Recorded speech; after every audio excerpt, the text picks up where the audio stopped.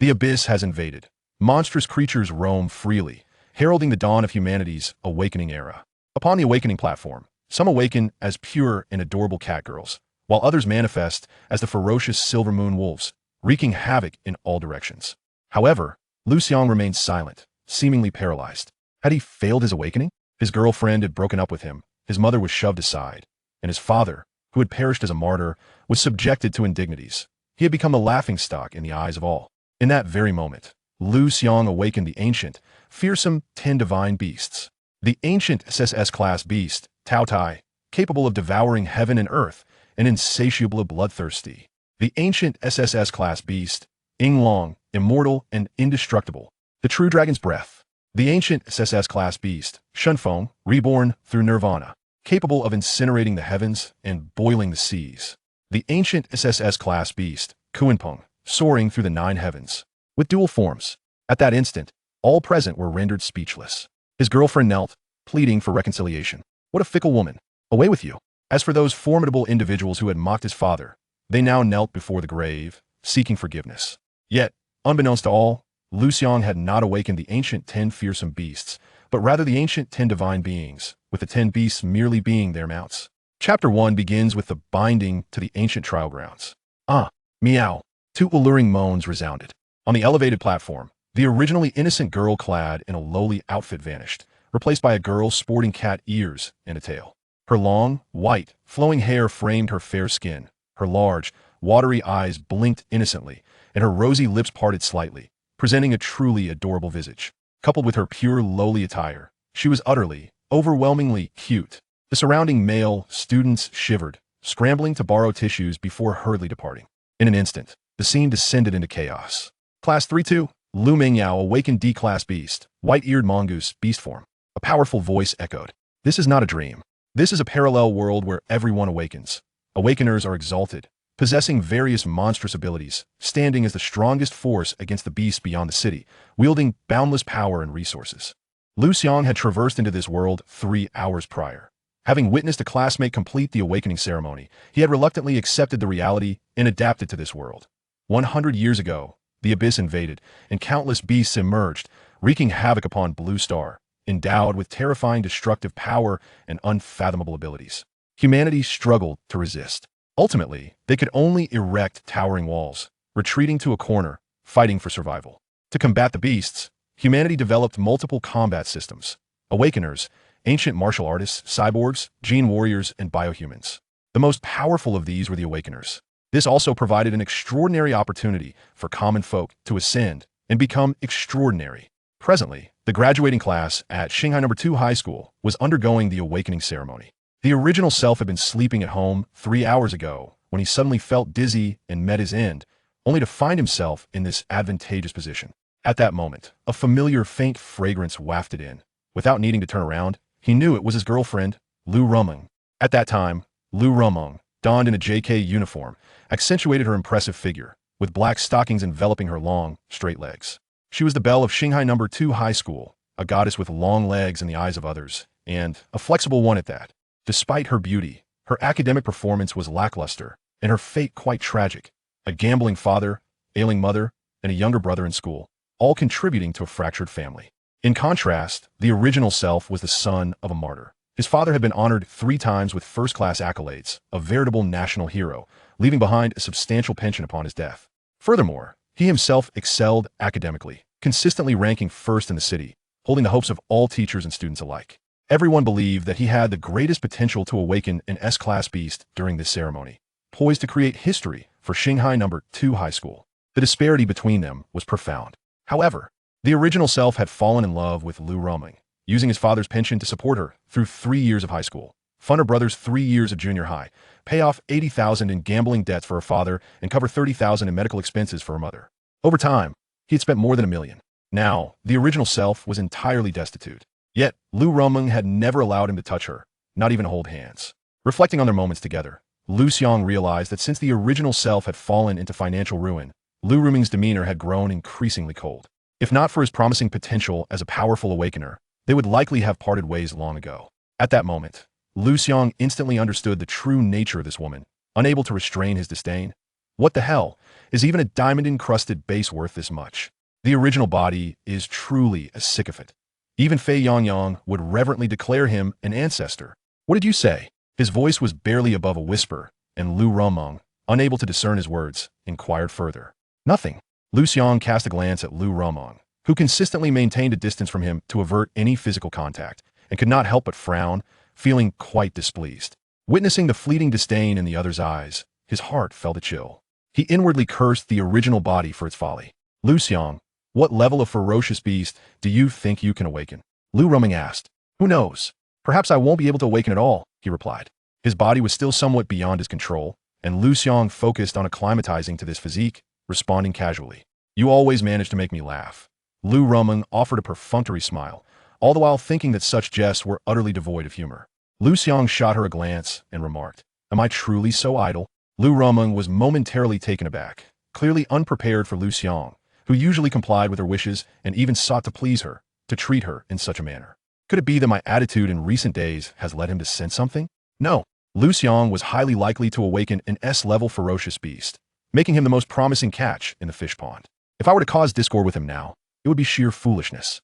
She took a moment to adjust her emotions, striving to appear more gentle and serene, and asked, Liu Xiang, if you awaken an S-level ferocious beast, and I fail to do so, you won't break up with me, will you? Of course not, Liu Xiang replied instinctively. The moment he finished speaking, he immediately realized he had been influenced by the lingering thoughts of the original self. In simpler terms, his mastery over this body was still insufficient. However, there was no expedient solution. He could only adapt gradually. What about you? He intended to reveal the true nature of this woman. Me? I could never awaken an S-level ferocious beast, and you cannot fail to awaken a ferocious beast, Liu Xiang replied with a smile, employing evasive tactics. Thus, your assertion lacks validity. This woman is quite astute, speaking in ambiguous terms. Just as Liu Xiang was about to say something further, the instructor overseeing the test called out. Next, from Class 3, Liu Xiang. Liu Ruming's fists clenched slightly, revealing her nervousness. Nevertheless, she ascended the stage under the watchful eyes of the crowd. Her palm rested upon the spirit pearl. In the next moment, the transparent crystal orb emitted a radiant azure light, within which an enormous oceanic beast subtly materialized, reminiscent of a dolphin, yet possessing more elegant contours, especially with its tail, which resembled 3 blooming flowers. Before the crowd could fully comprehend the spectacle, the azure luminescence intensified, becoming almost blinding. Many were unable to open their eyes. This is an A-level ferocious beast, revered as the Sea King, the 3-flower dolphin. Only the principal and several teachers rose collectively, exclaiming in astonishment. The awakening levels of ferocious beasts are categorized based on their strength. SSS, SS, S, A, B, C, D, E, and F. Awakening an A-level ferocious beast is a rare phenomenon, a testament to extraordinary talent. Once matured, such individuals will become the backbone in the fight against ferocious beasts, capable of safeguarding their territories, promising a boundless future. An S-level, Star Sea number 2 high has never witnessed such an occurrence. An SS level, only one has emerged since the inception of Star Sea City. An SSS level, 1 in 100 million. The manifestation of such a being would be a monumental event, shaking the world, drawing the keen interest of the most elite forces within the entire alliance. The 4 great martial halls, various top-tier military factions, and prestigious academies, all vying to recruit and cultivate them. Their growth could lead to becoming a commander of legions, a national treasure, an unparalleled war deity. The 3-flower dolphin, Liu Xiang recalled pertinent information.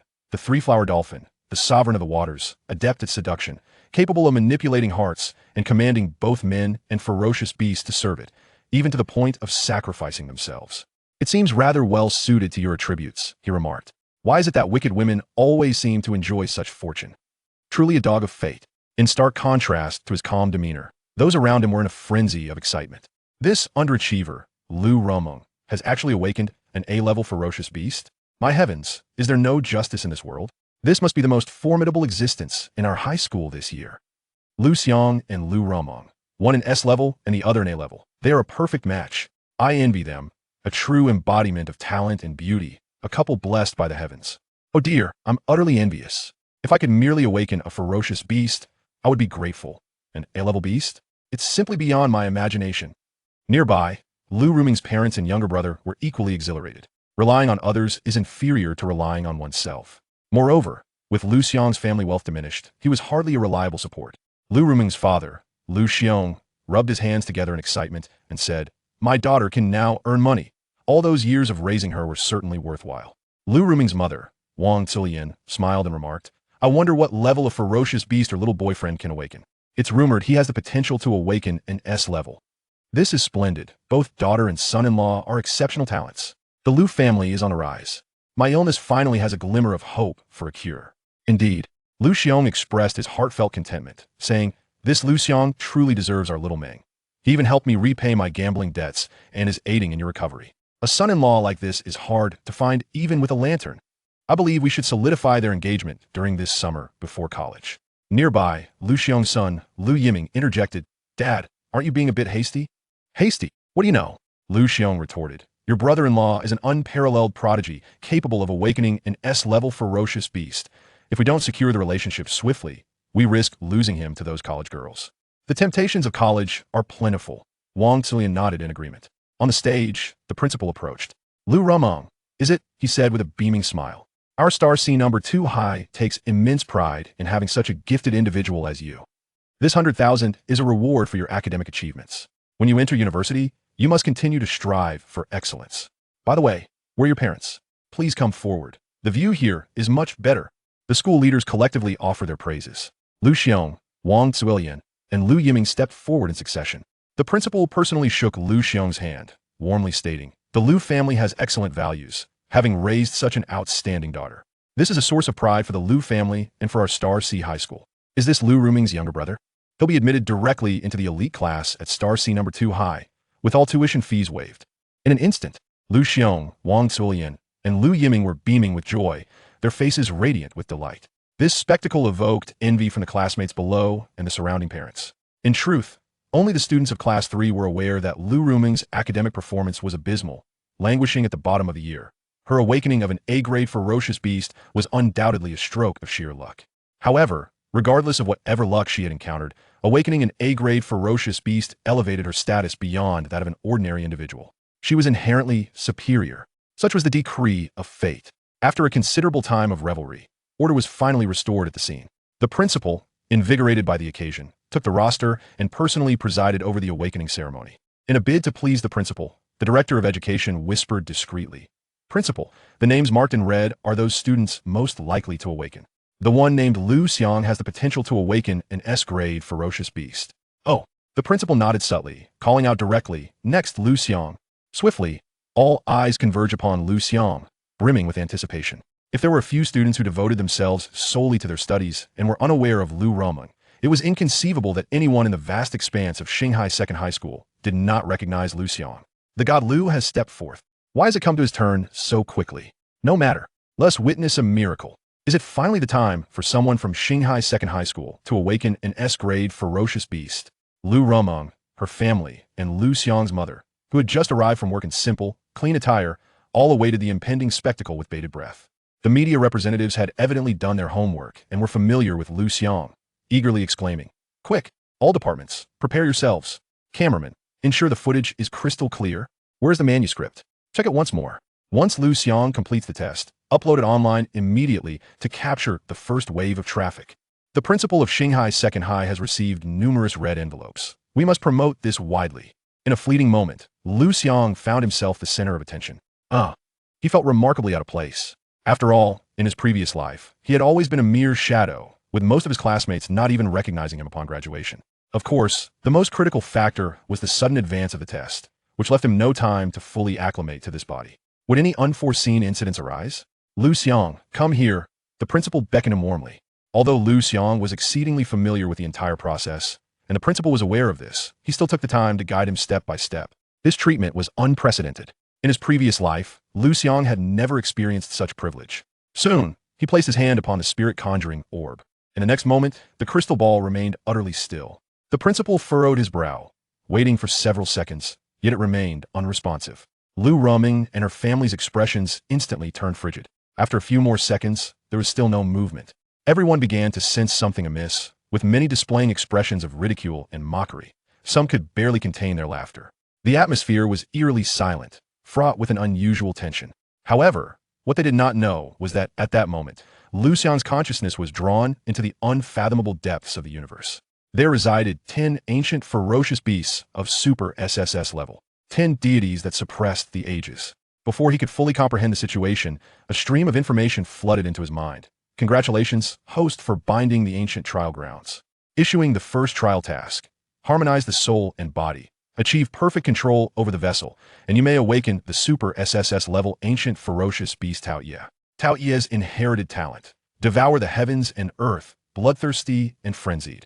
Note, strength can be rapidly enhanced through consumption. Chapter 2. The Awakening of the Ultra SSS Class Beast, Tao Tai. Who would have thought? Who could have imagined?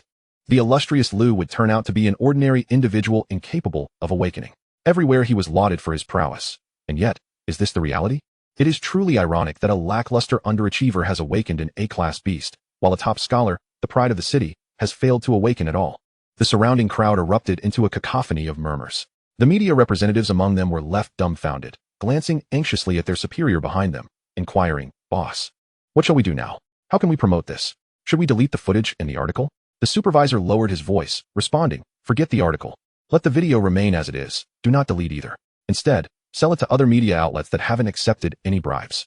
Such a monumental event will surely attract interest from numerous media friends. Boss, you truly are remarkable. No wonder you hold the top position. I can't even keep up." A wave of agreement followed, and the atmosphere lightened considerably. Liu had failed to awaken? What would become of this child's father? Wang Zuelian was taken aback. Instinctively looking towards Liu Xiang, she queried, "Historically, marriages have always been about matching social status. Liu Xiang is now without wealth or influence and devoid of talent. Even if we were to force them together, they would not thrive. It would be best to part ways early, for everyone's sake." Liu Xiang glanced at Liu Xiang's mother seated beside him, feigning concern for Liu Xiang, and spoke, "Indeed." Wang Zuelian's eyes lit up as she nodded vigorously.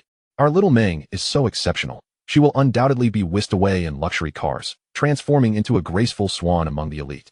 As for Liu Xiang, he might be fortunate to secure a position as an office worker, or worse, remain a farmer, languishing at the bottom of society with no hope of rising. The disparity is insurmountable." As she spoke, her voice was intentionally raised, ensuring it reached Liu Xiang's mother. Liu Xiang's mother averted her gaze, mumbling something inaudible, her voice timid. Yet she stood resolutely, fixated on her son on stage. Worry shimmered in her eyes as she nervously approached, eager to offer comfort. Only to be obstructed by the director of education. "Director Zhao, I am Xieyu, Liu Xiang's mother, and what does it matter who you are?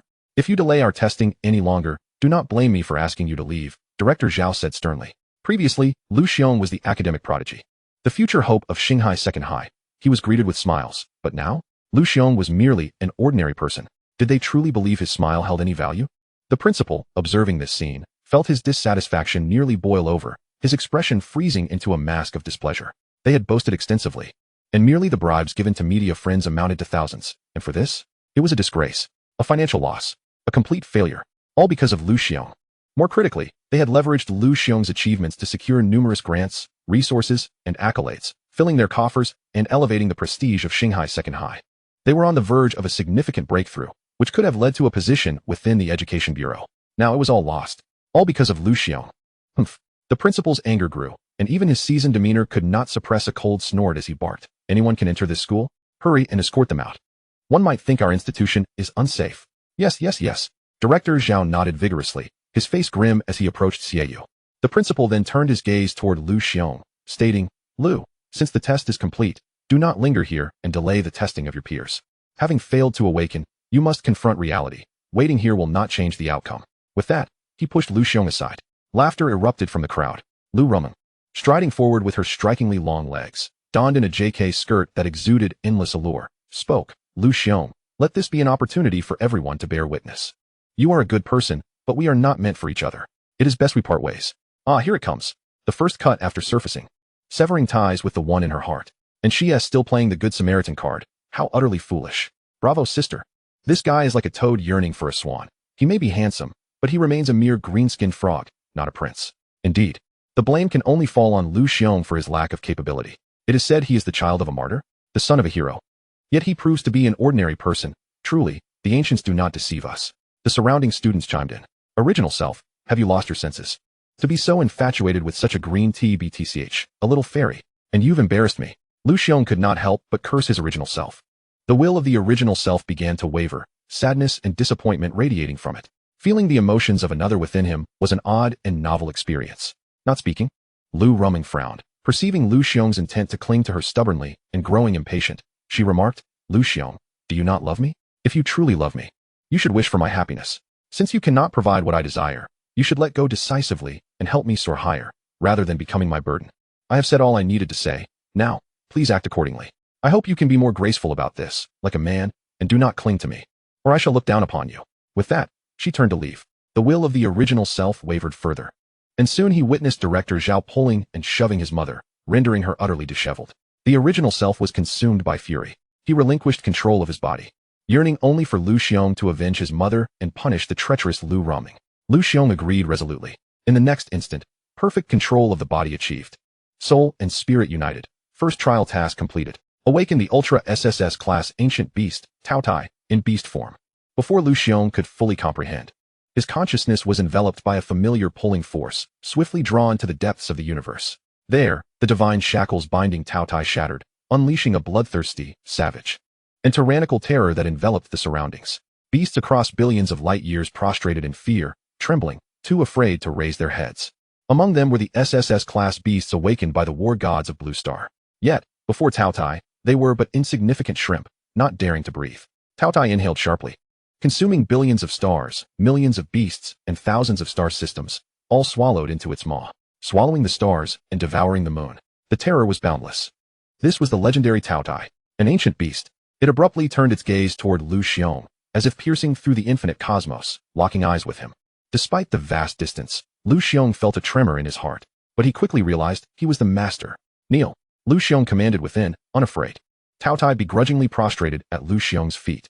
Then, a torrent of information surged into his mind. Congratulations, host. You have acquired the ancient beast Tao Tai's heritage and innate abilities. Devour heaven and earth. Bloodthirsty frenzy. Devour heaven and earth. Consume all, transforming what enters into chaotic energy, enhancing one's own strength and healing injuries. Bloodthirsty frenzy. In a state of rage, one can enter a berserk mode, receiving comprehensive enhancements, including but not limited to strength, speed, reflexes, defense, and healing capabilities, easily surpassing opponents. However, this talent will leave one extremely weakened afterwards, necessitating the consumption of a substantial amount of food. Such formidable talents. And to receive two at once. One allowing for infinite devouring and evolution, the other rendering one invincible in close combat. Liu Xiang's heart surged with excitement. In his previous life, he was merely an oppressed, ordinary individual. In this life, he aspired to transcend humanity, to live freely, to not be constrained. Thus, he must wield power, immense power. Upon completing the first trial task, the second trial task is issued, breakthrough to become a martial artist. And you shall gain the inherited skill of the gluttonous beast, indomitable blood flame, master of all beasts. Chapter 3. Has Liu Xiang awakened? What manner of ferocious beast is this?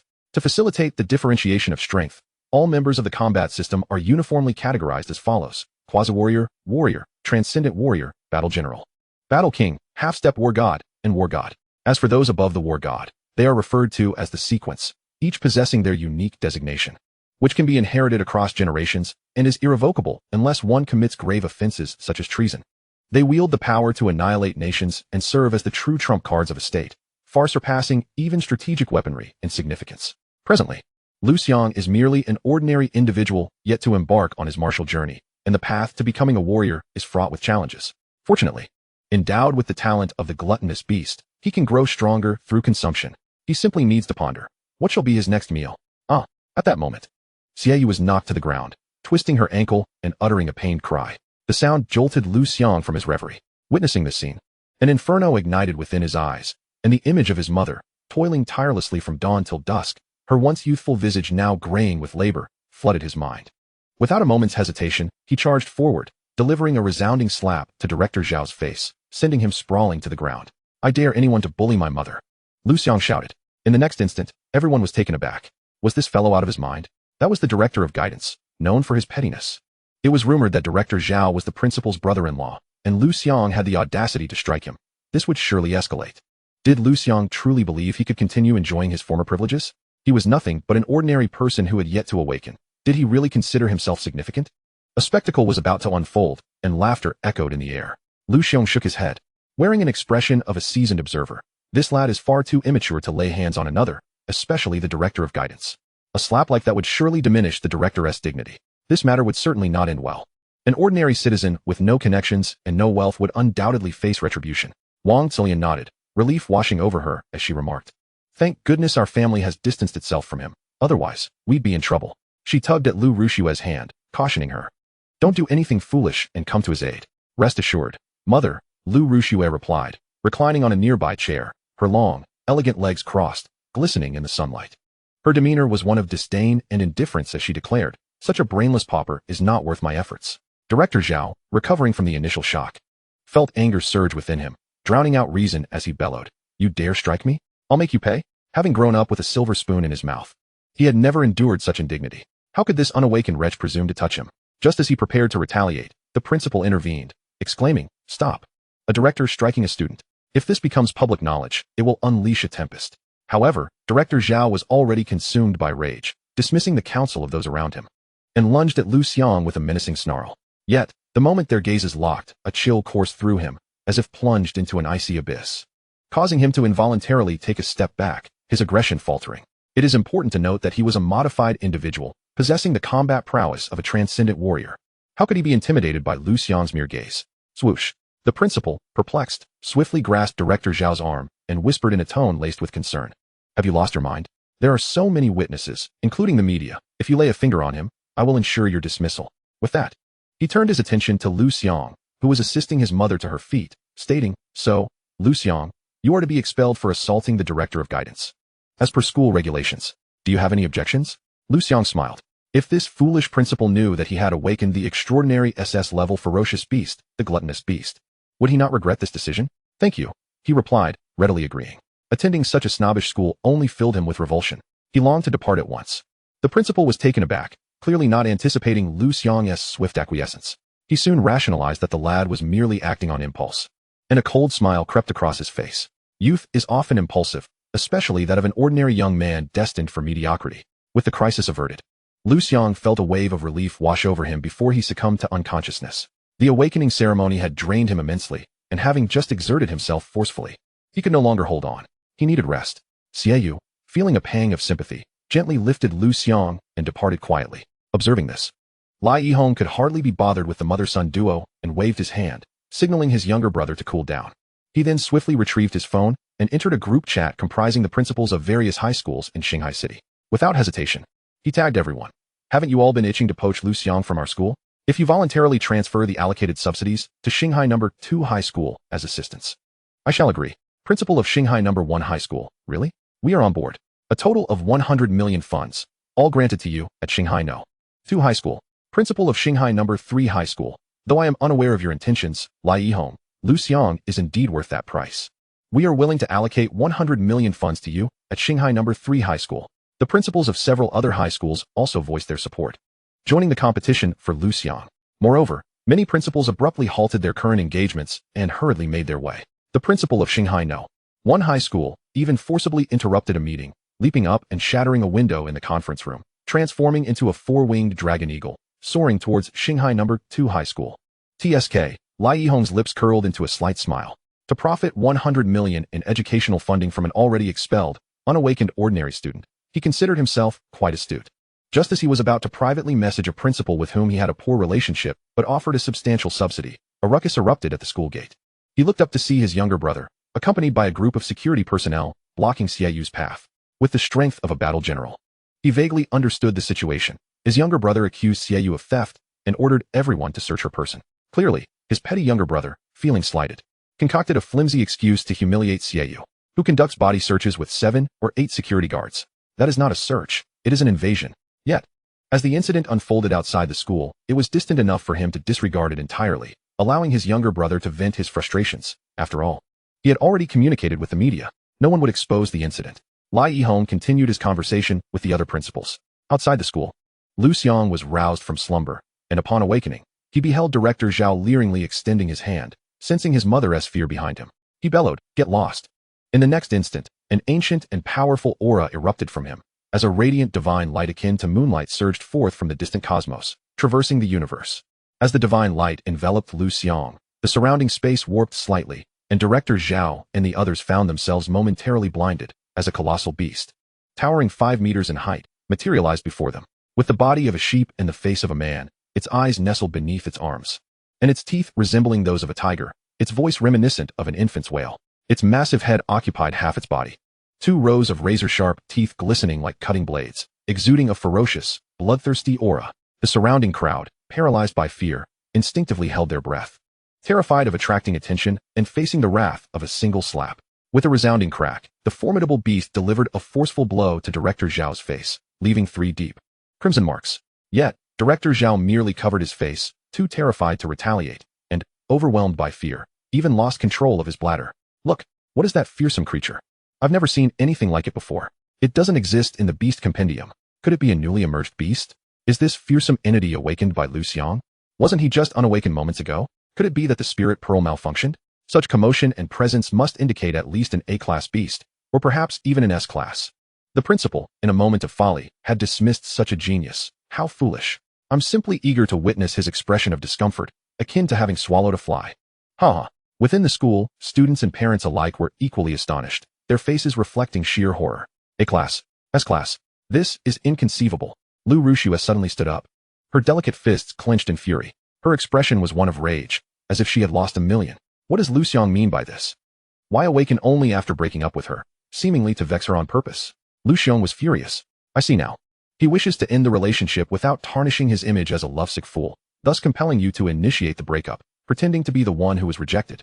Feigning pity before everyone. Wang Zuolian remarked, what a profound scheme. He has deceived everyone. Xiaoxua, you are still too young compared to him. So it is. Indeed. How can one know the heart behind the face? Liu Xiang, I underestimated you. A chill ran down Liu Rushua's spine, mingled with rage. She had thought herself the one pulling the strings, only to realize she was the fool being toyed with. How infuriating. No. At that moment, Lai Yihong shook his head and spoke. In fact, situations like Liu Xiang's are not entirely uncommon. Some awakenings require a catalyst to succeed. Catalyst? Whoosh. All eyes turned towards Liu Rushua. Bewildered, she thought. Could Liu Xiang's awakening have been triggered by me? Lai Yihong reacted swiftly, wearing a broad smile as he strode forward. Even if Liu Xiang had only awakened an A-class beast, this year, Xinghai Second High would surely boast at least 2 geniuses with A-class awakenings, allowing for a stronger appeal to the Education Bureau for more resources next year. If Liu Xiang miraculously awakened an S-class beast, the educational resources next year would be beyond imagination. He could surely rise to greater heights. Fame, wealth, status, all would be his. Liu Xiang must be retained. Liu Xiang. It's a misunderstanding. It's all a misunderstanding. Lai Yihong's demeanor had undergone a complete transformation, becoming warm and approachable. Misunderstanding? Liu Xiang retorted. When they expelled me. How resolute they were, as if I were a stray dog on the roadside. And now, they wish for my return. I am not so cheap. Just then, a cacophony of sounds filled the air, and the sky darkened as massive beasts soared into the heavens. Chapter 4. The Spirit Pearl Explodes. The 5 Principles Compete. These colossal flying beasts cast a shadow over the entire Xinghai Second High. In an instant, the sky turned dark. The 4-winged dragon hawk, an A-class beast, heralded as the aerial bomber. The unicorn golden pung, an A-class beast, known as the airborne supply station. The black feathered eagle, an A-class beast, dubbed the aerial scout. How did so many powerful beings arrive all at once? Judging by their size, the weakest among them must possess the strength of a battle general. The crowd gasped in astonishment. In the next moment, these 3 A-class beasts transformed into human forms, leaping down from dozens of meters in the air and landing with precision. 2 others, like a whirlwind, rushed forth. All 5 surrounded Liu Xiang, all exuding the aura of battle generals. Their eyes gleamed with intensity. ISNT that the principal of Xinghai First High, and the principals of Xinghai Third High, Xinqing First High, Xinqing Second High, and Xinqing Third High? Are they here for Liu Xiang? Whispers erupted among the onlookers. However, before any of the principals could speak, Lai Yihong interjected, Liu Xiang, allow me to introduce you. They are all the principals of the prominent high schools in Xinghai City. I specifically summoned them to bear witness. The other principals instinctively tensed, preparing to vie for Liu Xiang. I have already learned about the recent events. It was Zhao Daqian's fault. He will be dismissed. Lai Yihong declared solemnly. Huh. Director Zhao was taken aback. Dismiss me? That seems unnecessary. Just as he attempted to protest, Lai Yihong shot him a fierce glare, causing him to swallow his words. The surrounding principals frowned. Lai Yihong, get to the point. We are not here for your school-less troubles. Lai Yihong then turned back to Liu Xiang, his smile returning. Liu Xiang, I was blinded by Zhao Daqian earlier. Expelling you was indeed rather hasty. Now, our school is willing to re-enroll you. Indeed, you really played your cards well. Summoning at will and dismissing just as easily. What do you take me for? Liu Xiang was about to speak when the other principals could no longer contain themselves. Principal Lai, what do you mean? You called us here just to toy with us? Liu Xiang, I need an explanation. So Liu Xiang was already dismissed by you? Fine. Don't blame us for competing for him. Liu Xiang, if you choose to come to Xinqing First High, we will grant you a direct reward of 100,000. Should you awaken an A-class beast, an additional 200,000, and if it's an S-class beast, an extra 500,000. No strings attached. In an instant, the principals, unable to chastise Liu Xiang, turned to Liu Xiang with friendly intentions, but the process of persuasion became so heated that it led to a fierce argument. You are all esteemed school heads. What is this bickering? Liu Xiang attempted to intervene. Unfortunately, he was ignored. Feeling awkward, Liu Xiang looked to Liu Xiang and said, Liu Xiang, I trust you have a special bond with your alma mater and will make the right choice. Heh, playing the emotional card? What use is that? Alma mater? Heh. Liu Xiang calmly shook his head, countering, is the alma mater so fond of bullying my mother and me? Principal, director, fellow students, girlfriend. Everything here has brought him nothing but pain. Since he has left, he will never return. You. Liu Xiang's expression shifted dramatically as he attempted to persuade Liu Xiang. Don't joke with your future. How about this? If you are willing to return, Shanghai Second High can offer you 100,000. No, 200,000 as a reward. What do you say? Liu Xiang resolutely replied, I, Liu Xiang, will never return to Shanghai Second High, even in death. Liu Xiang's face fell, resembling someone who had just lost their mother, utterly disheartened. This Liu Xiang truly has no sense of gratitude. I have made such concessions and even offered you 200,000, yet you remain ungrateful? You truly are greedy. Without Shanghai Second High, where would you be today? A complete ingrate. Everyone, you have seen it. He does not even acknowledge his alma mater. Such a student is nothing but a pampered ingrate, morally bankrupt. If you wish to recruit him, think carefully, Liu Xiang said, addressing the other principals. He was making every effort to belittle Liu Xiang, seeking to obstruct his path to university. If no school were to accept Liu Xiang, he would lose his eligibility to apply, thus wasting a year of his youth. However, he was unprepared for the principal of Shanghai No. 1 high school to openly disregard him, stating, Principal Lai, you have wounded this young man's heart, yet you stand on a moral high ground to criticize him. Is that not a tad hypocritical? Other principals chimed in, Principal Lai, you think a mere 200,000 can win him over? We can offer more. Not to mention your school is in the wrong. For the sake of his mother, Liu Xiang was a true filial son willing to confront authority. A child willing to risk everything for his mother surely possesses remarkable character. We, at Xinqing No. 1 High School, are prepared to offer 800,000 to entice Liu Xiang. Why even bother with him? Who doesn't know what sort of person Liu Xiang is? Liu Xiang, weren't you just heartbroken? Come to our Xinqing No. 2 High School. Our female students are plentiful, and the beautiful ones even more so. At this, Liu Xiang was seething with rage. How dare these colleagues show him such disrespect? Especially those rivals, who made him lose face in public. Furious. Fine, since you insist. We at Shanghai No. 2 High School shall withdraw from the competition. A student so easily swayed by profit, even if he awakens an S-class beast, is not worthy of our institution. He could only continue to stubbornly assert his position. Yet, the other principals paid him no heed whatsoever. The college entrance examination divides into liberal arts and martial arts. The liberal arts track, consisting solely of cultural subjects, is the least favored, with limited future prospects. It is important to note that all military officers and high-ranking officials across the 9 states of Blue Star hail from martial arts backgrounds. Liberal arts graduates are relegated to roles such as secretaries. The martial arts track encompasses cultural studies and practical combat, each scored out of 100, with respective weights of 30 and 70. Liu Xiang, having aced the cultural subjects, only needs to awaken an A-class beast to secure a high score of at least 90 in the practical test a month hence, ensuring his entry into one of the top 10 prestigious schools in Yanhuang province. A student from a top-tier institution holds immense value. Should he awaken an S-class beast, he might even gain admission to the nation's 2 most prestigious universities. For schools, this not only translates to more educational resources for the subsequent year, but also brings honor and attracts more outstanding students. And let us not forget, this is a testament to the school's leadership. Thus, these principals remained undeterred by Liu Xiang's words and continued their fervent pursuit of Liu Xiang. Observing this, Liu Xiang's face turned an ashen green, and he declared, what if the beast Liu Xiang awakens is merely an impressive-looking creature of low rank? Just wait and see how you handle that. In that case, he would not only suffer no loss, but could also salvage some of his dignity. The other principals turned their gazes toward Liu Xiang. If it were me, I would simply refuse to go. A man must have his principles. You understand nothing. At this juncture, he possesses only cultural subject scores. If expelled, he will lose his qualification for the practical test. Without scores in practical subjects, even with perfect cultural scores, he cannot gain admission to any university. Therefore, he requires a platform to restore his student status and apply, and this must be completed within a week. These schools possess the requisite qualifications and thus are excellent options. This is also why many students are poached by other schools post-awakening ceremony. Liu Xiang must demonstrate his value to be courted, making the second awakening test absolutely essential. A man must be flexible and resilient. The students resumed their discussions. Let it be an F class. C class would suffice, B class at most. Just not an A class. Watching Liu Xiang approach the awakening platform for the second time, Liu Ruxue silently prayed, her heart racing. What if Liu Xiang awakened a high-ranking beast? Would that not signify her poor judgment? She did not wish to become a laughingstock. Rest assured, Xiaoxue, even if Liu Xiang awakens an A-class beast, what of it? Nowadays, female awakeners are a rarity. You are a precious find. Especially with your beauty and figure, you deserve a genius awakening an S-class beast. Liu Xiang reassured her. Exactly, Wang Zuilian added, with Liu Xiang's demeanor. There is no way he could awaken an S-class genius. That is rarer than a giant panda. Liu Yiming interjected, Mom, there are plenty of pandas nowadays. Silence. With the world watching, Liu Xiang's hand pressed once more upon the spirit pearl. Buzz. The transparent crystal orb emitted a brilliant glow. Within, the image of a Taotai emerged. Yet, before the crowd could discern its form, the light radiating from the spirit pearl blinded them all. Roar. The Taotai let out a furious howl. Its fierce, bloodthirsty, and brutal aura spread forth, rendering the vast Xinghai No. 2 high school silent. All hearts gripped with fear. Then bang. The spirit column exploded.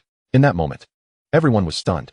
The spirit pearl, with a maximum capacity to test for S-class beasts, had detonated. What could this possibly signify? It meant that the beast Liu Xiang awakened had surpassed even the S-class. In all of Xinghai City, only one individual, a top-tier genius named Han Yanjun, had awakened an SS-class beast, and that had occurred a mere decade ago. He had since joined the Xinghai Legion and ascended to the rank of warlord. A genius of such caliber was beyond the means of these schools to manage. It must be reported. City-level leaders would personally attend to the matter. Chapter 5. Unnoticed Liu Ruxue. Lai Yihong became a bitter lemon. It's happening. It's happening. Our Xinghai No. 2 high school is on the verge of greatness. No.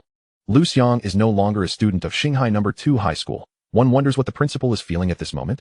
All I can say is, it serves him right. And Liu Xiang's ex-girlfriend must be regretting her decisions now, her insides likely churning with regret. Whoever captures her reaction should stream it live. I want to witness the spectacle in its entirety. This is the second genius in Xinghai City to awaken an SS-class beast. It will surely be etched in history. The entire Xinghai No. 2 high school erupted in excitement. Everyone understood the implications of awakening an SS-class beast. Countless individuals found themselves devoid of jealousy, for the gap was simply too vast. In that moment, all transformed into mere spectators, eager to witness the downfall of the principal of Xinghai No. 2 high school and Liu Ruxue. Impossible. It must be that the spirit pearl is faulty. Wang Zuilian exclaimed, her eyes wide, struggling to believe what she was witnessing, even coughing from excitement. Having lived for most of her life, she had never encountered such a phenomenon. This truly broadened her horizons. I always knew Liu Xiang was extraordinary. And he is loyal too. A rare gem. This is a disaster. You've ruined it all. Liu Xiang glared at Liu Ruxue, anger radiating from him. How could we miss such an outstanding son-in-law? What kind of daughter have I raised, so lacking in insight? He was furious. Can I be blamed for this? Liu Ruxue was equally incensed, feeling a violent urge to spit blood. Xiaoxue, weren't there many suitors for you? None of them awakened an SS-class beast? Wang Zuilian inquired. Do you think SS-class beasts grow on trees? Liu Xiang's frustration grew. He felt as if he had lost $1 million at the gambling table, saying, Xiaoxue could aspire to associate with a genius awakening an S-class beast, but to reach for a super genius awakening an SS-class beast is simply beyond her qualifications. He had more to say, unless the foundation was diamond-studded. Yet Wang Zuilian was still somewhat unwilling to concede, stating, that may not be the case. Liu Xiang loved Xiaoxue so deeply, perhaps there is still hope? Liu Xiang's eyes lit up as he turned to Liu Ruxue. Liu Ruxue. She indeed possessed that confidence. With just a glance, Liu Xiang would eagerly scurry over, rekindling his pursuit of her and laying everything he had at her feet. However, if she were to truly act upon this, would she not be consuming the bitter fruit of her past decisions? Would she not be proclaiming to the world that her former self was nothing but a fool? With her pride, she would never allow such a scenario to unfold. Father. Mother. An awakened A-level beast does not necessarily fare worse than an awakened SS-level beast. How can you be so certain that I am inferior to Liu Xiang? Some beasts may boast higher ranks, but possess abilities that are utterly trivial, while others, despite their lower ranks, may wield remarkably useful powers. The beast I awakened, the three-flower dolphin, may very well be capable of controlling Liu Xiang's beast, Liu Ruxue argued. In recent days, she had gradually distanced herself from Liu Xiang, intent on severing ties with him. She craved the single life, to afford the fish in the awakening pond an opportunity, a chance to pursue her. What if one of them awakened a higher-ranked beast? Then she could seamlessly enter into a relationship with them. Even if no fish awakened a high-ranking beast, she would still possess the confidence to draw Liu Xiang back into her pond. Thus, she was utterly unperturbed at this moment. Wang Zuelian nodded in agreement. Liu Xiang furrowed his brow, about to speak. Just then, Liu Rushue's phone vibrated. She looked down, her eyes brightening as she exclaimed, "Father, Mother, among those pursuing me. One is named Han Shuo, and he has awakened an S-level beast." "Umph," Liu Xiang scoffed, retorting, "that does not surpass Liu Xiang." Liu Rushue countered, "What if I told you his father is the commander of the Star Sea Legion, a legendary war king?" "What?" Liu Xiang's demeanor shifted dramatically, his eyes alight with interest. "You mean the war king Han Yanjun?" "Yes, that's him," Liu Rushue affirmed. "Excellent. Truly my wonderful daughter. I have raised a remarkable daughter." Liu Xiang beamed with pride. With Han Yanjun's backing, would it not be easy to settle any gambling debts? Who would dare to demand repayment from him? No matter how strong the talent, it must be realized. Liu Xiang was merely a pauper, utterly devoid of resources, and may very well perish soon. Wang Zuelian interjected maliciously. "Indeed." Liu Xiang nodded in agreement, stating, "This Liu Xiang is far too impulsive. His public altercation with Director Zhao and his refusal of principal Li's goodwill indicate he easily incurs enmity. Such individuals tend to meet untimely ends." Liu Rushue nodded, a sense of relief washing over her. She had finally convinced her father. The next step was to naturally become Han Shua's girlfriend. As for Liu Xiang, apologies. She was not acquainted. Meanwhile, on the other side, an SS-level beast. Lai Yihong's expression was one of discomfort, akin to having consumed something disagreeable.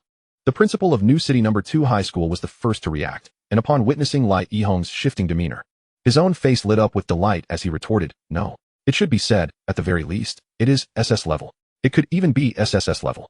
Throughout the entirety of the Blue Star's 9 provinces and 18 domains, the number of individuals awakening SSS-level beasts is exceedingly rare. Even the weakest among them are half-step demigods, with 3 poised to obtain their own unique serial numbers. If Liu Xiang truly awakened a beast of such caliber, it is beyond imagination. Lai Yihong scoffed. "What are you imagining? Why not claim it is Super SSS level?" The principal of New City No. 2 High School shook his head firmly, declaring, "Impossible. What a jest. A genius awakening a Super SSS-level beast will undoubtedly secure their own serial number if they continue to grow. Lai Yihong, I suspect you have had your fill of jealousy." Lai Yihong you. However, the principal of New City No. 2 High School dismissed him, his expression turning serious as he addressed Liu Xiang, stating gravely, "Student Liu, allow me to introduce myself. I am Shi Jun, the principal of New City No. 2 High School. Should you be willing to attend our institution, all benefits will adhere to the highest standards, and additionally, my greatest privilege is to offer you 1 million. Please consider it." At this moment, he treated Liu Xiang as an equal, a peer of the same stature. Liu Xiang felt the respect emanating from the principal and nodded in acknowledgement. The other principals chimed in, expressing their utmost sincerity. Lai Yihong's countenance darkened further.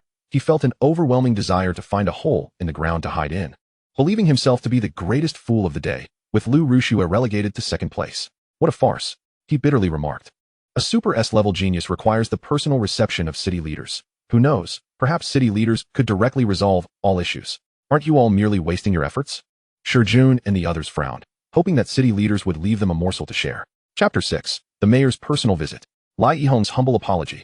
Xingyun City. A certain compound. What did you say? An SS-level genius has emerged in Xingyun City this year? Excellent. Excellent. Vice Mayor Zhao Jiming exclaimed, hastily setting down his tea and rising with excitement as he commanded, "Let us go see if everything is prepared." Secretary Su quickly replied, "Mayor, you can rest assured about my work." Although Xingyun City hadn't seen an SS-level prodigy in a decade, annual meetings were held to discuss preparations just in case. For instance, advanced spiritual orbs for talent testing, banners, television reporters on standby. Zhao Jiming nodded. Secretary Su continued, "Mayor, this is the SS-level genius that has surfaced during your term, and you oversee this area of work. Wouldn't all the credit belong to you? You must be able to advance further, and don't forget to bring little Su along." Zhao Jiming's expression turned serious, reminding her, "You've been with me long enough. Do you not understand the rules?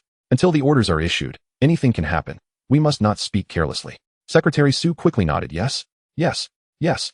Zhao Jiming's expression softened as he remarked, "Rest assured, I am quite sentimental." Secretary Su's smile blossomed, her eyes shimmering with excitement.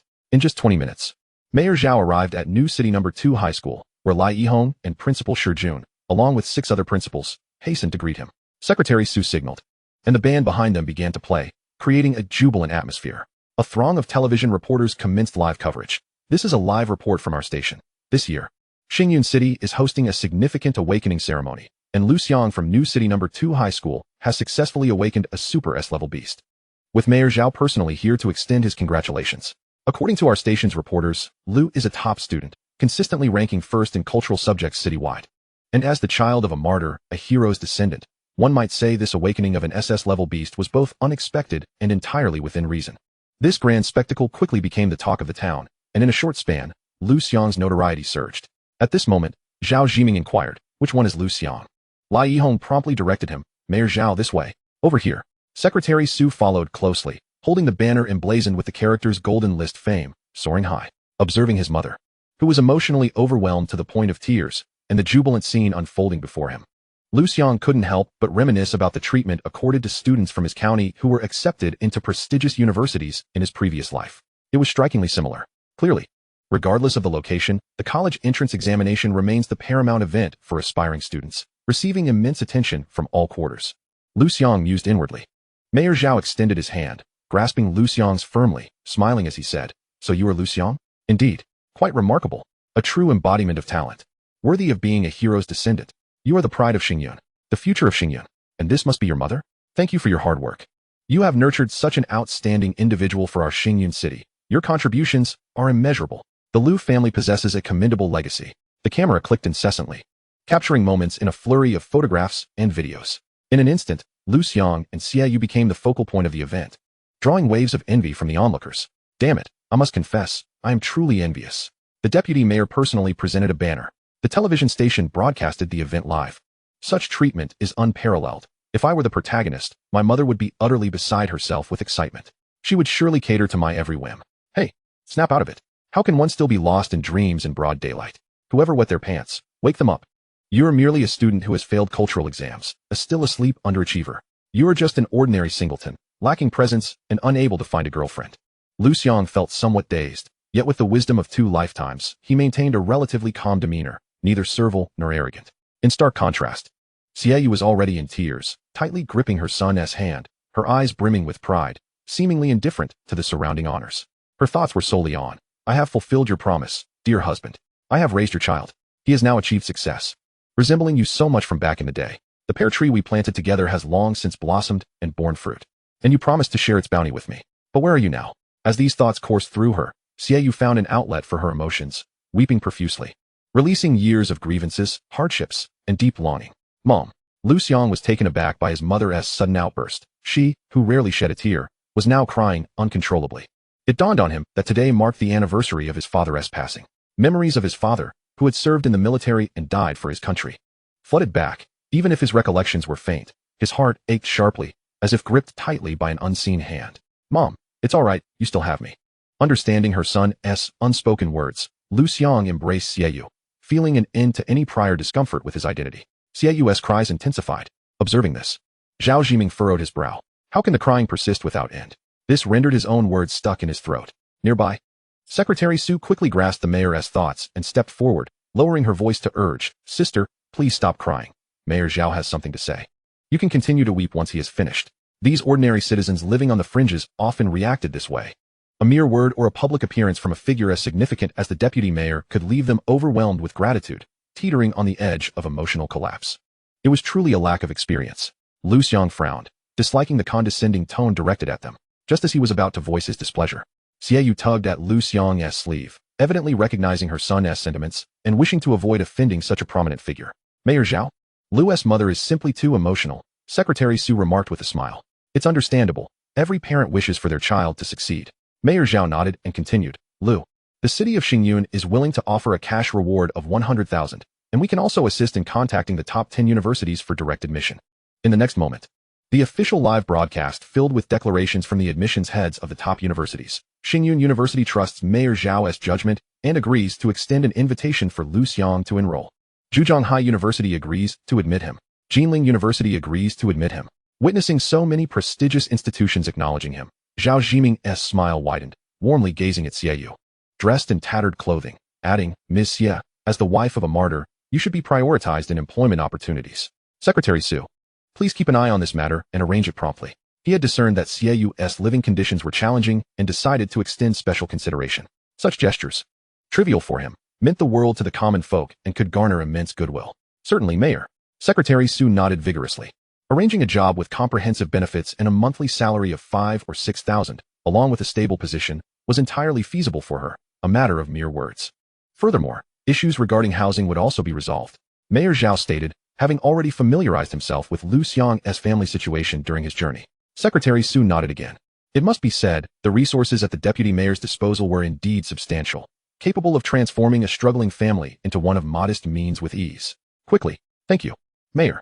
Secretary Su urged in a hushed tone.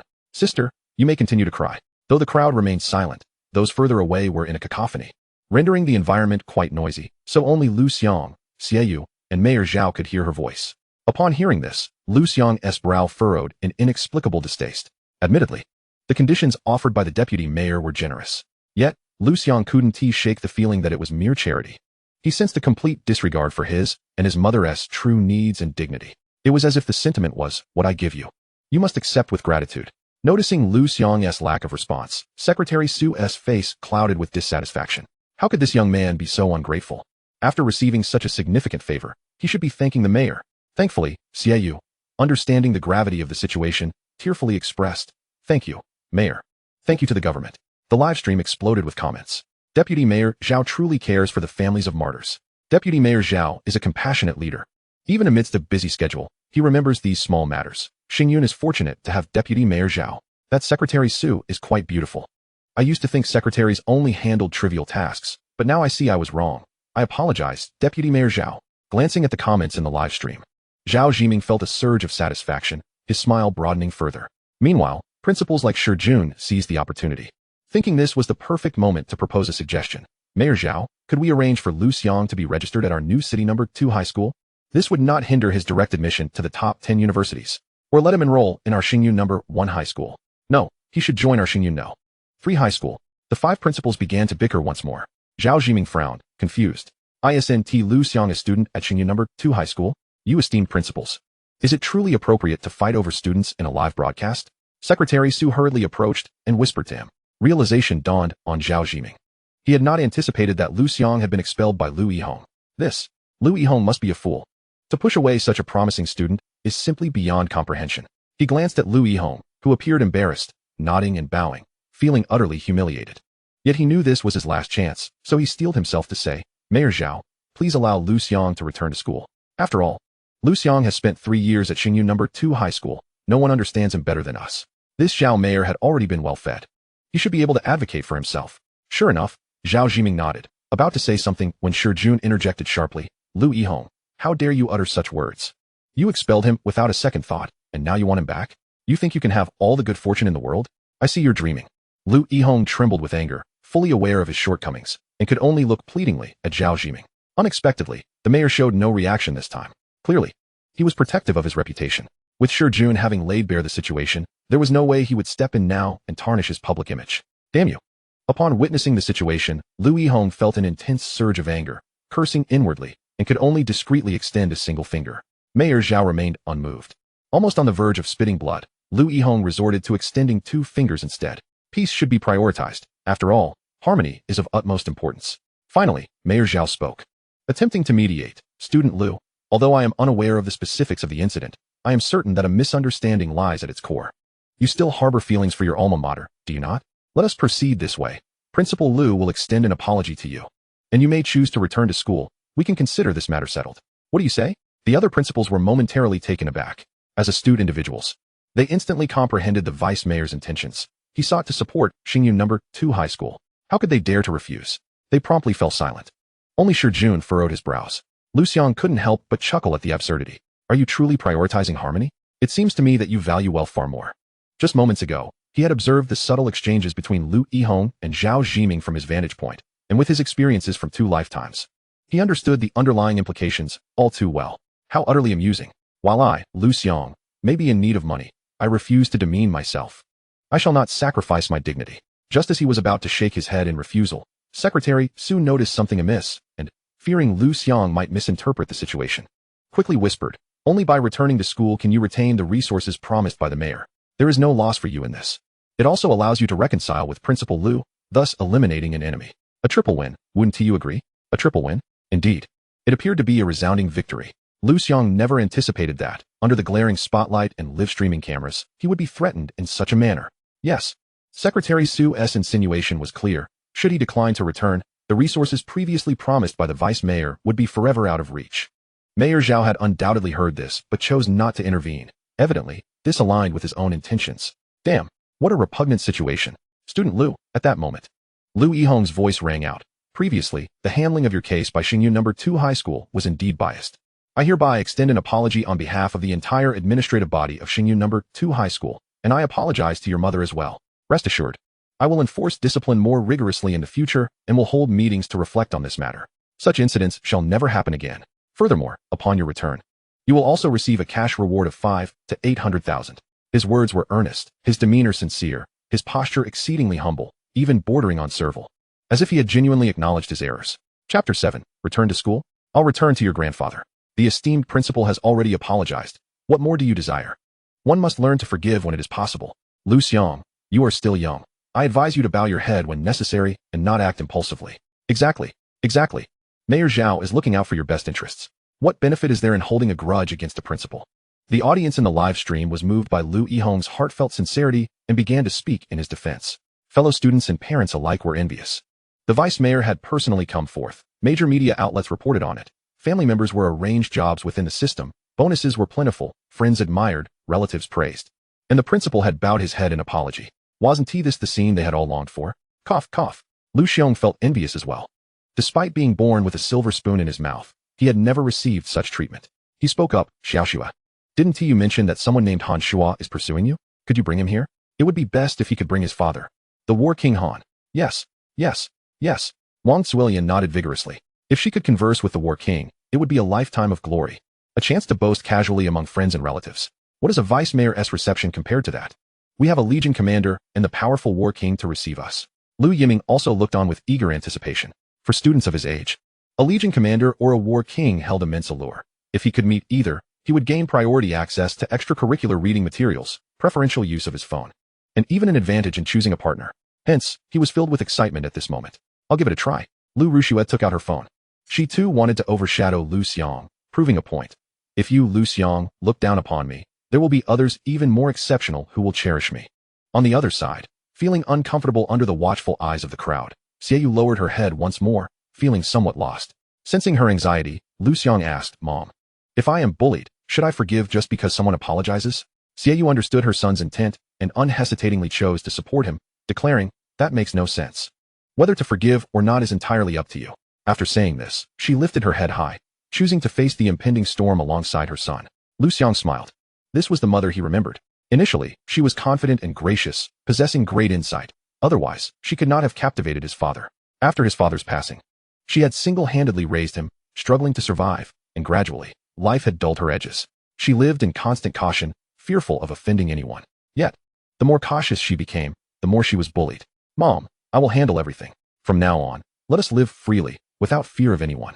Liu Xiang held his mother's hand tightly. Xiaoyu nodded earnestly, her previously dulled eyes now sparkling with life. Observing this, Liu Xiang knew he had achieved his goal and felt a sense of relief. He turned to Liu Yihong and asked, you want me to return to school? Liu Yihong instinctively nodded. Liu Xiang retorted, I'll return to your grandfather. A hush fell over the crowd. Everyone's eyes widened in disbelief. No one had anticipated that Liu Xiang would dare to utter such words in front of so many people, especially in front of the live-streaming audience of tens of thousands.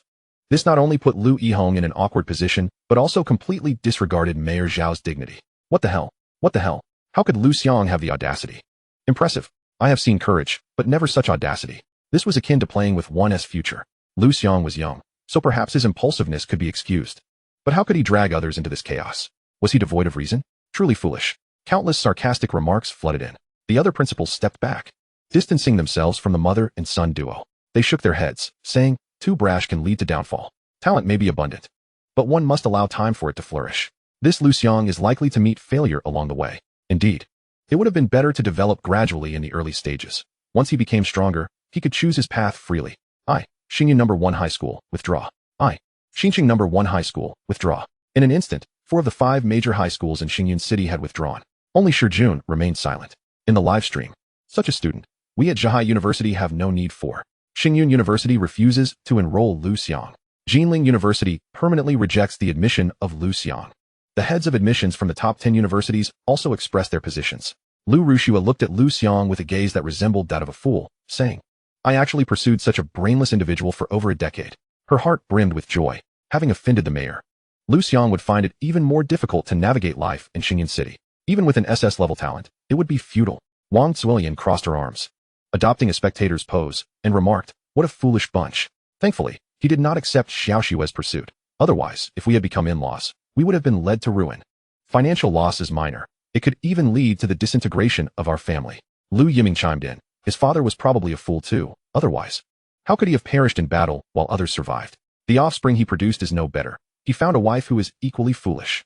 Liu Xiang and Wang Zuilian exchanged glances, remaining silent. Secretary Su couldn't help but shake her head. The young individual, oblivious to propriety, was a sight she had encountered many times before. Yet, one as utterly ungrateful as Liu Xiang was a rarity. How enlightening. Offending Principal Liu and the deputy mayor, without reaping any reward, save for a momentary release of his emotions, what benefit could there possibly be? Truly, he was a youth governed by his feelings, utterly unfit for substantial contributions. Such a waste of innate talent. Liu Yihong was initially so enraged that he trembled, but upon realizing that other institutions had no interest in Liu Xiang, he found a perverse joy. He opportunistically declared, "I must extend my gratitude to teacher Zhao for mediating, but as for such a poorly mannered student, I, Xingyun no. To high school, shall have no part in him. Even if he wishes to return to school, I, Liu Yihong, shall not acquiesce." His posture suggested that it was Liu Xiang who sought re-entry, rather than himself, Liu Yihong. Indeed, Mayor Zhao expressed his disappointment, stating, "Since Principal Liu is unwilling, we cannot impose." He concluded, "Let today's matters rest here. Everyone disperse." The media representatives, however, were elated, particularly those from self-media outlets, their gazes towards Liu Xiang resembling that of treasure. Liu Xiang's words had detonated with explosive impact. The potential for discourse was immense. They had even crafted potential headlines. Shocking. A high school classmate boldly confronts the principal and the mayor, capturing the attention of thousands. A senior student publicly chastises his alma mater's headmaster. This is the dire consequence of exam-oriented education. Is it truly beneficial to become nothing more than a test-taking automaton? Shouldn't we elevate the quality of high school students? In an instant, they surged forward, eager to interview Liu Xiang. Meanwhile, Liu Xiang calmly pushed through the throng to stand before Secretary Su. Was he there to apologize? To express remorse? It was too late. The resources would still be allocated to him, but when they would reach his hands remained uncertain. He could only wait patiently. Secretary Su shook her head, her expression icy. As she turned to leave, "Step aside, do not delay my departure." Liu Xiang silently pressed his hand against the exquisite spirit pearl in her grasp. Chapter 8. SSS Level Talent. Who dares to suppress me? The advanced spirit pearl was designed to assess SS and SSS level talents, capable of flawlessly manifesting the images of ferocious beasts. At that moment, Liu Xiang's actions were rather sudden. By the time Secretary Su realized what was happening, a dazzling light erupted, blinding her. With a roar, the gluttonous beast reappeared within the crystal orb.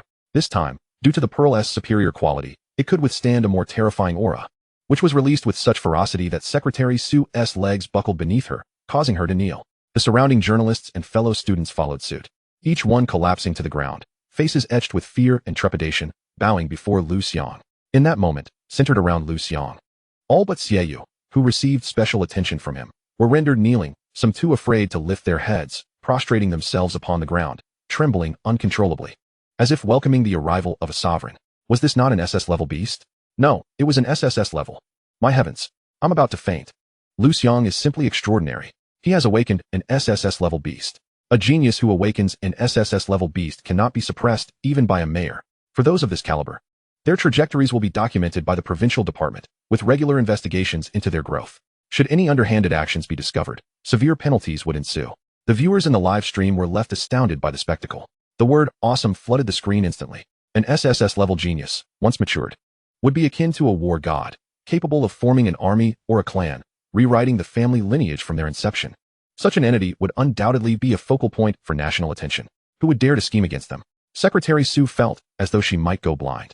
The pain in her eyes was excruciating, yet the value of an SSS-level genius was far too significant for her to linger on such trivialities.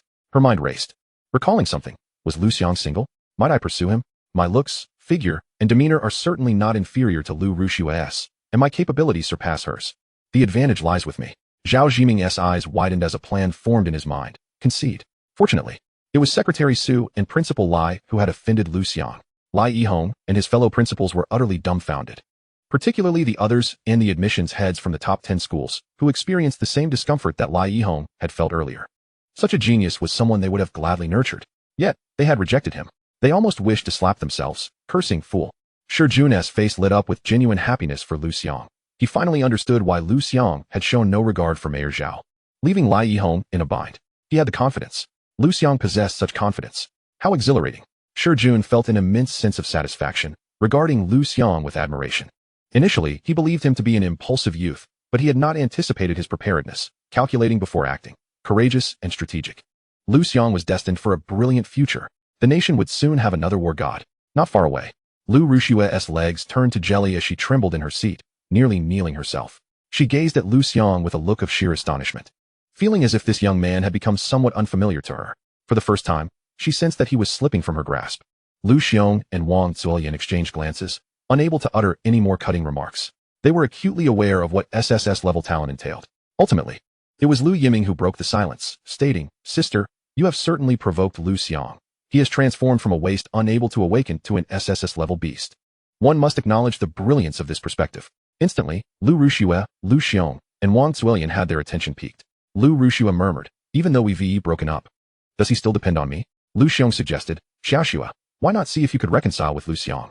Wang Zuolian pragmatically stated, "You can continue to converse with Liu Xiang while also engaging with Han Shuo, or vice versa. Alternatively, you could talk to both simultaneously." Liu Yiming inquired, "Mother, doesn't that imply my sister is straddling two boats?" Silence. Wang Zuolian's expression turned cold as she replied, "How is that straddling two boats? It's simply walking on two legs. One-legged walking is unsteady, did you not know? I'll tell you, you should also adopt this approach in the future, otherwise, you will only be toyed with by girls." Liu Yiming scratched his head, pondering this advice. Meanwhile, Liu Rushua's gaze flickered thoughtfully as she looked at Liu Xiang. Feeling a diminishing sense of aversion and instead developing other thoughts, "Perhaps I should continue to nurture this fish, Liu Xiang. What if he does not fall and instead rises? However, during this nurturing process, I must ensure that our relationship remains discreet. Liu Xiang is far too impulsive. If he were to cause a major incident, he wouldn't ignite the flames upon himself and endanger his own safety.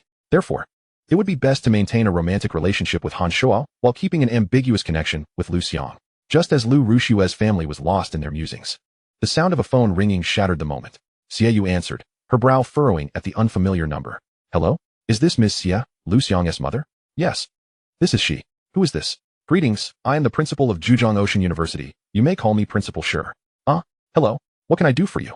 "It is my honor to extend my congratulations to student Liu Xiang for awakening an SSS level beast, truly a pillar of the nation, and to commend you on your success in raising a remarkable son." Well, what exactly do you wish to convey?" Cough, cough. "I shall speak plainly. Zhujiang Ocean University wishes to extend a special invitation to Liu Xiang to enroll. There have been some previous misunderstandings, and I hope neither you nor Liu Xiang will take offense. Furthermore, should Liu Xiang choose to attend our institution, we shall waive all tuition and fees, providing a single dormitory furnished with a sofa, coffee table, refrigerator, washing machine, and all necessary amenities. Additionally, there will be a training room, along with a dedicated master-level mentor to guide Liu Xiang in his development." Xiaoyu cast a glance at Liu Xiang. This decision was one she would not make on behalf of her son. "I will not go." Liu Xiang promptly rejected the offer upon hearing his mother's words. "One of the top 10 universities. They disgust me, yet they still wish for my enrollment? Not a chance. I hold grudges." "Hello? Liu Xiang. As long as you are willing to attend Zhujiang Ocean University, I can dismiss the head of the admissions office. I assure you he will not be a hindrance." The president of Zhujiang Ocean University hastily interjected upon hearing Liu Xiang's words. Liu Xiang abruptly hung up the phone, stating, "If you had sincerity, you would have disclosed all your conditions from the beginning, rather than adjusting them based on my response. Not a single one of these schools is trustworthy." With that, he powered down his phone and returned it to Xiaoyu. The live broadcast exploded with activity. Comments flooded in. "So handsome. These university presidents are all cut from the same cloth. They deserve each other. That president just now is my principal. I can only say it's delightful. Liu Xiang handled that beautifully. Liu Xiang, I love you." Various comments flashed by at lightning speed. The reporters were equally electrified, as every move Liu Xiang made today was brimming with sensationalism. Each snippet was explosively captivating, promising a bountiful harvest of views for the media in the coming days. Suddenly, a discordant voice pierced through the excitement. "What an arrogant talent. Just an awakened SSS grade beast, and he truly believes himself to be exceptional?" Chapter 9, Liu Rushua. "Let everyone see your true colors." Swish. All eyes turned. A figure descended, riding upon the S-grade beast, the crimson flame golden rock, landing before Liu Xiang. This individual was Han Shuo. Who is this person? His mount is an S-grade beast. Judging by the beast's size, it likely possesses at least the strength of a battle general, right? Few in Xingyun City have the capability to tame such a powerful creature. I see. This is the Mount of Han Yanjun, the commander of the Xingyun Legion. This young man, could he be the son of the War King Han? A startled voice rang out, and instantly everyone recognized the identity of the newcomer. Including Mayor Zhao, all present wore smiles reminiscent of blooming chrysanthemums, their faces alight with flattery. Han Shuo. Liu Xiang recognized him immediately. This individual had persistently pursued Liu Ruxue, showering her with gifts and resources, yet to no avail. She had repeatedly rejected him. Rather than blaming Liu Ruxue, he directed his ire toward Liu Xiang, subjecting him to relentless torment.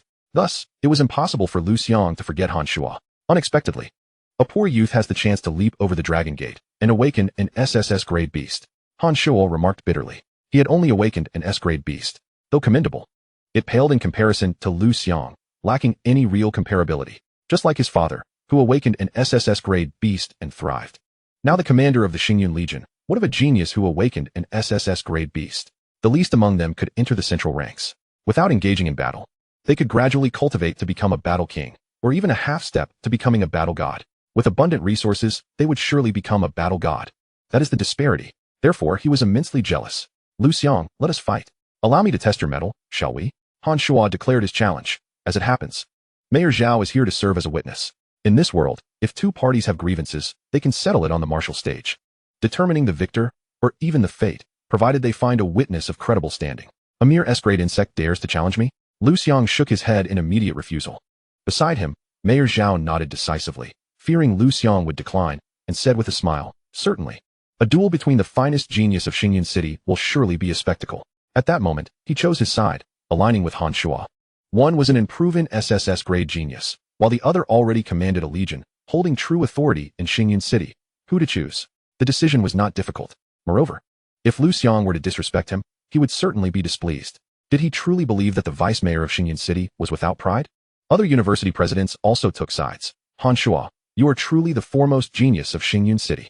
Not only is your talent exceptional, but your strength is undeniably supreme. Strength will always outweigh talent. Although Liu Xiang's talent is remarkable, his actual power is lackluster and does not warrant the title of Xingyun City's top genius. Han Shuo has slain no fewer than 80 beasts, contributing significantly to humanity. Liu Xiang has likely never even encountered a beast. They are simply not of the same caliber. You are truly disgusting. Do you even hear the nonsense you speak? An SSS-grade genius, barely awakened, is somehow inferior to a newly awakened S-grade genius? What kind of logic is that? Shi Jun could no longer contain himself, speaking up. Han Shuo, you possess considerable strength. Yet you challenge an ordinary person who has only just awakened and lacks any cultivation? Isn't that rather inappropriate? Han Shuo frowned, casting a hostile glance at Shi Jun, inquiring, and who might you be? What gives you the authority to instruct me? Shi Jun's brow furrowed. This young man was utterly devoid of manners, arrogant and disrespectful. Liu Xiang scoffed, retorting, Shi Jun, Han Shuo has the direct guidance of War King Han himself. What right does a mere principal like you have to instruct him? Do you truly believe yourself superior to War King Han? Shi Jun hesitated. Liu Xiang was deliberately inciting discord between himself and Han Shuo. If Han Shuo lacked discernment, he might easily be swayed against Shi Jun. In the next moment, Han Shuo's expression darkened considerably. Shi Jun sensed impending trouble, but before he could speak, Han Shuo's voice rang out again. Principal Shi, would you like my father to spar with you and see who is more formidable? Shi Jun faltered. A battle general challenging a war king? That was tantamount to courting death. Humph, Han Shuo scoffed, his expression dismissive. If you lack the ability, do not seek the spotlight. Shi Jun's face darkened, but he restrained his anger, turning to Liu Xiang, cautioning, Liu Xiang, you must be cautious. Han Shuo is a martial artist, while you are merely an ordinary person. At those words, Han Shuo's expression turned exceedingly grim. Thank you, Principal Shi, Liu Xiang remarked, surprised that this person would stand up for him at such a moment. He decisively stated, please assist me in completing the enrollment procedures. I will henceforth be a student of Newtown No. 2 High School. Shi Jun's eyes lit up. He had not anticipated that his call for fairness would lead to the enrollment of an SSS-grade genius. No problem, he replied promptly. As for the challenge, Liu Xiang narrowed his eyes. Liu Xiang continued to stoke the flames. Liu Xiang, what happened to your earlier boldness in criticizing me? You aren't backing down, are you? Youngsters, when provoked, often feel compelled to act. Other university presidents chimed in to provoke Liu Xiang further. A proud SSS-grade genius, yet you are afraid? What a disgrace to the title. Indeed, what SSS-grade genius isn't fiercely proud? I have never encountered one so cowardly. The live chat was abuzz with discussions. Liu Xiang, where is the courage you just displayed when confronting Principal Liu and Mayor Zhao? Come on. I thought you were something special, but when your life is at stake, you cower like a coward. What a pathetic display of bravado. I spit on you. Truly the offspring of a tiger, yet the demeanor of a dog. Goddess Liu. I trust you now see Liu Xiang for the worthless person he is? He is not worthy of your pursuit. Liu Xiang, are you even a man? If you have the guts, accept Han Shua's challenge. Liu Rushue also chimed in, eager for Liu Xiang to face humiliation and torment. This reveals the depth of her disdain for him. Hearing her words, Liu Xiang cast a glance at Liu Rushue, with the memory of the original owner now his. He comprehended Liu Rushue's true nature and understood why the original owner harbored such aversion towards her. Even he felt a sense of disgust towards her. In this moment, it was abundantly clear to him what Liu Rushue's intentions were with her remarks. Under his gaze, Liu Rushue felt as exposed as if she were unclothed. Discomfort washing over her. Coward, what are you staring at? I was truly blind to have pursued you for so long. Liu Rushue. Liu Xiang replied coolly. Since you are so eager to jump around, I shall unveil your true colors for all to see. Chapter 10. The War King arrives. Kneel and apologize. Let bygones be bygones. 800,000 in gambling debts, 300,000 in medical expenses, totaling 1,100,000. Repay me. Immediately. Liu Xiang commanded. Not far away, Liu Xiang's expression shifted drastically. As a gambler, especially one with such substantial debts, once targeted by the law, he could hardly escape imprisonment. Not to mention his past involvement in illegal gambling. The stakes were enormous. Wang Zuelian was equally distressed. Over the past 3 years, she had relied on the 300,000 Liu Xiang had provided for medical expenses to sustain her life. Now she was in desperate need of new funds. Or she would have to sell her house. Where would she find the money to repay Liu Xiang? Are you not a man? Liu Rushue's bosom heaved with anger as she shouted, once something is given, how can it be reclaimed? Back then, you promised to love me for a lifetime, and now, not even an hour after our breakup, you treat me this way? A man's words are deceitful. How true that saying is. What was given to me is mine. Why should you take it back? She seethed internally. Wang Zuelian joined in the denunciation. Liu Xiang, you truly are foolish. Is it not a man's duty to give gifts to women? What sense does it make to ask for them back? I have lived for over half a century and have never heard such nonsense. How laughable. To live as you do is truly lamentable. At her words, it seemed to ignite a powder keg. In the live broadcast room, among the surrounding classmates, bystanders, the air was thick with scorn. Who would have thought this woman, Liu Rushue, is so selfish, only knowing how to take and never willing to give? Where does her pride come from? A sycophant's grand reversal. How exhilarating. I want to see even more explosive drama. Having broken up, she should return what belongs to others, right? This woman clearly resembles a fairy. Hearing the ridicule and insults surrounding her, Liu Rushue, with a face full of grievance, lamented, Liu Xiang, I was just thinking of how to save you. And what about you? Look at what you have done. To demand 1,100,000 in one breath. Even selling me wouldn't be worth that much. Where am I supposed to get it? Liu Xiang, are you trying to drive me to my death? I merely wanted to end our relationship. And yet you wish to destroy me. How vicious you are. Moreover, with you shouting like this, everyone will know I have a burden in my father and a useless mother, and those who would pursue me will surely diminish greatly, especially the quality men. The numbers will dwindle even further. Liu Xiang, you are out to ruin me. In that moment, the more she pondered, the more wrong she felt, leading her to tears. Han Shua, distressed, shouted at Liu Xiang. Liu Xiang, you dare bully a woman, yet lack the courage to face me in battle? With that, he transformed into an S-rank beast, the 8-armed demon ape. Clearly, his awakened beast also took on a ferocious form. With a fierce roar, dark energy surged around him, and his massive arms swung with intimidating force, casting a terrifying aura. Many present felt a chill run down their spines. But given that they had already been intimidated by Liu Xiang's awakened beasts multiple times previously, their reaction was merely one of mild surprise. They thought to themselves, is that all? You dare challenge me? You are not worthy. Liu Xiang cast a cold glance at the enraged 8-armed demon ape, finding it nothing more than a nuisance. The 8-armed demon ape, known for its ferocity in battle, was celebrated as a berserker, utterly ruthless, and would fight without regard for its own life. Even SS-rank beasts found it troublesome. Its innate talent was bloodthirsty rage, boosting its combat prowess significantly. However, Liu Xiang found it to be worthless. The beast was trash. And the man even more so. With Liu Xiang's disdain, Han Shua's fury surged, and he charged forward. Instantly, many were frightened into retreat. Get lost. Liu Xiang's eyes glinted coldly, and he transformed into a massive tear. At that moment, the 8-armed demon ape recoiled in fear, retreating as though it had encountered its king, shedding its fierce demeanor and trembling in submission, resembling a pet. Just as Liu Xiang intended to strike, the 8-armed demon ape collapsed, unconscious. Indeed, it had been frightened into unconsciousness. Despite many being prepared, they could not withstand the terrifying presence of the tear and knelt once more. This time, even Liu Rushue succumbed. The live stream exploded with comments. Is this it? The son of the War King, a martial artist, is not all that impressive.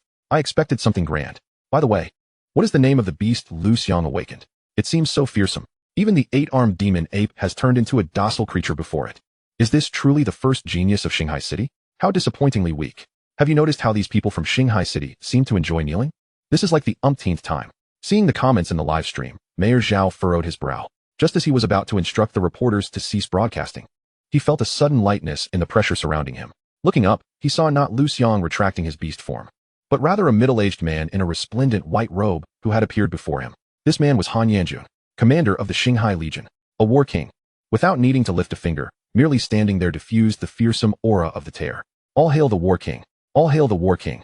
Mayor Zhao led the chorus, voices unified and powerful. The live stream was once again flooded with comments. If the small fry cannot handle it, let the elder step in? The war king? What an imposing presence. Han Shuo was now in dire straits, having offended the war king. Even with an SSS rank talent, he would likely find himself crushed beneath a mountain of fingers, unable to move. Those above, regardless of your sarcastic comments, the war king is a pillar of the nation. And Han Yanjun is the commander of the Shanghai Legion. Anyone who has reached such heights has made contributions to the country and deserves respect. Indeed, where are the moderators? Silence the upstairs. I spit. I pay taxes to contribute to the country as well, yet I see no one respecting me. Liu Xiang, unbeknownst to him, had already garnered a following, actively engaging in a keyboard war with another group of viewers. Observing this, Shijun's eyes flickered as he discreetly took out his phone. The ever-watchful Han Yanjun naturally noticed the comments in the live stream, a shadow flickering in his gaze. With so many eyes upon him, even with his power, he could not act rashly. He could only suppress his anger and calmly state, apologize to Xiao Shuo, and we shall let this matter pass. The formidable presence of the War King, combined with the awakening of his SS-level ferocious beast, instantly rendered Liu Xiang breathless. The sounds of kneeling echoed throughout the vast arena. Mayor Zhao and others bowed their heads, their faces etched with reverence. Amidst this grand spectacle, only Liu Xiang, having reverted from beast form to human, stood tall with his chin raised. He locked his gaze onto Han Yanjun, enunciating each word with resolute defiance. I refuse. Chapter 11. What of the War King? I shall not indulge. Has Liu Xiang lost his senses? How audacious of him to openly rebuff the War King Han.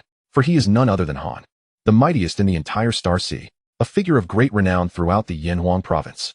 Liu Xiang shows no regard for his stature? How exhilarating. Truly, Liu Xiang, undeterred by anyone, stands firm against what displeases him. What a farcical situation. The War King's son insists on challenging Liu Xiang, only to be rendered unconscious by fear. And now he demands an apology from Liu Xiang. What absurdity is this? The crowd buzzed with chatter. Lai Yihong and others were equally bewildered.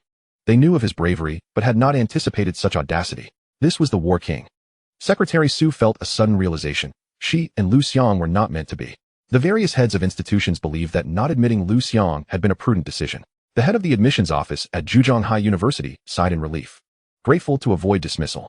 I have always said that Liu Xiang is unreliable. He would inevitably attract trouble. Little did I foresee he would provoke the War King so quickly.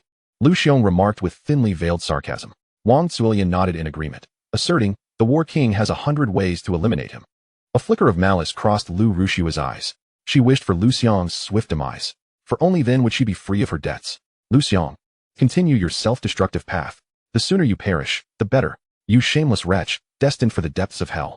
Liu Rushua had no time to waste on Liu Xiang's plight. Regaining her composure, she leaned toward Han Shuo, concern etched on her face, exclaiming, Shuo, are you all right? Wake up.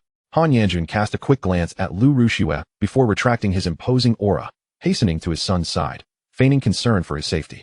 In truth, he had already discerned that his son was merely frightened into unconsciousness and was unharmed. The reason for withdrawing his presence was that he could not subdue Liu Xiang. Forcing Liu Xiang to kneel was beyond his capabilities. The standoff left him feeling humiliated.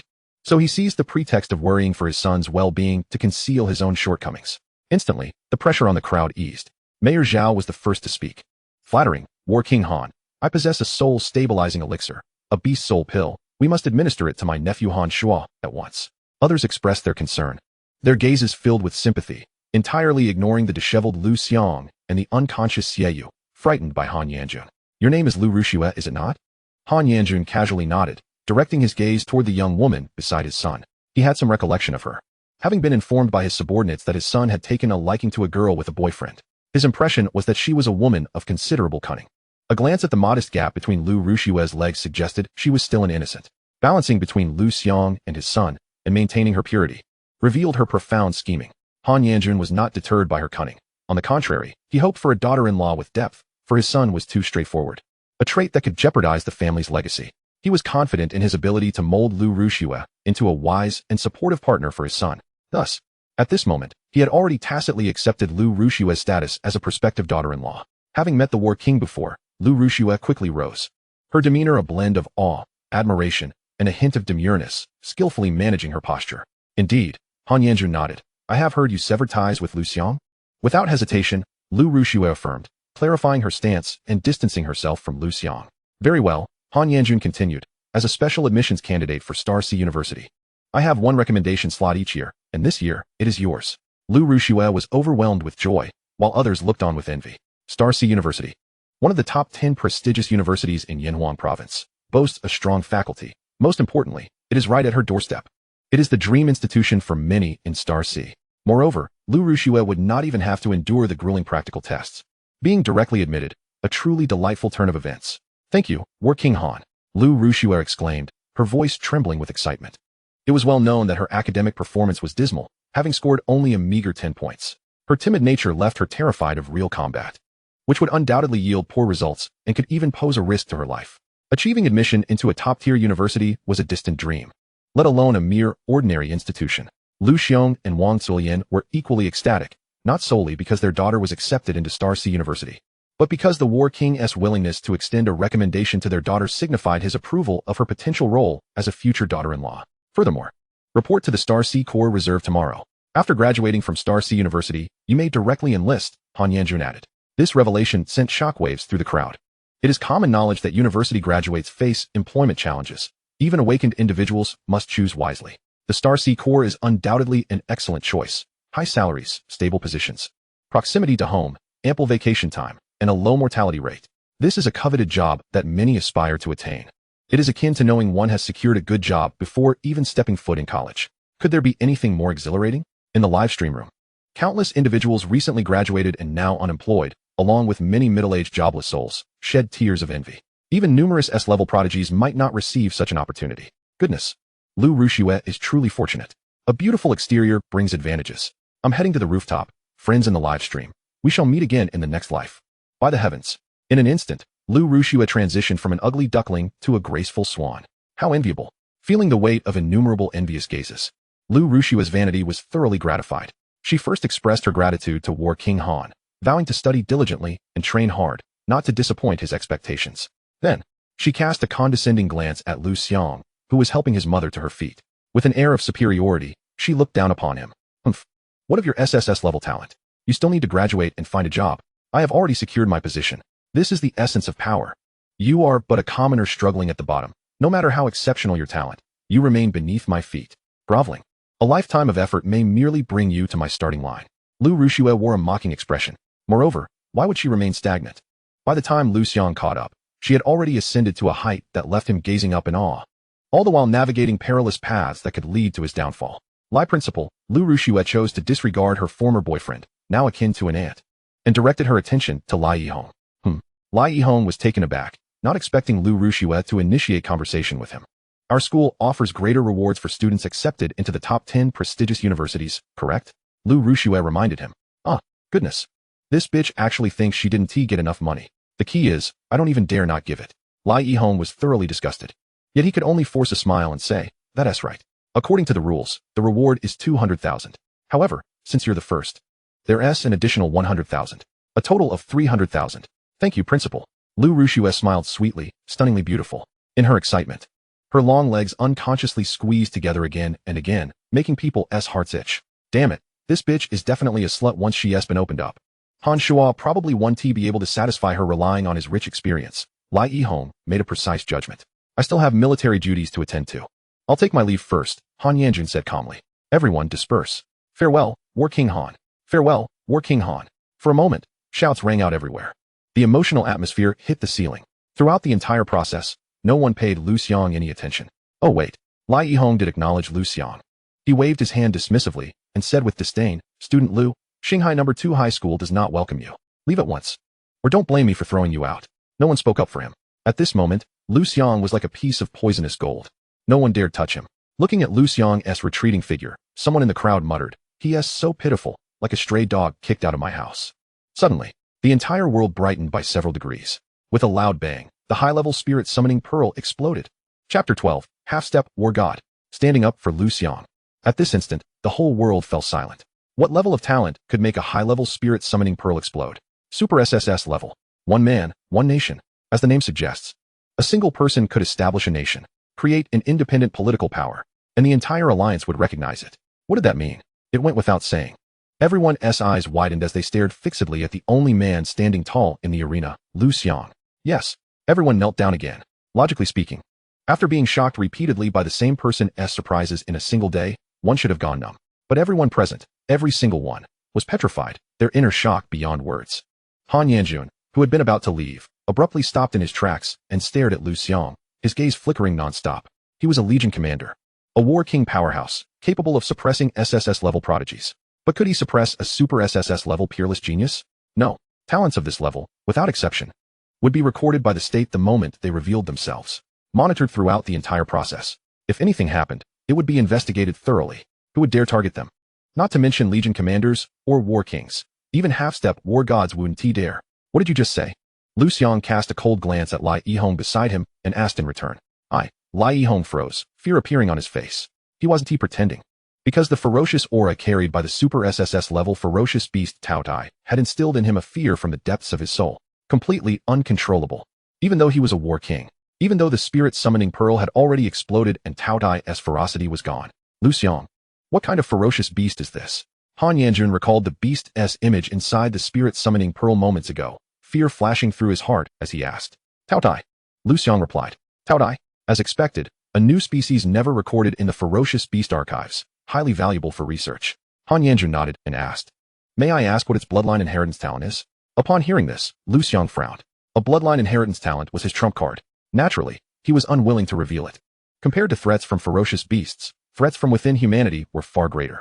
If enemies who wanted to harm him knew what his bloodline talent was, they could devise targeted countermeasures. In that case, so-called trump cards would become a joke. Among the Alliance's states and major regions, mutual vigilance was the norm. Information on SS level and above ferocious beasts was never publicly shared, because this was each nation's foundation. What if powerhouses from other countries targeted your weakness and hunted you down? That was entirely possible. Human hearts could not be tested. City walls could block ferocious beasts, but they could not block human hearts. No amount of caution was excessive. Therefore, Han Yanjun, asking Liu Xiang to introduce his awakened ferocious beast ability in front of a live broadcast and thousands of onlookers, had ulterior motives. Just as Liu Xiang was about to refuse, a cold snort echoed in everyone's hearts, like a heavy hammer smashing into their chests. In an instant, everyone trembled violently. Whoosh! A one-horned heaven-devouring python soared through the air. The one-horned heaven-devouring python, an SS-level ferocious beast, specialized in strangulation and possessed the ability to fly. This python was immensely powerful, over 333 zhang long, coiling in the air like a suspended overpass, exerting overwhelming pressure. On its head stood a man in military uniform, hands clasped behind his back. His name was Xiaoyu, a half-step war god, commander of the Fire Wolf Legion. He was about the same age as Han Yanjun, though he looked older, his body covered in scars. The most striking one ran from his neck to his face, left by a ferocious beast's claws. At the time, the beast had nearly torn through Xiaoyu's face and neck. It's war god Xiao. My god. Why did he come back from the front lines? Who? I've never even heard of him. It's normal if you haven't. Let me explain slowly. The Firewolf Legion is one of the 4 great legions of Yanzhou. It's completely different from local legions like the Xinghai Legion. They fight year-round on the front lines. The mortality rate is extremely high, far beyond so-called retirement legions like the Xinghai Legion. The reason you haven't heard of them is because the 4 great legions are always low-key, handling the most secretive and dangerous missions. Also, anyone qualified to serve as a legion commander of the 4 great legions is, without exception, a half-step war god.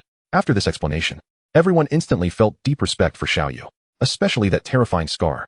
No one thought it ugly anymore. Instead, they thought it was handsome. Why do you think war god Xiao came back from the front lines? Could it be because of Liu Xiang? Awakening a super SSS level ferocious beast is indeed a major event. If war god Xiao was nearby, making a special trip wouldn't be surprising, as expected of a super genius who awakened a super SSS level ferocious beast. He actually drew the attention of a half-step war god, a commander of the 4 great legions. That has some insane prestige. Everyone gained an even deeper understanding of Liu Xiang's importance. The entire scene fell silent. In truth, only officials at the level of Mayor Zhao or Han Yanjun were qualified to speak with Xiaoyu. Others didn't even have the vigor to greet him. However, before the two could speak, Xiao Yu looked at Han Yanjun and said, Han Yanjun, since you're so eager for others to introduce themselves, why don't you first introduce your Scarlet Flame Fire Ape? How about it? Han Yanjun's face darkened. Xiao Yu, as commander of the Firewolf Legion, instead of fighting on the front lines, what are you doing here? Could it be that you fled from battle? You think I'm a coward like you? Xiao Yu shot back directly. You. Han Yanjun's expression grew even darker. Back then, he and Xiao Yu had been from the same class of SS-level geniuses. They often clashed over resources and honor, never getting along. After graduation, fearing death, he lacked the courage to fight on the battlefield. Instead, he returned to the safe rear and joined the Shanghai Legion. Relying on his family's backing and his own talent, he eventually stepped into the War King realm. Becoming a Legion commander, Xiao Yu, having fought valiantly on the front lines for 2 decades, has amassed remarkable achievements, surpassing even many SSS-level prodigies in strength. Now, upon their reunion, the disparity in status and power between the two is glaringly apparent. Naturally, being struck at his weak point by Xiao Yu leaves Han Yanjun severely displeased. As for the movements of the Firewolf Legion, Han Yanjun lacks the qualification to inquire. Xiao Yu, however, remains unfazed by the other's expression, even neglecting to cast him another glance, instead turning his gaze to Liu Xiang, smiling as he said, "You must be Liu Xiang? What a commendable spirit, unafraid of authority. You and I are quite compatible. I hope you will take to the front lines, unlike a certain Legion commander who acts like a coward." Han Yanjun's fury is palpable, his anger nearly causing him to explode. This fellow is clearly mocking him. Chapter 13, One Man Dominates a City. Xiao Yu. Do not overstep. Xiao Yu, gritting his teeth in anger, retorted coldly. Although Xiao Yu's strength surpasses his own, they are both Legion commanders of equal standing, and moreover, this is his territory. He feels no fear. Overstep? What can you do about it? Han Yanjun crossed his arms, leaning against the ground where the coiled unicorn devouring sky python lay, tauntingly stating, "Go ahead, bite me." Xiao Yu was momentarily taken aback. He glanced at the python, which was flicking its tongue in his direction, a shiver running down his spine. Humph, Han Yanjun, feeling bored, remarked, "You remain as ineffectual as ever, resorting solely to empty words. In retrospect, your initial decision was quite astute. Going to the front lines would have led to death. Better to remain in Starsea City. Enjoying life while wielding power, how delightful." Upon hearing this, Xiao Yu felt the gazes of those around him shift, their expressions growing peculiar. This discomforted him. Prompting a rebuttal, "Xiao Yu, what do you know? 20 years ago, fierce beasts roamed the outskirts of Starsea City, and internal strife was rampant. Staying here was no less perilous than the front lines. Moreover, I am rather fond of home. What is wrong with choosing to return to Starsea City?" Huh. Xiao Yu dismissed his reasoning outright, countering, "Your justifications are mere embellishments. Only you know your true thoughts. I do not believe a single word from a charlatan like you." You. Han Yanjun's rage reached its zenith. At this moment, the number of viewers in the live stream had surged beyond 300,000, many of whom were from outside Starsea City. Being confronted in front of such a vast audience, especially when the truths spoken were undeniable, was intolerable. A terrifying battle intent surged forth, overwhelming the atmosphere. Many were startled by this sudden shift, screaming in fright, some even fainting on the spot. Xiao Yu's gaze sharpened, yet he felt no fear. Instead, exhilaration coursed through him as he drew forth a golden spear engraved with the image of the unicorn devouring sky python from its gaping maw. "Come, let us engage in battle. Allow me to see your current prowess." As he prepared to unleash his aura, he noticed that Mayor Zhao was beginning to falter, wanting to kneel, while others followed suit, their faces contorted in pain. Xiao Yu quickly realized that they were in the city. A battleground was inappropriate here. Even if he could control his power with precision, he could not ensure that innocents would not be harmed. As a soldier sworn to protect his homeland, he certainly did not wish to harm the very citizens he fought to safeguard. Thus, just as he was about to suggest a change of venue, Han Yanjun, suppressing his aura, coolly stated, "Xiao Yu, this is not your battlefield. Please temper your emotions, or else innocent citizens will be harmed. If you cannot control your actions, I will bring you before a military tribunal." So, a reversal of blame, is it? Xiao Yu realized. Only those nearby felt Han Yanjun's battle intent, aware that his drawing of the weapon was related to this confrontation, while the viewers in the live stream remained oblivious. Moreover, Han Yanjun had merely displayed his battle intent without drawing his weapon, yet Xiao Yu had drawn his. The public would only perceive it as him wanting to strike. Thus, unwittingly, he had fallen into Han Yanjun's trap. "You remain as shameless as ever, a true master of petty tricks," he thought, laughing in anger as he exclaimed, "Do you believe I cannot seize your position as Legion Commander of Starsea? With his military achievements, a request to the higher-ups would undoubtedly be granted." Han Yanjun faltered. "So, this is how you wish to play?" He fell silent. After all, he had labored to establish his standing in Starsea, and if someone were to usurp his position, all his efforts would be in vain. What a coward. Seeing Han Yanjun rendered speechless, Xiao Yu knew he had found the other's Achilles heel, smirking coldly. "A mere position has you so easily controlled? Han Yanjun trembled, clearly infuriated. Xiao Zhanshun. At that moment, Han Shuo, who had awakened unbeknownst to anyone, while being supported by Liu Xiang and inhaling her enchanting fragrance, felt emboldened enough to stand up for his father, as a half-step battle god and the commander of the 4 great legions. Is it truly impressive to wield your influence here? It only serves to make others laugh. Rather than be angered, Xiao Yu threw back his head and laughed heartily, mocking. If I am incapable, does that mean you are competent? It appears your father is not merely a coward, but has raised a son who dares to speak out. Han Shuo had never endured such humiliation, yet he had to swallow his pride, saying, Xiao Zhanshun, is it worth it to stand up for a stranger? At his words, Xiao Yu's expression darkened abruptly. Instantly, Han Shuo felt as though he had plunged into an ice cavern, his face paling in fear. What did I say? Why is he suddenly angry? Humph. Xiao Yu coldly retorted, I wield my influence? When you and your father bullied Liu Xiang, did you not think so? Did you believe yourselves to be formidable then?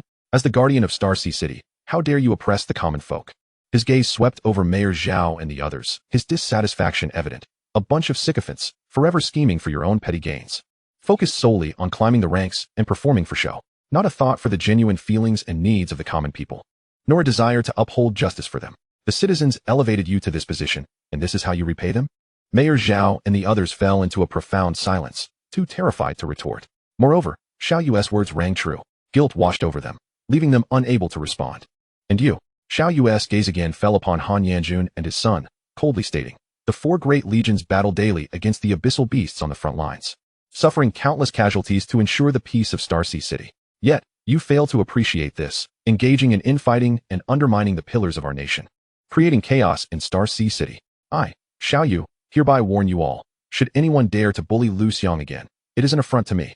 Do not blame me for eradicating them. As his words reverberated, the spear in his hand was thrust violently into the ground. The spear quaked, emitting a terrifying sonic wave that pierced the eardrums of those present. The overwhelming might sent chills down everyone's spines, with Xiao Yu personally vouching for Liu Xiang. He was no longer an ordinary person without backing. Who would dare provoke him? Liu Xiang, do you wish to become my disciple? Xiao Yu inquired. Follow me, and I shall protect you. Everyone's eyes widened in shock. The disciple of a battle god. What an extraordinary opportunity. What unparalleled wealth and fortune. Supporting him and taking him as an apprentice were 2 entirely different concepts. Such treatment is exceedingly rare. Chapter 14. Liu Xiang is a coveted prize, while I am but a stinking fish. Meanwhile, Liu Xiang's family displayed expressions of envy and even jealousy. Compared to the god of war, the war king is nothing but a trifling matter. Did you not witness how Han Yanjun dared not even let out a sound before Xiao Yu? Liu Xiang, on what grounds do you presume to stand tall? Liu Xiang's jealousy gnawed at her, her back teeth itching, except for a slight deficiency in talent. How am I inferior to you? Liu Xiang lowered his voice and remarked, Liu Xiang is indeed fortunate. A person of his ilk actually garners the favor of the god of war. Such is the injustice of fate. Precisely. Wang Zulian interjected. How can one reclaim what has been given away? Such a shameless individual is still blessed with such fortune. Has heaven truly lost its sight? Without our little Shui, how could he have awakened? And without that awakening, how could he possess such tremendous luck? Do you think that Liu Xiang has stolen the fortune that rightfully belongs to our little Shui? Upon hearing this, both Liu Xiang and Liu Xiang's eyes brightened. Liu Xiang immediately tugged at Liu Xiang and suggested, Little Shui, would you consider reconciling with Liu Xiang? By reclaiming what belongs to you, parting ways later could be delayed. Yes, yes, yes. Wang Zulian nodded fervently, saying, Little Shui, just endure for the greater good. With such abundant luck bestowed upon you, you will undoubtedly surpass Liu Xiang in excellence. Liu Yiming cautioned, what about Han Shuo? Won't this anger the war king? Humph. Wang Zulian replied, a woman must never rely on a man. She must depend on herself. Only by seizing her own fate can she avoid being bound and live with dignity. Liu Yiming pondered this thoughtfully. Indeed, Liu Xiang nodded and declared, since it is mine, I shall undoubtedly reclaim it. At this, both Liu Xiang and Wang Zulian breathed a sigh of relief. They had yet to voice another thought. As long as Liu Xiang is with Liu Xiang, the debts owed to Liu Xiang will be forgiven. Liu Xiang also harbored an unsaid intention. Being with Liu Xiang would grant me access to the circle of the god of war. This is an exceptional opportunity for me to transcend social classes. In time, I shall encounter even more distinguished and well-connected talents. In that moment, each family member held their own thoughts, and their gazes toward Liu Xiang transformed. Meanwhile, Liu Xiang nodded and affirmed, I am willing. Splendid, splendid, splendid. Xiao Yu felt elated. On one hand, Liu Xiang was well matched with him. On the other, Liu Xiang's exceptional talent made him a rare disciple. After graduation, he would report to the Firewolf Corps Reserve. Oh, by the way, you haven't decided which university to attend, have you? How about Yenjing University? Or Modi University? Choose whichever you prefer. I will grant you a recommendation.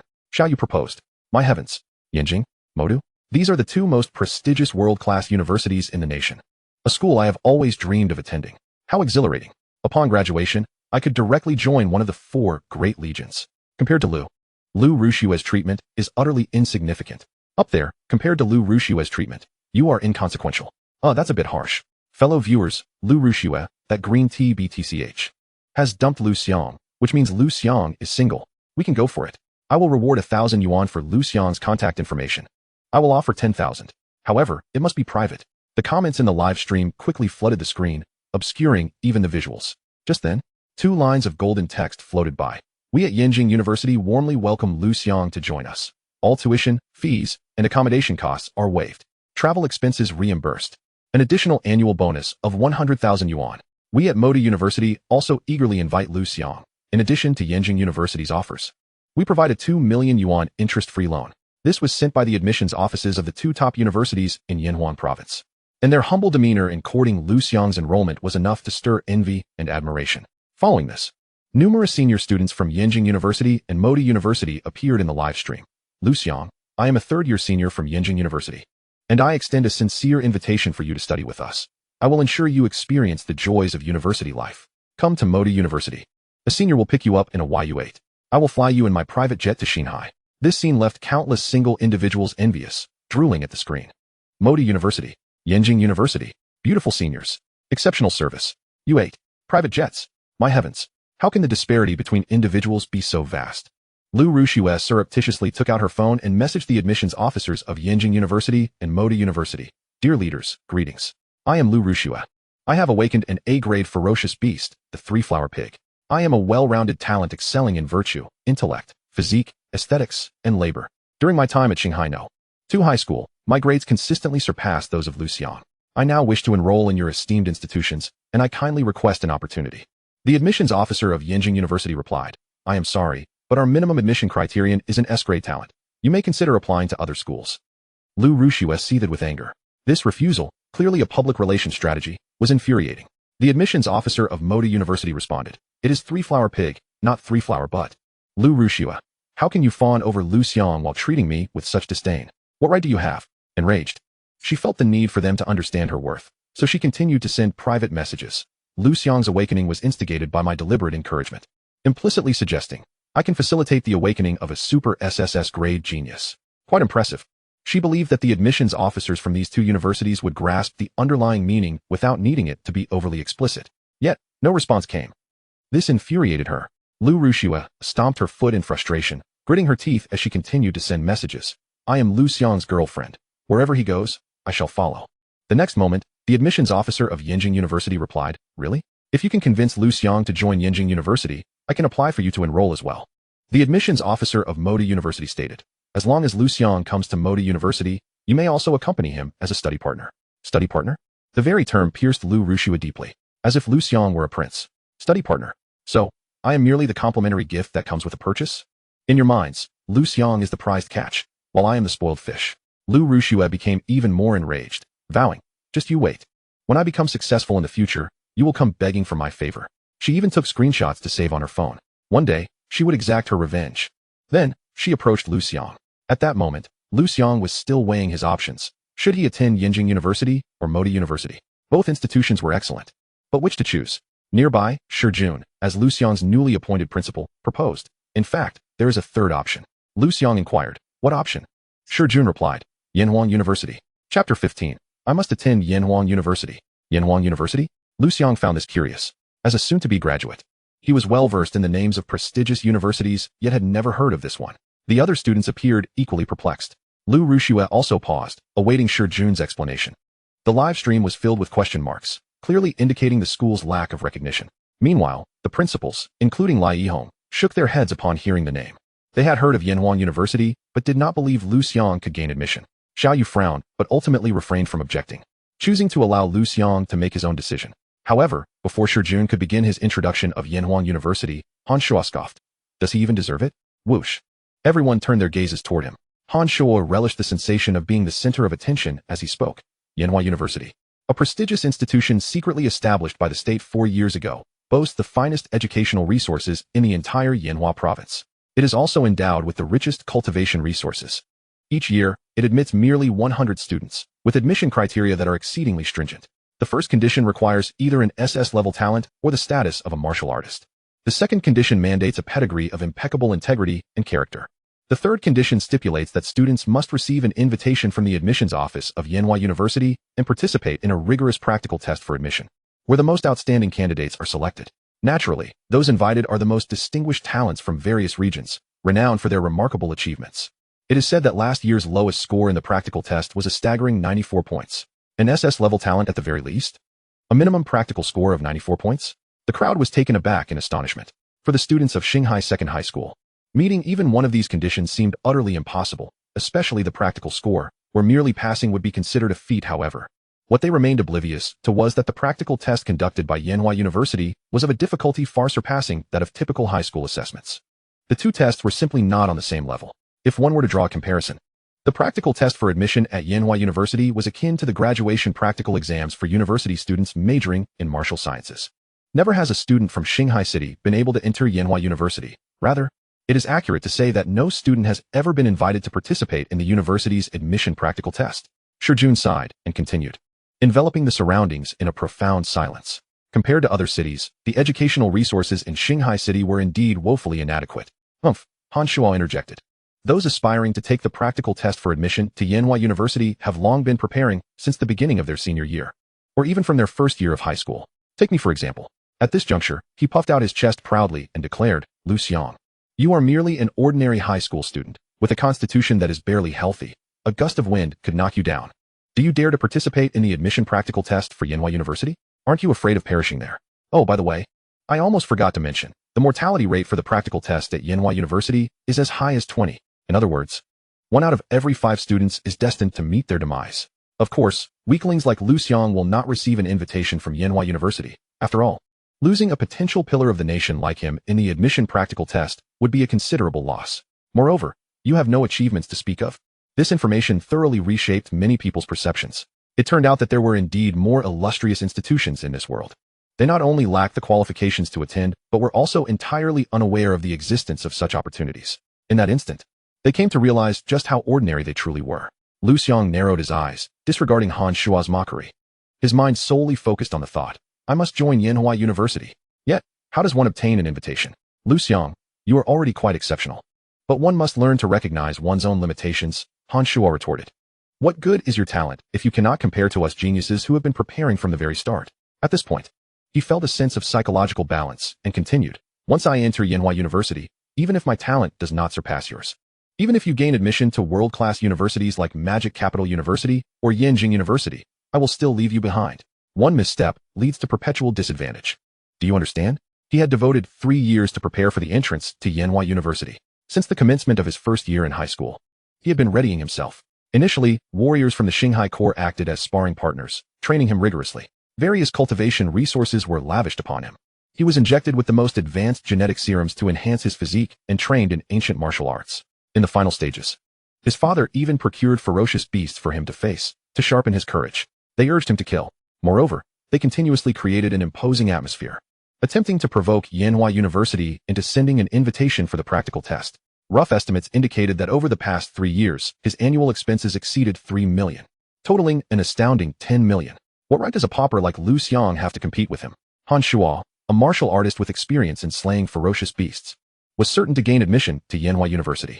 Principal Lai Yihong and others nodded in agreement, stating, with the backing of the War King Han and 3 years of preparation, the advantage is insurmountable. How can Liu Xiang compare to Han Shuo, once admitted to Yanhua University and successfully graduated? The minimum achievement would be that of a formidable war king, a leader of a city's military corps. The exceptional ones might even rise to become war gods or the highest officials of a region. In an instant, the crowd was invigorated.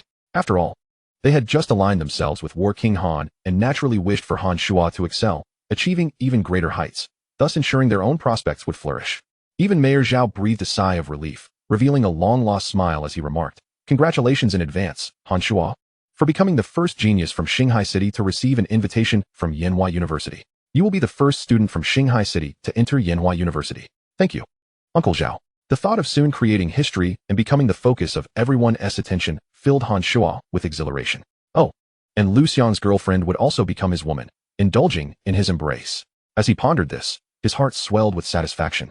Just then, Han Shuo noticed Liu Xiang had somehow appeared beside Liu Xiang, causing him to furrow his brow, and he was about to say something when Liu Xiang interjected. If a defeated opponent like you can receive an invitation, why can't I? You, Han Shuo faltered, remembering how he had just been frightened into unconsciousness. His face flushed with embarrassment. Liu Xiang continued, if only one student from Shanghai City is to be invited to the practical test at Yanhua University, it will undoubtedly be me, not you. Han Shuo's fists clenched tightly, not solely out of anger, but also from concern. The incident where he had been frightened into fainting had been broadcast live. The admissions office of Yanhua University would surely have seen it. Would they still extend an invitation to him? The more he thought about it, the more anxious he became. Meanwhile, Han Yanjun also grasped this situation, his brow slightly furrowed, and his gaze towards Liu Xiang held a dangerous glint. His son's future must not be jeopardized by Liu Xiang. It simply could not be allowed. Chapter 16. Challenge me? No. A life and death duel. Liu Xiang, if that useless Han Shuo receives an invitation while you do not, I will personally demand an explanation from Yanhua University. Xiao Yu discerned Liu Xiang's aspirations to enter Yanhua University and spoke decisively and assertively. Initially, he believed Liu Xiang lacked preparation and practical experience, making participation in the admission practical test perilous, potentially leading to his downfall. Thus, he refrained from mentioning Yanhua University, hoping Liu Xiang could develop steadily, achieving commendable results nonetheless. However, Liu Xiang was not one to be so passive. As his mentor, Xiao Yu felt compelled to support him wholeheartedly. Upon hearing this, Han Shuo grew even more anxious. Hardly registering the term useless, instinctively glancing at his father, the perceptive Liu Xiang noticed the change in Han Shuo's demeanor and immediately understood the situation. When it comes to choosing between an excellent man and an even more exceptional one, even a fool knows the answer. She, Liu Xiang, deserved a better partner. Yet, she remained patient, knowing that someone as proud as Han Yanjun would never easily allow his son to miss the opportunity to enter Yanhua University. He would not let 3 years of investment go to waste. She would wait for Han Yanjun to make his move before deciding on the next course of action. As a half-step war god and the commander of the Fire Wolf Corps, Xiao Yu held considerable prestige if he were to cause a ruckus. The admissions office of Yanhua University would surely feel the pressure. More crucially, Han Shuo was indeed frightened into a stupor by Liu Xiang amidst the public's keen gaze, which could be deemed a defeat at the hands of Liu Xiang, wouldn't it? Mayor Zhao and Lai Yihong, along with others, eagerly turned their eyes towards Han Yanjun, eagerly awaiting his resolution to the stalemate. At this moment, Han Yanjun's brow furrowed even tighter as he secretly conveyed to Han Shuo, Xiao Shuo, challenge Liu Xiang once more, and crush him with an overwhelming display of power. Han Shuo's pupils constricted as he instantly recognized that this was indeed the most effective method to break the deadlock. The key was that it would also serve as a means of venting his frustrations. While everyone's attention was fixated on me, keep the beast origin pill I gave you in your mouth and consume it during battle, allowing others to mistakenly believe you have undergone a breakthrough amidst the fight. Han Yanjun continued to send his thoughts. To ensure absolute certainty, he needed to make thorough preparations. Han Shuo frowned. Was this truly necessary? I am Han Shuo. In Shanghai City, I am invincible. As long as I put my mind to it, Liu Xiang will surely be overwhelmed by my prowess. Han Yanjun's gaze turned steely. Han Shuo shuddered in fear and hastily complied, then bellowed, Liu Xiang, do you truly think that scaring me into a stupor with a sudden attack equates to defeating me? The ferocity of an ultra SSS level beast is suddenly unleashed. Who wouldn't be dazed? If you have the guts, let's fight again. The crowd immediately grasped Han Shuo's intentions, their expressions varying as they looked towards Liu Xiang. Han Yanjun and his son, Mayor Zhao, and Lai Yihong, all hoped that Liu Xiang would accept. Meanwhile, Xiao Yu wished for Liu Xiang to decline. Shijun even urged, Liu Xiang, do not accept his challenge. At present, your reputation already surpasses Han Shuo's. You are most likely to receive an invitation from Yanhua University. With a month remaining before the practical entrance examination of Yanhua University, I will do my utmost to enhance your strength and combat skills, and at that time, your chances of passing the entrance examination will be significantly high. In the live stream, some viewers were reveling in the spectacle. Liu Xiang, don't be cowardly. Are you a man? If you're a man, then fight. The visage of Han Shuo is truly repugnant. If I were Liu Xiang, I would certainly slap him hard. Liu Xiang, if you can scare him once, you can scare him again. Go for it. Of course, there were also loyal fans of Liu Xiang. To those inciting my husband, please refrain. Husband, do not accept Han Shuo's challenge. This is a trap he has set. Indeed, Han Shuo has no choice but to fight you, but you can certainly refuse. This Han Shuo is truly despicable, lacking in skill, yet brimming with schemes. Liu Xiang turned to Shijun and said, Principal Shi, if I decline, my reputation will inevitably be overshadowed by Han Shuo's. not to mention the invitation from Yanhuan University. They assess performance, not reputation. Moreover, Han Shuo is not my adversary. Perhaps he might seek Xiao Yu's assistance to secure an invitation from Yanhuan University. However, I wish to rely on my own strength. By defeating Han Shuo directly, I can obtain the invitation from Yanhuan University. Why should I seek my master's help? Furthermore, I have my own plans. Shi Jun was left speechless. Xiao Yu revealed an appreciative expression, believing that Liu Xiang was astute and would not act recklessly. Since he claimed he could defeat Han Shuo, he certainly could. Thus, he proactively stated, "As your master, I shall serve as a witness." "Thank you, master." Liu Xiang expressed his gratitude. Han Shuo breathed a sigh of relief. Liu Xiang had fallen into his trap. He leaped onto the martial arts stage, brandishing a long blade, and shouted, "Liu Xiang, come." "Wait," Liu Xiang spoke again. "What? Are you having second thoughts?" Han Shuo furrowed his brow and inquired. "No, what I mean is, a friendly spar is meaningless. If we are to fight, let it be a life and death duel." Liu Xiang's words were shocking. A gentleman avenges himself 10 years later. He is no gentleman. His vendetta is immediate and unrelenting. He could only blame Han Shuo for being too presumptuous, placing himself on Liu Xiang's hit list. Moreover, the gluttonous beast can devour the heavens and earth, refining all things. Consuming Han Shuo will undoubtedly enhance his strength. To pass the practical entrance examination of Yanhuan University, he must hasten his ascent in power. What the hell? Is Liu Xiang insane? Not only did he foolishly accept Han Shuo's challenge, but he also dared to engage in a life and death duel? Is he seeking death? Oh my goodness. With such talent, why not play it safe? How audacious. Truly reckless. Such a waste of talent, alas.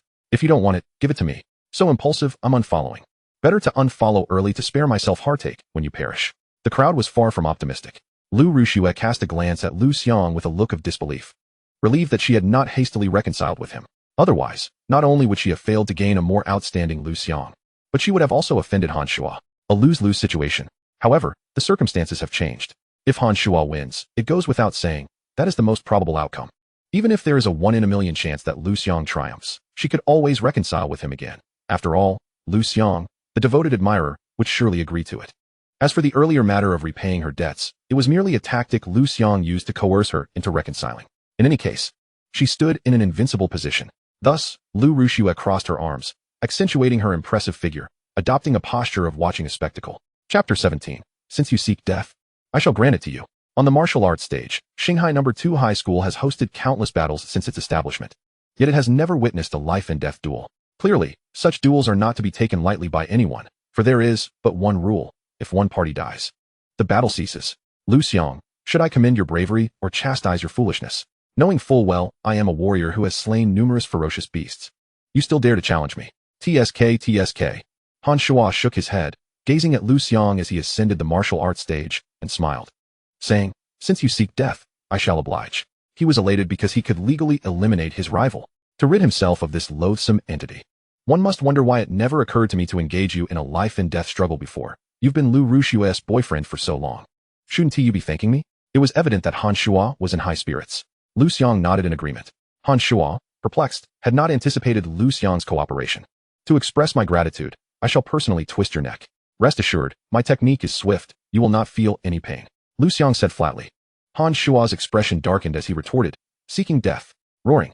As his words fell, he had already transformed, the 3-meter-tall 8-armed demon ape howling towards the heavens, exuding an overwhelming murderous intent. Roar. Liu Xiang wasted no time, directly transforming into a gluttonous beast. In the presence of the glutton, the 8-armed demon ape appeared diminutive.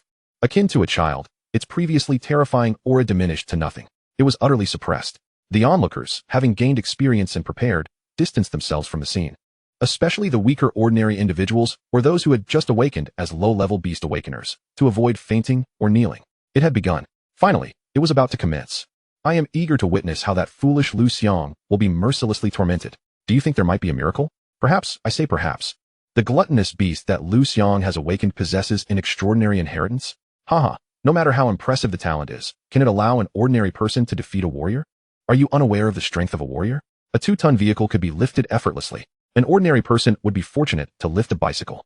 How can this even be a match? My husband is going to die. I will become a widow, sob sob. To those above, I adore widows. Leave your contact information. The live stream chat was a chaotic frenzy, yet it was evident that no one held faith in Liu Xiang. Xiao Yu. Han Yanjun adopted a rather theatrical demeanor, seizing the opportunity to engage in conversation with Xiao Yu. With nothing to occupy our time, shall we raise the stakes a bit?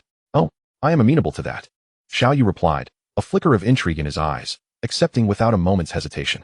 He was no fool. He understood that Han Yanjun's willingness to wager implied an unwavering confidence in Han Shua's capabilities. Yet, he too possessed unshakable faith in Liu Xiang. A modest wager then. $1 million new, Han Yanjun suggested, raising a single finger. I lack the funds, Xiao Yu stated plainly, shaking his head. Han Yanjun, clearly incredulous, retorted. The esteemed commander of one of the 4 great legions is devoid of funds? Xiao Yu responded. All my wealth has been bestowed upon the families of fallen comrades. I currently find myself without even $1,000. Han Yanjun remained unconvinced. What official is not greedy? Can one ascend without avarice? Even with merit, one cannot rise without wealth. If you are unwilling to wager, simply say so. Spare us the theatrics. Shaking his head, Han Yanjun replied, when we converse, others cannot overhear. What purpose does theatrics serve? Xiao Yu, dismissing further dialogue, thrust his golden spear into the ground and declared, should I lose, the thunder dragon shall be yours. At this proclamation, Han Yanjun's pupils constricted, a wave of elation washing over him. This golden spear was forged from the bones of the severely wounded Nine Heavens thunder dragon. Painstakingly crafted by the finest blacksmith in Yanhuang Prefecture over 49 days. Its worth? 100 million? 10 billion? No. It was priceless. Are you certain? Han Yanjun's voice trembled slightly. He recalled that a certain high-ranking official held great admiration for this thunder dragon spear. If he could present it to that individual, perhaps his own position could ascend further, into the provincial hall. Humph, look at you, Xiao Yu scoffed, mocking him. Is a mere spear enough to cause such a loss of composure? I am a man of my word. Let us wager with it. However, if you lose, you must pay me 100 million. Not an unreasonable sum, is it? Without hesitation, Han Yanjun agreed. I accept the wager. 100 million is not excessive for me. Over the years, despite spending considerable sums on gifts and nurturing Han Shua, his insatiable greed had led him to anticipate greater returns. To ensure Xiao Yu would not back out, he promptly instructed Mayor Zhao to draft a written agreement. Both men signed, and the wager was sealed. In an instant, both their spirits soared. Just then, the arena trembled violently as Liu Xiang and Han Shua commenced their clash. Observing the 8-armed demon ape bellowing fiercely, attempting to suppress its inner fear, Liu Xiang seized the opportunity to launch a rapid assault, executing a series of sharp and innovative moves. Is this ancient martial arts? Xiao Yu and Han Yanjun immediately sensed something amiss, their eyes widening in surprise. They had presumed Liu Xiang to be an ordinary high school student, focused solely on academics, with no opportunity for martial training, let alone exposure to ancient martial arts. Yet, it appeared that this ancient technique was quite profound. Could it be that Liu Xiang hailed from a lineage of ancient martial artists? It was said that such families placed great emphasis on the inheritance of their craft, never imparting their knowledge to outsiders. Could it be possible? Wasn't Liu Xiang's father a soldier? Rumor had it he had received numerous first-class honors. How could an ordinary soldier achieve such accolades? Impressive. No wonder Liu Xiang dared to accept the challenge. He had the confidence to back it up. All flash and no substance. What use is that? In the face of absolute might, all else was rendered futile. The number of viewers in the live stream had surged to 800,000. The comments cascading like snowflakes, too numerous to count. In the arena, Liu Xiang showcased the ancient martial art of Baji Quan. In his past life, many ancient martial families had uploaded their teachings online, available for a fee, with detailed tutorials. He had harbored a dream of becoming a martial artist since childhood. And with the sedentary nature of his work, he sought to strengthen his body. Thus, he practiced at home. To his astonishment, he displayed considerable talent, mastering Baji Quan with remarkable proficiency. With each technique, gun-holding stance, supporting hammer, pulling hand, and descending dragon style, he unleashed a barrage of strikes. In his previous life, his frail physique rendered his efforts lacking in vigor and impact, merely a facade. Yet, in this life, transformed into a fierce beast, each move resonated with immense power. Overwhelming Han Shua, whose trepidation rendered him unable to mount a defense, Liu Xiang decisively unleashed his inherited talent, intent on swiftly concluding the confrontation. Chapter 18. Liu Xiang grew progressively stronger, while Han Shua became nothing more than a human punching bag. Han Shua had also learned some military techniques. However, he lacked natural talent and had a poor understanding of the moves. In his heart, he was gripped by an innate fear of the fierce beast. And with Liu Xiang's relentless barrage of unfamiliar techniques, he became flustered and momentarily forgot his own moves, resorting only to a frantic retreat. Ultimately, Han Shua found himself in a dire position. Liu Xiang, unwavering, unleashed his bloodthirsty fury, experiencing a comprehensive enhancement, a surge in strength, a boost in speed, and lightning-fast reflexes, matching the prowess of the martial artist Han Shua. Was this the true power of the fierce beast? Xiao Yu's eyes gleamed with intensity, while Han Yanjun furrowed his brow in concern. His son's inherited talent, bloodthirsty fury, also enhanced physical capabilities, yet when compared to Liu Xiang's gift, it seemed utterly insignificant. unworthy of even holding a candle to it. This scene unfolded like a father overpowering his son, leaving all spectators in a state of shock. No, this is not the way it should be. It should be a fierce confrontation between fierce beasts, not a one-sided beating. Han Shuo, a formidable martial artist, was being relentlessly pursued. Good heavens, was Liu Xiang truly that formidable? No, I believe Han Shuo is simply that foolish. With Han Yanjun's backing, he had access to boundless resources, yet this was the outcome? In that moment, everyone was left bewildered. Liu Ruxue, too, was astonished by Han Shuo's incompetence, reflecting, "My initial judgment was sound. I chose to negotiate with Liu Xiang rather than Han Shuo." In the next instant, thud, Han Shuo was sent flying by a punch, crashing heavily onto the stage, unable to suppress the blood that erupted from his mouth. He had sustained serious injuries. Damn it, no longer daring to hesitate, he activated his inherited talent, bloodthirsty fury. In an instant, his combat effectiveness surged by 30%. Yet, it remained insufficient. He could not fully conquer the fear that gripped his heart, allowing him to only unleash 50% of his true strength. He remained a mere victim of relentless assault. Fortuitously, he had heeded his father's advice and consumed the beast origin pill.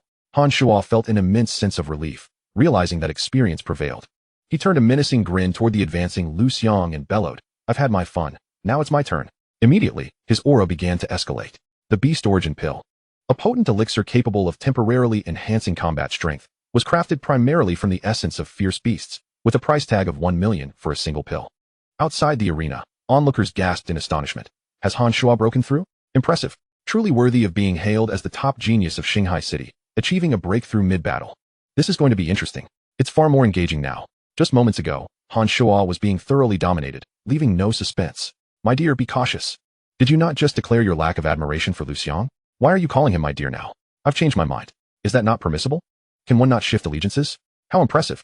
Leave me your contact information. Han Yanjun's eyes narrowed as he sensed something amiss and coldly inquired. Did Han Shuo consume the beast origin pill? Han Yanjun snorted disdainfully, refusing to admit it. Xiaoyu, how could a distinguished half-step war god like yourself resort to slander?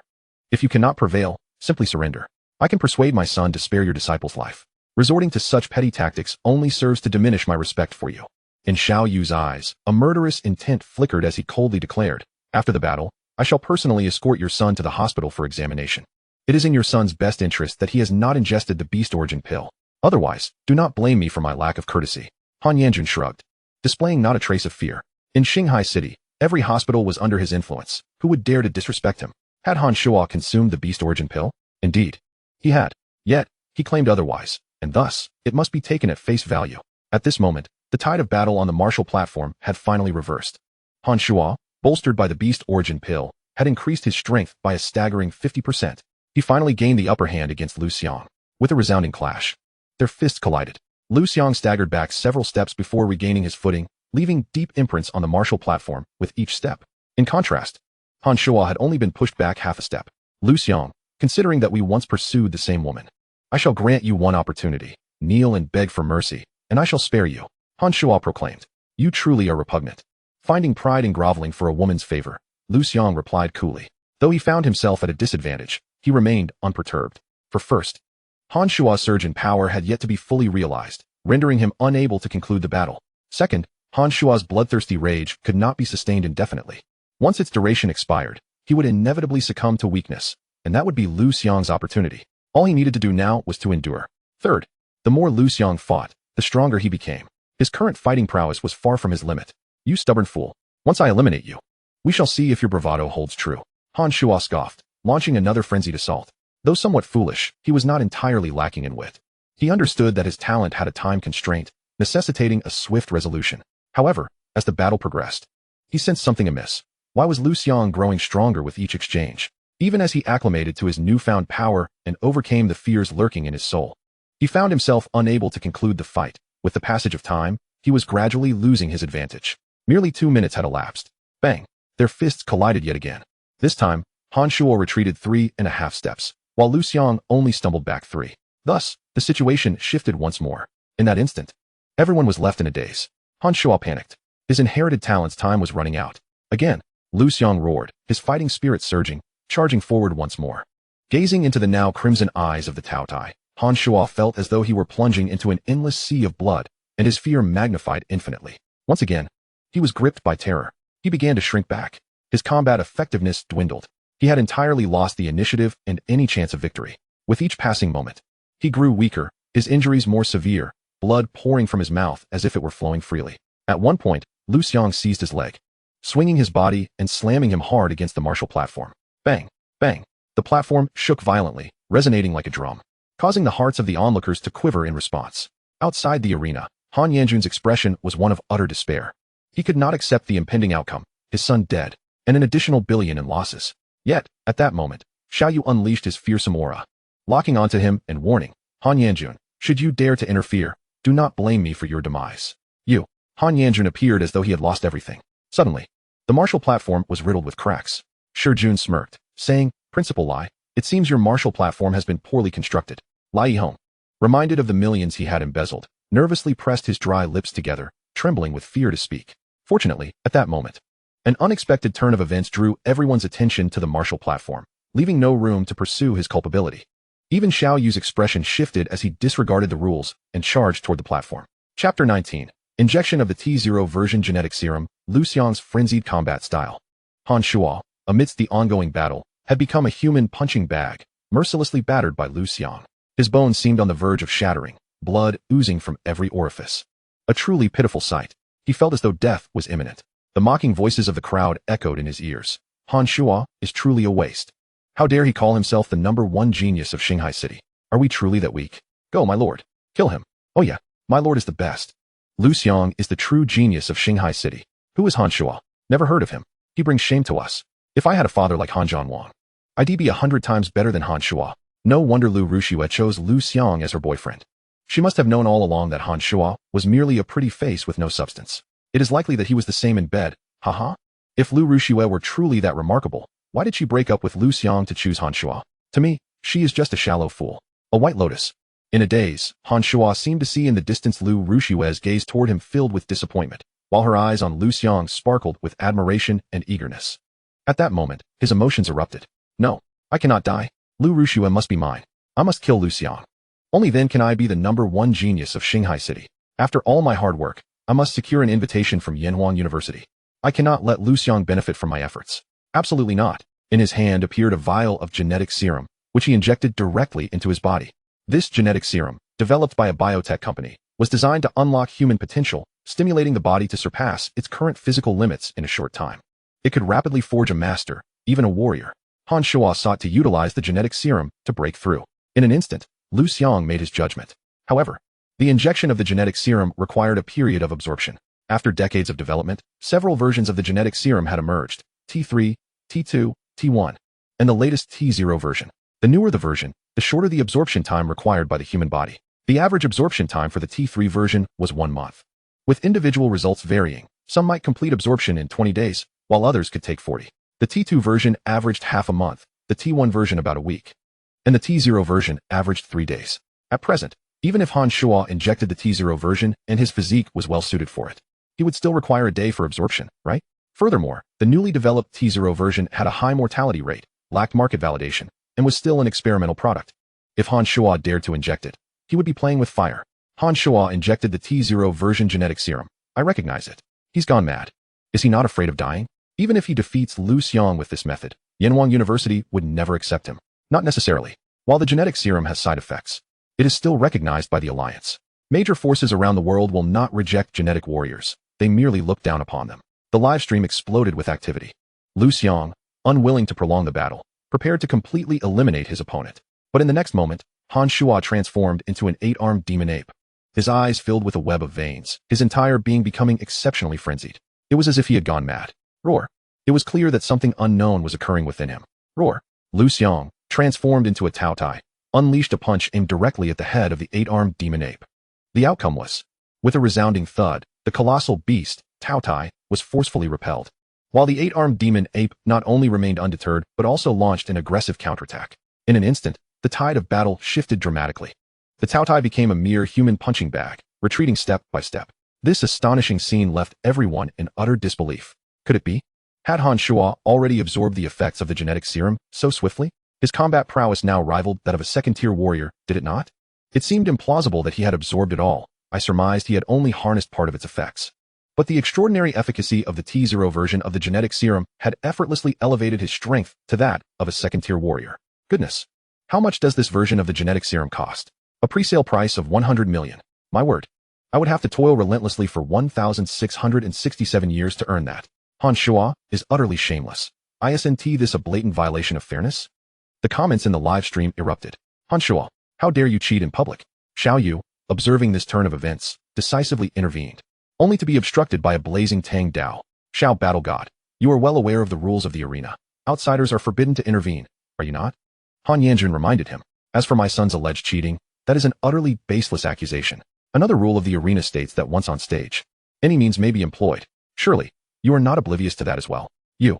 The murderous intent within Xiao Yu surged, yet he found himself powerless. For Han Yanjun spoke the truth. His son's reckless use of the experimental T0 version of the genetic serum could very well be fatal. Han Yanjun shrugged, chuckling. That is his choice. I have no right to interfere. He is already an adult, and it is time for me to let go. Just as Xiao Yu attempted to articulate a response, a loud bang reverberated through the arena as Liu Xiang was sent flying, blood spewing from his mouth. Clearly, the rapid enhancement of the Taoya's combat power could not keep pace with the transformative effects of the T0 version of the genetic serum. At this rate, Liu Xiang was certain to be defeated. Liu Xiang run, roared Shijun. In the live stream, Liu Xiang's fans expressed their escalating concern. Alas, Liu Rushue shook her head. She had to concede that the Tao Tai awakened by Liu Xiang was indeed remarkable. It was merely unfortunate that it had chosen the wrong master. Had it followed her, it would not have faced such a fate. Yes, she lamented for the Tao Tai, not for Liu Xiang. Suddenly, in an unexpected twist, Liu Xiang executed a surprising maneuver on the arena. The Tao Tai roared fiercely, employing the Iron Mountain Lean technique, propelling the 8-armed demon ape away, and then lunged forward, sinking its teeth into the ape's neck. It was bloody. It was brutal. Everyone gasped in shock, their minds racing with a singular thought. Does this even work? If you can't defeat it, just bite? Is this a children's brawl? Liu Xiang is truly comedic. Just moments ago, he had been showcasing ancient martial techniques, and I had thought him a master of the ancient arts, only to witness this farce unfold, akin to watching a street brawl. Liu Xiang was destined to lose. It was evident he could not create a miracle. What about that woman who had been fretting about becoming a widow, then started to fanboy again? She should hurry and stop supporting him to avoid becoming a widow. The live stream buzzed with excitement once more. Liu Rushue was utterly speechless. Liu Xiang sneered. I thought he was a genius, but it turns out he is merely a jester. Su Chunhui rolled her eyes and remarked, I could do that too. Haha. Xiao Yu and Han Yanjun were momentarily taken aback by such primitive tactics. Then, with a chuckle, Han Yanjun exclaimed, no trump card left? It seems the outcome is already determined. Xiao Yu clenched his fists. As a master, he resolved to intervene, to repulse Han Yanjun and rescue his disciple. As for the ensuing negative public opinion, he would bear it alone. However, the next moment, as he prepared to act, he found himself utterly dumbfounded. Chapter 20, Breakthrough. Becoming a warrior. The ancient malevolent god, Qiyu. The struggles of the 8-armed demon ape diminished significantly. Within mere seconds, it lay still, reverting to human form. What, it's dead? Xiao Yu could hardly believe it. A single bite could fell a ferocious beast? Was the Tao Tai's mouth toxic? What did you say? Han Yanjun, unfazed, continued to taunt Xiao Yu. Liu Xiang is dead? Haha. Mourning for you, Xiao Battle God. You just took on a disciple, and now you must prepare for his funeral. Truly a tragic tale of life. Xiao Yu regarded Han Yanjun with a peculiar expression, suddenly eager to see the latter's reaction moments later. Noticing the shift in atmosphere, Han Yanjun sensed something was amiss, thinking to himself, could it be? He then observed the surrounding silence, especially on the faces of Mayor Zhao and Lai Yihong. They looked ashen, as if bereaved of a dear mother. The ominous premonition within him intensified. At last, he turned his gaze back to the arena. Where's my son? Han Yanjun discovered that the arena no longer held Han Shua. Only the blood-soaked Tao Tai stood triumphantly upon the stage. What was happening? He scanned the surroundings. Yet Han Shua was nowhere to be found. He could only look to Mayor Zhao and inquire, where's my son?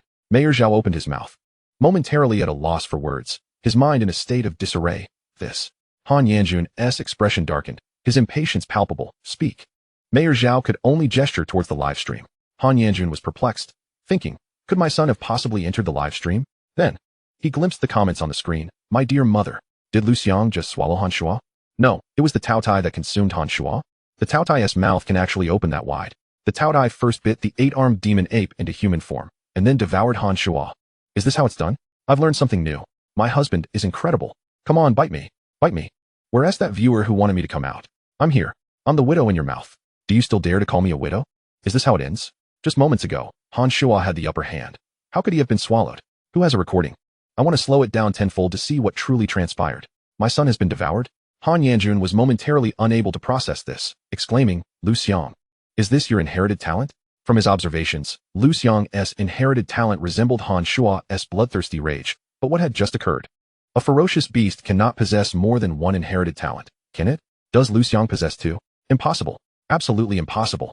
Liu Xiang ignored him. Feeling the absence of Han Shua within his mouth, a wave of astonishment washing over him. Truly, the ancient beast Tao Tai. The power to devour heaven and earth is utterly monstrous. To close one's mouth is to transform. The term close mouth to transform is quite literal. One must close the mouth for the food to convert into chaotic energy. To close the mouth, one must compel the 8-armed demon ape to revert to human form and shrink in size. He recalled the scene of the battle. I bit into the 8-armed demon ape's carotid artery, desperately siphoning its blood as I anticipated. The 8-armed demon ape lost a significant amount of blood and reverted to human form, then swallowed Han Shua whole, closing its mouth indeed. It was a case of closing the mouth to transform. Han Shua, didn't he even struggle the battle, concluded perfectly. Liu Xiang was quite pleased with his performance. Then, a warm sensation surged from his mouth, coursing through his limbs. He could distinctly feel his injuries healing at an astonishing rate. Every cell was undergoing transformation. His body was evolving, growing stronger. This sensation lasted but a fleeting second before it dissipated. Is this the chaotic energy? How formidable. Unfortunately, Han Shua's strength was too feeble, providing minimal enhancement, had it not been for the injection of the highly energetic T0 version of the genetic serum. The effect would have been even more negligible. I wonder what level of strength I possess now. Am I on the verge of becoming a warrior? Or have I already become one? Liu Xiang, filled with curiosity, couldn't help but clench his fists, sensing the surge of newfound power coursing through his veins. Yet he remained uncertain. After all, he had previously been an ordinary individual. Only by testing his strength, speed, and reflexes at the martial arts hall could he ascertain the extent of his capabilities. In the next moment, a notification echoed in his mind. Congratulations. Host has broken through to become a warrior. The second trial task is complete. Acquired the legacy skills of the gluttonous beast, eternal blood flame, master of all spirits. Breakthrough. Did he truly achieve it so swiftly? Liu Xiang's eyes widened in astonishment, overwhelmed with joy. He had clearly underestimated the energy contained within the T0 version gene potion, as well as the terrifying potential of his innate talent for devouring the heavens and the earth. Immediately, he was drawn into a familiar scene. His consciousness was pulled into the deepest recesses of the universe. There, the freed gluttonous beast was greedily devouring the sun, moon, and stars, while countless formidable beasts roamed, hunting for sustenance as if paying tribute to their king. Upon perceiving Liu Xiang's arrival, the gluttonous beast's arrogance and wildness subdued, revealing a hint of surprise before it begrudgingly knelt down. The surrounding ferocious beasts, too, exhibited expressions of astonishment, all of them kneeling in reverence. Worship of all spirits. Liu Xiang couldn't help but smile, saying, "Show me your legacy skills, eternal blood flame and master of all spirits." The gluttonous beast reluctantly complied. With a mighty slap, it struck the head of a beast resembling a dragon and a bull, with a colossal form. The skull shattered, and brain matter splattered. Just as Liu Xiang was engulfed in confusion, the blood streaming from the dragon bull beast ignited in black flames that could not be extinguished. In the blink of an eye, the entire carcass was reduced to ashes, dissipating into the cosmos, leaving no trace behind. The surrounding beasts trembled in fear, with many of the weaker ones merely possessing the strength of a battle god, fainting on the spot. Was this the eternal blood flame? Liu Xiang was elated. Before he could fully comprehend the scene he had just witnessed, the gluttonous beast let out a furious roar. Instantly, the surrounding beasts fell into a trance, rising in unison to unleash a collective roar that reverberated across billions of star systems. Then, a torrent of information surged into Liu Xiang's mind. Congratulations. Host has acquired the ancient beast's legacy skills, eternal blood flame, master of all spirits. Eternal blood flame incinerates all things fueled by blood.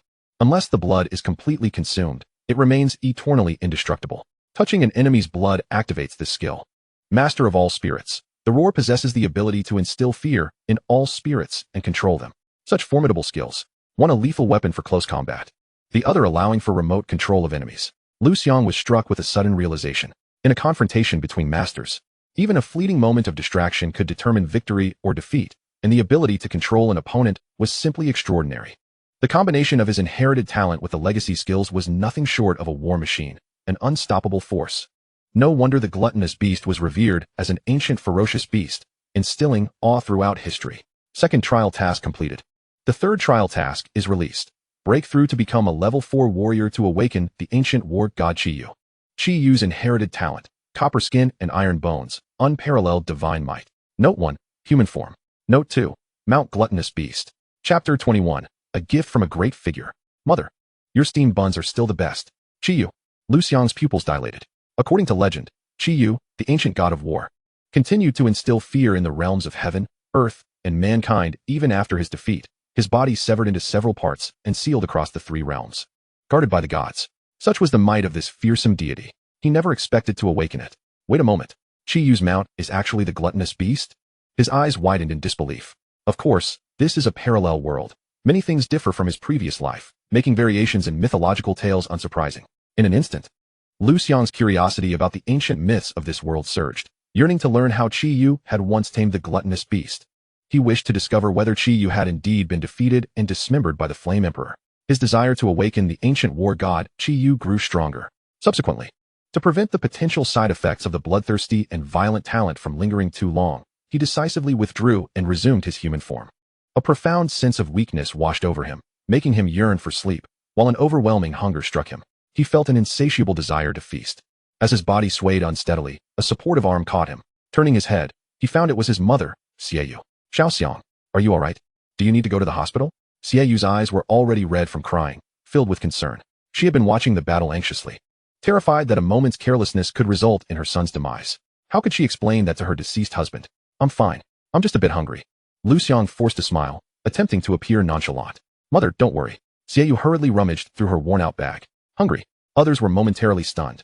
You finished fighting, and you're hungry? My darling is so adorable. I love it. I love it. Liu Shun, bear with it. My family runs a bread factory, producing the everlasting brand of bread. I'll send you a truckload as a gift. Upstairs, you sure know how to advertise. My family owns Yonghui Supermarket. I'll send snacks to Liu Shun. What do you want to eat? Nuts? Chocolate? Do you want some cola? The live stream chat was completely inundated with comments from fans adoring Liu Xiang. Jun reacted quickly and was the first to speak up. Liu Xiang. I happen to have a century-old ginseng here. It should fill your stomach. The crowd was left speechless. A century-old ginseng, worth hundreds of thousands, just to fill his stomach? My goodness. Do you have a mine at home? Other principals quickly realized this was an excellent opportunity to build rapport with Liu Xiang and presented their gifts. The principal of Xingyun High School was the first to speak. Liu, I have a spirit beast pill here, refined from the essence of an B-class ferocious beast's flesh. Mayor Zhao chimed in. Liu, I have a T1 version gene potion here. Drink it as a refreshing beverage? The principal of Zhejiang High University had arrived at some point, smiling as he approached, saying, Liu, this is my mount, an A-class ferocious beast, not worth mentioning. Would you like to nibble on it? Xiaoyu was in high spirits. For not only had his disciple survived, but he had also triumphed, earning an extra billion in the process. He immediately produced a pill, Xiang. This is a beast pill. Chew it as if it were candy. Consider it a gift from your teacher. This scene left everyone envious beyond measure. A spirit beast pill worth $1 million, just hand it away? A T1 version gene potion, $1 million each, treated as a beverage? Give me 100 of those. You've ridden that mount for so long, and it's been dutiful. You're just giving it away as food? Moreover, it's an A-class ferocious beast. You can't be serious. Can you? The beast pill, rumored to be crafted from 100 ferocious beasts, contained immense energy. Its specific value depended on the ranks of those beasts. However, since it was offered by God of War Shao, it was guaranteed to be from at least A-class ferocious beasts. 100 A-class beasts? My heavens. That must be worth billions. Liu Rushue's family was turning green with envy. Liu Rushue felt her heart bleeding. This fortune was hers. All these things should belong to her. Liu Xiang was taking her possessions, stealing her luck and resources. Liu Xiang, you are truly despicable. My heavens. The total value of these gifts must be at least 100 million. Just hand it over to Liu Xiang? This is simply too lucrative. Liu Xiang wished fervently to assist Liu Xiang in receiving those gifts. He would never complain of exhaustion. Wang Zuilian had completely transformed her attitude, even going so far as to exclaim loudly, I have long maintained that a fine young man like Liu Xiang is a once-in-a-lifetime blessing for Xiaoxiu. She must seize this opportunity. After uttering this, she glanced at Liu Xiang and Xiaoyu, eager to ascertain whether the mother and son had heard her words. Liu Yiming was taken aback. Mom, just moments ago you were saying. Liu Xiang quickly covered his son's mouth and boomed, Indeed. We wholeheartedly support Xiaoxiu in pursuing Liu Xiang. Liu Yihong nodded vigorously, adding, Xiaoxiu, strive to chase after love. Unfortunately, Liu Xiang and Xiaoyu paid them no mind. Following the events of the day, it was evident to anyone with a discerning eye just how disgusting this family truly was. To remain entangled with them was nothing short of self-degradation. Just moments ago, they had been clamoring to sever ties with their daughter, and now they were behaving like this? How utterly hypocritical. Such sycophantic opportunists were unworthy of Liu Shun. It was only natural that Liu Shun would reject Liu Rushue's advances. What kind of people were they? I suspect this family merely coveted Liu Xiang's resources. They were a repulsive bunch. Many voiced their scorn openly. Liu Xiang and Wang Zuelian's faces flushed with indignation. They attempted to retort, but the sheer number of critics overwhelmed them. They could only endure in silence. They persisted in their strategy, urging their daughter, Xiaoxua, bravely pursue the man you adore. Xiaoxua, your parents were foolish and obstructed your pursuit of Liu Xiang.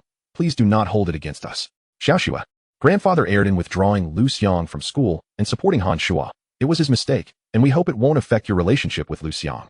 Liu Ruxua feigned delight, replying, MHM, thank you, Mom and Dad. Thank you, Grandfather. The classmates from Xingyun No. 2 High School erupted in outrage. Especially the students from Class 3 of the senior year. Liu Ruxua, you are truly shameless. You present yourself as noble and pure in public, yet behind our backs. You threaten us to stay away from Liu Shan. Indeed, I was beaten for attending school with Liu Shan. What do you call this? I lived in the same community as Liu Shan and was forced to relocate. Liu Shan was right. This woman would stop at nothing to possess him. She was a psychological deviant. You, Liu Ruxua seethed. Silence. Liu Yihong's expression darkened further, coldly declaring, do you believe I won't have you expelled? A hush fell over the crowd.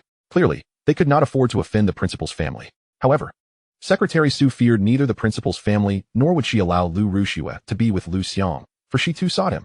He was her man. Thus, she boldly retorted, Liu Ruxua, spare us your nauseating facade. We are all aware of each other's true nature. Do not pretend. What does it matter to you? Liu Ruxua shot back, glancing at the tattoo on Secretary Su's wrist and scowling. Rune warrior? It's evident you are not a good person. What right do you have to judge me? Secretary Su retorted, you're nothing but a green tea bitch. Liu Ruxua fired back, you are the green tea. Your entire family is green tea. The two women escalated their verbal sparring. Though devoid of profanity, each insult pierced deeply, stirring indignation in those who listened. At this moment, Liu Xiang was ravenous, his stomach grumbling with hunger, utterly uninterested in the exchange between Liu Ruxua and Secretary Su. He didn't even glance at the gifts presented by the esteemed guests. His focus remained fixed on his mother's cloth bag. Xiaoyu, feeling inferior amidst the abundance of treasures, returned the steamed bun she had just taken from the tattered bag. Quick as a flash, Liu Xiang snatched the bun and devoured it, exclaiming, delicious. Mom, did you steam this bun? It has that familiar taste. So good. My mom's cooking is simply the best. Xiaoyu was deeply moved. Tears welled in her eyes as she suddenly felt that her son had grown up. Chapter 22, sending Han Yanjun to the military court. As Liu Xiang munched on the bun, the distinguished guests patiently awaited, showing no signs of impatience. In this moment, their time seemed devoid of value. Upon finishing, Liu Xiang still felt hungry, yet he restrained his desire to devour the gifts laid before him. Accepting them would incur a debt of gratitude. He wished to avoid any obligations to these fickle individuals. Their paths were divergent, and he had no desire for excessive entanglements. Thus, he accepted only Master S. Baisho Dan and Principal Shijun S. century-old ginseng, expressing his gratitude before declining the other gifts. It is of no consequence. On behalf of Zhejiang Ocean University, I congratulate Liu Xiang on his victory in the life and death struggle. Liu Xiang, you are always welcome to visit Xinxing No. 1 High School. One dignitary proclaimed, Liu Xiang, a young man of remarkable promise, has an unlimited future. Should you encounter any difficulties in the future, do not hesitate to seek my assistance. As the vice mayor of Xingyun City, it is my responsibility and duty to help you resolve your issues. The array of dignitaries continued to speak sweetly, their faces adorned with smiles. In that moment, they appeared exceedingly understanding and magnanimous. How I wish I could inhabit Liu Xiang's being and deliver a resounding slap to these leaders' faces. The thought is exhilarating. Look at their duplicitous expressions, how hypocritical they are. To those above, your hearts are so dark. The leaders are genuinely in awe of Liu Xiang, not merely pretending. The viewers in the live stream, as always, dared to speak their minds. As for being silenced, it was impossible to keep up. The comments were simply too numerous. The viewership had unwittingly soared to 200,000. Liu Xiang, however, was oblivious to all this. His mind was solely preoccupied with food. The century-old ginseng was devoured in mere moments, akin to consuming roasted sweet potatoes from a roadside stand. The rich energy swiftly alleviated his hunger. He was no longer famished. It turned out it was unnecessary to eat copiously to feel full. Sufficient energy was all that was required. Liu Xiang unleashed his innate talent for devouring and absorbing energy, effectively digesting the remaining energy within him. His body underwent yet another transformation, evolving once more. However, the enhancement this time was noticeably modest. He stowed away the Baisho Dan, choosing not to consume it further, for the energy it contained was far more potent. If ingested, it would lead to a significant transformation in his body, potentially elevating him to the second level of a martial artist. Such a drastic change would easily attract the notice of these cunning old foxes around him. At that point, his secret would be exposed. Meanwhile, Han Yanjun finally accepted the harsh reality. His son had been devoured. The son he had nurtured for 17 years was gone. Liu Xiang, you have killed my son. This grudge must be avenged. As he gazed at Liu Xiang, surrounded by admirers, Han Yanjun's expression darkened, engulfed by profound grief, rendering him dangerously volatile, as though he might erupt at any moment. Ultimately, he restrained himself. With Xiaoyu present, he could do nothing to Liu Xiang, and moreover, under the public eye, if he dared to openly harm a prodigy of Yanhuang province, he would be sent to a military court. At that moment, his life, his career, his wealth, his younger son, everything, would be finished. Therefore, he had to endure. Liu Xiang, we shall play this game slowly. Han Yanjun averted his gaze, decisively turning to leave. Halt. Xiaoyu blocked Han Yanjun's path, calmly inquiring, has the War King Han forgotten something? Han Yanjun coldly replied, rest assured. I will transfer the funds to you shortly. No, now. I must return to the front lines shortly and have no time to oversee this matter. If you were to renege, would I then need to travel great distances to collect my debt? Xiaoyu refused to back down. You, Han Yanjun, furious to the point of having his lips turn purple and feeling as if his lungs might burst, nonetheless proceeded to execute a transaction, transferring 100 million to Xiaoyu's account. Individuals of their stature possess special privileges. Such substantial transfers face no restrictions. Thank you, General Han, for generously gifting 100 million to my soldier, Xiaoyu remarked, his smile growing brighter as he observed the numerous zeros in his account balance. Can I leave now? Han Yanjun inquired coldly. No, Xiaoyu replied, shaking his head once more. What do you mean? A terrifying aura emanated from Han Yanjun as he questioned. Do you truly believe I am an easy target? A son has perished, money has been lost, and you still refuse to let me go? This is outrageous. I suspect you of corruption and malfeasance. Oh, and let's not forget the incitement to murder, Xiaoyu suddenly declared. The dignitaries around them were taken aback, their expressions shifting dramatically, clearly unprepared for such a bold move from Xiaoyu. Where's your evidence? Han Yanjun remained unfazed.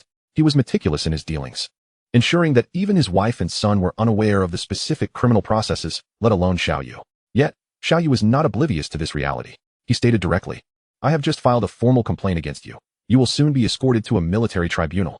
An investigation will be conducted by the Central Commission for Discipline Inspection and the Anti-Corruption Bureau, among others.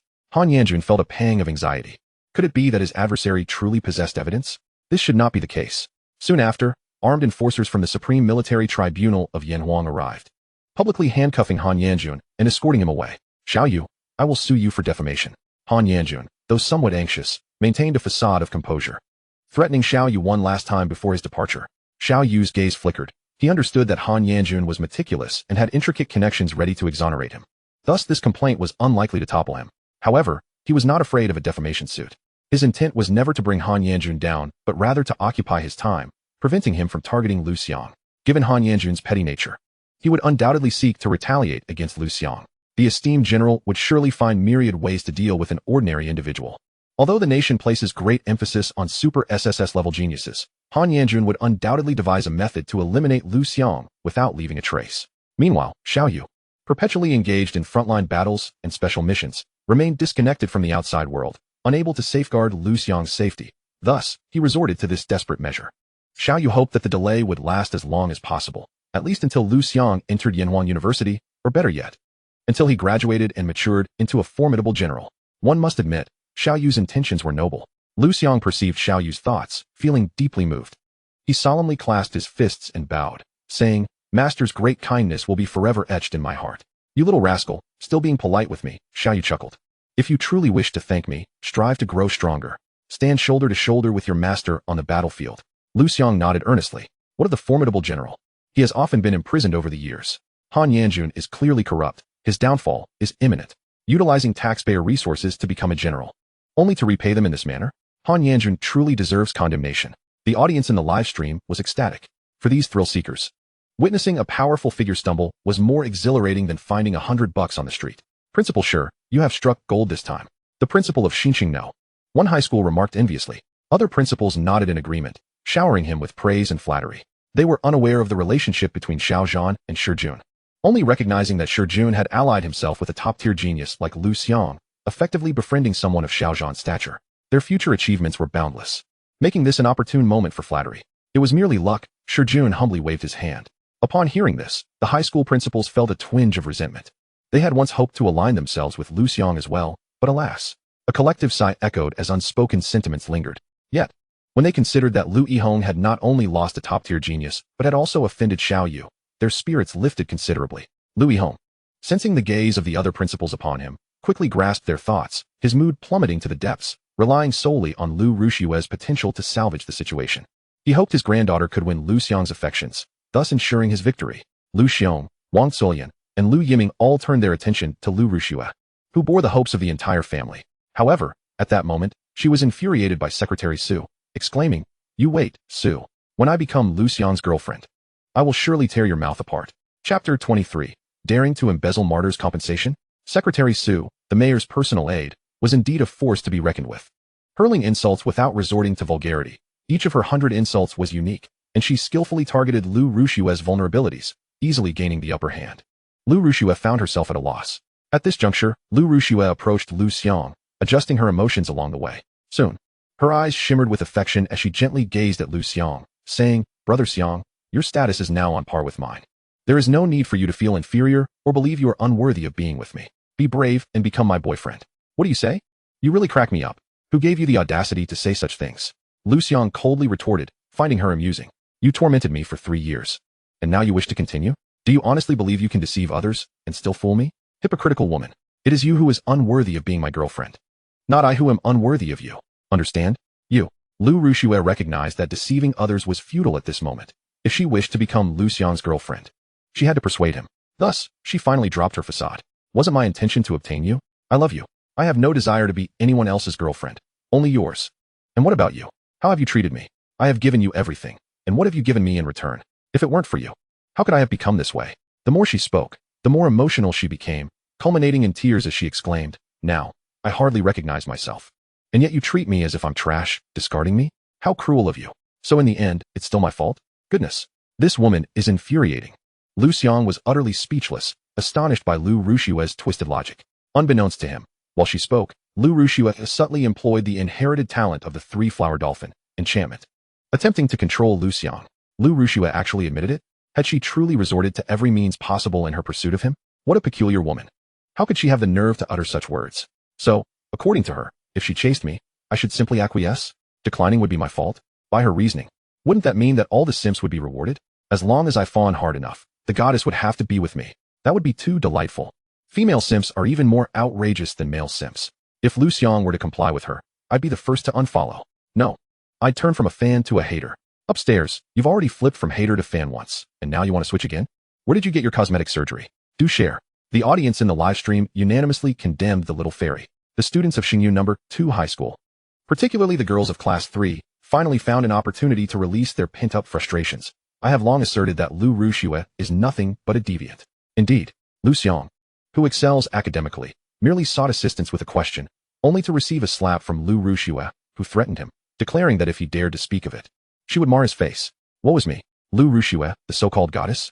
Huh. Though I may not possess beauty, my heart is kind, and my spirit pure. She, on the other hand, is stunning in appearance yet grotesque within, utterly repugnant. In an instant, the sycophants of Liu Xiang fell silent, with numerous individuals turning against her, cursing her vehemently. I must have been blind to have wasted so much effort on her. Attempting to control me? Liu Xiang, having lived 2 lives, possesses an indomitable will. A momentary lapse in thought quickly transformed into a fierce retort. Liu Xiang, have you ever encountered a rotten fruit? You epitomize that. Your vile nature repulses any desire for proximity. Therefore, I implore you to keep your distance. You. Liu Xiang clenched her teeth, clinging tightly to Liu Xiang's arm. Her long, fair legs brushing against him, her delicate face suffused with genuine remorse as she sincerely apologized. Liu Xiang, I am truly sorry. This is entirely my fault. Please forgive me this once. The warmth enveloping his arm, a sensation so heavy yet delightful, could make most men swoon. Yet, Liu Xiang forcefully pushed her away. Due to the recent transformation of his body, he was unaccustomed to his newfound strength, inadvertently sending Liu Xiang tumbling to the ground. Her expression darkened immediately, filled with resentment as she spat. Liu Xiang, must you force my hand? Have you not been the one insisting that we be together? Very well. If it comes to our mutual destruction, I shall ensure that you and your mother suffer unbearably. At her words, a chill coursed through Liu Xiang's eyes.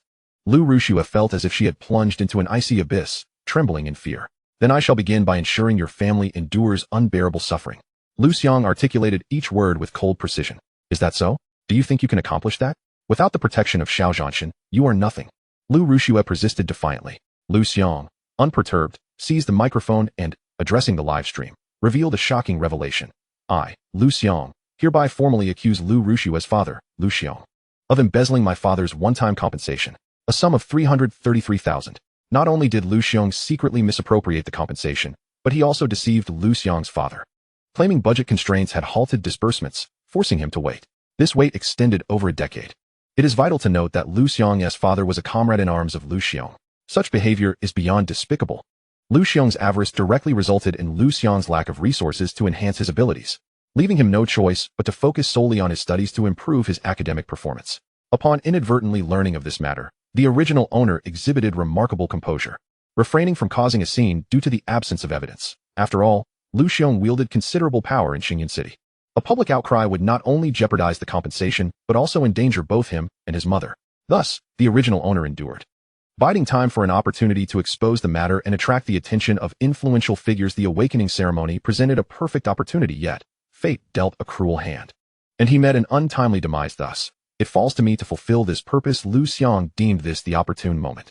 While I suspected embezzlement of public funds, as those who ascend to such heights are rarely untainted, embezzling martyr compensation is utterly reprehensible. That is the compensation for a martyr. A martyr? Are you even human? As a hacker, I have unearthed a startling fact. Liu Xiang is a top-tier supporter of multiple female streamers, with a cumulative donation amounting to an astonishing 10 million. How does a mere deputy director possess such extravagant wealth? Utilizing martyr compensation to support streamers? How outrageous. Investigate. Conduct a thorough inquiry. The involvement of martyrs ignited public outrage. Whether in the live stream or among the students, parents, and even numerous leaders of Xingyu No. 2 High School, the sentiment was unanimous. Martyrs, sacrificing for the nation, bravely fighting.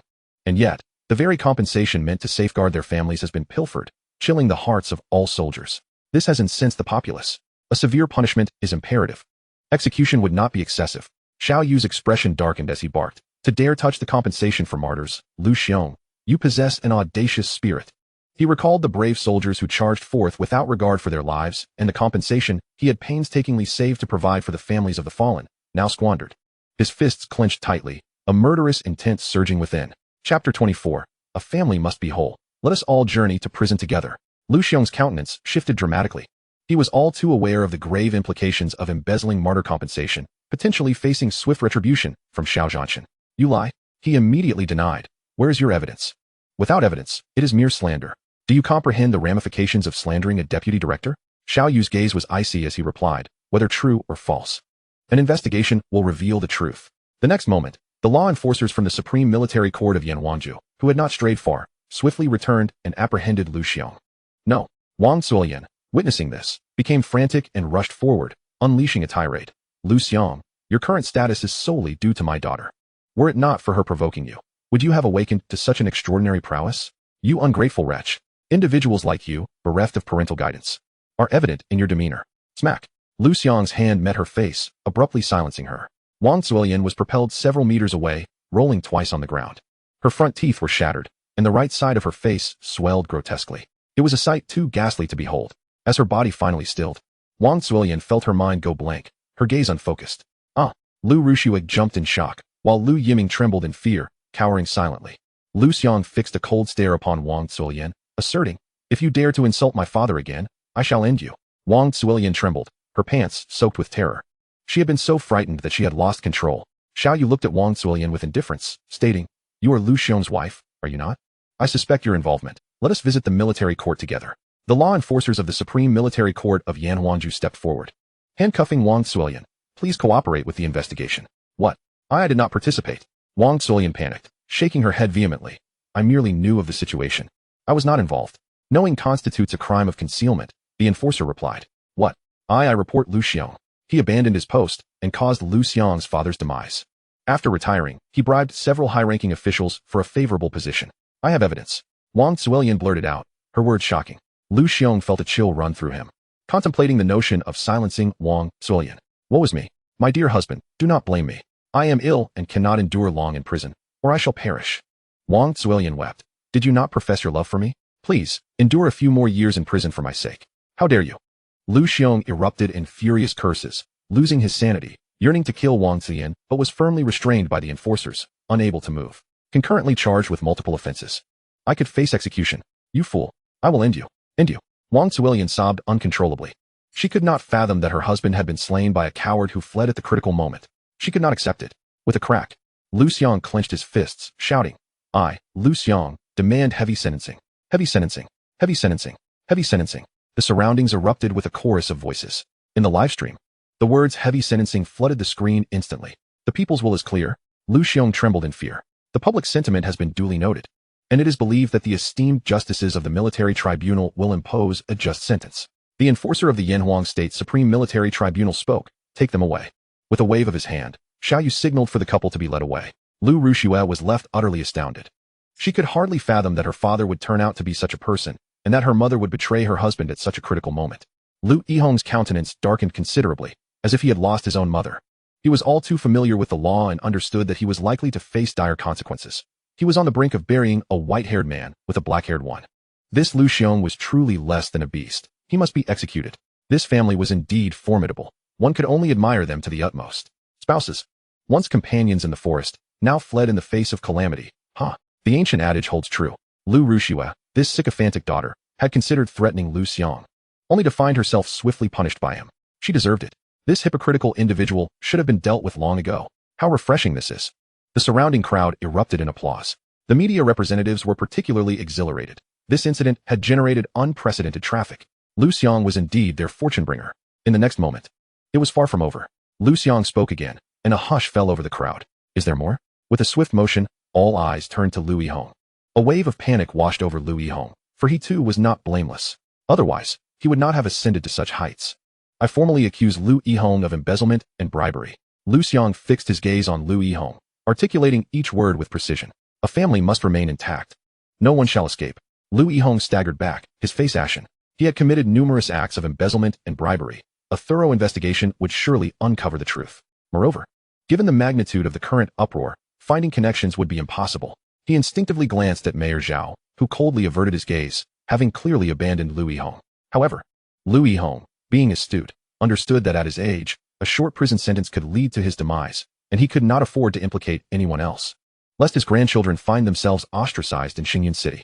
I plead guilty. Liu Yihong confessed outright. Soon, officials from the Xingyun City Discipline Inspection Commission arrived promptly to escort Liu Yihong away. Grandpa, no. Liu Ruxue's eyes widened in horror, her voice shrill. In that moment, all her dignity and pride crumbled. She was left in a daze. I was wrong. I underestimated the depths of this family's depravity. The saying not every family enters the same door rings true. My respect for our ancestors only grows. One is guilty of embezzlement. Another fled in the face of danger while embezzling compensation funds, and yet another sheltered criminals. This family is indeed repugnant. No wonder Liu Ruxue is psychologically twisted. Growing up in such an environment must be detrimental to one's mental health. I suspect that the one named Liu Yiming is perhaps a latent violent individual. Upstairs, please refrain from unjustly labeling others and maintain your composure, the crowd admonished. At that moment, the collective worldview of millions was severely shaken. Liu Xiang cast a glance at his homeroom teacher. As the saying goes, eradicate evil to the last. Upon feeling Liu Xiang's gaze, the homeroom teacher of Class 3 was filled with dread, fearing he might be implicated, given that his own hands were not clean. He had even implied to student parents that gifts were necessary. Those who did not comply faced repercussions against their children. With a thud, he collapsed, kneeling before Liu Xiang. Trembling as he spoke, Liu Xiang, I beg you to spare me. I was wrong. I failed to recognize your worth and should not have pushed your mother or searched you without cause, attempting to retaliate against both of you. It was all my fault. With that, he began to slap himself, each blow reddening his face. Chapter 25. Liu Xiang, do not leave tonight. Liu Xiang glanced at the kneeling teacher before him and said flatly, I formally accuse my homeroom teacher of maliciously soliciting funds from parents. Such a teacher is nothing but trash. Regardless of the era, he found such individuals utterly distasteful. The homeroom teacher's expression shifted dramatically. He attempted to speak, but it was too late. What was he doing before? Had he known today would come, he would have acted differently. I have always detested such teachers. I will report him. I will too. Many viewers in the live stream, having suffered under their own homeroom teacher's tyranny, resolved to vent their frustrations through formal complaints. Revenge. Liu Xiang. Splendid work. That wretched homeroom teacher, because my mother did not give him gifts, he always seated me at the back, even though I am the shortest in class. I cannot even see the blackboard. How can I learn? Me too. I can't see the content on the board, and I have to stand up to listen to the lessons. School for me is not just a mental challenge, but a physical one. And worse. This foolish teacher teaches nothing of substance in class, but only when it comes time for supplementary lessons, forcing you to attend them. The students of Class 3 had long endured the oppression of their homeroom teacher and erupted in protest. The parents of these children were equally indignant. We have always feared confronting this teacher, worried about our child's future, but now that someone has formally reported him, I will join in. Count me in. Last semester, We had to bribe the teacher, and I have had enough. The money I earned through hard work is taken just to satisfy the teacher's appetite. Is there no escape? Teachers' birthdays require gifts. Teacher's Day demands gifts. May Day needs gifts. The Mid-Autumn Festival calls for gifts. National Day necessitates gifts. New Year's Day requires gifts. Spring Festival asks for gifts. Each time 1,000. Nearly 10,000 a year. And I only earned 30,000. In an instant, the homeroom teacher of Class 3 became the target of public ire, and he was left utterly despondent. He sat on the ground, his position, his job, and his reputation, all gone. Before long, the personnel from the Discipline Inspection Commission arrived with remarkable efficiency to take him away. The crowd showed no sympathy for him, all declaring he deserved it. Liu Xiang, I hope the next time we meet, you will be a student at Yanwan University. After sending a secret message to Liu Xiang, Xiao Yu leapt gracefully onto the back of the soaring unicorn devouring sky python, a sight to behold. I will not disappoint my master's expectations, Liu Xiang said with a solemn expression. Xiao Yu nodded in satisfaction, and soon, the unicorn devouring sky python floated away. At that moment, Shi Jun received Xiao Yu's secret message. Old Shi, please keep an eye on my disciple. It will be a favor owed to Xiao.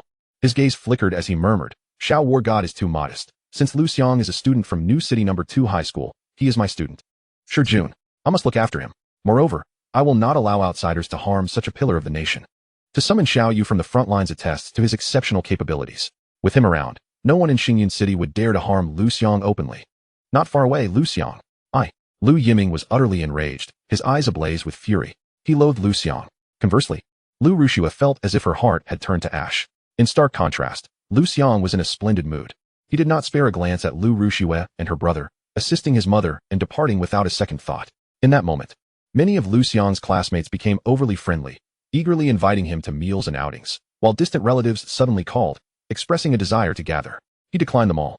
With a multitude of matters yet to address, he had no time to socialize with them. Liu Xiang had initially expected that the cases involving Liu Xiang, Wang Zuoyan, and Liu Yihong would take several days to investigate, but he was taken aback by the military tribunal's remarkable efficiency. The following morning, news emerged. Liu Xiang had fled during the defense of Hill 323, resulting in the breach of the position by the Beast Tide, leading to the demise of several warriors from the Snow Leopard Legion, including Liu Xiang's father. After retiring, Liu Xiang sought a lucrative job, bribing several high-ranking officials with over 20 million yuan. Subsequently, he misappropriated the compensation funds for martyrs to lavish gifts on a female streamer, becoming the top donor. Such severe violations of law and discipline warranted a death sentence. Wang Zuoyan, convicted of harboring criminals, received a reduced sentence for her whistleblowing efforts and was sentenced to 2 years in prison. Liu Yihong, guilty of abusing his power, forming cliques for personal gain, and embezzling over 140 million yuan from the school's educational funds, blatantly destroyed the spirit pearl, compromising the fairness of the awakening ceremony and causing significant detrimental effects. He was sentenced to life imprisonment. As for the compensation owed to Liu Xiang by the Liu family, totaling 33 million yuan, 27 million yuan had already been recovered. The remainder, after several negotiations, was to be settled by liquidating the Liu family's properties and all household assets, including furniture and appliances, to cover the debt. This was completed on the same day. Exhilaration washed over Liu Xiang as he clenched his fist. Justice had been served against the Liu family. Their properties, valued at over 3 million yuan, had been assessed at merely 1.06 million yuan for his benefit. What a windfall. He had netted 2 million. In the afternoon, at the Real Estate Bureau of Xingyun City, Liu Xiang and Liu Rushua were at the window completing the transfer procedures. Watching their home title being reclaimed while Liu Xiang held a new property deed felt surreal to Liu Rushua. Regaining her senses, she turned to Liu Xiang with a pleading expression, asking, Liu Xiang, is there truly no hope for us? As the saying goes, when the tree falls, the monkeys scatter. When the wall collapses, everyone pushes. She had lost all her power and dared not suppress or destroy Liu Xiang any longer. In fact, she feared that Liu Xiang might ruin her instead. Liu Xiang replied, before nightfall, please leave my home. Otherwise, do not blame me for taking action. Liu Rushua was taken aback by his ruthlessness, her heart plunging into despair. Meanwhile, Liu Yiming clenched his fists in anger, ready to explode, but Liu Rushua intervened, saying, Yiming, please step outside. I need to speak with Liu Xiang. But sister, he is being too much. Liu Yiming protested, but Liu Rushua pushed him away. Liu Xiang urged, I have matters to attend to. You should hurry. Liu Rushua then knelt down, her pale knees making contact with the ground in a gesture of desperation. Previously, she had declared her feelings. Now, she was begging for mercy. Onlookers turned their gazes toward the scene, some taking out their phones to capture the moment. What are you doing? Speak plainly. Liu Xiang furrowed his brow and said, if it concerns your grandfather and parents, there is no need to elaborate. Liu Rushua nodded. They deserve their fate. I will not plead for them.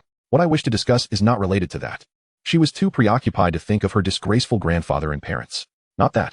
Liu Xiang inquired. With her neck arched, revealing her delicate features, she sincerely said, I would like to invite you to my home for dinner, and I will take care of you afterward. Liu Xiang decisively shook his head. No need. Moreover, that is my home, not yours. Liu Rushua's expression dimmed as she could not help but ask, must you truly be so heartless? Heartless? What your family has done is 100 times more heartless than anything I could conceive. How dare you speak of my actions? Liu Xiang retorted coldly. Is there anything else? If not, I shall take my leave. As he turned to depart, Liu Rushua gritted her teeth, rushing forward to embrace his waist. Her hands inching downward toward forbidden territory, whispering, come to my house tonight. After dinner, please stay. Chapter 26, Summary of Gains. Remove your filthy hands. Liu Xiang grasped Liu Rushua's wrist and flung her away, expressing his disgust. Even if I bought a piece of meat at the market, I would not sleep with you. At the market, I can choose lamb, beef, or pork. And you? Just a piece of rotten meat. I can only feel revulsion. Liu Rushua felt the sting of humiliation. Her dignity shattered. Her once proud demeanor fell, and she implored, Liu Xiang, I have admitted my mistakes. What more do you want from me? Setting aside the facts. Do you have no fault in this? Moments later, she lifted her head, ready to argue, but Liu Xiang had already reached the door. You. Liu Rushua opened her mouth. Her expression one of desolation. At that moment, her life seemed to turn gray, devoid of hope. Was this truly all her life had to offer? The light faded from her eyes. Outside the real estate bureau, Liu Xiang reflected on his recent accomplishments. First, 1 beast essence pill. Second, a cash reward of 1 million from the Xingyun city government. Another million from New City No. 2 High School, and the recovery of 27 million in compensation. Totaling 27 million yuan. Third, he acquired a property in the city center valued at over 3 million yuan. Fourth, he achieved a significant breakthrough and officially became a martial artist. Fifth, he took the legendary warrior Xiao Zhan as his mentor. Sixth, he ensured the Liu family received their due punishment. It must be said, the rewards were abundant. He paid no mind to the furious Liu Yiming. Striding directly toward his waiting mother, placing the property deed in her hands, saying, Mom, we finally have a home. Foolish child, wherever you are is home, Xiaoyu replied. Though her heart was filled with joy. After all, with their own house, they would no longer need to rent and drift around. As one ages, the desire for a stable residence grows stronger. Suddenly, Liu Xiang's phone rang. An unfamiliar number. He hung up immediately. In recent days, he had been inundated with calls from relatives, friends, and brothers, all becoming quite bothersome. Then, a message arrived. Liu Xiang, this is Secretary Su. The mayor has arranged a job for your mother with a salary of 10,000 yuan, complete with 5 insurances and 1 fund. Working 3 days on and 4 days off. She can start tomorrow. Liu Xiang was momentarily taken aback. Could such a perfect job truly exist? Why had he never known in his 2 lifetimes? He quickly replied, no need. My mom does not wish to work. Secretary Su responded. If she doesn't want to work, that can be arranged. I can have someone help you with clocking in. Liu Xiang thought. Previously, he had worked tirelessly for a monthly salary of 3,000 to 4,000 without any benefits, often working overtime.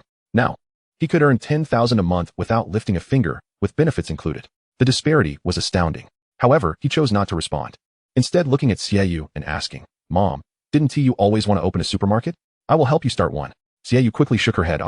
No need. My current job is quite good. Liu Xiang countered, is waking up at 6 in the morning and working until 9 at night.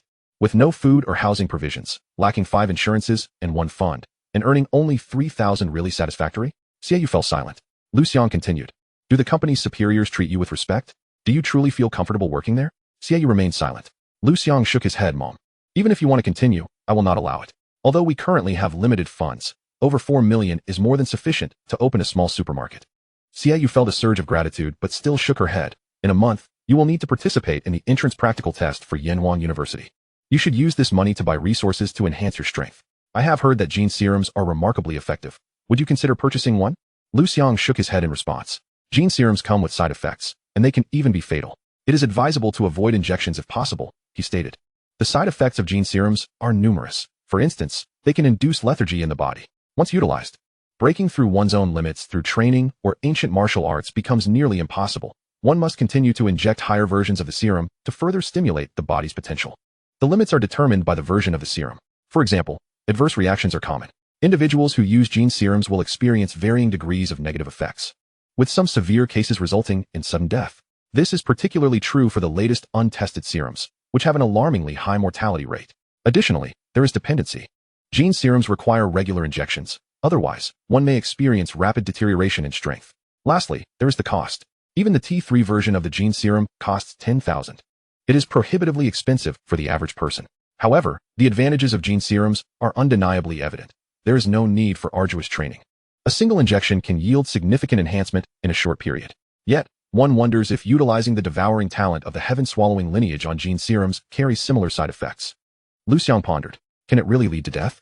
Xiaoyu exclaimed, startled. Then I won't inject it. Strength can be gained gradually, but life is singular. Indeed. When it comes to maternal instincts, a mother cannot bear her child to be in danger. Liu Xiang logically concluded, thus, I do not need to purchase a gene serum. Acquiring other resources would not cost over 4 million. Moreover, setting up a small supermarket for you would not require much investment. Just trust my judgment. Xiaoyu seemed poised to argue further, but Liu Xiang decisively stated, Mom, it is settled. At New City Second High School, in the principal's office. The funds had already been transferred to Liu Xiang's account, and his student registration had been expedited. As of today, Liu Xiang officially became a student of New City Second High. It was rumored that the entrance practical test for Yanhuan University necessitated hunting ferocious beasts on the battlefield, with an extremely high danger level and a correspondingly low probability of achieving high scores. To be prudent, Stone Jun murmured to himself, I must ensure that Liu Xiang becomes a prospective warrior before that. Suddenly, an unfamiliar voice resonated from outside the door. Who? Stone Jun frowned, realizing he had left the door ajar. Old Stone, do you remember me? The door swung open, revealing a young woman around 20. With exquisite features and a delicate oval face, marked by a hint of coolness. A tear mole graced the corner of her left eye, and her flowing hair cascaded down her shoulders like a waterfall. Her snow-white skin was radiant and enchanting. Clad in military attire, she could not conceal her perfectly proportioned figure, exuding a decisive and slightly aloof demeanor. Xiaohe, what brings you here? Stone Jun exclaimed, rising abruptly, visibly thrilled by her presence. It was clear he was overwhelmed with excitement. The visitor was Gu Tsaiha, a member of the esteemed Gu family from Yanjing, the granddaughter of the family patriarch, and one of the most exceptional talents in Yanjing. Old Stone, didn't you say you would retire in Xingyin City? You seem to have aged quite a bit. Gu Tsaiha remarked, her brows slightly furrowed, a flicker of concern in her eyes. Haha, Stone Jun replied nonchalantly. I can't sit idle, so I started a school. By the way, it's quite dangerous outside. I've heard that a new wave of beast tides could erupt at any moment. What brings you here? Although Xingyin City is a major rear area, each outbreak of beast tides results in numerous ferocious beasts breaching the defense lines, significantly increasing the risks of traversing the wilderness. One reason is to see you. The other is. Gu Tsaiha did not conceal her intentions, stating directly, Liu Xiang. Liu Xiang? What do you mean? Stone Jun inquired, puzzled. He did not believe that Liu Xiang, who lived at the bottom of society, would have any connection with Gu Tsaiha, who resided at its apex. Was it possible they had been betrothed as children? How cliché. I want to be his instructor, Gu Tsaiha declared, to provide him with a month of specialized training. Stone Jun was even more perplexed. Rest assured, Old Stone, Gu Tsaiha continued, I will devote myself to nurturing him, assisting him in gaining admission to Yanhuan University. And he will be my junior. There will be no fees involved. Moreover, the strength of a prospective warrior has little chance of gaining entry to Yanhuan University. One must become a warrior to possess a 90% certainty. Old Stone, do you truly believe you can help an ordinary person become a warrior in just a month? Junior? Stone Jun paused momentarily before understanding her intent. Given Gu Tsaiha's talent and background, her admission to Yanhuan University was a foregone conclusion. Gu Tsaiha did not rush him, but patiently waited. She was among the first cohort of students when Yanhuan University was established, and should have just graduated. However, before her final year commenced, she chose to take a year off to serve in the military, meaning she would attend school alongside Liu Xiang. I need to understand why. Stone Jun scrutinized Gu Tsaiha, demanding an explanation. Gu Tsaiha hesitated briefly before elucidating. Uncle Xiao was unwilling to accept me as a disciple, but chose Liu Xiang. I wish to discern what makes this young man superior. During her military service, within a month of enlistment, she had demonstrated unparalleled excellence among the new recruits, far surpassing her peers, including many seasoned soldiers. After 3 months, her abilities were nearing those of special forces. Within 6 months, her skills approached those of a warrior king. After a year, she had already been awarded first-class merit once, second-class merit 7 times, and countless commendations of lower ranks. Over the past year, she had heard an abundance of tales regarding Xiaoyu, witnessing his unmatched prowess in the military. She aspired to emulate Xiaoyu, single-handedly facing legions. In fact, her ideals aligned with his, to suppress the abyss single-handedly. To say that Xiaoyu was her idol would be an understatement. She wished to apprentice under him, only to be turned down. Initially, she thought his refusal stemmed from a desire to focus solely on national service. However, upon leaving the military, she received the news that Xiaoyu had accepted a prodigy named Liu Xiang as his apprentice. What makes me inferior to Liu Xiang? Proud as she was, Gu Tsaiha could not reconcile such an outcome. While she would not succumb to jealousy, she was determined to uncover the reason behind it. Thus, she had come. Stone Jun ultimately nodded in agreement for 3 reasons. First, Gutsaiha had reached the general level of combat prowess, surpassing even him, and was undeniably qualified to be Liu Xiang's instructor. Furthermore, her knowledge and education were among the finest in the Yanhuang region, which was not something he could compare to. Second, he had to manage the school, and his energy was limited. He could not provide Liu Xiang with adequate assistance, let alone help him become a warrior. Third, as one of the inaugural students of Yanhuang University, Gutsaiha was undoubtedly well-versed in the entrance practical tests and could help Liu Xiang gain an early understanding of them, making her a suitable guide for him. Thereafter, Stone Jun acted decisively, handing Liu Xiang's information to Gutsaiha before dialing Liu Xiang's number. You've arranged for a female instructor? A senior from Yanhuang University who took a year off to serve in the military? As Liu Xiang was preparing to pack his belongings and move from his rental property, he felt a surge of anticipation upon hearing this news. Yanhuang University, mysterious and powerful. It is but a shroud of mist, and he yearns to fathom its depths.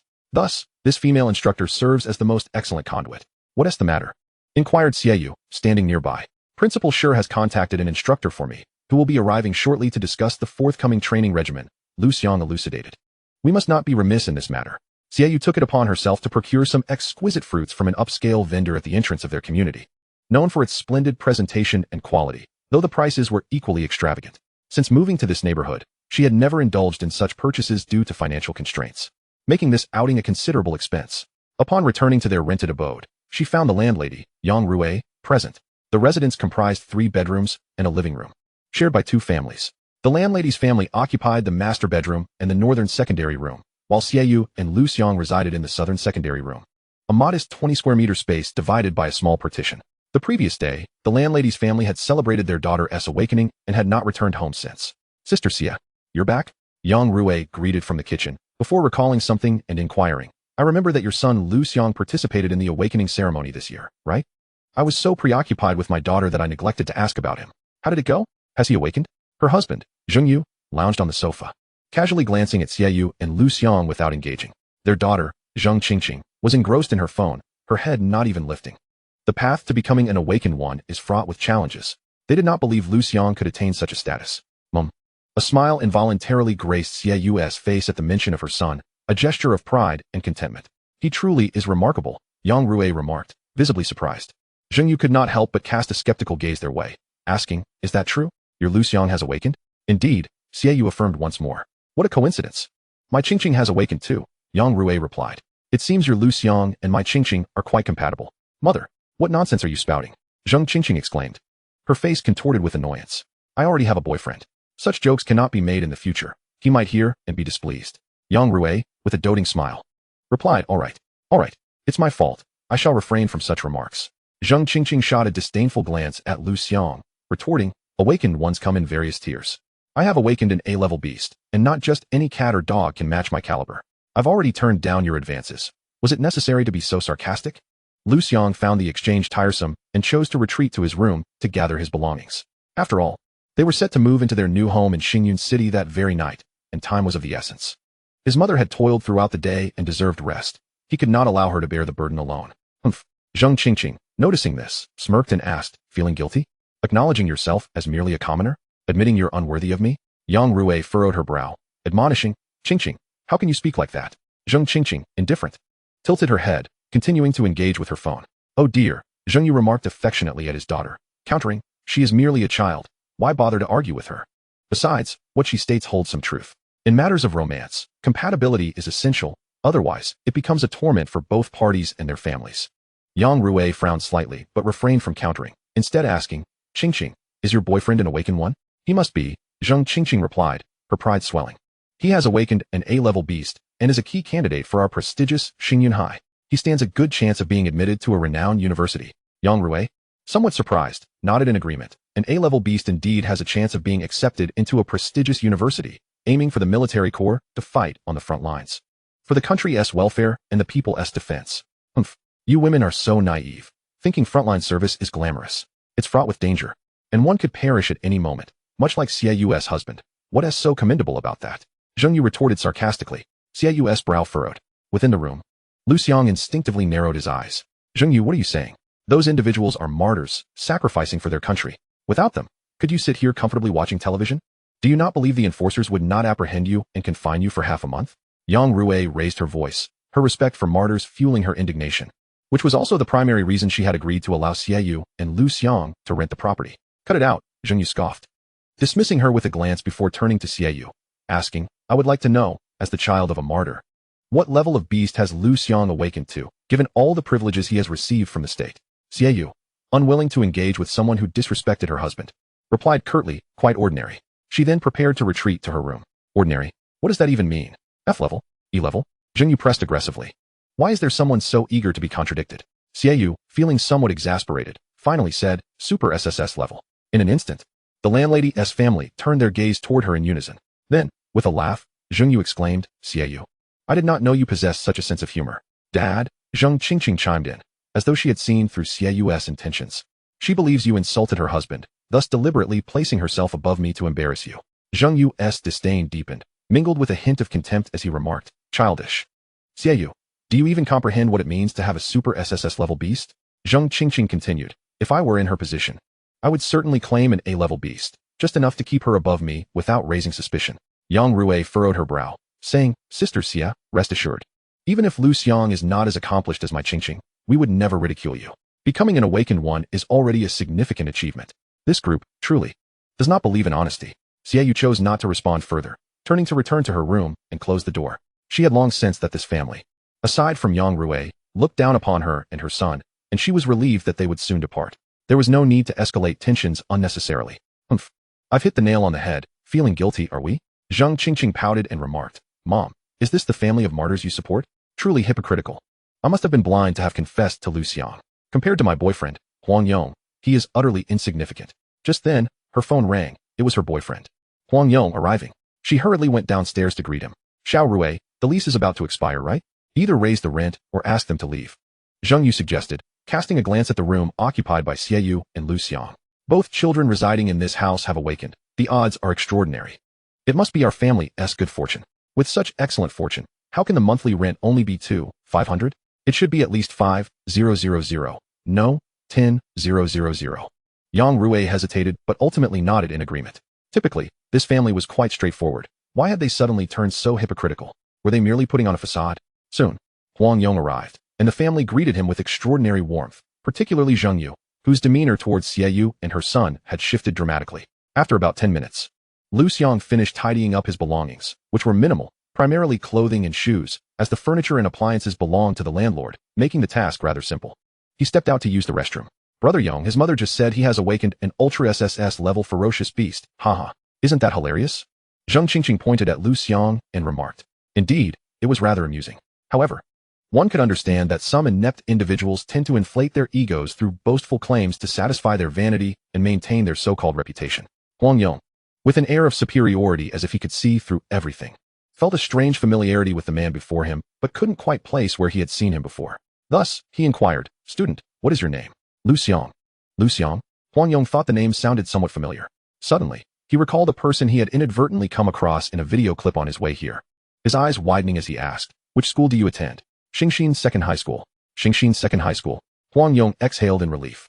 The formidable individual he had just thought of was from Xingyin Second High, not Xingxin Second High. It seemed they merely shared a name and bore a slight resemblance. I heard Qingqing confess to you before. Huang Yong asked. Brother Yong, that's all ancient history. Zheng Qingqing hurriedly clarified, thinking Huang Yong might be sensitive about the matter. We have no relationship now. You don't need to be tense. Huang Yong replied. I'm merely grateful he rejected you back then. Otherwise, I might not have found such a remarkable girlfriend as you. Yang Rui furrowed his brow slightly. Zheng Yu's expression momentarily soured before he quickly masked it. It seemed the youth of today, when it came to romance, rarely remained unblemished. One ought to become accustomed to it. Moreover, Huang Yong was so outstanding that it was understandable for a daughter to willingly entrust herself to him.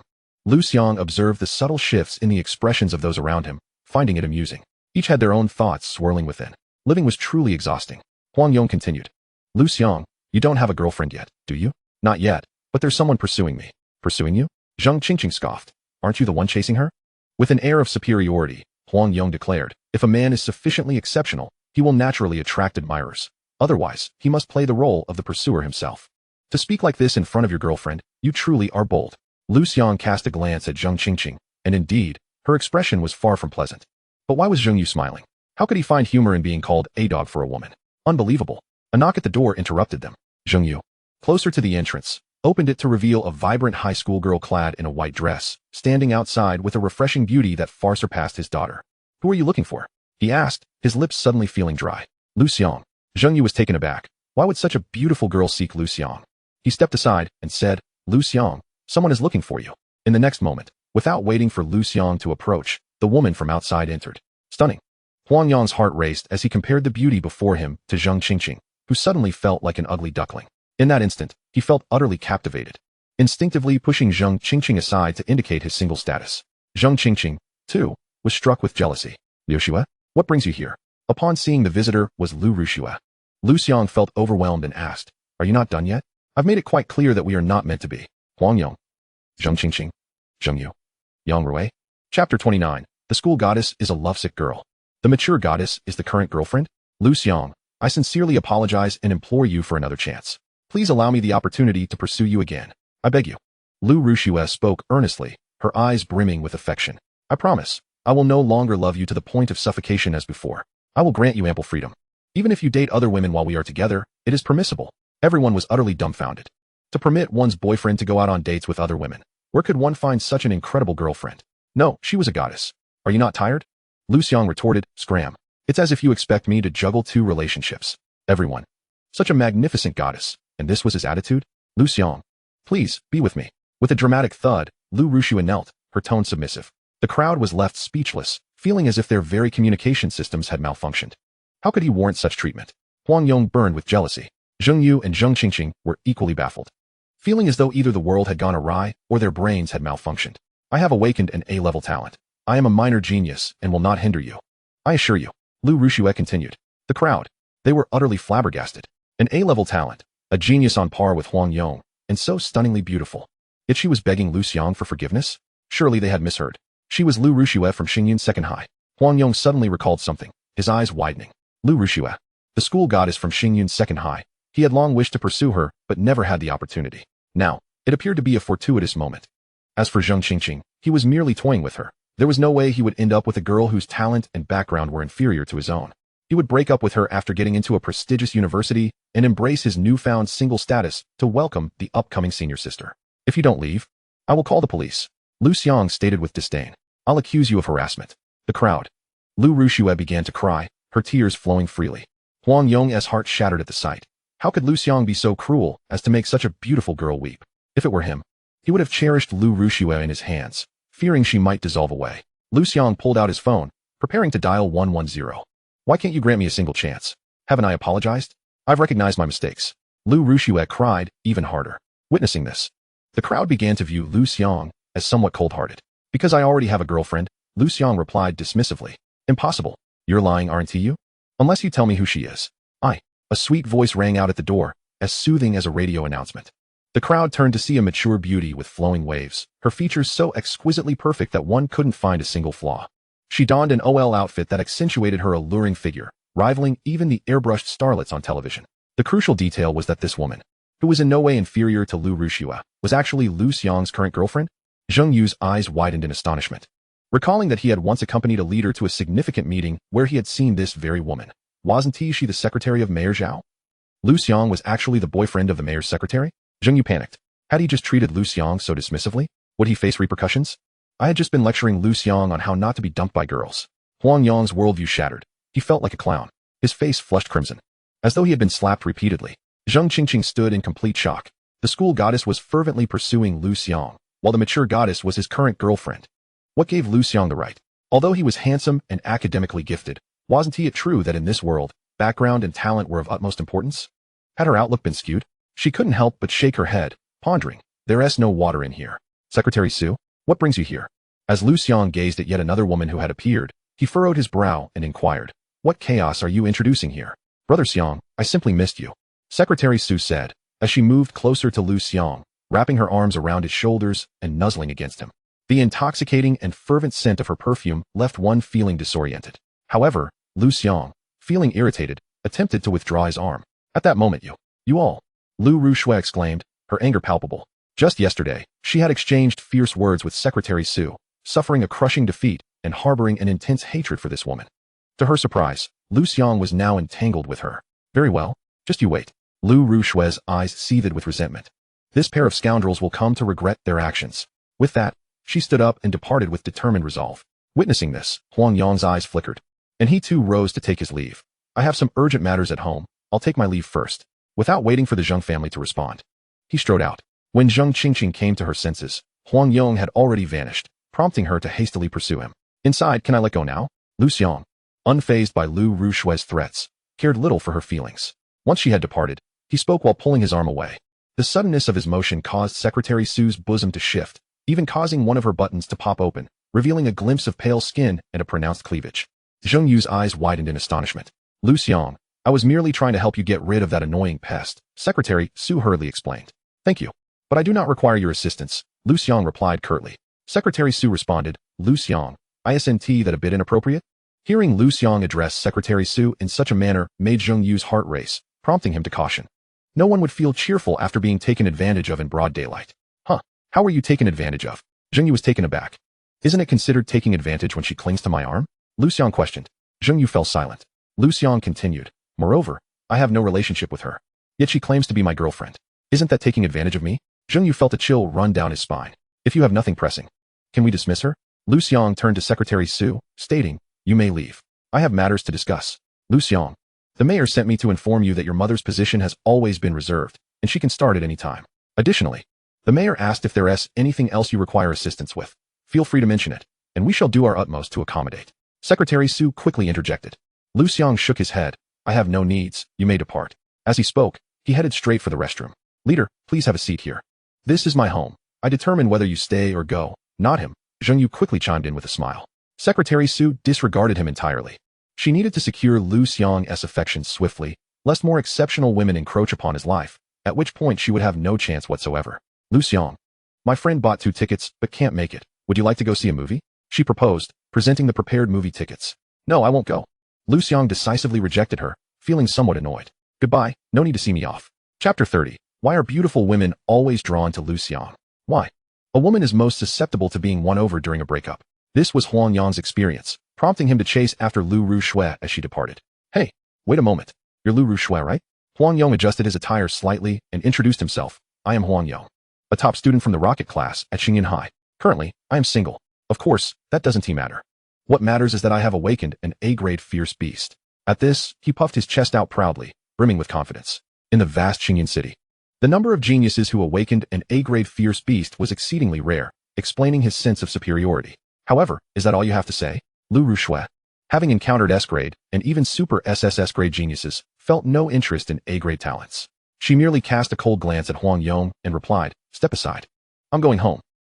Huang Yong realized that his status as an A-grade genius might not captivate her, so he added, I forgot to mention. My surname is Huang. Didn't you just say your name is Huang Yong? Anyone could guess your surname. Liu Xiang frowned, sensing that she might be dealing with a lunatic. Cough, cough. What I mean is, I come from the Huang family of Xingyan City. Surely you've heard of Xingyan Group? That was founded by my family. Xingyan Group? Comparable to the commander of the Xingyan Legion? Comparable to the war god Xiao? Liu Xiang's standards were exceedingly high, leaving her utterly uninterested in this man. Yet, Huang Yong perceived his family background as quite respectable and was eager to elaborate when suddenly a figure rushed forward and slapped him across the face with a resounding crack. Fuming with rage, Huang Yong was about to retaliate when he recognized that the one who had struck him was none other than Zheng Qingqing. What are you doing out here? He stammered. Feeling guilty. I intended to see you off, Zheng Qingqing shouted, infuriated. I never imagined you would pursue a woman whom even Liu Xiang discarded. And you call yourself single? What do you think I am? Liu Xiang's delicate features darkened slightly. Huang Yong, eager to reassure, began to fabricate a comforting lie. But upon noticing Liu Xiang's unwelcoming expression, he realized this was a golden opportunity. We are merely ordinary friends. You must have misunderstood. You.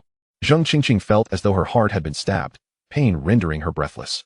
Huang Yong saw Liu Xiang's demeanor brighten, even catching her gaze, leading him to believe his words had garnered some favor. He pressed on, moreover, what do you mean by saying she is a woman even Liu Xiang doesn't want? Do you have any manners? She has a name. Liu Xiang, the top genius of Xingyan No. 2 High, and the school's belle, far superior to you in countless ways. Understand? You scoundrel. Zheng Qingqing, tears streaming down her face, was filled with rage as she slapped him again.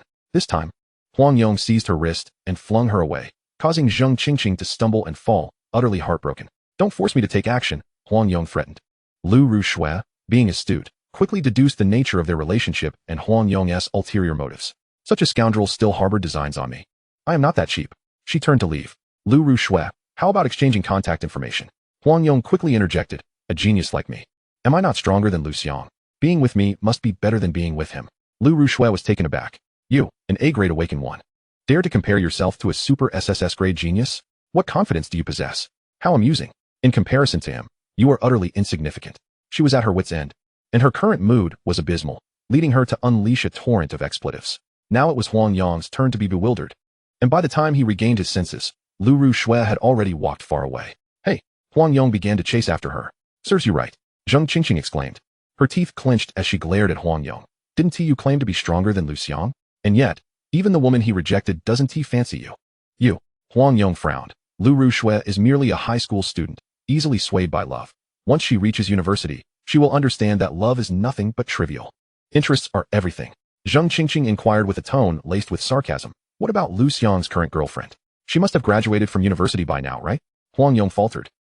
She clearly resembles a case of an old cow eating tender grass. Moreover, a woman of her caliber exhibits no awakening. She is simply enamored with those who possess an aura of enlightenment. Believe me, if she were to discover that I am an A-class awakened individual, she would promptly abandon Liu Xiang in pursuit of me. Suddenly, a cold, piercing voice interrupted. You have quite the audacity. Huang Yong stiffened, slowly turning to find Secretary Su behind him. Recently expelled and returning empty-handed, Secretary Su was already in a foul mood, and Huang Yong's words had ignited her fury.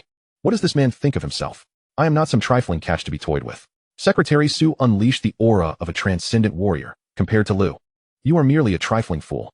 Huang Yong's complexion paled, collapsing weakly to the ground. Humph. Secretary Su disdainfully turned away.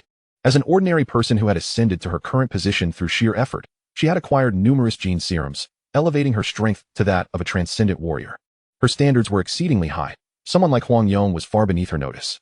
Zheng Qingqing felt a surge of satisfaction. Huang Yong, flustered and embarrassed, realized that all his previous flirtation techniques were utterly inadequate. He could only feign composure and declare, those two women were mere accidents. Just replace them with another woman, and they would choose me, not Liu Xiang. At that moment, Gu Caihao approached. Hello. Huang Yong's eyes lit up, and he couldn't resist raising an eyebrow at Zheng Qingqing. As if to say, see, I am still quite appealing to other women. He then asked her, is there something I can assist you with? Gu Caihao responded. Do you know Liu Xiang? I would like to inquire if he resides in this unit. Huang Yong's expression darkened instantly. Haha. Zheng Qingqing stifled laughter behind her hand. Huang Yong wished desperately to find a crack in the floor to hide. Hello, beautiful. I can show you the way. Zheng Qingqing, uninterested in further conversation with this scoundrel, stood up to lead Gu Caihao. Thank you. Gu Caihao didn't even spare Huang Yong a glance as she followed Zheng Qingqing, disappearing into the corridor. Why is this happening? Are all these beautiful women blind? Huang Yong was utterly bewildered. Chapter 31.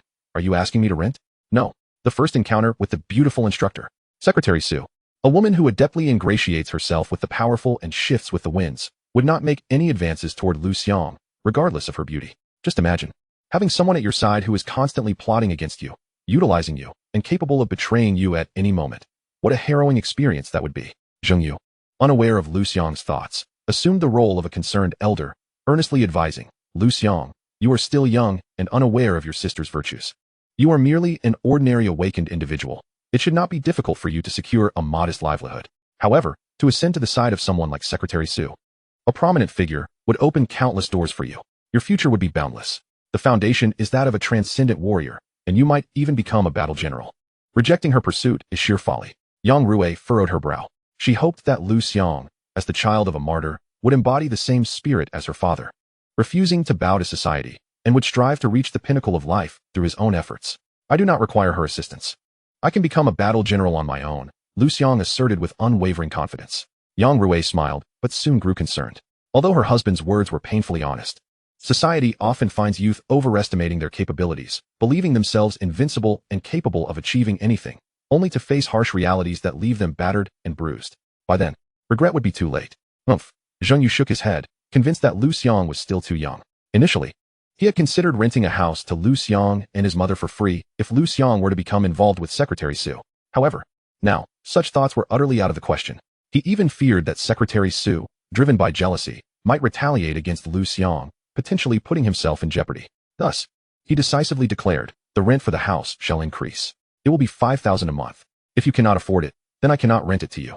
Liu Xiang chuckled. Previously, it was 1,500 a month, and now you want 5,000? You are not raising the price. You are driving us away. He replied resolutely. Suit yourself. Zheng Yu shrugged nonchalantly, reclining on the sofa, casually eating sunflower seeds, legs propped on the coffee table, shaking them as he watched television. Thanks to the auspicious location of my home, you became an awakened individual. Leaving here, who knows how poorly you might fare. Is anyone still believing in metaphysics these days? Liu Xiang mused. Indeed, in this high martial world where supernatural events abound, belief in such matters is on the rise. With a sudden click, the door swung open. Zheng Qingqing entered with Gu Caihe, her expression one of disdain. Liu Xiang, how could you be too timing? What a scoundrel. Liu Xiang was taken aback. What? I don't even have a girlfriend. Where would I find the opportunity to juggle two? Moreover, I do not even recognize the woman behind you. Is this Liu Xiang's girlfriend? Zheng Yu immediately sat up straight, eyes wide in disbelief. Compared to the woman before him, his own daughter paled in comparison. Even Secretary Su and Lu Ruxue seemed dim in her presence, akin to the difference between a firefly and the full moon. Such a stunning beauty was Liu Xiang's girlfriend? What merit does he possess? According to this news report, a top-tier genius with an ultra SSS level talent named Liu Xiang has emerged at New City No. 2 High School. The television news anchor continued to elaborate. Following this, a live recording from the scene was broadcast, revealing Liu Xiang's visage. The room fell silent. Zheng Yu, Zheng Qingqing, Yang Rui, all three gazed transfixed at the television, utterly frozen in place. It turned out that Xie Yu had not lied. Her son had indeed awakened an ultra SSS level beast.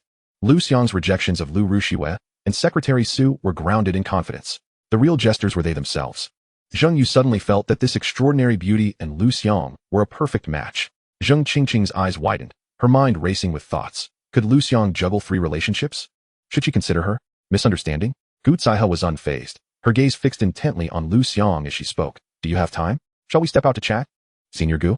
Liu Xiang realized that this woman was likely the free instructor mentioned by Principal Shi. That's me, Gu Caihe nodded. All right. Liu Xiang bid farewell to his mother and left with Gu Caihe. Inside the room, Zheng Yu hurried to Xie Yu, his demeanor unusually eager as he said, Sister Xie, do you still wish to rent?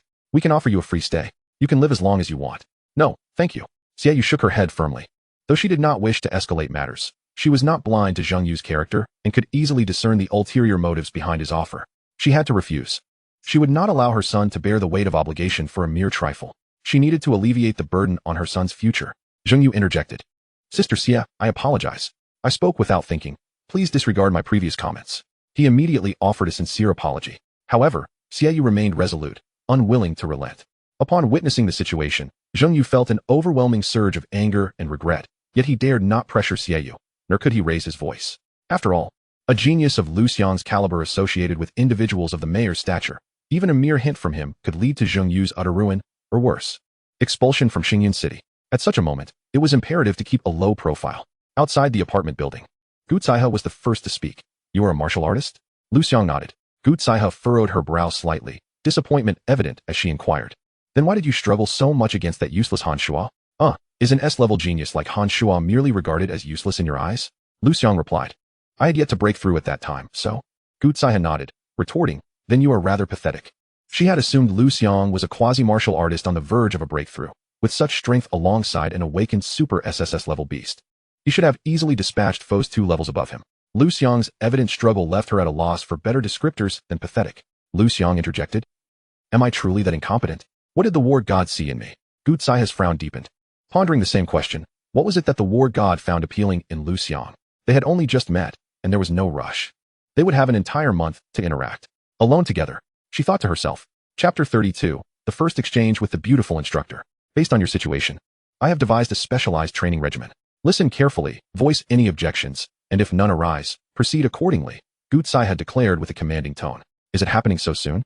Liu Xiang mused, noticing the military uniform adorning Gu Caihe, and he nodded in realization. Gu Caihe continued, you must sharpen your combat awareness. Elevate your strength. Gain a profound mastery over the power of the beast within you. Moreover, you need to select a weapon that will aid you in the effective hunt of beasts. Hunt beasts? Liu Xiang echoed. Indeed, I will accompany you outside the city to hunt beasts. Only through genuine combat can you truly enhance yourself and achieve the training's intended effects. Isn't that a bit hasty? Shouldn't we first train in the practice room for a while? You are an ultra SSS level genius. We will bypass that unnecessary step. What? Are you afraid? Liu Xiang shook his head. He was not only unafraid, but also somewhat eager. The insatiable hunger of his inherited talent craved diverse sustenance. Purchasing it would quickly deplete 2 million, yielding little enhancement.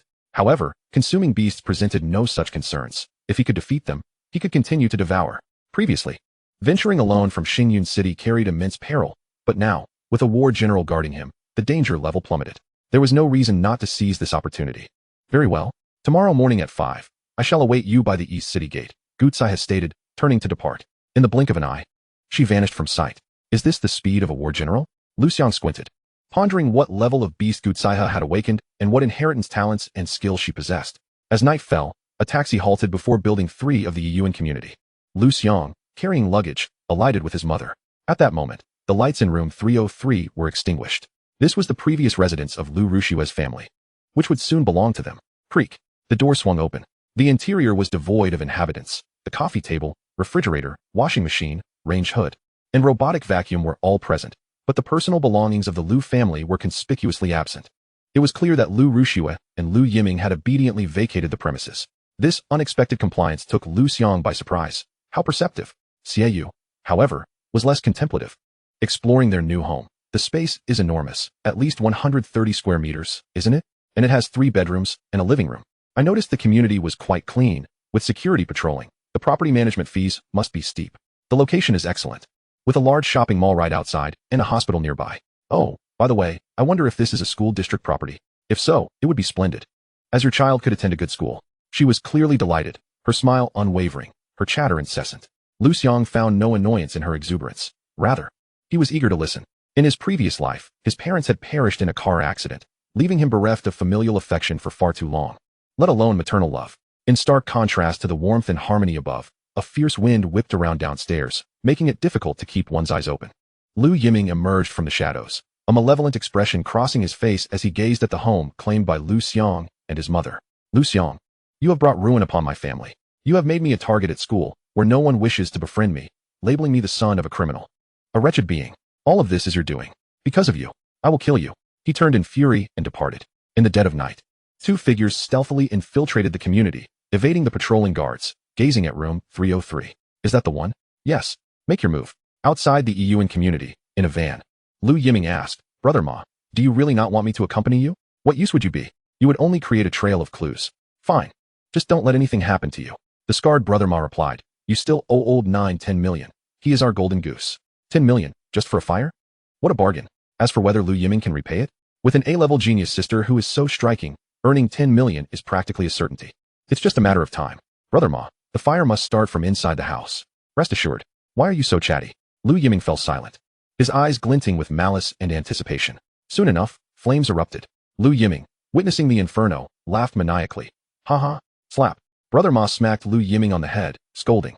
Shut your mouth. Do you want everyone to hear? Yes, yes, yes. Liu Yiming nodded vigorously, but the next moment, the fire extinguished. Liu Yiming was left dazed. Brother Ma lunged at the car window, fixating on the direction where the flames had died down, his expression shifting as he abruptly pounded the driver's shoulder, shouting, Scarface. Go check it out. If the fire didn't ignite, we can try again, but if people get caught, it will spell trouble. Understood. Scarface opened the car door and dashed out with remarkable speed, clearly a second-level martial artist. Meanwhile, Liu Xiang had already apprehended the 2 arsonists, his countenance dark as he surveyed the charred remains of the curtains and half the room. Who ordered this? You can kill us, but we will never speak. Snap. Liu Xiang brutally shattered the ankle of his left foot.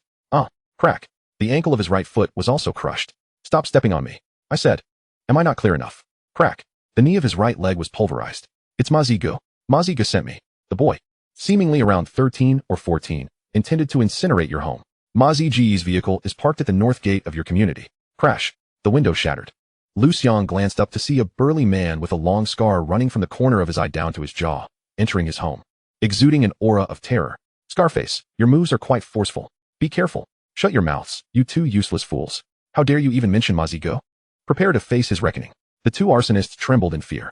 Scarface brandished a butterfly knife that had mysteriously appeared in his hand, dancing with a mesmerizing grace. Before fixing his gaze on Liu Xiang, Kid, let them go. I'm here to play with you. None of you are leaving. Liu Xiang suddenly bellowed. Scarface frowned. Why shout? Speak normally. Why are you so worked up at such a young age? I am not to be compared with that useless Han Shua. Today, I shall show you what a true second-tier martial artist is capable of. With that, he lunged directly at Liu Xiang. However, mid-charge, he suddenly felt a knife pierce his thigh and collapsed before Liu Xiang. Chapter 33. I don't care who you are. If you offend me, you must die. You. Scarface stared in disbelief at the subordinate who had stabbed him, his face turning ashen. But as he beheld the vacant expression in his subordinate's eyes, a chill ran down his spine. This was the inheritance talent of a ferocious beast. You are quite astute. Liu Xiang pressed the blade against Scarface's nape, his expression frosty. Moments ago, he had utilized the inheritance skill of the gluttonous beast, all spirits provider. In human form, he could employ the inheritance talents and skills of the gluttonous beast, albeit with diminished effectiveness. Yet, dealing with small-time delinquents was a breeze. The reason he refrained from transforming was twofold. It was unnecessary, and his colossal form would be severely restricted within the confines of the room. This was also one of the reasons he yearned to awaken one of Chiyo's abilities. For upon awakening Chiyo, he would retain his human form. This meant he could fully unleash Chiyo's inheritance talents and skills while remaining in human shape. But isn't your inheritance talent endurance? Endurance? What a ludicrous interpretation. Liu Xiang, uninterested in further discourse, crouched down, transformed, and with his head grazing the ceiling, he forcefully shoved Scarface's head into his mouth. He closed his jaw and activated his inheritance talent, devour the heavens and earth. Scarface was instantly reduced to nothingness, transformed into pure chaotic energy that surged through Liu Xiang's limbs, modifying his entire being.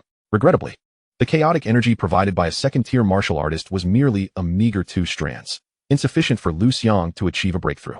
Please don't kill us. We beg you. The other 2 arsonists, stricken with terror, pleaded for mercy. Liu Xiang promptly devoured them, but alas, the chaotic energy they provided was non-existent. The battle concluded. The gluttonous beast's inheritance skill was exceedingly formidable, effortlessly aiding him in overcoming a second-tier martial artist. If he had transformed during combat and combined it with his inheritance talent, he could potentially have slain a third-tier martial artist. He was eager for that prospect. Subsequently, Liu Xiang reverted to his human form and cautioned his worried mother in the living room, "Mom, don't move. The enforcers will arrive shortly." Without waiting for her response, he dashed out of the room towards the north gate of the community. Unfortunately, upon arrival, he only glimpsed a van speeding away. Liu Xiang did not pursue. With his current abilities, he could not outpace a fully accelerated van. Soon, a large contingent of enforcers arrived, led by Director Pan of the Enforcement Bureau, who approached with a grave expression and concern. "Liu Xiang, are you and your mother unharmed?" Liu Xiang shook his head. "I am the director of the Enforcement Bureau in Xinyan City. You may call me Uncle Pan." "Uncle Pan?" Liu Xiang frowned at the familiarity. "Xiaoyu, my elementary school deskmate, is your master, so doesn't he that make me your uncle?" Hello, Uncle Pan." Liu Xiang nodded obediently. "Rest assured, I will conduct a thorough investigation into this matter and provide you with justice." Liu Xiang wasted no words and directly stated, "Uncle Pan, please investigate Ma Zi Go for me. Wang Ma Zi in the north. Do you know him? That guy has been in and out of prison 9 times. Was this his doing?" The 2 arsonists claimed as much. "What happened to those 2 arsonists?" "They were devoured." "I was acting in self-defense. They charged right into my mouth." Director Pan replied with exasperation, "Do you think I'm a fool? In the future, leave a survivor for me to interrogate. As it stands, I cannot bring charges against Wang Ma Zi." "Understood." Liu Xiang nodded. His audacity in devouring people stemmed from an understanding of 2 laws in this world, which assured him he would not face legal repercussions. First, if the assaulted party perceives a threat to their life, they may employ inheritance talents and skills to eliminate the enemy. Second, local judicial institutions lack the authority to prosecute individuals with an SSS level genius or higher. Such cases must be referred to the central authorities. However, he had not anticipated that he would have this connection with the director of the Enforcement Bureau, saving him a great deal of trouble. Subsequently, Director Pan ordered the capture of Wang Ma Zi for interrogation, though he held little hope. Individuals like Wang Ma Zi, seasoned in the underworld, were notoriously tight-lipped and difficult to break. As expected, Wang Ma Zi remained unyielding after his capture. "Director Pan, may I conduct the interrogation?" "Turn off the surveillance in the interrogation room," Liu Xiang asserted. Director Pan frowned. "You cannot act recklessly. This is the Enforcement Bureau. Trust me. I guarantee I will return him to you unscathed." Liu Xiang insisted. After scrutinizing Liu Xiang, Director Pan ultimately consented. In the interrogation room, as Liu Xiang pushed the door open, Wang Ma Zi arched an eyebrow. Well, isn't this our extraordinarily gifted SSS level genius? The enforcers couldn't handle it. So they sent you to interrogate me? You think you can just waltz in here? Speak." Liu Xiang barked. Wang Ma Zi's expression momentarily blanked before returning to normal. Liu Xiang recognized the formidable will of his opponent and refrained from idle chatter, transforming and unleashing a furious roar into Wang Ma Zi's ear. "Speak." In the next moment, as Wang Ma Zi regained his senses, he was overwhelmed by a sound explosion near his ear, rendering him dazed. "Liu Yiming sent you?" Liu Xiang reverted to his human form and inquired. "Liu Yiming signed a debt contract with Old Jean, willing to pay 10 million to burn down your house." "Who is Old Jean?" "He controls the underground business in the north." "Where is he?" "Old Jean has no fixed residence, but he typically stays in 3 locations." "Speak." Soon, Liu Xiang emerged and relayed the information. What? Liu Yiming sought out old Jean? That kid has lost his mind. Old Jean is a ruthless character who devours people without hesitation. Director Pan's expression darkened, and he coldly declared, Liu Xiang, rest assured. Once we find Liu Yiming, we can apprehend old Jean and his underlings in one fell swoop. Justice will be served. Liu Xiang nodded, a cold glint of murderous intent flashing in his eyes. Setting fire to our home. Had he reacted even a moment slower, my mother could have perished in the flames. My father sacrificed himself early on. My mother toiled day and night, enduring hardships to raise me. Over the past decade, she has suffered immeasurable pain and trials. In truth, a mother is his ultimate boundary. Whoever dares to infringe upon it will undoubtedly face dire consequences. Xiao Li, escort Liu Xiang back, the director commanded. Understood, Director. Liu Xiang. You must not stir trouble with Jin Jiao, Director Pan cautioned. His 4 formidable subordinates are all at least 7th-tier warriors, and you are not yet their equal. Do not act foolishly. Rest assured, Uncle Pan, I still have a bright future ahead. Why would I gamble with my life? Very well, be on your way. Liu Xiang returned to the community in a police vehicle. He did not go home, but rather hailed a taxi. Driver, take me to the barbarian bar. Subsequently, he called his mother to reassure her, stating that he needed to cooperate with law enforcement in the investigation of a case and would be sleeping at the enforcement bureau that night. This series of actions left the driver utterly bewildered, rendering him speechless throughout the journey. It was only upon reaching the destination, after Liu Xiang paid the fare and exited the vehicle, that the driver let out a sigh of relief and immediately pressed the accelerator to the floor. Chapter 34, Devour. A breakthrough in power. 2nd-tier warrior. The barbarian bar stood as a stark contrast between its exterior and interior. Upon his first visit, Liu Xiang found the cacophony overwhelming. Feeling like an outsider entirely out of place in this chaotic environment. Unbeknownst to him, upon entering, he had already caught the attention of others. This bar, known for its clandestine operations, was equipped with an extensive array of surveillance cameras, and several sharp-eyed individuals monitored the entrance to deter any undercover agents or hostile forces from entering. Among those who noticed Liu Xiang was a loyal underling of Ma Zi. Sporting a shock of yellow hair, he kept a close watch on Liu Xiang. Aware of his own inferiority in strength, he knew he could not confront Liu Xiang alone, and thus sought reinforcements, instructing a nearby thug while he made his way to Brother Dao. This man was a trusted aide of the formidable He Kuei, one of the 4 great warriors, and served as the temporary head of the barbarian bar. Who would have thought this kid would come knocking at our door? Brother Dao mused, his eyes gleaming with excitement as he shoved aside the woman reclining between his legs, extinguishing his cigar on her alabaster back, leaving her trembling in silence. Ma Zi's attempt to set a fire has failed, and Jiao Yi needs to ignite another blaze to secure 10 million. Moreover, Liu Xiang has eliminated Jiao Ye's men. He has slapped Jiao Yi in the face. Given Jiao Ye's temperament, he will undoubtedly seek retribution, regardless of Liu Xiang being an extraordinary SSS class talent. Jiao Ye's reputation is built on brotherhood and loyalty. If he loses that, who would follow him? Should he lose his power, he will inevitably face revenge from his enemies or be slain by those coveting his position. Thus, both emotionally and logically, Jiao Yi must retaliate against Liu Xiang. If we can capture Liu Xiang and present him to Jiao Yi, it would be a monumental accomplishment. Then I preemptively congratulate you, Brother Dao, said the yellow-haired thug, grinning ingratiatingly. You're quite clever. I 1T shortchange you, Brother Dao replied, patting the yellow-haired thug on the back. Thank you, Brother Dao. Thank you, the thug exclaimed, overwhelmed with excitement. The two then strode forth with a group towards Liu Xiang. However, upon reaching Liu Xiang's location, they found no trace of him, nor of the thug assigned to watch him. TSK, this kid is playing hide-and-seek with us, Brother Dao scoffed disdainfully. As a 5th-tier warrior, he felt entitled to look down upon Liu Xiang's tactics. Hey Lao Wu, find Liu Xiang's whereabouts. The yellow-haired thug immediately pulled out his phone and dialed the monitoring room supervisor. We've got a situation. Lao Wu's voice was tinged with urgency. What happened? Brother Dao snatched the phone, inquiring. Brother Dao, over 20 surveillance cameras have been disabled. All by Li Xiang, Lao Wu informed him. Li Xiang, the thug tracking Liu Xiang? Oh, we have a traitor among us. A fierce glint crossed Brother Dao's eyes. In our line of work, nothing is more despised than a traitor. You take 3 men and watch the entrance. The rest of you find him, he commanded the yellow-haired thug before swiftly dispersing with his subordinates. Meanwhile, Liu Xiang was hidden in the shadows, observing the group. Noticing their split actions, he promptly tapped Li Xiang beside him and instructed, create a distraction. Yes. Li Xiang nodded blankly, but his eyes betrayed a vacant stare, indicating he was under Liu Xiang's control. Without further ado, he brandished a knife and charged at Brother Dao's 2 subordinates, stabbing furiously. The suddenness of the assault, combined with Li Xiang's reckless abandon, quickly overwhelmed the 2 men, who had no time for a proper defense. Yet, Li Xiang continued his frenzied stabbing, the scene rapidly descending into a gruesome display of blood and violence. Screams erupted, and chaos ensued in the bar.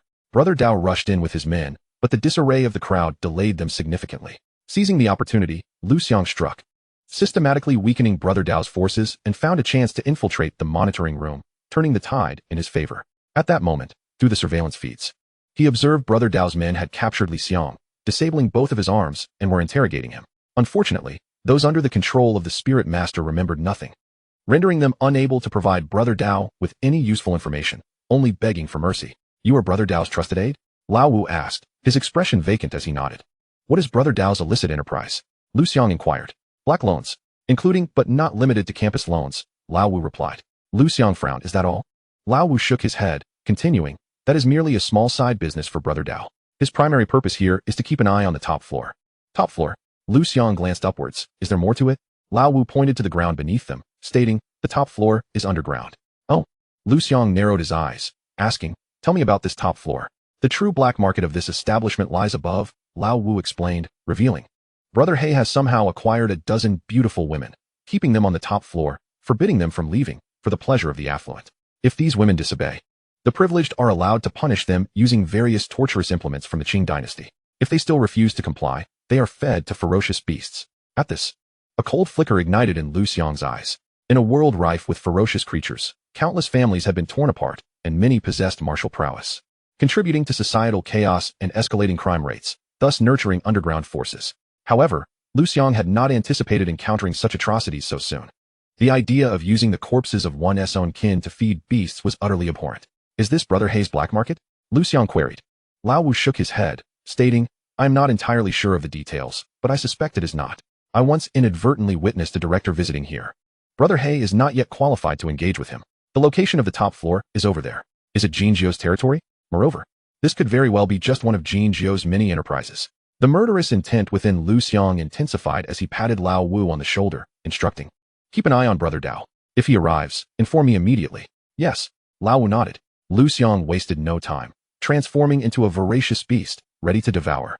Not all thugs deserve death, yet those within this establishment are undoubtedly deserving of their fates. With a resounding thud, after consuming all the thugs he had just incapacitated, Liu Xiang finally achieved his breakthrough, feeling sated.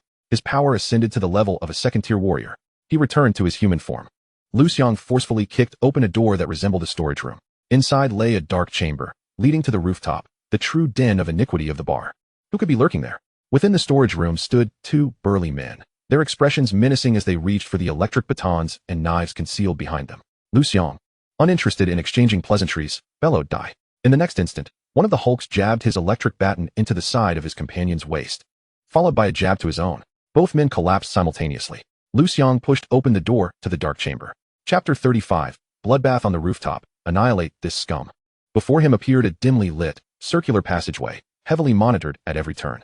Everything here operated under its own system, including surveillance, which was independent of the control of the Fifth Elder, managed solely by those atop.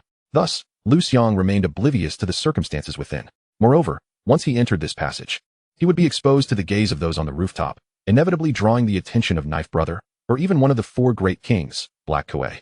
One could only imagine the ferocity of the impending battle. Since entering would mean exposure, it would be wise to strike swiftly and decisively, cleansing the rooftop before Knife Brother and Black Kuei arrived. These vile individuals were nothing but nourishment for his rising power, an opportunity not to be missed. He could hardly contain his eagerness. Without further ado, Liu Xiang charged forward with remarkable speed. At the end of the circular passage stood the rooftop entrance, guarded by a towering figure, approximately 2 meters tall and weighing around 250 to 60 pounds. He alone nearly blocked all paths. "It's been ages since I've had a go with a tender high schooler like you. Today, you belong to me." The brute licked his parched lips, eyes glinting with malice. In the confined space, Liu Xiang could not transform into his beast form and had to rely solely on his combat skills. Bloodthirsty and frenzied, he unleashed his inherited talent, followed by a thunderous shout, 8 Extremes Fist. In the next moment, their fists collided with a deafening impact. The hulking man merely swayed slightly before regaining his balance, while Liu Xiang staggered back 3 paces before steadying himself, his expression grave, a third-tier martial artist. At that moment, he felt as though his knuckles might shatter. His wrists throbbed with pain. "Hey, not bad," the giant grinned, a ghastly look on his face. "However, my strength is such that even some 4th-tier martial artists dare not confront me directly. You, boy, withstanding my punch and remaining unscathed is quite the feat, all-encompassing beastmaster." Liu Xiang wasted no breath, activating his inherited skill and lunging forward once more. The brute's eyes widened, a look of struggle crossing his face. In the next heartbeat, the wind from Liu Xiang's punch surged forth. The giant quickly regained his composure, sneering, "I forgot to mention, my greatest asset isn't my strength, but rather my defense." With a resounding thud, he braced himself, taking Liu Xiang's punch directly on his face. Then, astonishingly, he appeared unfazed. "Hey, now it's my turn." The giant's massive hand shot toward Liu Xiang's neck, only to suddenly halt midair.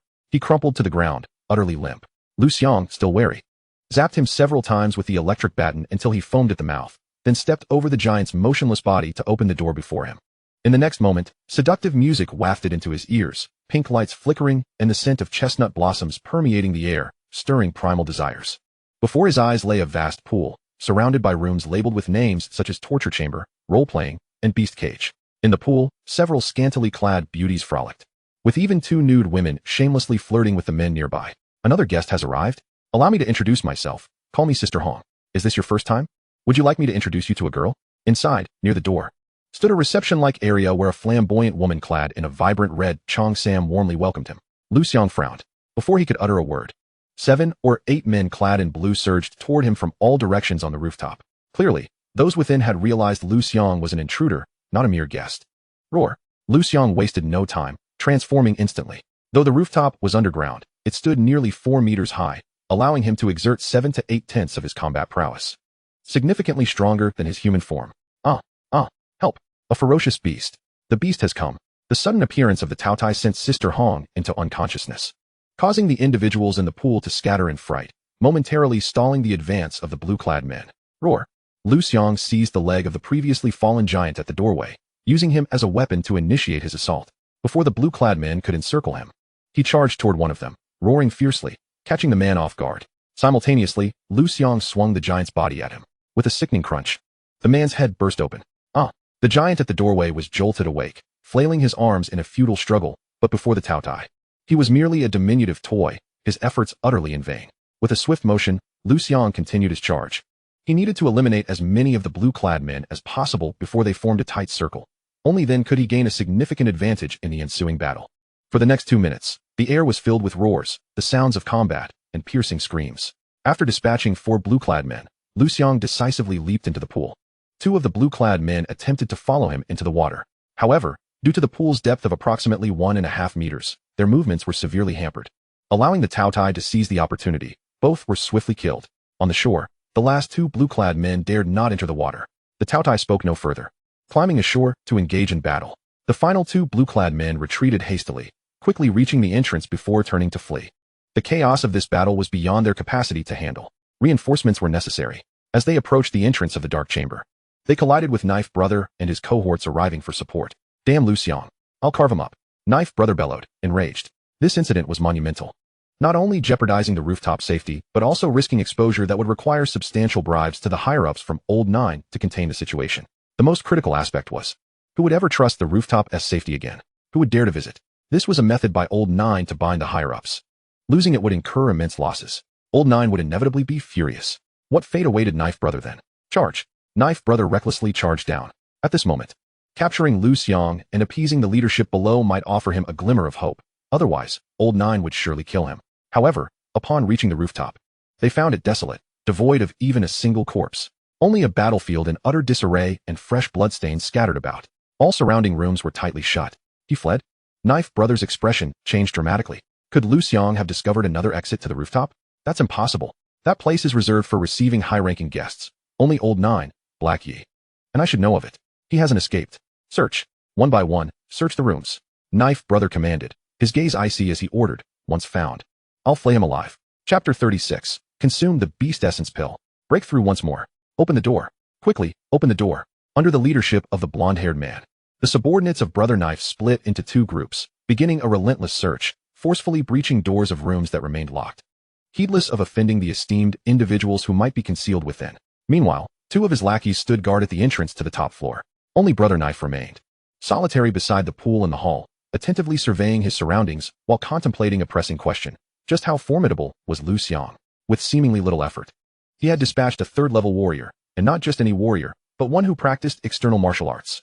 He had effortlessly slain 6 2nd-level warriors. Surely, he must be at least a 3rd-level warrior himself. Coupled with his inherited talents and skills, this could indeed explain such prowess. Brother Knife swiftly reached a conclusion, feeling a sense of assurance in his ability to confront him. In stark contrast, the blonde-haired man lacked such confidence, proceeding with an unusual caution, never rushing to the front lines. After searching 5 or 6 rooms, he and a faction of ruffians arrived at a role-playing room. It resembled a classroom, where a female teacher, her long and shapely legs clad in black fishnet stockings and dressed in a teacher's uniform, stood amidst decor mimicking a high school environment, accompanied by 2 portly male students. The overall color scheme of black, white, and red lent a seductive allure, accentuating the teacher's charm and mystery, while enhancing the room's fashionable appeal, rendering it utterly captivating. At that moment, however, the trio had no energy left for flirtation, huddled together in a corner. Was that not a leader from the Tobacco Bureau? Damn, how extravagant. The blonde-haired man muttered under his breath, then instructed his men to scour every nook and cranny. Given the classroom's layout, there were numerous desks and chairs, and they meticulously examined the podium. Yet, after their inspection, they found nothing. Let us go, the blonde-haired man declared, turning to leave. Suddenly, the Tobacco Bureau leader plunged a knife into the heart of one of the ruffians, his movements swift, and before anyone could react, he lunged at another ruffian. Watch out. Kill him. Kill him. Seeking death. The scene erupted into chaos. Brother Knife rushed in immediately. However, by the time he entered, the Tobacco Bureau leader had already been subdued, with 3 ruffians lying lifelessly around him, and 1 more writhing on the ground in agony. In an instant, they had lost 4 men. What on earth was happening? Brother Knife furrowed his brow, unable to spot Liu Xiang. Upon noticing the Tobacco Bureau leader's vacant, soulless gaze, he was struck by a sudden realization, just like the tormented Liu Xiang. I understand now. Controlling the mind. This is Liu Xiang's inherited skill. Brother Knife, a seasoned individual familiar with many awakened beings, swiftly deduced the truth of the matter. In the next moment, he dashed out. As he anticipated, in another room, 6 of his subordinates had their throats slit, and within the chamber, aside from a woman dressed as a flight attendant and a tall, slender man in a thong, there was no one else. Damn it. Brother Knife clenched his fists. The feeling of being toyed with was unbearable. He shouted at the man in the thong. Where's Liu Xiang? The man quickly shook his head. You. Brother Knife, furious and ready to slay him, restrained himself upon realizing the man was a leader from the Education Bureau, glancing instead at the woman beside him. Trembling, she pointed towards the door. Brother Knife turned and inquired of the 2 subordinates guarding the entrance if they had seen Liu Xiang. They shook their heads. Useless. Brother Knife's fury reached a boiling point. At that moment, the blonde-haired man emerged, saying, Brother Knife, all the rooms we've searched are locked. Liu Xiang can only go to those rooms that haven't been searched, especially the ones left ajar. With a flash, Brother Knife's gaze fell upon the room marked Beast Cage at the door, which stood open. His eyes gleamed with determination as he commanded, Let us go. Follow me inside. The Beast Cage, as its name suggests, housed a ferocious beast reared on the top floor.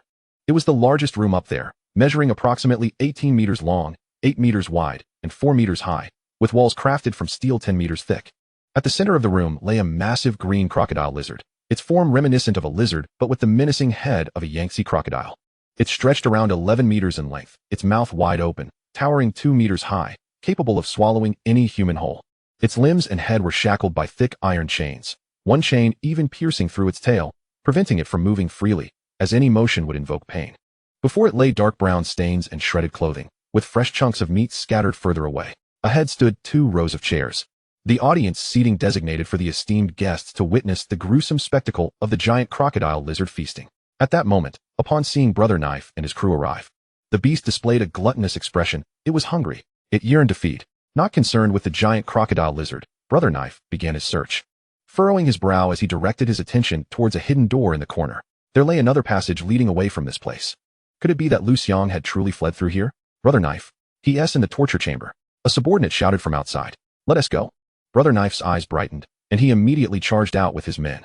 At that very moment, a figure emerged from behind the giant crocodile lizard. The creature lay prostrate, exhibiting a demeanor of submission. Its previous ferocity and crimson glare vanished, replaced by a docile and obedient nature. I have no need for you yet. Leave these small fry to me, Liu Xiang remarked as he turned to depart. You. A ruffian stationed at the entrance of the torture chamber realized Liu Xiang's presence too late. As he opened his mouth, his head was instantly twisted 180 degrees. Dead. Another man received a jolt from an electric baton to his chest, momentarily stunned. No reaction? Out of power? Liu Xiang furrowed his brow. The man, regaining his senses, hastily shouted, Brother Knife. Liu Xiang is here. With a sickening sound, his voice was abruptly silenced. A dagger lodged in his chest. Liu Xiang didn't spare him a glance. Transforming into a glutton, he retrieved a beast elixir he always carried and swallowed it whole. Brother Knife was a 5th-level warrior, and Liu Xiang knew he could not yet match him. He had to break through. He casually fed the two corpses at the entrance into his mouth. The ability to devour the heavens and earth manifested. The beast elixir dissolved upon entry, transforming into pure chaotic energy that surged through his limbs and bones, reshaping his body. Liu Xiang's aura began to ascend rapidly, and in the blink of an eye, he broke through his shackles, officially stepping into the realm of a third-level warrior. Moreover, his aura continued to rise. Chapter 37. Kicking university professors and punching fifth-level warriors. The beast elixir, crafted from 100 A-class ferocious beasts, was valued at a staggering 10 billion. Combined with the energy provided by the two corpses, it was exceedingly abundant, directly aiding him in breaking through to a third-level warrior. A second later, his aura ceased its ascent. Liu Xiang was uncertain how far he was from becoming a fourth-level warrior, only knowing that he was now more than 10 times stronger than before. The strength of these 100 A-class ferocious beasts could not have been very high, Liu Xiang mused. Otherwise, the energy contained within would not be so limited. To be honest, he was somewhat dissatisfied with the effects of this beast elixir. According to his estimations, consuming it should have at least propelled him to the fourth-level warrior status, awakening Chiyu, enabling him to utilize Chiyu's inherited skills in his human form, thus significantly boosting his combat prowess. It was ideally suited for maneuvering in confined spaces. Dealing with a fifth-level thug leader is hardly a challenge. However, he is aware that the primary purpose of the beast pill is not merely for breakthroughs. It is only he who extravagantly employs it to enhance his strength. And if it yields such effects, it is still commendable. Fortunately, his current power level makes confronting Brother Dao merely a matter of expending some effort.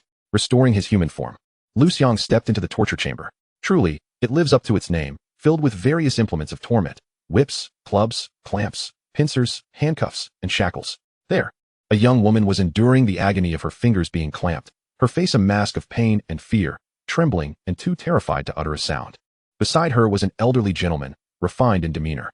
Liu Xiang recognized him as a biology professor from Nebula University. To his astonishment, this man harbored such twisted thoughts. Before Liu Xiang could further observe, Brother Dao had already approached with his men. Liu Xiang, at last, you have emerged to meet your demise.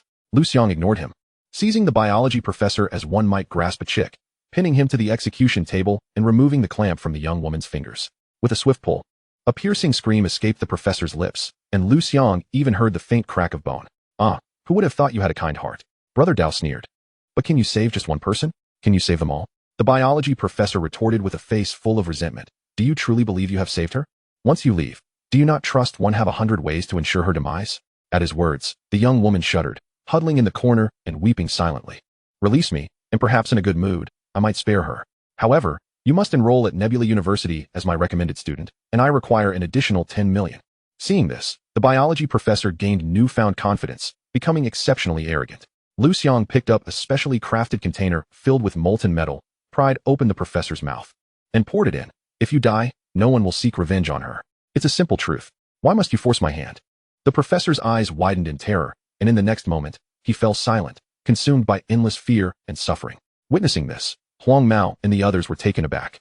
Brother Dao narrowed his eyes, fixating on Liu Xiang. I never expected someone of your age to possess such ruthless methods. The young woman displayed a glimmer of satisfaction. Liu Xiang waved her off. After she departed, he turned his gaze to Brother Dao and his accomplices, calmly stating, compared to you all, I still have much to learn. With that, he scattered the remaining molten metal towards Brother Dao and the others. Run, quick. The chaos erupted, as Brother Dao and his men scrambled to retreat. Seizing the opportunity, Liu Xiang lunged forward. In a matter of mere seconds, only Brother Dao, Huang Mao, and Liu Xiang remained alive in the torture chamber. At that moment, a gaping wound marred Huang Mao's face, a result of the molten metal, leaving him in agony, rolling on the ground and howling, his battle prowess effectively reduced to zero. Brother Dao could hardly believe his predicament. You little brat have been hiding your strength. You're actually a third-level warrior. If you say so, I shall not argue. Liu Xiang replied, uninterested in further discourse, as he charged forward, bellowing, bloodthirsty frenzy, master of all spirits. Brother Dao felt a ringing in his head. But thanks to his resilient will, his movements merely faltered for a moment before he regained his composure. Liu Xiang seized the moment to take the initiative. However, Brother Dao was a fifth-level warrior, formidable in strength. In the blink of an eye, Liu Xiang found himself at a disadvantage. Had Brother Dao not been wary of the weapon in Liu Xiang's hand, a large spoon still smeared with molten metal, he would have already secured victory. Bang! At one point, Brother Dao struck Liu Xiang back several paces, believing he had fully grasped Liu Xiang's tactics, his confidence soaring. You have yet to master your own power. Did you just break through? Indeed. Thus, I must engage more with you to familiarize myself with my strength. Liu Xiang's eyes began to redden. The effects of bloodthirsty frenzy were taking hold. You. Brother Dao's expression darkened, clearly unprepared for Liu Xiang's genuine breakthrough, nor the fact that Liu Xiang intended to use him to hone his strength. Then I shall end this swiftly. I will incapacitate you. Brother Dao lunged forward like a cheetah, fully committed. Get lost. Liu Xiang roared. Instantly, Brother Dao felt a ringing in his head, causing his assault to momentarily stall.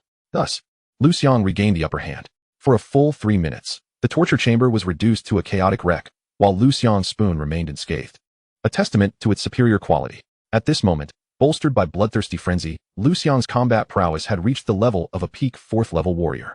Combined with his 8 extremes fist and master of all spirits, he found himself in a position of slight advantage. This, Brother Dao was utterly stunned.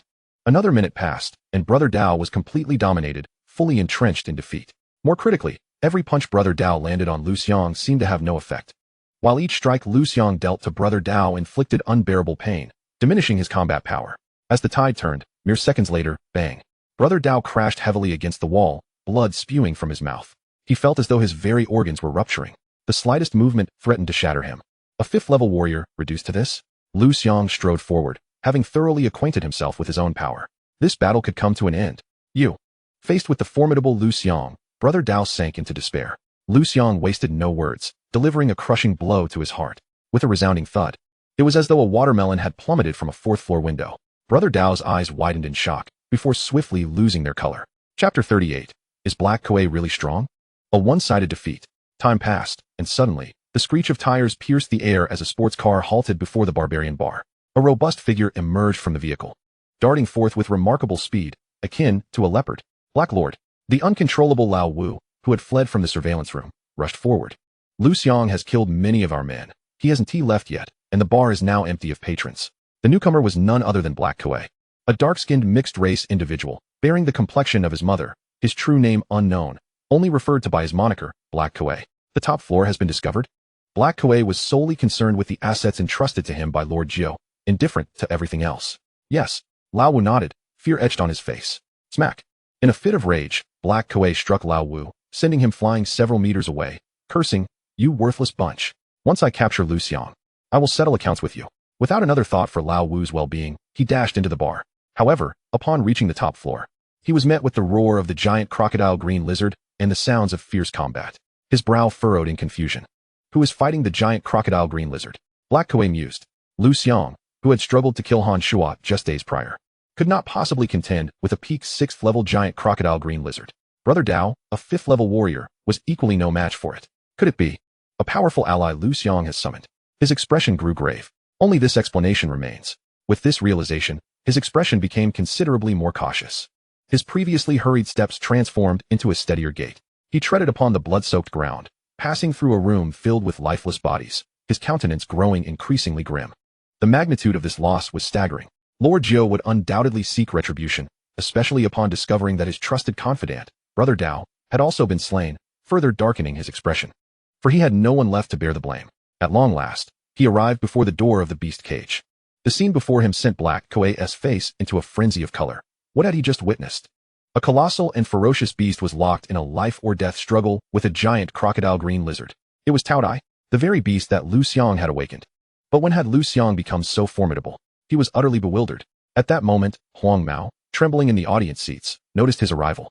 His eyes widening in shock as ecstasy replaced the fear on his face. Having been rendered immobile with all limbs incapacitated, he could only shout, "Black Master, save me, please." The battle abruptly halted. Tao Tai and the giant crocodile green lizard simultaneously turned their gaze toward Black Kuei.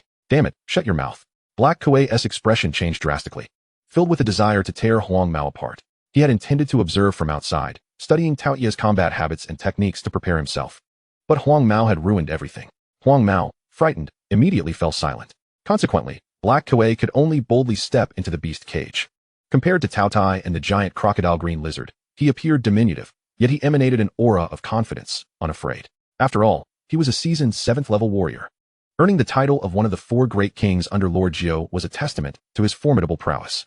"Liu Xiang, you." Black Kuei began to speak, when suddenly, Tao Tai lunged at him, its posture indicating that the confined space was severely hampering its power. With a cold smile, Black Kuei assessed the situation. The enclosure was too small, limiting Tao Ye's capabilities, and the strength Tao Tai exhibited was merely slightly superior to that of the giant crocodile green lizard, thus not a match for him. Therefore, he was brimming with confidence. The sounds of impact echoed continuously. In a mere 3 seconds, man and beast engaged in hundreds of exchanges. Black Kuei managed to glean Liu Xiang's fighting style and strength, solidifying his belief in victory. Throughout his life, he had achieved numerous dazzling feats, slaying enemies with the strength of a 7th-level warrior, surviving explosions, carving a bloody path through 100 attackers, and conquering 10 women in a single night. Yet he had never slain a super SSS-level beast or a super SSS-level genius. Liu Xiang, you excite me, Black Kuei exclaimed, bouncing with enthusiasm. Aren't you curious? Liu Xiang inquired. The reason he was battling the giant crocodile green lizard was not due to the lizard's willingness, but rather Liu Xiang's command. The rationale was simple. Fighting the giant crocodile green lizard allowed him to continuously unleash his inherited talent of bloodthirsty frenzy, growing stronger with each encounter. At that moment, he possessed the power of a pinnacle 6th-level warrior.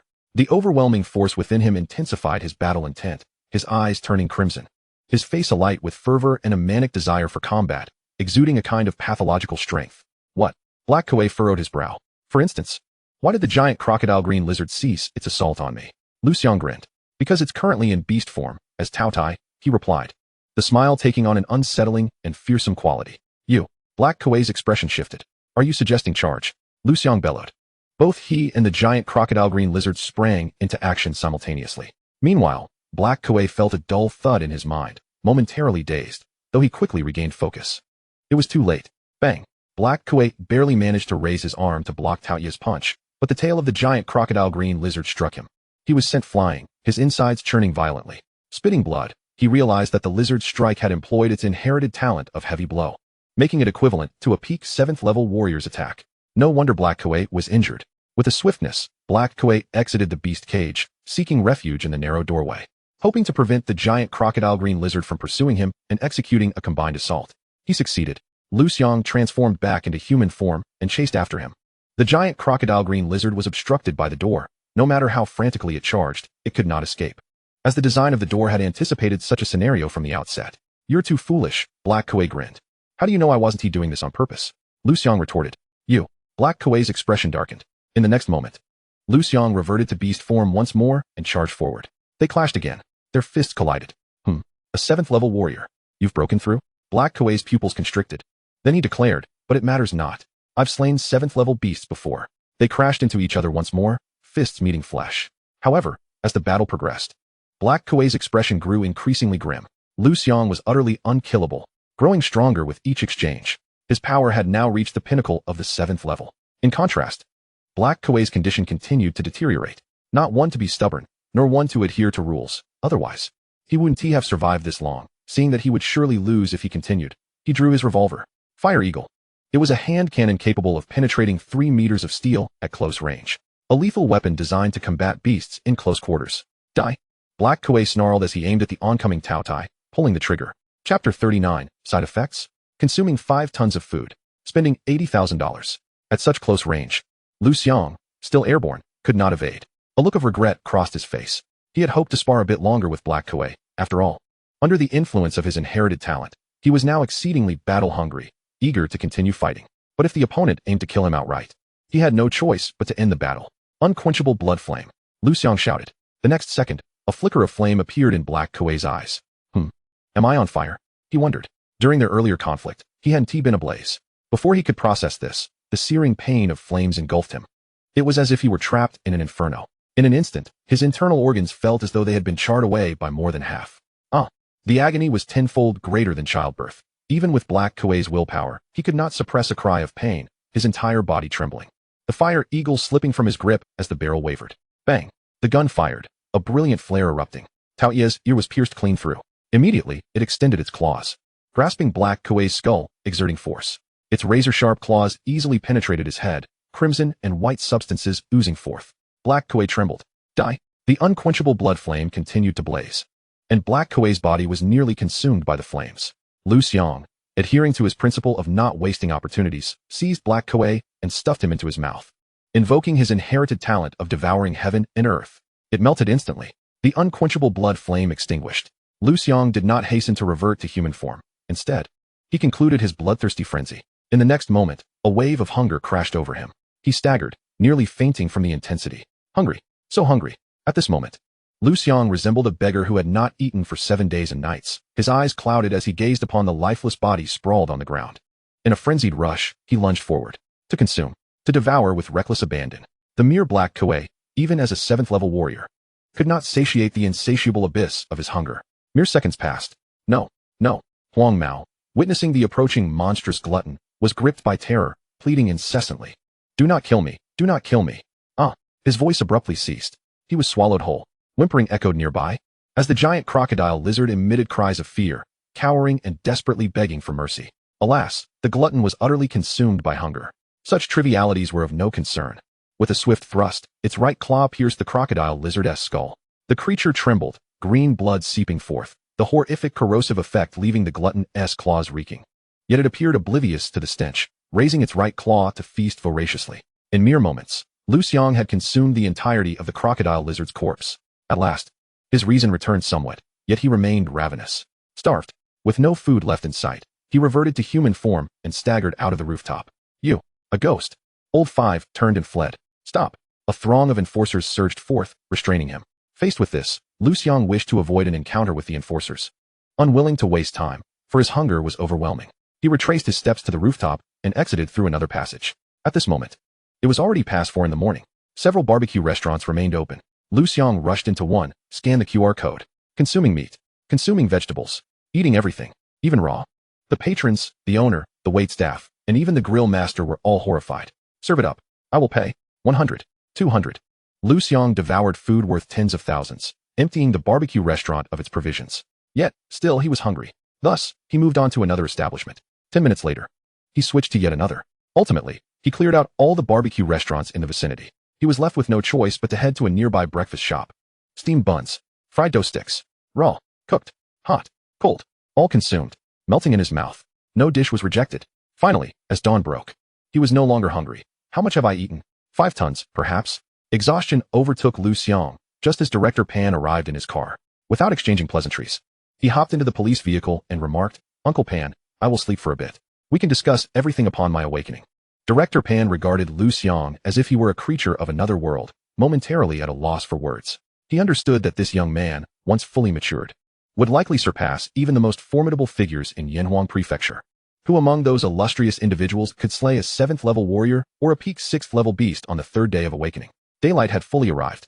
Near the East City Gate, the area was significantly more crowded than usual. For today, a celestial being had graced this place. Indeed, those surrounding could only describe Gutsaiha as an ethereal fairy. She was the epitome of divine craftsmanship, flawless in every aspect. Her military attire did not diminish her celestial aura, but instead bestowed upon her an air of authority and gallantry. It's 8 o'clock. Liu Xiang, you are remarkable. You are the first boy to dare stand me up. At this moment, Gutsaiha's expression was as cold as frost, and she swiftly departed. The crowd was startled as they perceived her form vanish in an instant. Liu Xiang awoke languidly, feeling exceptionally refreshed. However, upon opening his eyes, he was greeted by 2 figures. One seated beside his bed was Director Pan, and the other, standing by the window with a spine as straight as a pine, was Gutsaiha. Uncle Pan, you. Liu Xiang began, but Director Pan hastily gestured towards Gutsaiha. Liu Xiang paused momentarily, then realized that Gutsaiha was likely upset due to his absence. He managed a wry smile, signaling to Director Pan that all was well. You are quite the composed one, Director Pan remarked with a thumbs up. Gutsaiha's status was extraordinarily unique. No one in Xingyun City dared to offend her. Even Han Yanjun, the commander of the Xingyun Legion, was cautious not to cross her. He approached her with utmost care, fearful of uttering a misstep that might provoke her ire. Yet, Liu Xiang had stood her up and simply dismissed it. It truly is nothing, Liu Xiang asserted. Uncle Pan, feel free to ask whatever you wish. I will cooperate fully with the investigation. He intended to address the matter at hand before offering his apologies to Gutsaiha. No need. Director Pan deemed it best to exit promptly. He cleared his throat and quickly added, I am fully aware of the situation, and I have already handled it for you. Just be wary of Jin Jiu's retaliation. Oh, by the way, I have dispatched my subordinates to protect your mother. She will be safe. Just focus on your own safety. With that, without waiting for Liu Xiang to respond, he turned to leave. Hey you. Liu Xiang was taken aback, about to say something when Director Pan turned back, saying, also, you destroyed the rooftop and eliminated a 6th-level beast hiding within, an impressive feat. A reward of 100,000 has been credited to your account. Liu Xiang pulled out his phone to check. He was left speechless, not because of the reward but rather the realization that he had consumed a staggering 80,000 worth of food the previous day. Was he a pig? How could he eat so much? Chapter 40. Instructor Gu.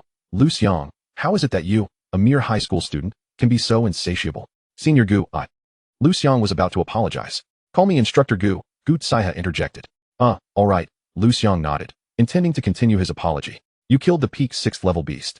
The giant crocodile lizard? I suppose so. What do you mean by suppose so? Either you did, or you didn't. I did, Liu Xiang nodded earnestly. A glimmer of astonishment replaced Gu Tsaiha's earlier dissatisfaction as she regarded Liu Xiang with newfound respect, surprised that he had achieved such feats with merely first-level warrior strength. Even she found it challenging to accomplish. How did you manage that? She instinctively inquired, only to realize that such matters pertained to Liu Xiang's inherited talents and skills. She hastily added, it's fine if you choose not to disclose, it is your secret. Liu Xiang did not rush to answer her question, but countered. Aren't you angry with me? Should I be? Here is my phone number and other contact methods. Should anything affect your training in the future, do call me promptly. Given that you lacked my contact details this time, I will let it slide. Certainly. Liu Xiang quickly agreed, adding, in truth, my ability to defeat the giant crocodile lizard and black kuei is indeed related to my inherited talents and skills. Yesterday, Instructor Gu mentioned that my control over the glutton was insufficient, and I was not adept in applying my inherited abilities to their fullest potential. I pondered how I could maximize their development. During the battle last night, I activated my inherited talent, bloodthirsty frenzy. Just as I did when fighting Han Shuo, growing stronger with each encounter, my body exuding a pathological strength. Thus, I continued to unleash it. By the end, I had attained the combat prowess of a 7th level warrior. And I even broke through during the fight. He did not shy away from sharing these insights, for he had already revealed his bloodthirsty frenzy talent during his battle with Han Shuo, so mentioning it held no issue. What is your current strength? Gu Tsaiha pressed on. I am a 3rd level warrior, Liu Xiang replied. Regarding the forthcoming training regimen, he opted for complete transparency. Moreover, he had previously inquired of Shijun about the trustworthiness of Gu Tsaiha, to which Shijun had replied, absolutely credible. Thus, there was no necessity to conceal much from Gu Tsaiha. Gu Tsaiha exhibited a look of realization and breathed a sigh of relief, stating, a 3rd-tier warrior defeating a 7th-tier warrior is indeed plausible. If it were a 1st-tier warrior vanquishing a 7th-tier warrior, that would be utterly inconceivable. Liu Xiang was bewildered. Is this really considered plausible? I have surpassed 4 entire levels. No wonder, as a top prodigy capable of attending Yanhuan University, her perspective is undeniably distinct. It appears that our training plan requires modification. Gu Tsaiha pondered thoughtfully. Liu Xiang began, Instructor Gu. Jin Jiao is entrenched in the northern part of the city and will undoubtedly retaliate against me. I do not wish to remain passive. Are you contemplating a proactive approach? Gu Tsaiha discerned Liu Xiang's intentions and inquired. Precisely. Liu Xiang nodded affirmatively. Jin Jiao, unlike He Kuei, will not allow you to enhance your combat prowess during battle. Fully unleashing his bloodthirsty and frenzied talents, Gu Tsaiha cautioned. Remaining idle is not in my nature, Liu Xiang insisted. Very well, Gu Tsaiha responded, I shall accompany you. Liu Xiang was momentarily taken aback. What do you mean by Gu Tsaiha's gaze sharpened as she remarked, when contending with ferocious beasts or engaging with humans. Each has its own advantages and disadvantages. Since you have chosen to battle humans, I shall adjust the training plan accordingly. While you fight, I will be by your side, guiding your combat techniques, cultivating your battle awareness, and honing your fighting spirit. However, I shall not intervene. Strength breeds arrogance. Jin Jiao is the sovereign of the northern underground forces, having intimidated numerous experts. Even I lack confidence in defeating him, yet you treat this life and death struggle as mere training? This left Liu Xiang in silence. He was curious as to how Jin Jiao would react upon learning of this. Then it is settled. The new training objective, eliminate Jin Jiao. Gu Tsaiha's expression turned serious as she took out her notebook and swiftly wrote, duration, 5 days. 5 days. Liu Xiang's eyes widened. What? You cannot handle a mere creature that lurks in the shadows in 5 days? Gu Tsaiha frowned. Liu Xiang, what does silence imply? Tell me if it can be done. Gu Tsaiha's expression hardened as she demanded an answer. Report, instructor. It can be done. Liu Xiang responded loudly. Excellent. Gu Tsaiha nodded in satisfaction. Soon after, Liu Xiang promptly rose, disconnected the 4-drip, and began contemplating the upcoming plan with utmost seriousness. Observing this, a glimmer of cunning crossed Gu Tsaiha's eyes. Jin Jiao, an extraordinary warrior. His wings are fully spread, and his influence is established. This is indeed his territory. To eradicate him in 5 days, even Liu Xiang must exert himself to the fullest, and she will accompany him. At that time, Liu Xiang's secrets will undoubtedly be laid bare before her. I am quite curious as to what Uncle Xiao sees in you, Gu Tsaiha mused internally. Unbeknownst to Liu Xiang, who was merely focused on eliminating Jin Jiao swiftly, he now had a clear time constraint. Soon, he formulated his strategy. However, before the plan could be executed, he needed to rapidly enhance his strength and break through to become a 4th-tier warrior. Awaken Chiyu. Hey. Liu Xiang decisively took out his phone and dialed Shijun, inquiring, Principal Shi, Have the resources I requested arrived? Just arrived, Shijun replied. I'll deliver them to you right away. Before long, Shijun personally brought the resources Liu Xiang had purchased, 300-year-old spiritual ginseng, valued at 4 million. This was a special price granted by the seller through Shijun's connections. Liu Xiang transferred the funds, watching as his bank balance diminished by a digit. Feeling a pang of heartache, indeed, cultivating is an expensive endeavor. Regrettably, he had been so focused on battle the previous night that he hadn't looted the wealth on the top floor. Otherwise, he could have recouped some losses. In the future, he must remember to plunder after battles. 300-year-old spiritual ginseng possesses both vitality-enhancing and life-prolonging effects. You don't need life extension, are you? Gu Tsaiha frowned. Perplexed, are you really that weak? Liu Xiang was about to explain when Gu Tsaiha continued. A lack of energy significantly hampers cultivation. It does require some supplementation. However, isn't high school age the peak for energy? Why are you so weak? Liu Xiang, Shijun, Chapter 41. Initiating a hidden task, reward upon completion, duplication. How does one explain to a girl that he isn't weak? Liu Xiang was reluctant to reveal that his other inherited talent was devouring heaven and earth. He could divulge some information to Gu Tsaiha, but not all of his trump cards. One must remain vigilant against others. He found himself in a quandary. Unsure how to express himself, Liu Xiang remained silent, prompting Gu Tsaiha to turn her gaze towards Shijun, asking, Old Shi, as a high school principal, you must understand the reasons behind a high school student's weakness, right? Shijun hesitated, and images of 3 things flashed through his mind: hands, paper, and adult films. But could he articulate that? Coughing lightly, he replied, there are various circumstances. For specifics, you should ask Liu Xiang directly. An adept at Tai Chi. Liu Xiang's mouth twitched as he hastily fabricated. It's because I've been utilizing my bloodthirsty frenzy for extended periods, leading to considerable side effects and great physical consumption. So you're weak? Gu Tsaiha nodded earnestly. Then you should eat quickly, otherwise, you won't be able to achieve the first phase of your objective within 5 days. I'm not weak. How can we dwell on the term weak? He realized that Instructor Gu was well versed in matters of combat and cultivation, yet she was utterly ignorant of relationships between men and women. Lacking any understanding of the devastating implications of the term weak for a man, Liu Xiang was unwilling to elaborate further. After dismissing Gu Tsaiha and Shijun, he transformed into a glutton, consuming the 300-year-old spiritual ginseng.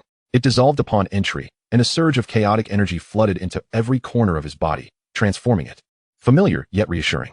However, he still failed to break through. He was merely a hair's breadth away. He needed to acquire a 100-year-old spiritual ginseng to achieve his breakthrough. It seems that the path to becoming a 4th-tier warrior is far more arduous than anticipated. Liu Xiang anticipated that the further he progressed, the more difficult the breakthroughs would become, but the degree of difficulty was still beyond his expectations.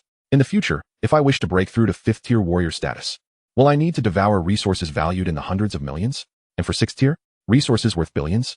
The talent of devouring heaven and earth is indeed remarkable, but it is also exceedingly costly. Upon exiting the infirmary, Liu Xiang beckoned Gu Tsaiha to commence their mission. Wait, nearby, upon learning of Gu Tsaiha's training plan, Shijun felt that the two were utterly reckless. He attempted to reason with Gu Tsaiha, but could only persuade Liu Xiang that Jinjiu is ruthless and formidable. Armed with firearms, he has also acquired a batch of decommissioned biohumans. You must not act impulsively. Trust Director Pan. Biohumans? Liu Xiang had seen them before, but he was intrigued as he had yet to encounter them. He grinned widely, revealing a row of pearly white teeth, and assured, Principal, rest assured. I will definitely trust Director Pan. I want to be reckless. Shijun nodded but remained uneasy. Liu Xiang had single-handedly dismantled the top-floor stronghold, and now with 2 of them, he would undoubtedly be bold enough to confront Jinjiu. Let us go? Without waiting for more words, Liu Xiang bid farewell and departed. Time was pressing, and tasks were heavy. There could be no delays. Before long, the 2 arrived at Jing'an Zen Temple. The influx of worshippers was incessant, rendering the 2 of them utterly inconspicuous amidst the throng. What brings you here? To offer incense and pray for the Bodhisattva's blessings? Gu Tsaiha furrowed her brow. She had never subscribed to such ephemeral beliefs, preferring to trust in the might of her own spear. I do not believe in deities, Liu Xiang replied, shaking his head. Jinjiu has always been devout in his Buddhist practices. This place is a grand edifice he constructed at great expense to manifest his pious heart towards the Buddha. This act has been lauded by the public as a benevolent gesture, and he is often referred to as a great benefactor. A great benefactor? Gu Tsaiha scoffed, how ludicrous. Liu Xiang nodded in agreement, saying, officials who have visited the top floor should advocate for the people, yet they engage in the most sordid activities behind the scenes. A scoundrel like Jinjiu ought to be committing heinous deeds, yet he strives desperately to cloak himself in the guise of a virtuous man. It is not only absurd but also deeply ironic. So what is your purpose for being here? Gu Tsaiha continued her inquiry. Jinjiu spends most of his time here. Liu Xiang stated. What? At this revelation, Gu Zaiha's eyelids twitched, and she looked at Liu Xiang with surprise, asking, "Are you serious? Planning to strike at the heart of the dragon? Are you certain? Why hesitate? Just charge in," Liu Xiang said half-jokingly. Gu Zaiha frowned, replying, "That jest is hardly amusing. If you were to act on it, I would only deem you foolish. You truly lack a sense of humor," Liu Xiang lamented, before continuing. "If the top floor were to be destroyed, Jinjiu would suffer tremendous losses. To safeguard his foundation, he must ensure that the other 3 enterprises remain untouched, which would necessitate deploying his main forces to the vicinity of those enterprises. Jinjiu himself would likely be present there, luring the prey to him. Consequently, this place will inevitably be quite deserted." Upon hearing this, Gu Zaiha's gaze flickered, realizing that Liu Xiang possessed an understanding of tactical maneuvers. This piqued her interest. Shedding the wings of power, she nodded, proposing, diminish their influence and prestige, inciting rival factions to unite in their onslaught. That is indeed a commendable strategy. Who knows? Jinjiu might become enraged and make foolish blunders, exposing himself to capture by the Enforcement Bureau. This woman possesses some intelligence, Liu Xiang mused. Though he had an additional matter that Gu Zaiha was unaware of, he aimed to cleanse the battlefield, procuring some of Jinjiu's resources from this location. Achieve a breakthrough. Awaken Chiyu. Subsequently, Liu Xiang discreetly departed the throng of worshippers in an unnoticed corner, evading the surveillance cameras along the way, and infiltrated the area. He was well acquainted with this place, having frequented it countless times with his mother for prayer. Of course, his visits had been confined to the periphery. Relying on his near 4th-level martial prowess and his knowledge of the terrain, Liu Xiang went undetected and effortlessly arrived outside a towering courtyard wall. Within lay the inner sanctum of the Jing'an Zen temple, heavily guarded. Turning his head, he noticed that Gu Zaiha, who had been trailing him, had vanished. "Instructor Gu is quite bold, leaving me to execute the training plan alone?" Liu Xiang quipped. "Focus on your task." Gu Zaiha's voice reached his ears. Liu Xiang's pupils constricted. One might think he had encountered a ghost. Though he could not see her, the voice was unmistakable. Was this the might of a general-level powerhouse? Just as he pondered how to gain entry, a luxury vehicle slowly approached, parking at the side gate of the inner courtyard. It was not uncommon for vehicles to access the temple, yet those capable of doing so were invariably affluent or of high status. Secretary Su, clad in a form-fitting long skirt paired with a loose t-shirt, exuded casual elegance as she casually opened the car door, conversing with a robust monk at the inner gate. From the back seat emerged 3 students in succession. Is that her? Liu Xiang thought, somewhat taken aback. In the next moment, a message infiltrated his mind. First discovery of a bioengineered human. Hidden mission activated. First consumption of a bioengineered human grants an opportunity to replicate another's inherited talents or skills. Note: the duration of the replicated talents and skills is determined by one's physical constitution. Chapter 42. Hidden mission completed. Inherited talents detected. Do you wish to replicate? Behind Secretary Su, the 3 students, 1 male and 2 females, were led by a boy sporting gold-rimmed glasses. He adjusted his glasses and cast a glance at his cousin's shapely form. Suddenly feeling parched and inflamed with desire, moistening his dry lips, he turned to his companions, saying, "Xiao Su, Xiao Yuan, rest assured. My cousin is a favored aide of the mayor. She is quite formidable. She will undoubtedly secure your entry into the inner courtyard, allowing the abbot to bless you personally." "That's wonderful. Su Shua, you are truly impressive," Xiao Yuan beamed, only to furrow her brow in distress as she lamented, "The awakening ceremony is tomorrow. I hope I can successfully awaken. Amitabha, may the Bodhisattva bless me," sighed Xiao Su. "Alas, our awakening ceremony at New City No. 2 High School is far too late.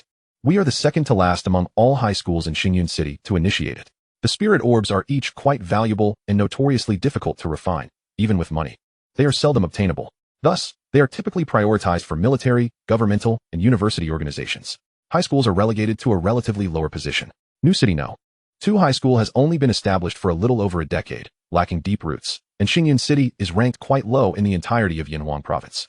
Which is why we have yet to procure spirit orbs. We can only spend exorbitant amounts to borrow them from other schools. Which means we must wait for those schools to complete their awakening ceremonies, with less than a month until the practical assessment. Awakening even a day later than others translates to diminished strength and lower scores, Xiao Yuan explained. The school's resources are limited and will be concentrated on the awakened individuals for cultivation. Awakening even a day later means a day less in gaining resources to enhance strength. Our New City No. 2 High School has been waiting for over a decade, yet it's still not our turn? When we finally get the chance, it gets snatched away by a high school from the neighboring city. What? Why is that? Alas, our school has not produced any promising students in recent years. Xiao Yuan sighed. Strategic resources like spirit orbs are undoubtedly prioritized by the Provincial Department of Education for schools that had gifted students last year. This is precisely why Principal Shi is striving to win Liu Xiang over. Upon hearing this, Xiao Su gazed at him with admiration, remarking, I heard Liu Xiang not only awakened an ultra SSS level ferocious beast, but is also quite handsome. Seeing the girl he liked admire another boy, Su Shua couldn't help but reveal a tinge of jealousy, cryptically declaring, "Humph, you all fail to understand. Liu Xiang's presence in our school brings us no benefits, only drawbacks." Xiao Su instinctively frowned. "What?" Xiao Yuan paused, asking, "Why would you say that? Consider it. Our new city number 2 high school's resources are already scarce. The principal has allocated many resources to recruit Liu Xiang, which means our resources dwindle," Su Shua stated earnestly. "Therefore, winning Liu Xiang over serves no benefit for us. But it may benefit future students." "Oh," Xiao Yuan looked as though she had suffered a loss of several million, lamenting. "I was so looking forward to my first meeting with Liu Xiang. Humph, that Liu Xiang is truly detestable." At this, Xiao Su furrowed her lovely brows, countering. "The allocation of school resources is determined by the school. How can the responsibility for this situation fall upon Liu Xiang? That is not fair. Moreover, we are still uncertain if we can awaken. Is it really fair to blame Liu Xiang for that? If not Liu Xiang, then whom?" Su Shua retorted. "He has taken our resources. Perhaps it is precisely the resources that he has taken away that have hindered our ability to secure a place among the top 10 prestigious institutions. Henceforth, the path of life diverges at yet another crossroads." "Indeed," Xiao Yuan bitterly remarked, "we are not the offspring of the affluent. A mere handful of resources can determine whether our future yields a monthly income of 30,000 or merely 3,000. A prodigy like Liu Xiang would undoubtedly be indifferent to such calculations, but we must regard them with utmost seriousness. Alas, it infuriates me. If I fail to awaken, I shall lay the blame squarely on Liu Xiang." Xiao Su's brow knitted tighter as she retorted, "Awakening, or the lack thereof, is intrinsically linked to one's constitution and genetics. Can you truly blame Liu Xiang for this?" Xiao Yuan faltered momentarily. "Why not?" Su Shua continued, "Have you not heard? Liu Xiang did not awaken through the spirit pearl, but was instead stimulated by Liu Ruxue. Such profound stimulation can facilitate awakening, but it can also lead to failure." "Humph." Xiao Yuan scoffed. "I am nearly at my wit's end. This will surely affect tomorrow's awakening ceremony. If I fail to awaken, I shall seek out Liu Xiang. He will owe me compensation." With no awakened ancestors in her lineage, her chances of awakening were exceedingly slim. Thus, upon learning that the abbot of the Jing'an Zen temple could enhance the likelihood of awakening through blessings, she immediately enlisted Xiao Su's help and implored Su Shua for assistance. "I support you," Su Shua replied with a smile. Their recent exchange not only showcased his erudition, but also successfully cast Liu Xiang in a negative light, fostering Xiao Su's disdain for him. Truly, he considered himself a genius. Yet, Xiao Su subtly took a step away, contemplating that this friend was not to be trusted. After this ordeal, she would gradually distance herself from her. As she pondered, memories of the past flooded back, revealing that her friend Xiao Yuan seemed to be intentionally aiding Su Shua in pursuing her. And as for Su Shua, a man who elevated himself solely by belittling others, he was even more deserving of distance. "Thank you, Master Jing Yuan." Secretary Su had made the necessary introductions, but turned to hear her cousin boasting and even blaming Liu Xiang, prompting her to inwardly curse, the fool, blinded by his desires. She waved her hand, advising, "Once the blessings conclude, we must leave immediately." Last night, Liu Xiang had caused such a commotion that even the Jing'an Zen temple was on high alert. Her entry was solely due to her connection with the influential Mayor Zhao. As they entered the inner courtyard, Master Jing Yuan was about to close the door when a bright red 100 yuan note fluttered in on the wind, catching his attention. His eyes lit up as he scanned the area for suspicious figures, quickly stepping outside to retrieve the bill. "Real money," he exclaimed, a smile spreading across his face as he hastily tucked it away. Though a biochemical being, he too possessed desires, and to satiate them, one required money. Just as he looked up, another 100 yuan note appeared not far away. Greed ignited within him, impossible to suppress. Besides, he was merely a false monk, a puppet bought by the ninth master to guard the Jing'an Zen temple, with no true devotion to Buddhism or the monkish tenet of renouncing greed. Thus, as he picked up the 7th 100 yuan note, a colossal shadow suddenly loomed over him. Master Jing Yuan's expression changed dramatically. Alas, it was too late. Transformed into a voracious beast, Liu Xiang swiftly devoured the note, which melted in his mouth. First consumption of a biochemical being, hidden task completed. Congratulations, host. You have gained an opportunity to replicate another's inherited talent or skill. Replicable talent discovered. Invisibility. Would you like to replicate? Chapter 43. Your Garden of Medicinal Herbs, My Home. Liu Xiang indulged, his power surging to new heights. What was Liu Xiang up to? Observing the scene, Gutsaiha couldn't help but frown. Surely he doesn't believe that by eliminating the gatekeeper, he can silently infiltrate the premises? This will only serve to alert the guards. In her mind, she had concocted dozens of strategies to infiltrate the inner courtyard, rife with vulnerabilities, yet Liu Xiang had opted for the least likely to succeed. Such disappointment. How naive I was to anticipate his ingenious tactics. Was his earlier success in sabotaging the rooftop merely a stroke of luck? Uncle Xiao. You too have misjudged him? She shook her head, preparing to depart. However, as she lifted her foot, she hesitated. Liu Xiang's reckless approach was bound to result in trouble. Since he was Uncle Zhao's disciple, perhaps she should intervene. What would Uncle Zhao think upon learning that I had saved his pupil? Yet, when she turned back, Liu Xiang's figure had vanished. Where did he go? Gucaihe was bewildered. Meanwhile, Liu Xiang, having activated the power of invisibility, had returned to his human form, striding confidently into the inner courtyard and standing right beside Secretary Su, all without anyone noticing. Surrounding them were awakened individuals, one of whom possessed the gift of invisibility, which meant there could be another lurking in the shadows. I must exercise caution. Liu Xiang remained vigilant. Furthermore, the invisibility effect lasted for 1 hour, and he needed to utilize this time wisely to locate resources, ample resources, to ascend to the 4th level of martial prowess. That was the objective of his journey. With this in mind, he wasted no time and prepared to scour every corner of the inner courtyard. The area was expansive, and if fortune did not favor him, he might not finish within the hour. Thus, he had to act swiftly. Just then, an elderly monk approached, speaking, "Esteemed benefactors, the abbot is currently occupied with important matters, so please wait here for a moment." Understood, Secretary Su replied, hands clasped in reverence. "You may explore the surroundings." Before departing, the monk cautioned, "Just do not venture there." Following his gesture, Secretary Su spotted a secluded corridor. The walls on either side were adorned with lifelike depictions of Buddhist figures. Walking through, it felt as though she were enveloped in a celestial chant, radiating a sense of ceremony. Had the monk not warned her, she might have indeed gone there to take photographs. Very well, Secretary Su nodded in acknowledgement. In the shadows, Liu Xiang instantly had a target in mind and hurried toward the secluded corridor, which twisted and turned for a full 81 meters. As he traversed, he discovered dozens of surveillance cameras, and concealed within the shadows were 3 biochemical beings, all elite guardians, rendering the area highly fortified. This only reinforced his conviction that secrets lay within. At the corridor's end stood a Buddhist hall. Liu Xiang circled the hall, but found nothing amiss. So he exited through the back door. Upon stepping outside, his eyes brightened. Before him lay a medicinal herb garden, shielded by a large glass canopy to deter birds and beasts from feasting upon its bounty. Within grew various medicinal materials, spirit ginseng, and even rare and precious spirit plants like the spirit Buddha tree, laden with fruit known as spirit Buddha fruit. Each fruit was unique, resembling a Buddha in diverse forms, thus earning its name. What a fortune! Liu Xiang exclaimed in delight. The spirit Buddha fruit was not only succulent and juicy, but also contained pure energy, rumored to possess a hint of Buddhahood. Each fruit was valued at over 100,000 yuan, and this towering spirit Buddha tree bore countless fruits. A rough estimate would yield at least 1,000.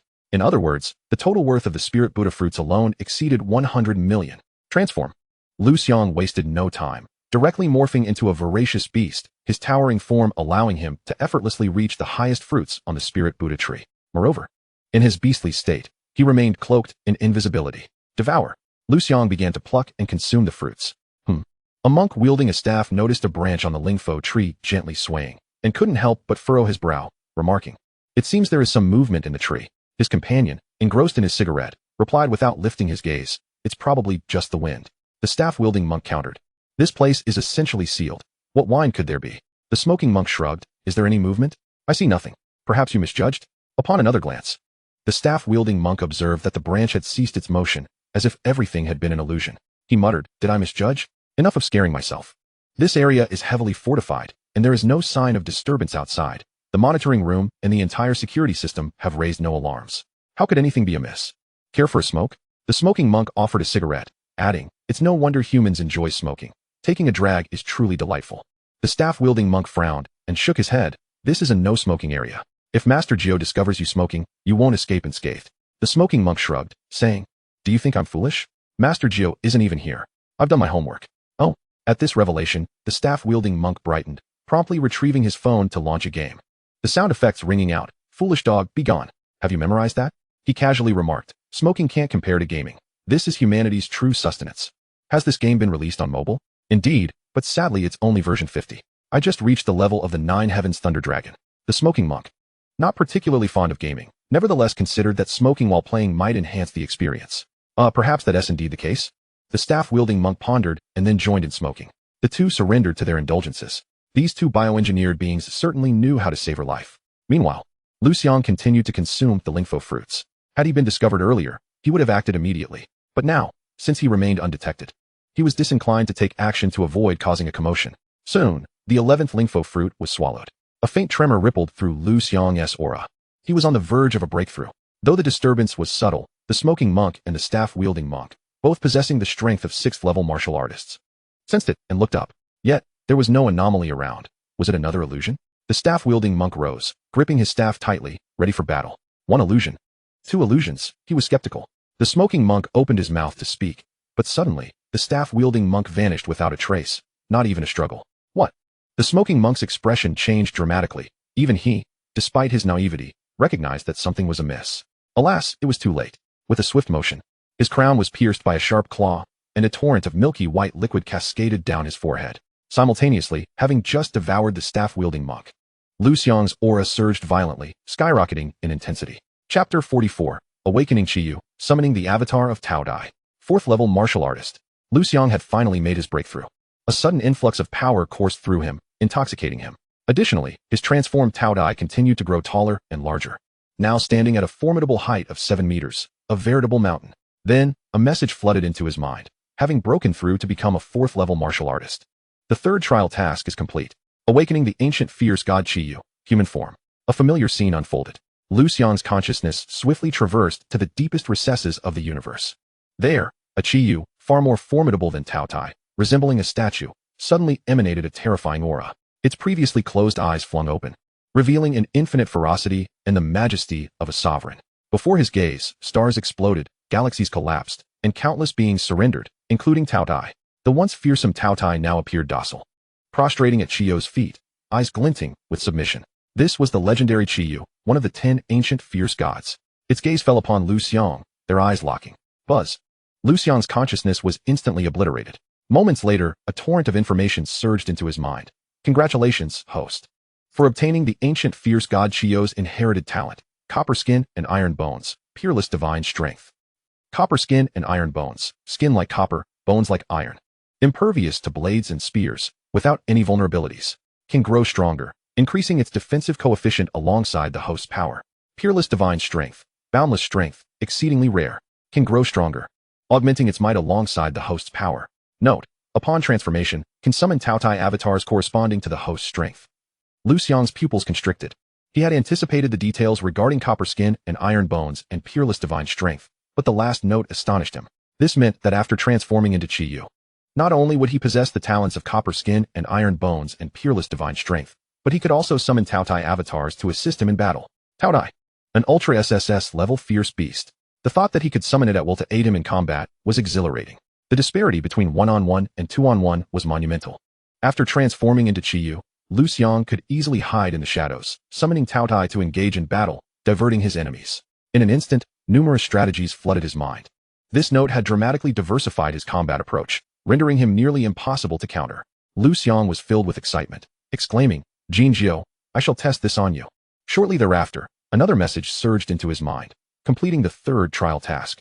The 4th trial task is released. Devour 10,000 fierce beasts to acquire Qiyu's inherited skill, mastery of all arts.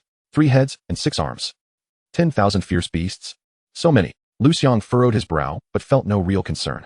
After all, once he dealt with the troubles concerning Jinjiu, he would venture outside the city to hunt fierce beasts.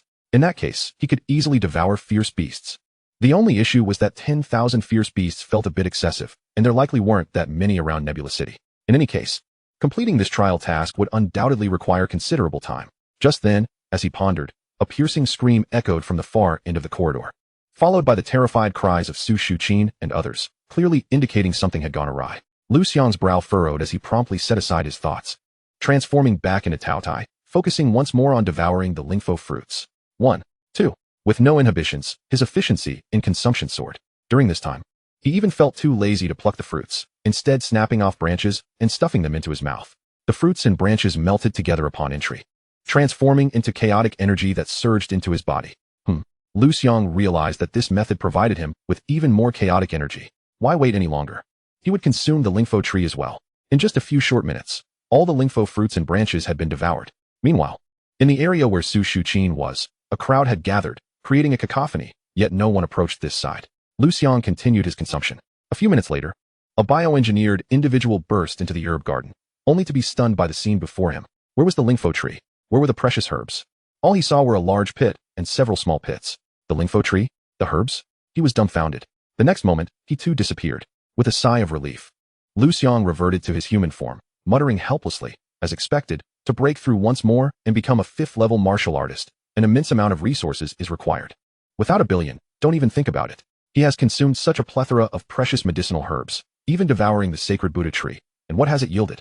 To this day, he has only traversed half the journey. When calculated, he has just swallowed an astonishing 500 million. Of course, it could well be more, as he merely made a rough estimation, and the margin of error could be significant. TSK. I wonder how Jinzhou will react upon learning of this matter? With ample time left in his invisible state, he should eliminate a few more foes. One must seize every opportunity to reap rewards. In this day and age, making money is exceedingly difficult. Liu Xiang proactively stepped forward, commencing the hunt for Jinzhou's subordinates. Meanwhile, Secretary Su and Su Shuo, along with 2 others, did not wait long before the abbot of Jing'an Zen Temple arrived. They promptly greeted him, Ba. In the next moment, the abbot's head soared high, severed from his body. Blood gushed forth from the neck, spraying over a yard, akin to a torrential rain of crimson. Such a horrifying and sudden scene could hardly fail to instill fear. Secretary Su and the others screamed and turned to flee, but how could such a significant event as the abbot's murder simply be overlooked?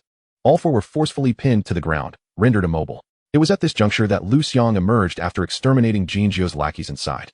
Upon witnessing the scene before him, he immediately realized the one who killed the abbot was that enigmatic awakened being endowed with the ability of invisibility. Did this individual harbor a grudge against the abbot? In that instant, he understood that he needed to depart. Jinzhou would undoubtedly return in haste. As for the safety of Secretary Su and the others, it was of no concern to him.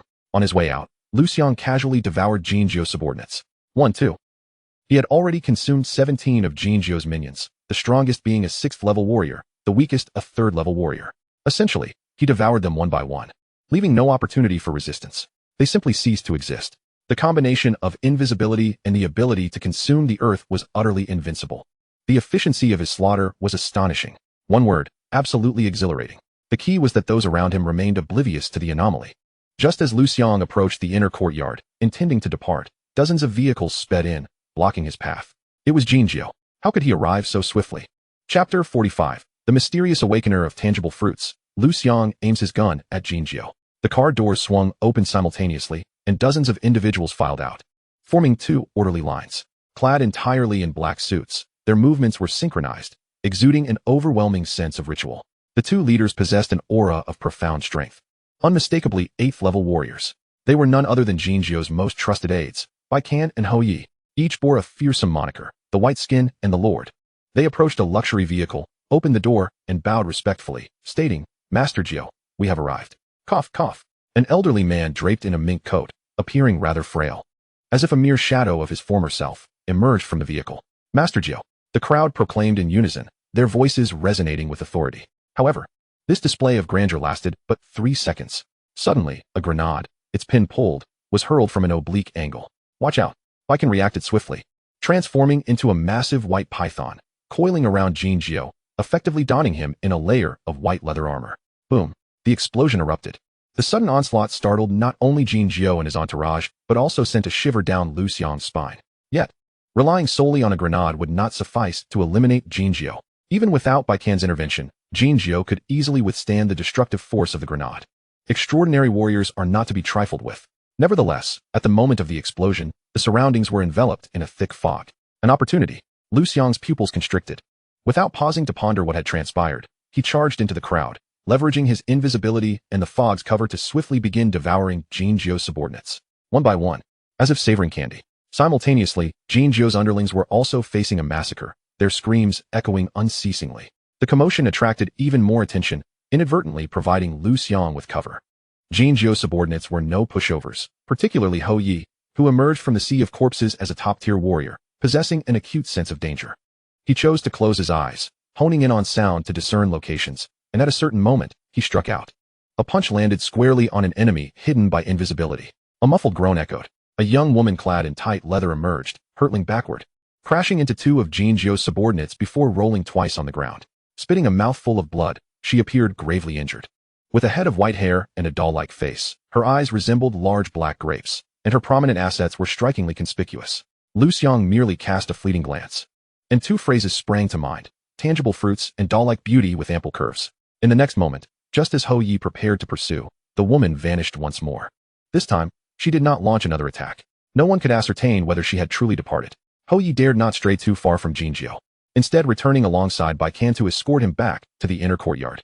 However, upon their arrival, they discovered that only half of their subordinates had followed them. The numbers were inconsistent. Furrowing his brow, Hou Yi spoke, "Master Jiu, there is still an unseen assailant." The atmosphere grew tense. Bai Can, in his transformed state as a giant python, lifted Jinjiu. From his elevated position, Jinjiu surveyed the surroundings, frowning as he remarked, "The bodies have also vanished. It was Liu Xiang who devoured them. My bioengineered troops were also slain by him. He possesses a unique device that alerts him to each bioengineered soldier's demise. The moment Liu Xiang consumed the first bioengineered soldier, he rushed over. Thus, he could arrive here so swiftly." Upon hearing this, Liu Xiang's pupils contracted. This Jinjiu was remarkably astute. Had he deduced my identity? Liu Xiang? Has he made his move? In the shadows, Gu Caihe furrowed her brow. Throughout, she had not glimpsed Liu Xiang's figure.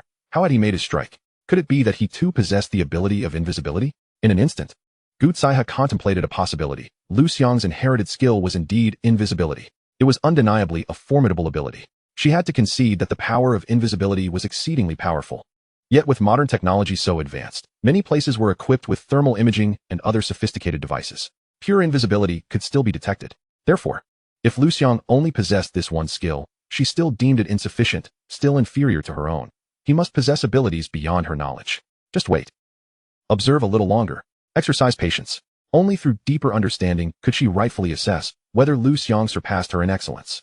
Gu Caihe believed her choice was correct, for thus far, the abilities Liu Xiang had revealed before her were increasingly numerous, enhancing her understanding of him. Liu Xiang, it seems we have become acquainted through conflict. If this continues, we shall only bring about mutual destruction. Jinjiu spoke. How about this? Let us transform hostility into friendship and become allies. Huh, I trust your word as much as I would a ghost. Liu Xiang was no naive child. How could he possibly believe the words of a criminal overlord? Jinjiu raised a finger, stating, "You must be preparing for the practical test of admission in a month, right? Without money, there are no resources. The rewards from the Enforcement Bureau would barely fill your pockets. How about this, 1 billion? We shake hands and make peace. Behind you stands the formidable Xiao Zhan, and unless absolutely necessary, I have no desire to sever our ties, for it serves neither of our interests. However, should you force me into a corner, I shall not only take your life, but also lay hands on your mother. Even a rabbit will bite when cornered, let alone myself." Upon hearing this, Liu Xiang's gaze turned icy, filled with a surge of murderous intent. He retrieved a firearm from his pocket, the Fire Eagle, the weapon of Heikuei. Now, it lay in his grasp. Due to his lack of marksmanship, Liu Xiang needed to close the distance further. At that moment, a voice rang out. "Ninth Master, the medicine garden has been completely ransacked. Even the spirit Buddha tree has been uprooted and vanished." A subordinate reported. Jinjiu's expression darkened instantly. The herbs in the garden, along with the recently ripened spirit Buddha fruits, represented a business worth hundreds of millions, all destroyed in an instant. Especially the spirit Buddha tree, for which he had invested 2 billion to transplant. It was to be his golden goose. And now it was gone. In total, he had lost over 2 billion. His fortune was nearly depleted. Nevertheless, he remained unfazed, pausing only for a moment to swiftly recalibrate his emotions before speaking. "Liu Xiang, I reiterate my words. If you are willing to befriend me, Jinjiu, I shall overlook the past. Whatever you desire, simply voice it to me, and I shall do my utmost to fulfill your wishes." In the next instant, the gun's muzzle pressed against Jinjiu's forehead, and Liu Xiang's voice echoed, "I want your head on a platter. Will you comply?" Chapter 46. The villain perishes from excessive verbosity. Have you never heard this profound adage? The sudden turn of events caused Jinjiu's subordinates to change their expressions, swiftly aiming their weapons at Liu Xiang. Although Liu Xiang had not revealed his position, his stance with the gun allowed them to ascertain his location. It was him. Secretary Su's pupils constricted. She recognized that voice all too well. It was undoubtedly Liu Xiang. Worry etched across her face. This could not end in disaster. Xiao Su was equally anxious, softly praying. Her earlier excitement at the prospect of meeting Liu Xiang now overshadowed. In contrast, Su Shua and Xiao Yuan exchanged glances filled with anticipation, each detecting in the other's eyes a shared sentiment.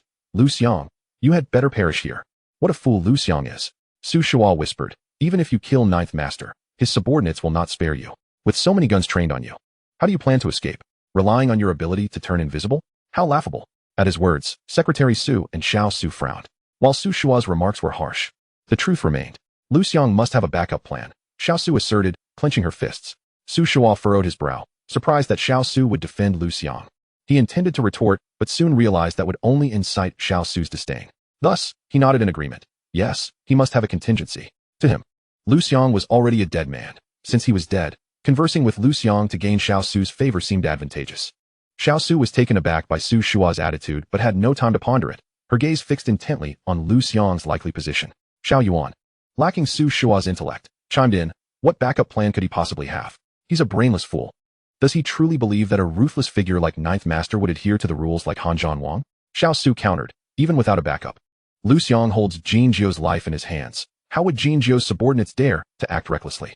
He could easily leverage Jin Jiu's life to coerce his subordinates into letting him escape. Unable to refute Xiao Su's logic, Xiao Yuan could only scoff and turn away. Meanwhile, Gu Caihe frowned deeply. Possessing the advantages of invisibility, bloodlust, and firearms, she would never approach Jin Jiu for close combat. That would be akin to confronting an enemy on their terms. At that moment, she longed to intervene personally and assist Liu Xiang in dealing with Jin Jiu. After accumulating such a significant advantage, to squander it would be utterly foolish. Liu Xiang, you have finally chosen to reveal yourself. Jin Jiu raised his hand, signaling his subordinates to remain calm. Liu Xiang did not fire immediately, but instead aimed the gun at his own forehead, clearly unwilling to kill him just yet. Still seeking greater gain. So, I have revealed myself. Liu Xiang retorted. Jin Jiu, glancing at the azure sky, felt a twitch at the corner of his mouth and chose not to respond, instead continuing to assert control over the situation. He pointed to his own head and declared, my life is not something just anyone can take, Liu Xiang. My patience has its limits.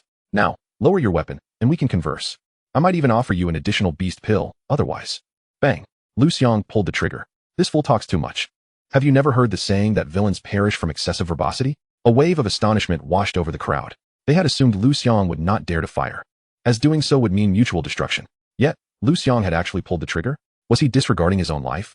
How reckless. But where was he? Liu Xiang's pupils dilated. Before him, there was no trace of Jin Jiu. In the next moment, Jin Jiu appeared on the ground, his expression dark, questioning. Why must you seek death? Why force me to reveal my trump card? Liu Xiang, you truly deserve to die? Attack. Bang. Gunfire erupted. Liu Xiang swiftly reverted to his human form, evading a barrage of bullets. Though the Tao Tai was powerful, its current strength was still lacking, unable to withstand bullets. However, just as he sought to leverage the advantage of invisibility to shift positions, Hou Yi appeared like a specter, brandishing a 2-meter-long blade. Hou Yi had clearly anticipated Liu Xiang's actions. He understood the capabilities of awakened individuals too well. Moreover, unable to see Liu Xiang, he opted for a sweeping slash. This move had an extensive reach. Coupled with his prowess as an 8th-level martial artist, the strike was incredibly swift. Liu Xiang could not evade in time. Indeed, Liu Xiang could not dodge. Thus, he chose not to, shouting internally, copper skin, iron bones. Divine power is boundless. Both of Chiyo's formidable talents activated simultaneously. In the next instant, an astonishing scene unfolded. The blade, capable of cleaving stone, struck Liu Xiang's waist, creating a shower of sparks, yet it failed to inflict any harm. Furthermore, as an 8th-level warrior, Hou Ye's strength was considerable. Yet at this moment, Liu Xiang seized his wrist, redirecting the blade toward Hou Ye's own neck. Hou Ye's countenance shifted dramatically, his muscles tensing as he attempted to wrestle. Yet he found his once prized strength utterly crushed. He could only watch helplessly as the blade approached his neck. He abandoned the struggle, striking Liu Xiang with his left hand and kicking with his right foot in desperation. Soon, pain coursed through his limbs, bringing tears to his eyes. Are you made of iron? Hou Yi completely relinquished the notion of hand-to-hand combat, drawing a dagger from his waist and frantically stabbing, drawing on years of experience in killing. Even without seeing Liu Xiang, he accurately targeted his vital areas. Then, the dagger shattered. At that moment, Hou Ye's neck was already sliced open by the long blade. As the events unfolded in the blink of an eye, Hou Yi frantically shouted, Ninth Master, save me. Now you seek help?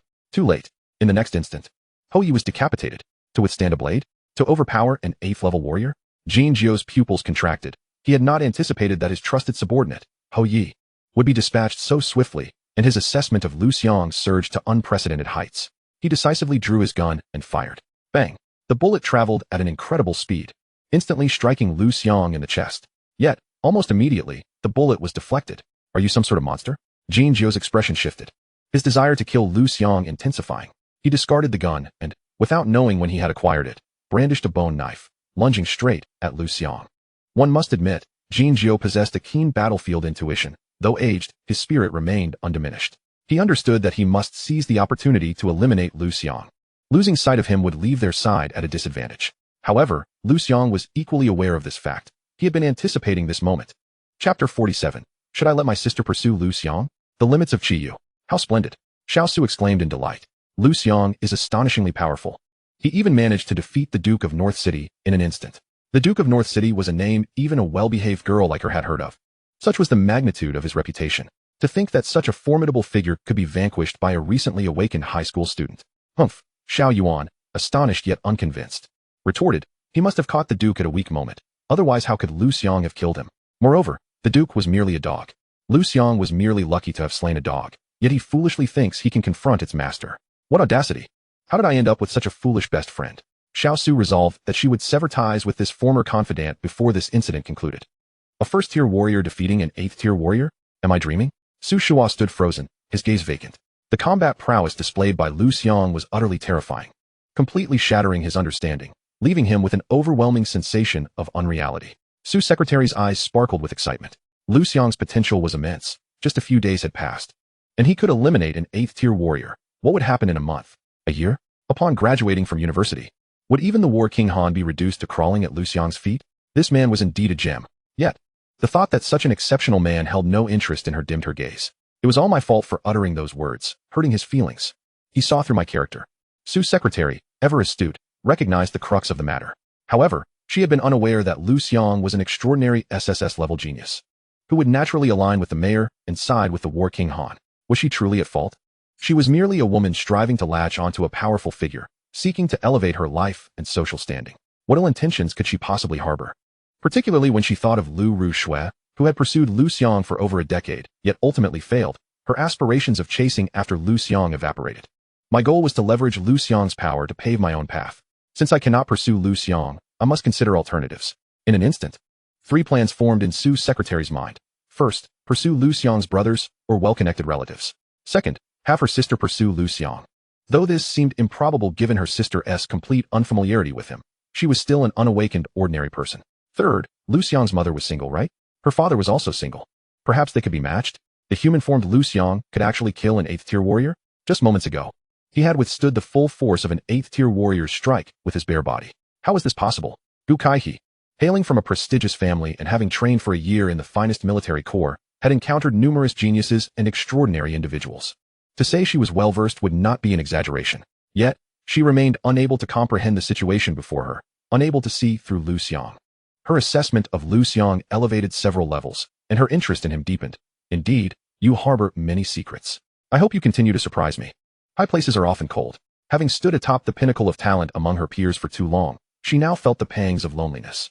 Witnessing a potential rival emerge filled her with anticipation. At this moment, it was perfect. Liu Xiang, who had long awaited a close-range clash with Jin Jiao, felt elated as he saw Jin Jiao charging toward him, and without hesitation, he launched himself forward. With the effect of invisibility coupled with Chiyo's innate talent, he was confident in his ability to defeat Jin Jiao. This was also his only opportunity to personally eliminate Jin Jiao. He must not let it slip away. Chiyo, let me witness your limits. Liu Xiang opted for a direct confrontation. He exerted force through his feet, channeling it to his core, and then, with his slightly bent spine resembling a great bow, he suddenly straightened, his right fist shooting forth like an arrow. This is sheer folly. Jin Jiao sneered. As an extraordinary warrior, he could effortlessly lift a tank, shatter a ton of stone with a single punch, and withstand gunfire. This was why he dared to engage Liu Xiang in close combat. However, what gave Liu Xiang the audacity? Killing He Kuei and the Duke led him to believe he was invincible? The powers of extraordinary and ordinary warriors belong to entirely different realms. What an arrogant high school student. Jin Jiao could almost envision the moment Liu Xiang would be incapacitated, suffering in agony, his most cherished moment. Boom. In the next instant, their fists collided. The overwhelming force within Liu Xiang found its release, charging forth like a wild stallion. Jin Jiao's pupils constricted, and the ease on his face was instantly replaced by horror. What does it feel like to punch a 10-meter thick steel plate? Pain. Excruciating pain. It hurt like hell. Jin Jiao felt as though his knuckles might shatter, his organs overwhelmed with a sensation of unbearable strain. He could hardly withstand it, so he staggered back several steps. Each retreat an attempt to dissipate the force, the ground beneath his feet cracking with every step. Yet, the power surging from his fist seemed inexhaustible. After retreating a dozen steps, he finally managed to halt. However, at this moment, his legs trembled uncontrollably, his entire body felt utterly depleted, and cold sweat drenched his clothes. Have I been defeated by a single punch? Jin Jiao's expression was one of disbelief. The next moment, he collapsed to the ground. No. You have been knocked down by my punch, Liu Xiang corrected him. Jin Jiao, in shock, felt an overwhelming sense of humiliation. The esteemed figure of North City, a prominent leader in Xingyun City, had been publicly felled by a single punch. Xiao Yuan was utterly dumbfounded. The cutting remarks she had prepared for Liu Xiang now stuck in her throat as if a fly had lodged itself there. It was unbearable. Could it be that Jinzhou also has stomach issues? Xiao Su quipped. After defeating a dog, he could just as easily take down its master. Xiao Yuan was momentarily taken aback, then retorted defiantly. So what if he's powerful? He only became this strong after seizing my resources. Perhaps if I had received as many resources, I'd be even stronger. Xiao Su's eyes widened in disbelief. How could anyone utter such nonsense? How was I ever blind enough to call this person my best friend? Meanwhile, Su Shua couldn't help but glance at Xiao Yuan, her expression shifting several times as she struggled to find words to support Xiao Yuan. The main issue was that this woman was simply too outrageous. Su's secretary was less than courteous, directly countering. You, as a worthless individual, dare to compare yourself to Liu Xiang? You. Xiao Yuan's face flushed crimson, instinctively firing back. No matter how worthless I am, I'm still better than you, who climbed up by using your body. Slap. Su's secretary swiftly struck Xiao Yuan, sending her sprawling on the ground, coldly stating, Do you believe I won't tear your mouth apart, leaving you unable to return home? In an instant, Xiao Yuan felt as if she had plunged into an ice-cold abyss. She understood that Secretary Su was indeed a person of her word, an extraordinary warrior, with immense power at her disposal. Such a being could easily take a life. Su Shua, in the future, it would be wise to limit associations with such friends. Secretary Su spoke coldly. She had resolved to leverage her authority to severely suppress this girl. Very well, cousin, Su Shua hastily nodded and declared, Song Yuan. We shall sever ties from this moment forth. You may walk back on your own. He was merely a shadow of his cousin, too intimidated to confront her. Especially considering that little Yuan was indeed rather foolish to want to distance herself from such a person.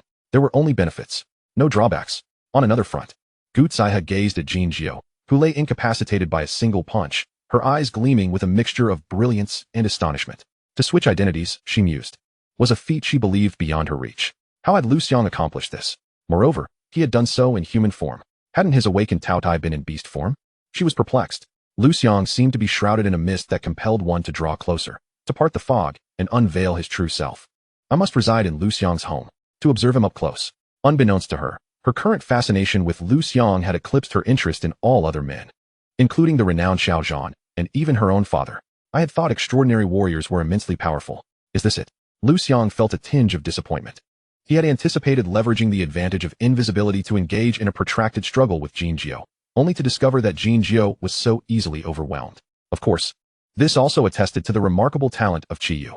And this was not even the extent of Qiyu's capabilities. It was no wonder Qiyu could subdue Tao Dai, compelling it to willingly serve as a mount. Get up. Jin Jiao attempted to rise. Liu Xiang's gaze sharpened as he advanced with purpose. Open fire. The pallid-faced man's complexion shifted dramatically as he shouted. The sound of gunfire erupted. Bullets swiftly wove a net of destruction, enveloping the area. The cacophony of metal clashing resounded as Liu Xiang braved the hail of bullets, steadily approaching Jin Jiao, ultimately placing his foot upon Jin Jiao's head, pressing him down with relentless force. Rendered immobile. Is this even human? The gunfire ceased, and Bai Pai and the others were utterly intimidated by Liu Xiang's imposing presence. Chapter 48. Shapeshifting, personally eliminating Jin Jiao. Where's Liu Yiming?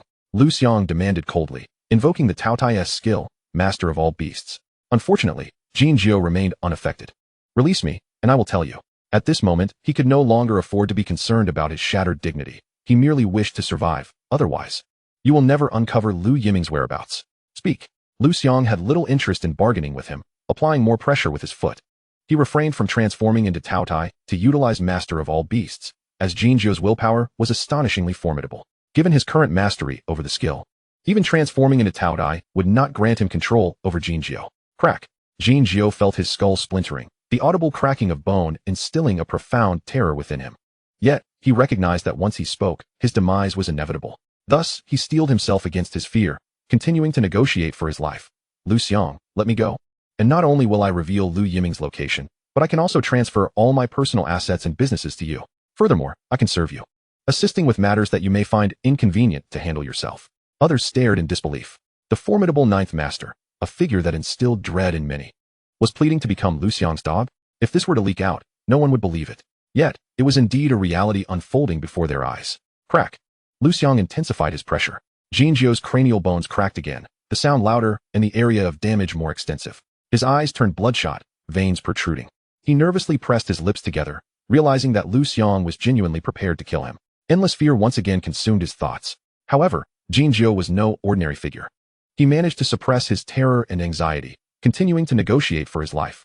Liu Xiang, the Nebula Corps, is under the complete control of Han Yanjun, filled entirely with his loyalists. To offend Han Yanjun is to offend the entire Nebula Corps. Currently, chaos reigns within the Corps as they scramble to find connections to exonerate Han Yanjun. They have no time to focus on you. Once they regain their composure, they will undoubtedly turn against you. At that point, you will be outnumbered, especially considering the burden of your mother. How will you contend with them? It would be wiser to keep me. I can assist you. Liu Xiang paused momentarily. Jin Zhou's eyes lit up, sensing he had struck a chord with Liu Xiang, and continued, if you doubt me, you could purchase a poison pill to control me. Such a method is certainly within the capabilities of Xiaozhan. If you truly cannot find one, I can assist you in locating it. One could not deny his abject humility. Yet, Liu Xiang shook his head. Jin Zhou's previously hopeful expression instantly darkened, his countenance becoming as murky as water as he asked, why? Because you clearly possess the talent of shape-shifting, yet you feign desperation. Exhibiting such humbleness, it is evident you harbor ulterior motives. Liu Xiang replied nonchalantly. Initially, he had not anticipated that Jin Zhou's talent was shape-shifting. But after witnessing the instantaneous relocation following that gunshot, his well-read mind swiftly recalled the concept of shape-shifting from his studies. Jin Zhou felt as though Liu Xiang had seen through his every intention, and thus he ceased to conceal himself, once more employing shape-shifting to stand beside Bai Pai, coldly declaring, Liu Xiang, do you truly intend to eradicate me? Earlier, he had refrained from utilizing his shape-shifting ability, opting to endure Liu Xiang's humiliation and willing to pay a high price because, first, he realized he could not kill Liu Xiang. In other words, he had already lost this battle. It was more prudent to employ such tactics to mitigate Liu Xiang's wrath. Ultimately, he had failed. Second, utilizing shape-shifting consumed his life force. To survive, he could only use it sparingly. After all that was said, it was all mere drivel. Liu Xiang interjected, the whereabouts of Liu Yiming, which I care most about, remain unaddressed. Jin Zhou narrowed his eyes and coldly replied, Liu Xiang, I shall haunt you like a specter. And the moment you let your guard down, I will not hesitate to eliminate you. And your mother. Just wait, until we meet again. In the next instant, he turned to flee, swiftly reaching the inner courtyard's entrance. Yet, before him lay no escape, only a gaping maw of blood. It turned out that the 7-meter-tall Tao Tai had mysteriously appeared at the doorway. Gutsaya's pupils constricted, her eyes shimmering with realization. Liu Xiang was not only adept in defense and strength, but also possessed the ability to teleport. She had uncovered yet another secret of Liu Xiang. Due to Liu Xiang's constant state of invisibility, Gutsaya had made this misjudgment. In truth, Liu Xiang had summoned the avatar of Tao Tai. This revelation caused Jin Zhou's expression to shift dramatically, as he had not anticipated such a turn of events. However, his speed was too swift, and everything transpired too abruptly, leaving him no choice but to employ shape-shifting once more, reappearing behind the Tao Tai. He had just intended to continue his escape, when suddenly, a sharp blade pierced through his heart, wielded by none other than Liu Xiang himself. He had finally arrived. Yet, Jin Zhou vanished once again. Whoosh. When he materialized again, he stood a short distance away. Terror etched across his face as he gazed at the gaping wound in his chest, trembling with residual fear. He had come perilously close, just a hair's breadth away, and Liu Xiang would have pierced my heart, causing me to perish on the spot. Fortunately, my relentless practice of the art of shadow manipulation has rendered me highly adept. Otherwise, I would have truly met my end here. Liu Xiang, we shall meet again. In the next moment, Jin Zhou's eyes widened in shock as he slowly lowered his head, only to see the tip of a dagger protruding from his chest. Jin Zhou, do you remember me? A woman's voice called from behind. It's you. You didn't escape? Jin Zhou immediately recalled the woman who had ambushed him at the outset, demanding, who are you? Why do you wish to kill me? Because you deserve to die? The woman revealed her slender yet formidable figure, her cherubic face darkening with resentment. 10 years ago, the abbot of Jing'an Zen Temple violated my mother. You personally severed my father's head and extracted my brother's bone marrow. Had I not awakened my invisibility talent under immense duress, I too would have fallen victim to your hands. Recognition dawned upon Jin Zhou as his pupils constricted. He recalled how, a decade prior, he had assisted a powerful figure in seizing bone marrow to save the man's son in a bid to establish his foothold in Xingyan City. During the act, he had glimpsed a family portrait and noted the presence of a daughter, but believed her to be absent at the time, dismissing any concern. He had assumed that as long as the Law Enforcement Bureau could not trace the crime back to him, the girl would not seek retribution. Moreover, he had planned to send people to hunt her down. One must eradicate the roots of the problem. To his surprise, the girl had seemingly vanished without a trace, leading him to conclude she had perished in the belly of a beast. Yet here he was, facing the consequences of his actions. Vengeance served cold. Have you remembered? Good. You shall die with clarity. The woman suddenly twisted her wrist. Wait. Liu Xiang interjected hastily. Alas, it was too late. The dagger spun, effortlessly creating a gaping wound in Jin Zhou's chest, blood gushing forth. Speak. Liu Xiang seized Jin Zhou's shoulders, demanding, "Where's Liu Yiming? Tell me." Jin Zhou grinned, summoning the last of his strength to utter, "Kill this woman, and I shall divulge." Liu Xiang glanced at the woman, who in turn met his gaze. A moment of intense eye contact ensued. Chapter 49. In comparison to Gutsaiha, all I possess is size. I might as well perish. Liu Xiang transformed into a voracious beast, swallowing Jin Zhou whole. Having lived 2 lives, his greatest aversion was to be threatened. Liu Yiming was alive. He refused to believe he could not be found. "Thank you." The woman had not anticipated Liu Xiang's decisive action in eliminating Jin Zhou. After a brief pause, she continued, "You're too polite. Our success in killing Jin Zhou is a joint effort, and I dare say your contribution surpasses mine." Liu Xiang did not feign modesty, for had it not been for her appearance, he could not have replicated the invisibility talent. Nor could he have smoothly advanced to become a level 4 warrior and awaken Chiyu. He certainly could not have slain Jin Zhou without revealing any of his capabilities. As an extraordinary SSS-level genius, Liu Xiang's most pressing concern was to minimize the exposure of his trump cards during combat. After all, he could not possibly eliminate everyone present at every skirmish. This time, bolstered by the invisibility talent, outsiders could not perceive his movements. They could only speculate. Even Gutsaiha, with her vast experience, would find it difficult to discern his true capabilities. "Greetings, Song Weiwei." The woman extended her delicate hand in introduction. "Hello." Liu Xiang reciprocated without pretense. "So you are Liu Xiang?" Song Weiwei regarded him with surprise. Her thirst for vengeance had dissipated, replaced by a newfound lightness and serenity. "You know me?" Liu Xiang was taken aback. "You are currently a celebrity in Xingyan City. It is difficult not to know of you," she replied. Having only heard of the events surrounding Xingyan No. 2 High School, Liu Xiang nodded. On the day of his awakening, the seismic events had drawn millions to the official livestream, many of whom hailed from Xingyan City. Indeed, he had become a figure of notoriety there, and as time passed, his fame would only burgeon. Trying to flee? Halt. At that moment, Secretary Su's voice rang out. Liu Xiang turned to see a pale figure attempting to escape, only to be pinned down by Secretary Su. He was not surprised. After all, this woman was a genuine extraordinary warrior, on par with Jin Zhou, and the pale figure stood no chance against her. "Speak. Where's Liu Yiming?" Secretary Su demanded sternly. The pale figure attempted to struggle, but upon noticing Liu Xiang approaching, she gasped and quickly said, "He with Brother Bao." "Brother Bao?" Liu Xiang frowned. "Having killed old 9, now there's a Brother Bao? How many more are there?" "I know of this Brother Bao," Secretary Su interjected, revealing her knowledge. "He is a local tyrant in the southern part of the city, having once displayed extraordinary power a decade ago." "Another underground force?" Liu Xiang felt a sense of revulsion rising within him. "Brother Bao is a good person," Song Weiwei asserted, drawing the attention of the others. Liu Xiang, skeptical, questioned, "Can a good person thrive within the underground forces?" Brother Bao's grandfather was a formidable figure in the underground world, establishing a kingdom in Xingyan City. His father, a highly educated individual, realized that a life of violence could not continue and thus legitimized their business, founding the Chao Group. Together, father and son managed to steer the Chao Group away from bloodshed, and under their guidance, the underground forces of Xingyan City began to emerge from the shadows. Throughout this time, Brother Bao remained focused on his studies at the University of Kyoto, steering clear of criminal activities. However, good times don't last forever. Greed inevitably breeds violence. Just as Brother Bao graduated and stepped into the family business, his father and grandfather were murdered, leaving the company leaderless. Brother Bao was compelled to take the helm, spending 2 years restructuring the group. The Ironhead from the west and the Taoist Xianxin from the east were both former veterans of the Chao Group. For years, only Brother Bao's domain remained undisturbed in the underground world, and he had refrained from any further criminal enterprises. "I can vouch for that," Song Weiwei added. "On what grounds can you vouch?" Liu Xiang inquired. "Because, 10 years ago, I sought refuge with him," she replied. "I see.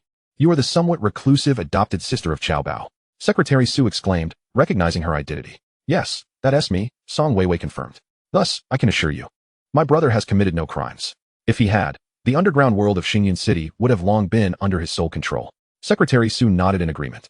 Having reviewed past records and being well acquainted with the profiles of the prominent figures in Xingyan City, she found Song Weiwei's claims credible. 10 years ago, Chao Bao was already an extraordinary warrior. Now, he must be a battle general, correct? Liu Xiang asked, puzzled. Has he never considered revenge? Never thought of expansion? "I know about this," Secretary Su responded. "Chao Bao has been at odds with Han Yanjun, facing continuous suppression over the years. It's a miracle he has managed to hold on to his territory, let alone expand it." Liu Xiang was enlightened. Chao Bao even opened an orphanage. With a surge of courage, Xiao Su spoke with palpable excitement. "Oh? How did you know, classmate?" Liu Xiang inquired. I am a child from the orphanage." Xiao Su replied candidly. She did not feel inferior because of this fact, merely a bit nervous and slightly embarrassed. "I apologize. It's quite all right. It's quite all right." Over the years, I've come to terms with it, Liu Xiang reassured her, then turned his gaze back to Song Weiwei, saying, Miss Weiwei, please lead the way. I must find Liu Yiming. All right, Song Weiwei nodded. Subsequently, Liu Xiang devoured by Pai and the others in one gulp. Before following Song Weiwei as they departed, Xiao Su remained exhilarated, for she had conversed with her idol. It was truly marvelous. You're an orphan? Secretary Su's eyes flickered, and she asked. Yes, Xiao Su nodded. Do you have feelings for Liu Xiang? Secretary Su queried directly. Su Shua's expression turned anxious. He was about to speak, but was silenced by a glare from Secretary Su, swallowing his words instead. Xiao Su lowered her head, her cheeks flushed, and said, Sister Su, what are you talking about? That means I do like him. Secretary Su, well versed in the sentiments of naive young girls, devised a plan and invited. Do you have some time? Shall we have a chat? Su Shua instantly wore a look of despair. On their way, Gu Tsaiha took the initiative to appear. Liu Xiang, you've accomplished the first phase of the goal I set for you in just one day. Outstanding. Furthermore, your combat awareness this time was commendable. She stated, however. This victory was entirely reliant on your overwhelming strength, your combat skills, and will still require enhancement. Henceforth, I require you to restrain your abilities during training. Liu Xiang nodded, showing his agreement. Meanwhile, Song Weiwei finally grasped the situation and could not help but ask, Liu Xiang, is this your instructor? Yes, Liu Xiang nodded. Song Weiwei scrutinized Gu Tsaiha and realized that, in comparison to her, she paled in significance, lacking any standout features. Even her once prided physique was overshadowed by Gu Tsaiha's superior proportions. Gu Tsaiha's figure was more perfect, while she could only boast of her size, which hindered her mobility and combat efficiency, bordering on being a burden. After their discussions, the trio soon found Xiao Bao and encountered Liu Yiming. Chapter 50, Liu Xiang. You are a heart thief, exclusively stealing the hearts of beautiful women. What has happened to him? Upon seeing Liu Yiming lying on the bed, his body riddled with tubes and unconscious, Liu Xiang frowned and asked. Both of his kidneys have been removed, Xiao Bao explained. What transpired? Liu Xiang could not help but inquire. Beside him, Song Weiwei also expressed curiosity, while Gu Tsaiha appeared entirely indifferent, as if an outsider.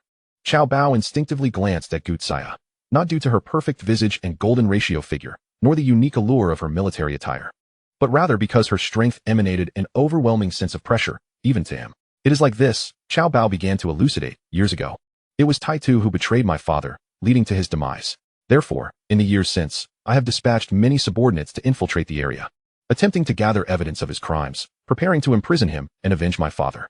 For years, there has been a business exchange in arms trafficking between Taitu and Jinjiu in the western part of the city. Last night, my man, a certain A Wang, learned that Taitu was once again engaging in such dealings with Jinjiu, intending to collect evidence, but was discovered by Taitu. Fearing for A Wang's safety, I rushed over immediately. In the end, I spent 10 million to rescue A Wang, while also taking this middle school student who had already had both kidneys removed. Liu Xiang nodded. Xiao Bao then directed his gaze at Song Weiwei, asking, Wei, how did you end up with Liu Xiang? Coughing. Song Weiwei's eyes flashed with panic as she fabricated a story. The situation is as follows. Liu Xiang went to kill Jinjiu and learned of Liu Yiming's whereabouts from him, so he contacted me. A few days ago, her strength broke through to the 7th level of martial arts. After years of pent-up anger, she could no longer suppress it. That day was the anniversary of her parents' and younger brother's death, so she decided to seek revenge on Jinjiu. She knew her sworn brother would definitely oppose her. Thus, she had not disclosed her plans to him. If her sworn brother discovered she acted on her own, he would undoubtedly be displeased. Consequently, she desperately sought to cover her tracks. Do you know him? Xiao Bao pressed, a half-smile on his lips. Song Weiwei's face became flustered, beads of sweat forming as she nervously replied. A few days ago, wasn't he participating in the awakening ceremony? Wasn't he there a live broadcast? Yes, I watched the live stream. I fell for Liu Xiang at first sight and wanted to pursue him. So that is how I came to know him. Liu Xiang. Gu Tsaiha. Xiao Bao. Coughing. Song Weiwei realized her justification was rather flimsy, yet she desperately sought to salvage her story, retorting, What? Can I fall for you at first sight? That rich beauty, Liu Rushua, has been pursuing you for over a decade, hasn't she? Your instructor is also quite beautiful. You are indeed a heart thief, only stealing the hearts of lovely women. Upon finishing, she cast a fervent look at Liu Xiang. Have I become a heart thief? Your rationale is so absurd that Xiao Bao will surely not believe it. Are you joking? Liu Xiang could only rack his brain for a new excuse. Liu, is what Xiao Wei said true? Xiao Bao's expression darkened as he inquired. That is not correct. Liu Xiang shook his head. You. Song Weiwei's eyes widened. Not expecting Liu Xiang to betray her at such a moment. Hadn't they been enjoying pleasant conversation all the way here? She thought he was quite likable. Why was he so unhelpful at a critical moment? The truth is, Liu Xiang continued. Miss Weiwei learned that I had dismantled the top floor and had made an enemy of Jinjiu, wanting to join forces with me to eliminate him. However, by the time she found me, I had already killed Jinjiu. Afterward, when she learned I was looking for you, she volunteered to guide me. The most genuine lies are often a mixture of truth and fabrication. Song Weiwei's expression shifted multiple times, as though she were changing masks. She felt as though she could not catch her breath, glaring at Liu Xiang with a hint of resentment, then nervously turned to Qiao Bao, silently pleading, "Brother, you must believe me. What Liu Xiang said is true. It's all true. Really." She was attempting to brainwash herself. A classic case of burying her head in the sand. "I see." Qiao Bao's gaze flickered before he spoke. "I have not allowed her to seek revenge all these years, urging her to remain calm. She is unlikely to heed my words. Hearing that you have slain He Kuei and fallen out with Jinjiu, she is indeed likely to seek you out for cooperation." He then looked at Song Weiwei, admonishing, "Wei, now that you have avenged a great grievance, you must not act so impulsively in the future. Do you understand?" "Yes, brother." Song Weiwei quickly nodded, behaving obediently, while behind her back, her small hand made an okay gesture towards Liu Xiang. Liu Xiang. Gutsai's eyes flickered. She understood that Qiao Bao had surely seen through Liu Xiang's lies, which were intended to cover for Song Weiwei. The reason he did not expose the deception was likely to spare Liu Xiang's face or to avoid publicly reprimanding Song Weiwei, thus preserving her dignity. "All right, Wei, you stay with Liu Xiang and this instructor. I have some matters to attend to. I shall take my leave." Qiao Bao bid farewell. With Jinjiu slain, the spoils among his subordinates were ripe for the taking. He must seize this opportunity for rapid expansion. "What are your plans for Liu Yiming?" Song Weiwei inquired. "My mother was nearly consumed by the raging fire. What do you suggest I do about it?" Liu Xiang's gaze turned icy. The temperature around them plummeted several degrees. It was evident that, having already claimed the lives of over 100, he radiated a menacing aura. "Liu Xiang, it is you. You have come to kill me." Perhaps sensing the approach of death, Liu Yiming awoke, his mind remarkably clear, yet he found himself utterly immobile, weakened. Liu Xiang offered no reply, merely casting a cold stare at his adversary. The subordinates of Jinjiu were nothing but a bunch of useless fools. They couldn't even start a fire properly, yet they had the audacity to boast about ensuring the completion of their task. How laughable. Liu Yiming glared at Liu Xiang with a face full of malice, his voice frenzied. "Liu Xiang, that was my family's house.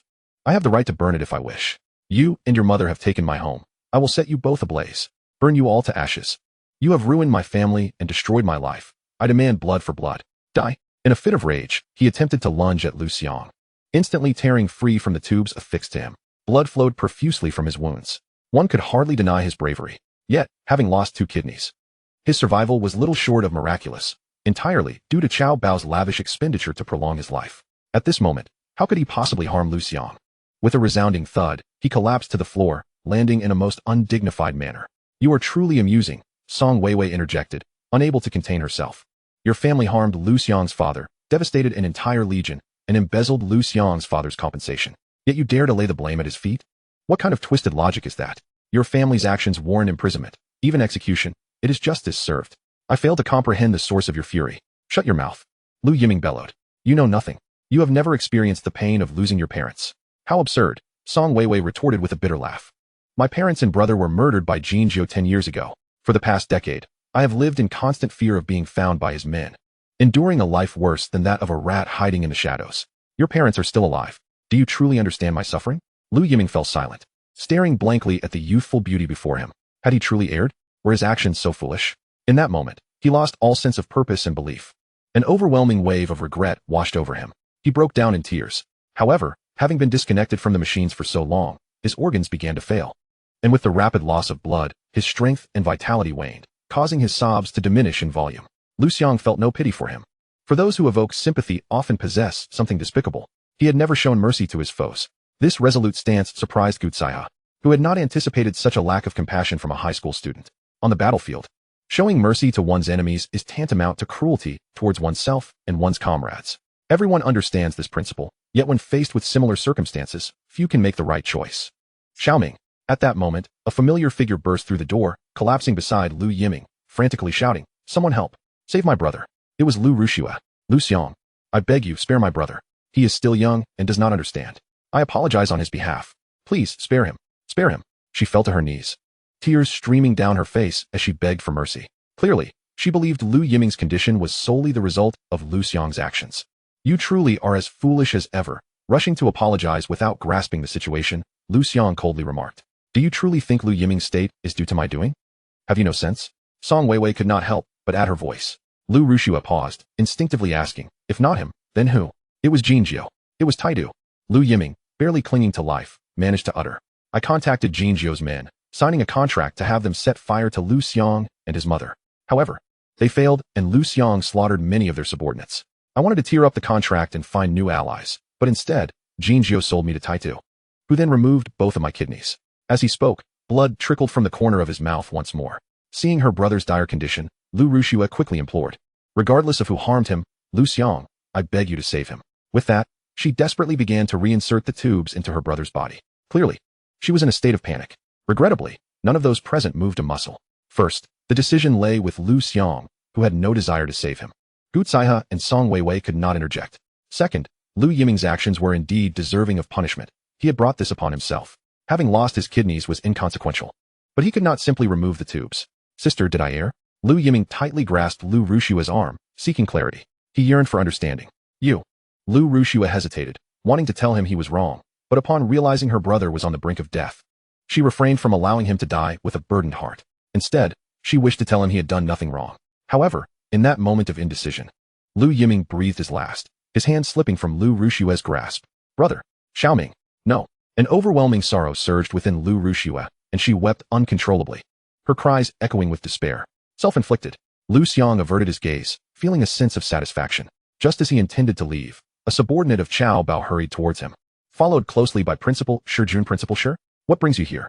Liu Xiang inquired, perplexed.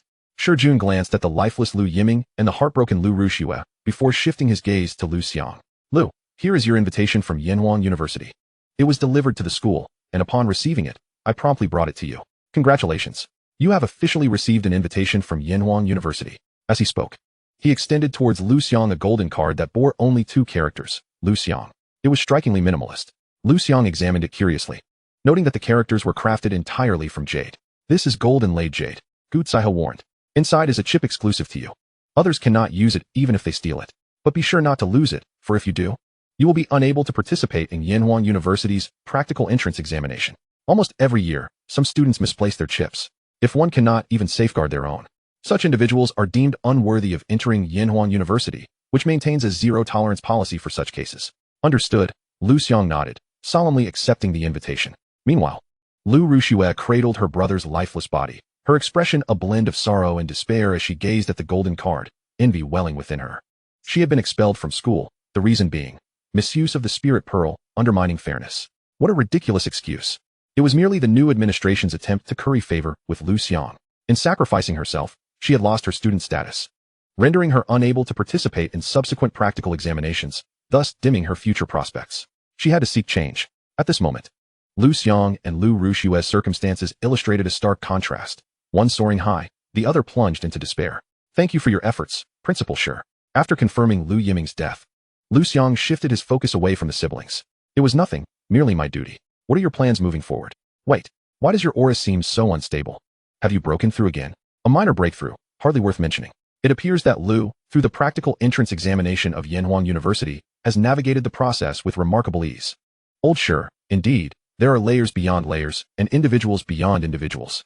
From what I gather, this year, Yanhuang Province is teeming with talent, with many prodigies having prepared for 3 years, boasting formidable skills and combat prowess that cannot be underestimated. The competition is fiercer than in previous years," Gu Zaihe remarked.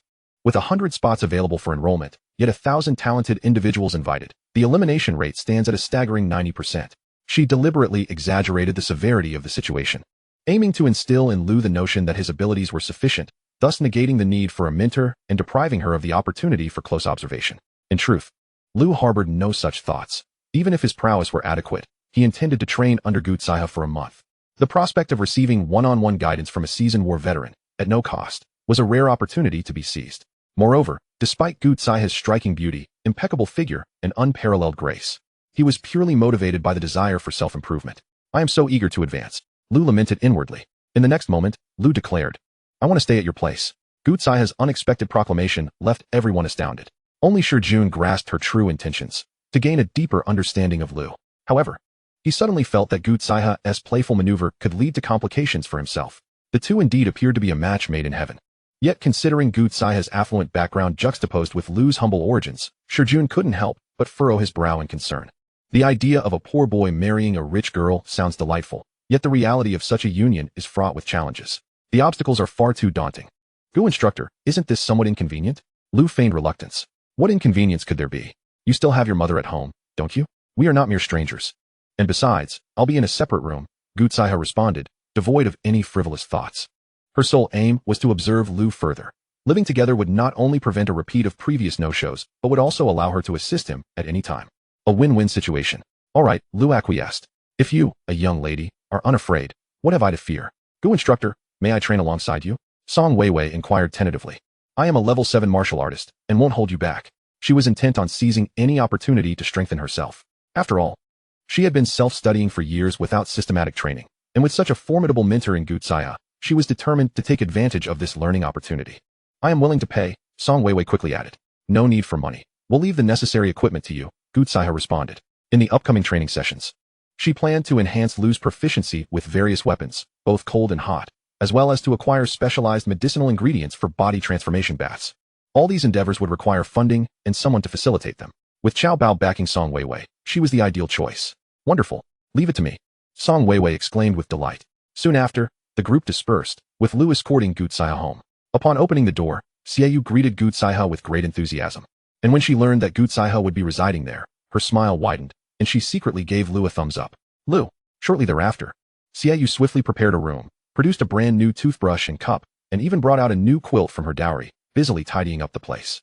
Gutsaiha, wishing to lend a hand, felt somewhat at a loss, unsure of where to start, as she had never concerned herself with such matters. Watching Xiaoyu bustling about, she found herself momentarily entranced. Having lost her mother early and having a rather distant relationship with her father, she had never truly experienced the warmth of a home. Now, for the first time, she felt it. The initial tension of residing in a stranger's home evaporated, leaving her feeling utterly relaxed and at ease. Chapter 52, A Blissful Cohabitation. Leaving the city. Xiaohe, right? This is my specialty, braised pork, garlic ribs, garlic lotus root with shrimp, and apple oatmeal porridge. Please, do tell me how it tastes. Xiaoyu radiated joy, her eyes sparkling as she focused her attention on Gutsaiha, diligently serving her dishes with the knowledge that young people today appreciate etiquette. Utilizing serving chopsticks. Seeing his mother so happy, Liu felt a genuine sense of joy as well.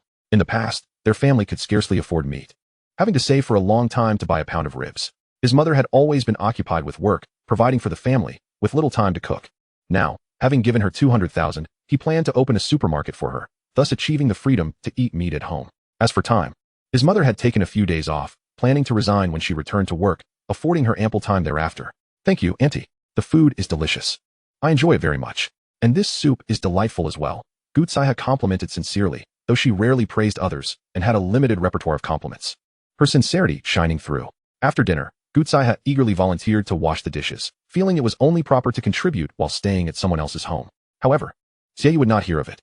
The two women were equally stubborn. Stop competing. I'll do the dishes, Liu interjected helplessly. Xiaoyu firmly grabbed him and said, Xiao Xiang, go chat with Xiaohe. I've never seen you so eager to wash dishes before. Really? Liu muttered. Liu Xiang, prepare yourself. Formal training begins tomorrow. Let me handle the dishes, Gutsaiha added. Fine, enough already. We have a dishwasher, he said. Mom, you've been avoiding it for days, claiming it wastes electricity and water. Now, either let Gu instructor wash the dishes or use the dishwasher. Choose. Xiaoyu had no choice but to concede to the dishwasher. Half an hour later, while Liu was waiting for Gutsaiha to finish in the restroom, he puzzledly asked, Mom, why not let Gu instructor sleep in the master bedroom? It has an ensuite bathroom. It would be more convenient for everyone. What nonsense. Xiaoyu frowned, giving Liu a light smack. Guests should never sleep in the master bedroom. This isn't about convenience. Do you understand? Liu waved his hand dismissively and replied, All right, I can sleep in the master bedroom too. It works for both of us. Convenient? How can you and Gumis both find it convenient? Such a wonderful daughter-in-law must be secured. Xiaoyu resolutely shook her head. Who said you could sleep in the master bedroom? I will take the master bedroom. You go sleep in the south bedroom. Huh? Why? Liu asked, bewildered. You dense-headed boy. If I say sleep in the south bedroom, then you go sleep in the south bedroom. No questions asked. Liu scratched his head, struggling to comprehend his mother's intentions. Xiaoyu, exasperated, tapped Liu on the head and glanced toward the restroom, saying nothing further. After all, Gutsaiha was a formidable warrior, possessing acute hearing. Certain conversations could not be casually shared.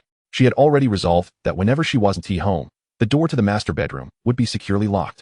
It must be said, Xiaoyu, as a mother, was truly thoughtful. That night, Liu found himself experiencing numerous inconveniences, such as taking a shower.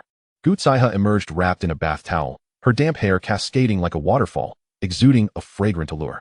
Her snow-white, perfectly proportioned legs radiated strength, enveloping her entire being in an irresistible charm. Liu Xiang could only gulp down water in response. For instance, Gutsaiha had a penchant for donning silky sleepwear at home, the kind that consisted of short tops and shorts. The skin exposed to the air was as enticing as creamy jade, with inadvertent glimpses of springtime beauty and her perky, resilient curves tormenting Liu Xiang further. He continued to drink water. Take, for example, the frequent trips to the restroom. Having consumed too much water, Liu Xiang found himself making numerous visits. On one occasion, Gutsaiha also needed to use the facilities, and during their comings and goings, skin inevitably brushed against skin. At that moment, Liu Xiang finally grasped his mother's subtle intentions. Yet, he felt a profound discomfort. His nights were plagued by dreams. The following day, in Xingyan City, on the eastern side, Liu Xiang encountered Gutsaiha and Song Weiwei. Liu Xiang remarked that Tai Tu had been apprehended by Director Pan. The nefarious deeds he had committed were heinous, having ruined countless families. He deserved to be executed 800 times over. Moreover, his subordinates had been rounded up as well. All thanks to the collaboration with his sworn brother, Director Pan.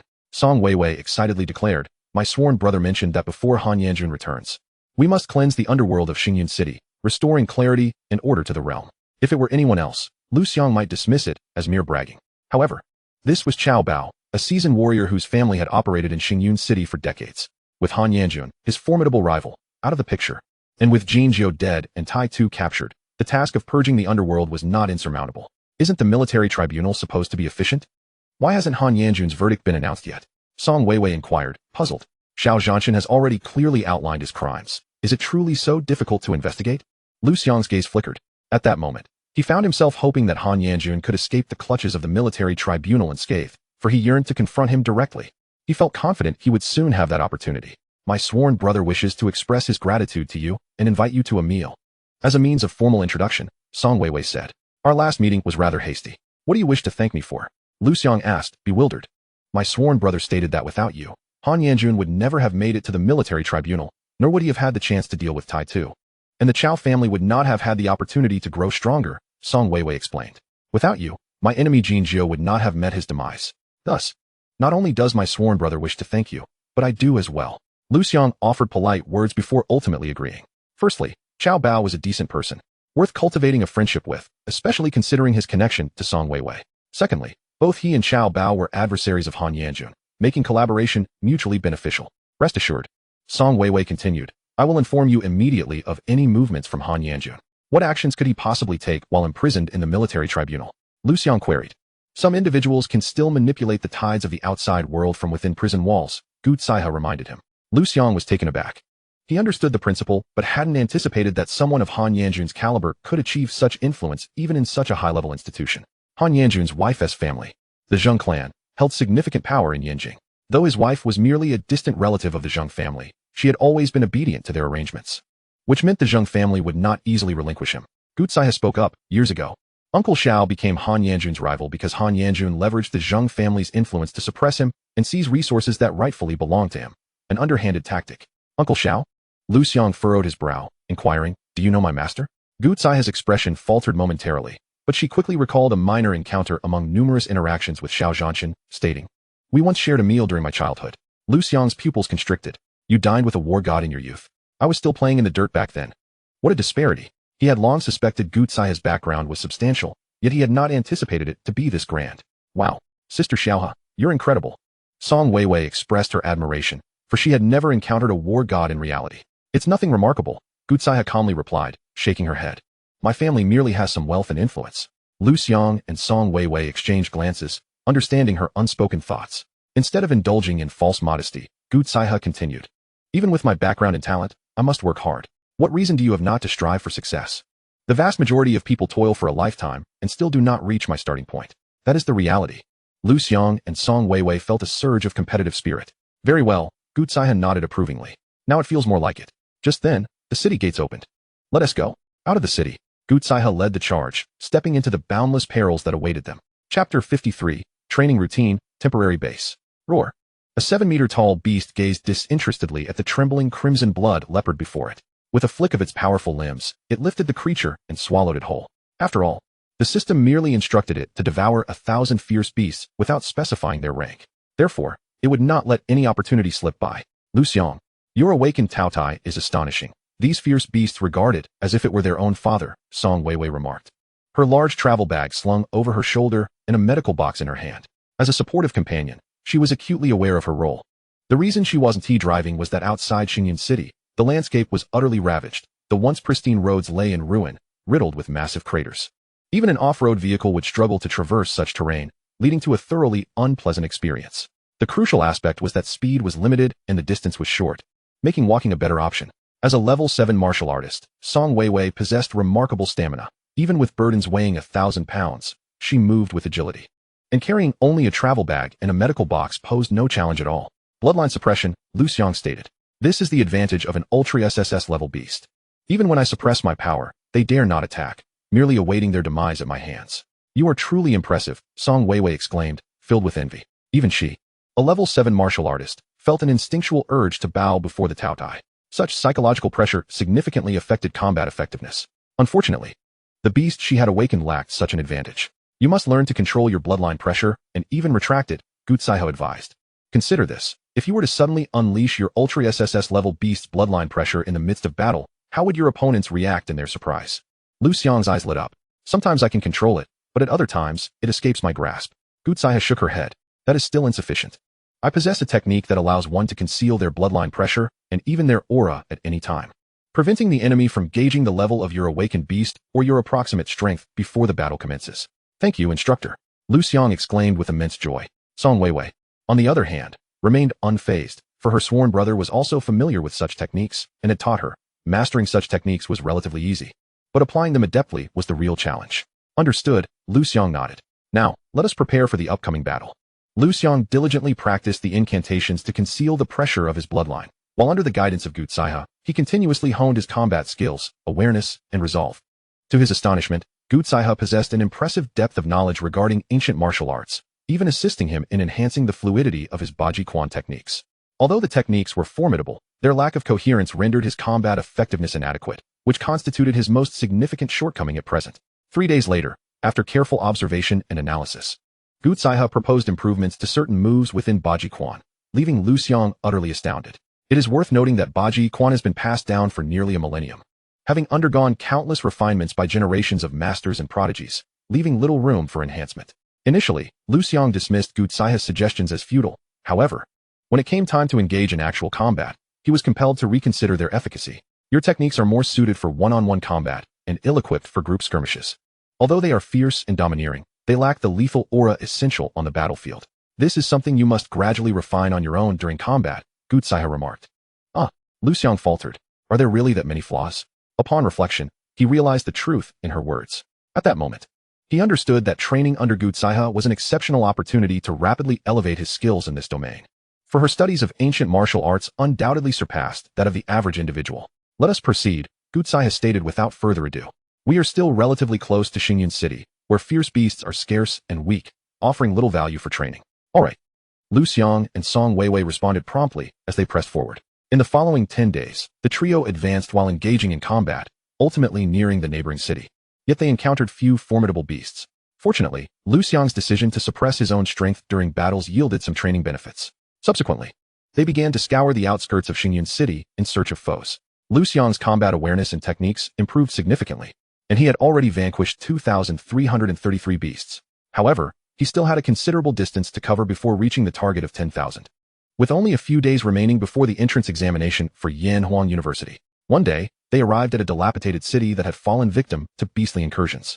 Most of the structures within were in ruins, yet due to the city's size and the quality of its original construction materials, many buildings remained, albeit in incomplete states. The area was densely forested, with numerous towering trees, clearly a result of prolonged abandonment. This place, once known as Yulin City, was home to millions of residents, now rendered desolate. Song Weiwei, evidently familiar with the area, sighed. This city was overtaken by an SSS-class beast. Yes.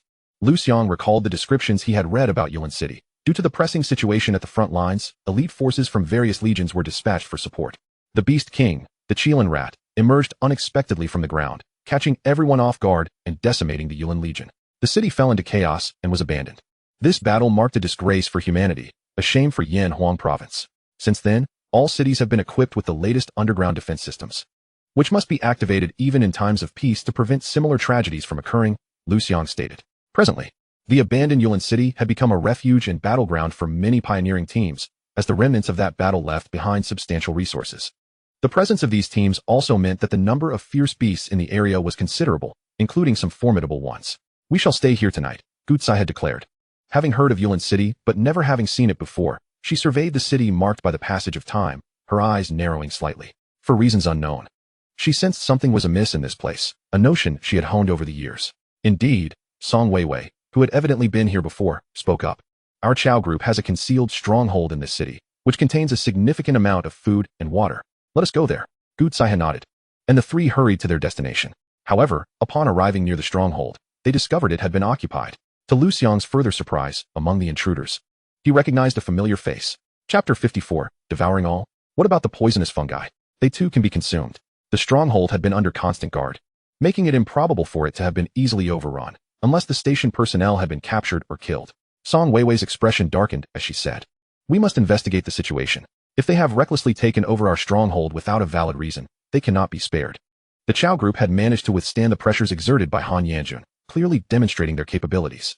This location served merely as one of their hunting outposts for ferocious beasts. Indeed, Liu Xiang nodded. Just as they were about to enter, Gutsai suddenly spoke up, her gaze fixed elsewhere. "Wait, Instructor, you." Liu Xiang began to inquire, but Gutsai immediately gestured for silence. Liu Xiang and Song Weiwei fell silent, preparing for combat. The gesture conveyed a clear message. Enemies were nearby. Prepare for battle. This had become an established signal among the trio. In the next moment, without needing to ask, Liu Xiang and Song Weiwei spotted a dozen or so rats the size of one-year-old infants stealthily approaching the floor where the stronghold was located. These were no ordinary rodents. They were black-furred rats. Unlike typical mice, they possessed sturdier limbs, their paws resembling those of cats, allowing them to move silently and swiftly. Their sharp fangs, exposed due to their diminutive size, were a foreboding sight. Each adult black-furred rat boasted astonishing senses of smell and hearing, carrying with them a plethora of toxic fungi. They excelled in ambush tactics and group attacks, typically operating in unison. It was improbable that there were only the few they could see. There were likely hundreds, if not thousands, lurking in the vicinity. Song Weiwei's pupils constricted in horror. Disgusting. Fearsome. This was her immediate psychological reaction. The large-scale movement of black-furred rats would undoubtedly lead to a cloud of toxic spores engulfing the area. Given her strength, inhaling even a small amount could easily render her dizzy and incapacitated, potentially even lethal. Even if she survived without succumbing to the poison, the rat's acute senses would allow them to locate her position. In such a case, death would be inevitable. Gutsai quickly transmitted a message. Take out the black herb. Quickly. Song Weiwei promptly complied, scattering the black herb around them. In an instant, the encroaching black-furred rats lost their directional sense and began to scatter chaotically. The black herb had the effect of masking scents and emitted toxic deterrents that made the beasts hesitant to approach. Liu Xiang's mind raced with relevant information. However, this was insufficient. How could they defend against the toxic spores? They couldn't simply stop breathing. Turtle breathing technique. If the heavens do not grant me breath, I shall generate my own. Gutsai transmitted again. Although learning the turtle breathing technique on the fly was challenging, a brief practice could extend their endurance. The entry-level understanding of the technique was relatively easy. The true difficulty lay in further development. We cannot leave just yet. Any small disturbance could alert the black-furred rats. We must wait for the opportune moment to depart. Liu Xiang and Song Weiwei concentrated on their learning. 2 minutes later, they both achieved a preliminary grasp of the technique. Upon witnessing the scene, Gutsai couldn't help but nod. The talents of these two individuals were quite commendable, scoring around 60 points. How long they could endure, however, depended on when this swarm of black-furred mice would retreat. Of course, she possessed the capability to lead both of them to safety, yet she deemed it unnecessary. This presented an opportune moment to hone their skills through a perilous experience. After so many days, it was rare to encounter a situation so treacherous for both, and it was a chance not to be squandered. With formidable lung capacity and a rudimentary mastery of the turtle breathing technique, Liu Xiang was able to exchange breaths effortlessly every minute. After a minute had elapsed, he inhaled deeply and felt a momentary dizziness, which greatly astonished him. Clearly, the potency of the toxic spores exceeded his expectations. 2 minutes later, he took another breath, and his vision blurred momentarily. 3 minutes in, he inhaled once more and experienced a fleeting hallucination. Fortunately, with his resilience honed from 2 lifetimes, he quickly extricated himself from the illusion. At the 4-minute mark, he inhaled again and was abruptly transported back to his previous life, feeling the pressure of an overbearing boss demanding overtime. Just as he contemplated quitting, the sounds of fierce combat and screams echoed through the stronghold, snapping him back to reality. The vivid imagery vanished, replaced by the vigilant gaze of Gutsai and the somewhat dazed expression of Song Weiwei. Endurance for 8 minutes was deemed the minimum requirement. Gutsai communicated again, her tone devoid of emotion, yet the content of her words was undeniably stringent. 8 minutes? Liu Xiang's eyes widened in disbelief, questioning if he had misheard. At that moment, it was imperative to maintain calmness. No anxiety, no shock, no emotional fluctuations. Gu Zaihe reiterated, warning that succumbing to the spores would only hasten his unconsciousness. Liu Xiang nodded in acknowledgement. 5 minutes later, after another inhalation, Liu Xiang found himself struggling to maintain control. The ruckus from the stronghold intensified, revealing that the settlers, under the threat of death, had unleashed extraordinary combat prowess. Even some who had succumbed to the toxins exhibited remarkable strength upon being roused by their comrades or awakened by the bites of black-furred mice. Many of the mice met their demise. At the 6-minute mark, after taking 2 more breaths, Liu Xiang's body was deprived of oxygen, necessitating an urgent inhalation. In an instant, he collapsed. 8 minutes? He realized he would not last that long. In that moment of desperation, he awakened to his inner Chi-Yu. Yet, it proved futile. Just as he felt himself slipping into unconsciousness, Gu Zaihe approached him. Suddenly, a thought struck him. Tao Tai? He envisioned the mythical beast inhaling stars from countless light years across the cosmos. Inspired, he transformed into Tao Tai, taking a deep breath and simultaneously invoking the ability to devour everything. If Tao Tai could consume all, surely it could also engulf the toxic spores, right? Whether or not it would succeed was a matter of trial. As he inhaled, a significant volume of spores flooded into his mouth. Even Song Weiwei, on the verge of fainting, felt a rush of clarity. Gu Zaihe furrowed her brows, intensely scrutinizing Liu Xiang. Such a deep inhalation could pose a grave risk to him given his current strength. Had he lost his mind? In the next moment, Liu Xiang's eyes lit up as he took another breath, elated to discover it was effective. The toxic spores could also transform into chaotic energy, reconstituting his body. Although the effect was moderate, it meant the spores could no longer incapacitate him. That was sufficient. He continued to inhale deeply. Had the air around them become devoid of spores? Song Weiwei cautiously took a breath and found to her astonishment that indeed, the toxins had vanished. Be cautious. Gu Zaihe transmitted urgently. Just now, the commotion from Liu Xiang's deep inhalations attracted the attention of a multitude of black-furred mice. They are coming. She speculated that Liu Xiang's ability to breathe in the spores without adverse effects was likely linked to his transformation into Tao Tai. Perhaps he possessed a natural immunity to toxins. Prepare for battle, Gu Zaihe concluded. Almost immediately, a black-furred mouse appeared before them. Their position was within a convenience store at a 4-way intersection, where resources had long been plundered, and the shelves lay toppled. This particular mouse had perched itself on a window ledge, its gaze fixated hungrily on the 3 humans, particularly drawn to the aura emanating from Gu Zaihe. However, Song Weiwei nonchalantly flicked her wrist, sending a silver needle hurtling into the mouse's eye, causing it to topple backward, dead. This attack immediately attracted the attention of more black-furred mice, launching a frenzied assault in response to the death of their comrade. Kill. Song Weiwei, disinterested in employing her abilities, unsheathed her short sword and began to swing it with fervor. Her movements lacked any intricate techniques, yet flowed seamlessly, with each strike precisely dispatching the mice. Beside her, Gu Zaihe nodded in approval. Over the past days, she had witnessed Song Weiwei's relentless battles, unable to offer any guidance, for Weiwei's swordplay was entirely self-taught. It consisted solely of the most fundamental techniques, thrusting, slashing, and flicking, practiced relentlessly for years. Such perseverance, combined with her remarkable talent for swordsmanship, naturally allowed her to master these techniques to an extraordinary degree. Thus, Gu Zaihe shifted her focus to Liu Xiang, beginning to instruct him. Your stance is too wide. That is a grave mistake. Be aware. There are black-furred mice climbing on your back. Did you not notice? Move faster. That motion is excessive and wastes energy, costing you the chance to slay at least 3 more mice. 3 minutes later, the convenience store floor was littered with the corpses of black-furred mice, with scarcely a place to step. Yet, the mice continued to multiply. Among them were 3 exceptionally large mice, each standing 1 meter tall and over 2 meters long. Their faces terrifying and somewhat menacing. More critically, they were all level 7 ferocious beasts. With a sharp focus, Song Weiwei lunged at one of the level 7 mice, sending her silver needle flying. Chi-Yu. Liu Xiang internally called forth, transforming into Chi-Yu and barreling through the mice like a bulldozer, delivering a powerful punch to another level 7 beast. The third, attempting a sneak attack, was caught off guard as Liu Xiang obliterated its head with 2 swift punches. Afterward, he shifted back into Tao Tai, inhaling deeply to prevent both himself and Song Weiwei from being incapacitated by the toxins. This brutal onslaught thoroughly enraged the swarm of black-furred mice. More mice surged forward, including even more formidable ones, one of which had attained the rank of Beast General. Squeak. The Beast General called out, rallying the other mice for another fierce assault. Meanwhile, it charged directly at Song Weiwei. Be careful. Suddenly, Liu Xiang unleashed a terrifying pressure. The bloodline suppression unique to Tao Tai manifested instantly, and he succeeded in directing this force solely at the black-furred mice, sparing Gu Zaihe and Song Weiwei from its effects. Clearly, over these past days, his growth had been substantial. In that fleeting moment, all black-furred mice within a 50-meter radius fell unconscious. Those within 100 meters trembled in fear, while those 200 meters away slowed their attacks.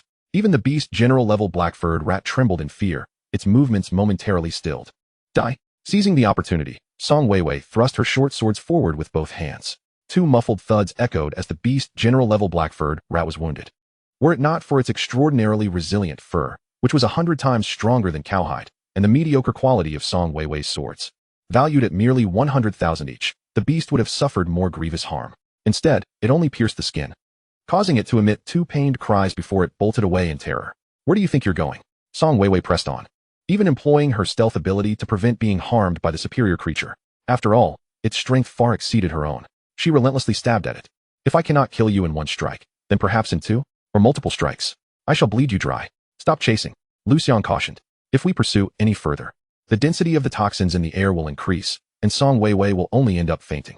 Song Weiwei hesitated, showcasing her discipline, a testament to the training she had undergone with Gutsaiha over the past few days. In the heat of battle, one can easily become reckless. Thus, it is wise to heed the advice of an observer. Cease. A multitude of black-furred rats attempted to flee in panic. Liu Xiang furrowed his brow. He was still far from his goal of slaying 10,000 beasts and needed to continue the massacre. Presently, the sheer number of black-furred rats presented an excellent opportunity for slaughter.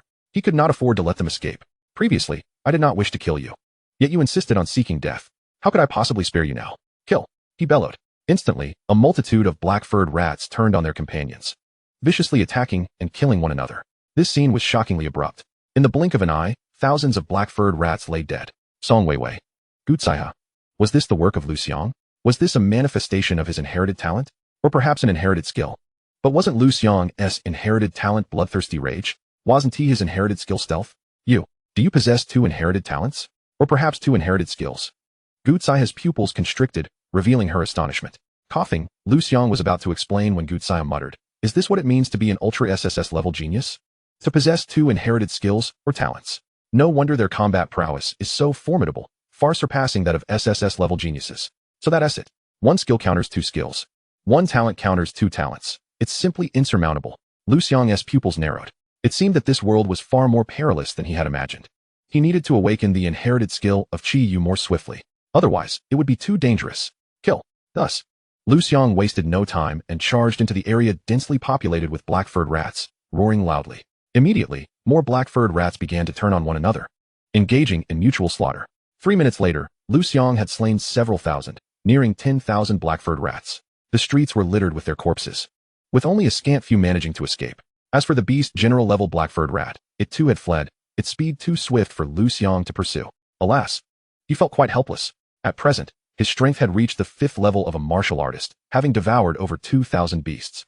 But compared to the beast general-level black-furred rat, his speed still felt sluggish. Like a tortoise, time to feast. Transforming into a glutton, Liu Xiang immediately began to devour. 1, 2. After more than half an hour, he had finally consumed every last one of the thousands of black-furred rats, including those he had previously devoured. He had now consumed a total of 9,991 beasts. Only 9 remained. His strength had significantly increased, nearing the 6th level of a martial artist. Liu Xiang was quite pleased with this outcome, and was just about to push forward and slay the last 9 beasts to complete the trial task when he noticed that Song Weiwei had fainted, and he hurried over to inquire, "What happened? What do you think?" Gutsaiha retorted. Liu Xiang quickly realized that in his fervor for slaughter and consumption, he had neglected to keep Song Weiwei close enough, resulting in her inhaling a considerable amount of toxins. "Is she all right?" he asked, anxious and filled with self-reproach. "Rest assured," Gutsaiha replied nonchalantly. "She is not dead yet. However, do not repeat such mistakes in the future. It's foolish. On the battlefield, if one cannot even care for their teammates and only focuses on their own interests, will the entire unit not descend into chaos?" Yes, Liu Xiang nodded hastily. He carried Song Weiwei to a higher vantage point while continuously absorbing the surrounding toxins. Finally, after an hour, Song Weiwei awakened. Just as Liu Xiang was about to express his concern, Gutsaiha's voice cut in first. "Song Weiwei, why didn't you stick with Liu Xiang? You fainted without taking any action." I didn't know Liu Xiang was absorbing the toxins," Song Weiwei stammered, realizing only as she was about to lose consciousness, but by then it was too late. Hearing this, Gutsaiha's brow furrowed even tighter. "You lack even this basic observational skill? This is a far greater error." Song Weiwei lowered her head, acknowledging her mistake. "It was also my fault for not informing her in a timely manner," Liu Xiang admitted. It's good that you understand, Gutsai has said sternly. As comrades, if you cannot even achieve the most basic understanding and consideration for one another, what purpose do you serve as allies? Liu Xiang fell silent, sincerely accepting his fault. Song Weiwei similarly showed a commendable attitude in accepting her blame. After the reprimand, Gutsai remarked, of course, there are commendable aspects to your performance as well. For instance, just then, a commotion arose within the stronghold. Whoosh! A flicker of surprise crossed Gutsai's eyes as she darted out. Liu Xiang and Song Weiwei quickly followed. They soon beheld two figures within the stronghold, gasping for breath in terror. Upon spotting Liu Xiang and the others, they jumped in fright, reaching instinctively for the firearms at their waists. Liu Xiang, is that you? One of the men recognized Liu Xiang at once, astonished. What are you doing here? Just here to make some money, Liu Xiang replied. Do you know each other? Song Weiwei inquired. Yes, this is my cousin, Liu Xiang. Liu Xiang introduced willingly. Then how come you just now? I didn't have the chance to explain earlier. All right, Song Weiwei nodded. How did you survive? Gutsai asked, equally curious. Liu Xiang and Song Weiwei were eager to know. They had fought desperately, even exposing their trump cards to survive. Yet these two appeared completely unscathed. Our captain, she. Liu Xiang began to speak. Shut up. That is my trump card. It's one thing for you to know, but do you need to inform others? The middle-aged woman, referred to as captain, barked sharply, aiming her gun at Gutsai. Clearly, she recognized the formidable strength of this woman as the greatest threat. Liu Xiang immediately fell silent. Gutsai did not press further, but carefully observed the female captain. Her gaze flashing as she made a conjecture. You are an awakened. Your talent is petrification. Upon hearing this, Liu Xiang nodded. A piece of information surfacing in his mind as he exclaimed, Ironstone beast, B-level ferocious beast, inherited talent of petrification. When in danger, one can actively invoke it to petrify oneself and those nearby, as solid as rock, devoid of breath and scent, resembling real stone.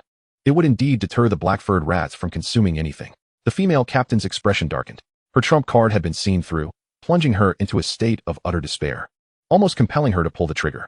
Murder. At that moment, the atmosphere was fraught with tension. Gutsai involuntarily narrowed her eyes, and for the first time, Liu Xiang sensed a dangerous aura emanating from her. Don't be impulsive, Captain. Don't act rashly. And you, my lady, refrain from any hasty actions. Liu Xiang hurriedly waved his hands, positioning himself between them, and spoke. Let us communicate civilly. Liu Xiang, we are relatives after all. We played together as children. There is no need for such a standoff, is there? Please, persuade this lady. As he spoke, he swiftly reached out to lower the captain's gun. Liu Xiang, too, retracted his icy murderous intent, alleviating the tension in the air. This is our stronghold. Why have you occupied it? Song Weiwei inquired once more. The female captain furrowed her brow, her grip on the gun tightening. Instantly, the atmosphere grew tense again. Liu Xiang, with a swift thought, explained, it's a long story. Previously, someone here was ambushed by a beast, and he pleaded for our assistance. He promised that if we saved him, he would share some resources from the stronghold with us. Both the captain and I agreed, but regrettably, our vice-captain, driven by greed, attempted to seize everything and ended up killing that man before we could intervene. Just as we were about to discipline the vice-captain, the black-haired rat appeared. You are likely aware of what transpired thereafter. Upon hearing this, Song Weiwei frowned, clearly harboring suspicions. However, without evidence at hand, she could not act further. At that moment, Gutsai pointed towards a corner where a faint red dot flickered and remarked, there is a pinhole camera. Liu Xiang and the female captain's expressions shifted dramatically. Song Weiwei's eyes lit up as she strode over, eager to retrieve the pinhole camera. Indeed, our stronghold would naturally be equipped with surveillance cameras. After all, if the stronghold were ever attacked, we would need to ascertain the identity of the assailants. With solid-state batteries now available, a pinhole camera can operate for several months on a single charge. Quite convenient, Song Weiwei nodded, advancing towards the location of the flickering red dot. Upon hearing this, Liu Xiang and the female captain's expressions grew even graver, particularly the captain, whose grip on her weapon tightened. As Song Weiwei approached the pinhole camera, preparing to draw her firearm, the female captain attempted to lift her rifle once more. Do not act impulsively. Liu Xiang pressed down on the barrel again, stating, Captain, I trust Liu Xiang. He would not slander us. If we haven't acted, then we haven't acted. You and I are innocent. The female captain frowned, scrutinizing Liu Xiang for 3 seconds before ultimately lowering her weapon. At that moment, Song Weiwei had successfully removed the pinhole camera. She turned to survey her surroundings, exclaiming in frustration, all the power equipment here has been destroyed. There is no way to check the camera's footage. We can only view it back in Xingyan City. Gutsai nodded in agreement. This is the food we obtained from your stronghold. Please inspect it. Unfortunately, most of it has been devoured by those wretched black-haired rats. Liu Xiang sighed, speaking up. That's fine. It's merely some food. Song Weiwei did not reach for the provisions Liu Xiang offered. As they had brought sufficient supplies for themselves, deeming it unnecessary to covet this small amount. Could I inquire as to which company or organization you represent? Liu Xiang asked. Not particularly concerned. Chao Corporation, Song Weiwei replied candidly. Oh, Liu Xiang's eyes gleamed, and he flattered. Ah, so it is Chao Corporation. I have the utmost admiration for your chairman, Chao Bao. Song Weiwei remained silent, while the female captain's brow furrowed slightly, clearly wary of the name Chao Bao. Liu Xiang, may we reside here? Liu Xiang took the initiative to ask. Yes, Liu Xiang nodded. Even if you wish to leave, we will not permit it. No one may depart until the information from the pinhole camera is clarified. Since the other party was so accommodating, he saw no reason to refuse, thus avoiding unnecessary complications. Wonderful. Liu Xiang beamed, continuing to foster rapport with Liu Xiang. Xiang, we were such good friends in our childhood. It's a pity that after you moved away, our bond faded. Life took us on different paths. Was it not your family that moved first? We only left after you, Liu Xiang replied perfunctorily. The main reason is that your family ventured into virtual currencies and amassed wealth, while our circles diverged. Liu Xiang chuckled awkwardly, brushing off the insinuation. Now, you've awakened an SSS level beast. You will undoubtedly become affluent. Would you like me to introduce you to the upper echelons of Xingyun City? I assure you, networking is essential for getting things done. No, thank you. Liu Xiang shook his head, resolutely declining. I need to focus on enhancing my strength to prepare for the entrance examination of Yanhuang University. Perhaps I will meet them when the time is right. Fair enough. Liu Xiang nodded. You indeed need to prioritize your preparation for the entrance exam. How is it going? Would you like me to practice with you? After all, I am now a 6th level martial artist. Accompanying you should be more than sufficient. I might even offer you some pointers. While your talent is impressive, your practical experience is lacking. I have accumulated quite a bit over the years. Liu Xiang shook his head, firmly rejecting the offer. I'm too exhausted. Let us discuss it later. All right, Liu Xiang, still unfazed, smiled casually. Soon, both parties returned to their respective tasks, and as night fully descended, they adhered to their usual routine. Song Weiwei would guard the first half of the night, while Liu Xiang would take the latter half. The night deepened rapidly. After some time, Song Weiwei roused Liu Xiang, then lay down beside him, falling into a deep slumber. Liu Xiang had yet to rise, barely having the chance to linger in bed before he was struck by an intoxicating fragrance. His senses sharpened. He glanced helplessly at Song Weiwei, who had inadvertently rested her weight upon his arm, and withdrew his hand to grasp a large iron hammer, crafted from purple gold. It was aptly named the Purple Gold Hammer. This was his weapon. Heavy, undeniably heavy, so simple in its construction. The reason for wielding this weapon was, of course, due to his considerable strength. In close combat, aside from practicing bagwazang, he relied on it for battle. Gutsaiha had imparted to him some fundamental hammer techniques and a few advanced moves. Among them, the Mount Tai pressing down maneuver utilized internal energy, involving meridians and acupoints, showcasing profound depth, evidently an ancient martial art. Such techniques were not available for purchase in the market. They had been gifted to him. Moved by her generosity, Liu Xiang dedicated himself to training, and he had now grown quite adept with it. The only issue was that without awakening Chiyu, his physical prowess limited him to barely wielding the purple gold hammer. Upon awakening Chiyu, the hammer would feel as light as a toy. Casting a glance at Gutsaiha, he found her leaning against the wall, seemingly dozing off. It was unclear whether she was genuinely asleep or merely pretending, her breathing steady yet motionless. What an enigmatic woman. Liu Xiang shook his head and turned away when Gutsaiha telepathically inquired, "Is something the matter?" "Oh, just a minor issue," Liu Xiang replied. "I'd like to hunt a few more beasts." Tomorrow, Gutsaiha communicated, beasts are particularly active at night, and Song Weiwei has exhausted herself too much. Moreover, the damage from the toxic spores is considerable. She needs proper rest. Haste makes waste. Very well, Liu Xiang nodded in agreement. Additionally, Gutsaiha continued to communicate through thought, saying, upon our return to Xingyun City, we must prepare to bring various firearms. Be mentally prepared. Practice shooting? Liu Xiang inquired. This time, Gutsaiha did not respond, appearing to have truly fallen asleep. In fact, from beginning to end, Gutsaiha had remained utterly motionless, her lips sealed. In the inner room resided Liu Xiang and the female captain. Since there were no windows or secret passages for escape, they had been assigned to this location. At that moment, they vaguely heard Liu Xiang's voice, followed by the sound of his departing footsteps. Liu Xiang immediately signaled for patience, indicating, "Wait a moment." The female captain nodded and communicated, "We absolutely cannot return to Xingyun City. Recently, Chao Bao has been making frequent moves, collaborating with Director Pan to effectively eradicate the underground forces within the city. He has become the dominant power. It is said that he has a good relationship with Director Pan. Should we return to the city, our activities would be exposed, and Chao Bao would not spare us. Even with our connections, it would be difficult to smooth over the matter, and we would likely incur significant financial loss." Liu Xiang nodded, grinning as he signaled once more. A bounty has been placed on Liu Xiang's head, 1 billion. The female captain's eyes lit up. With this revelation, action was imperative. "Isn't Liu Xiang your relative? Are you truly considering his demise? The female captain inquired through thought.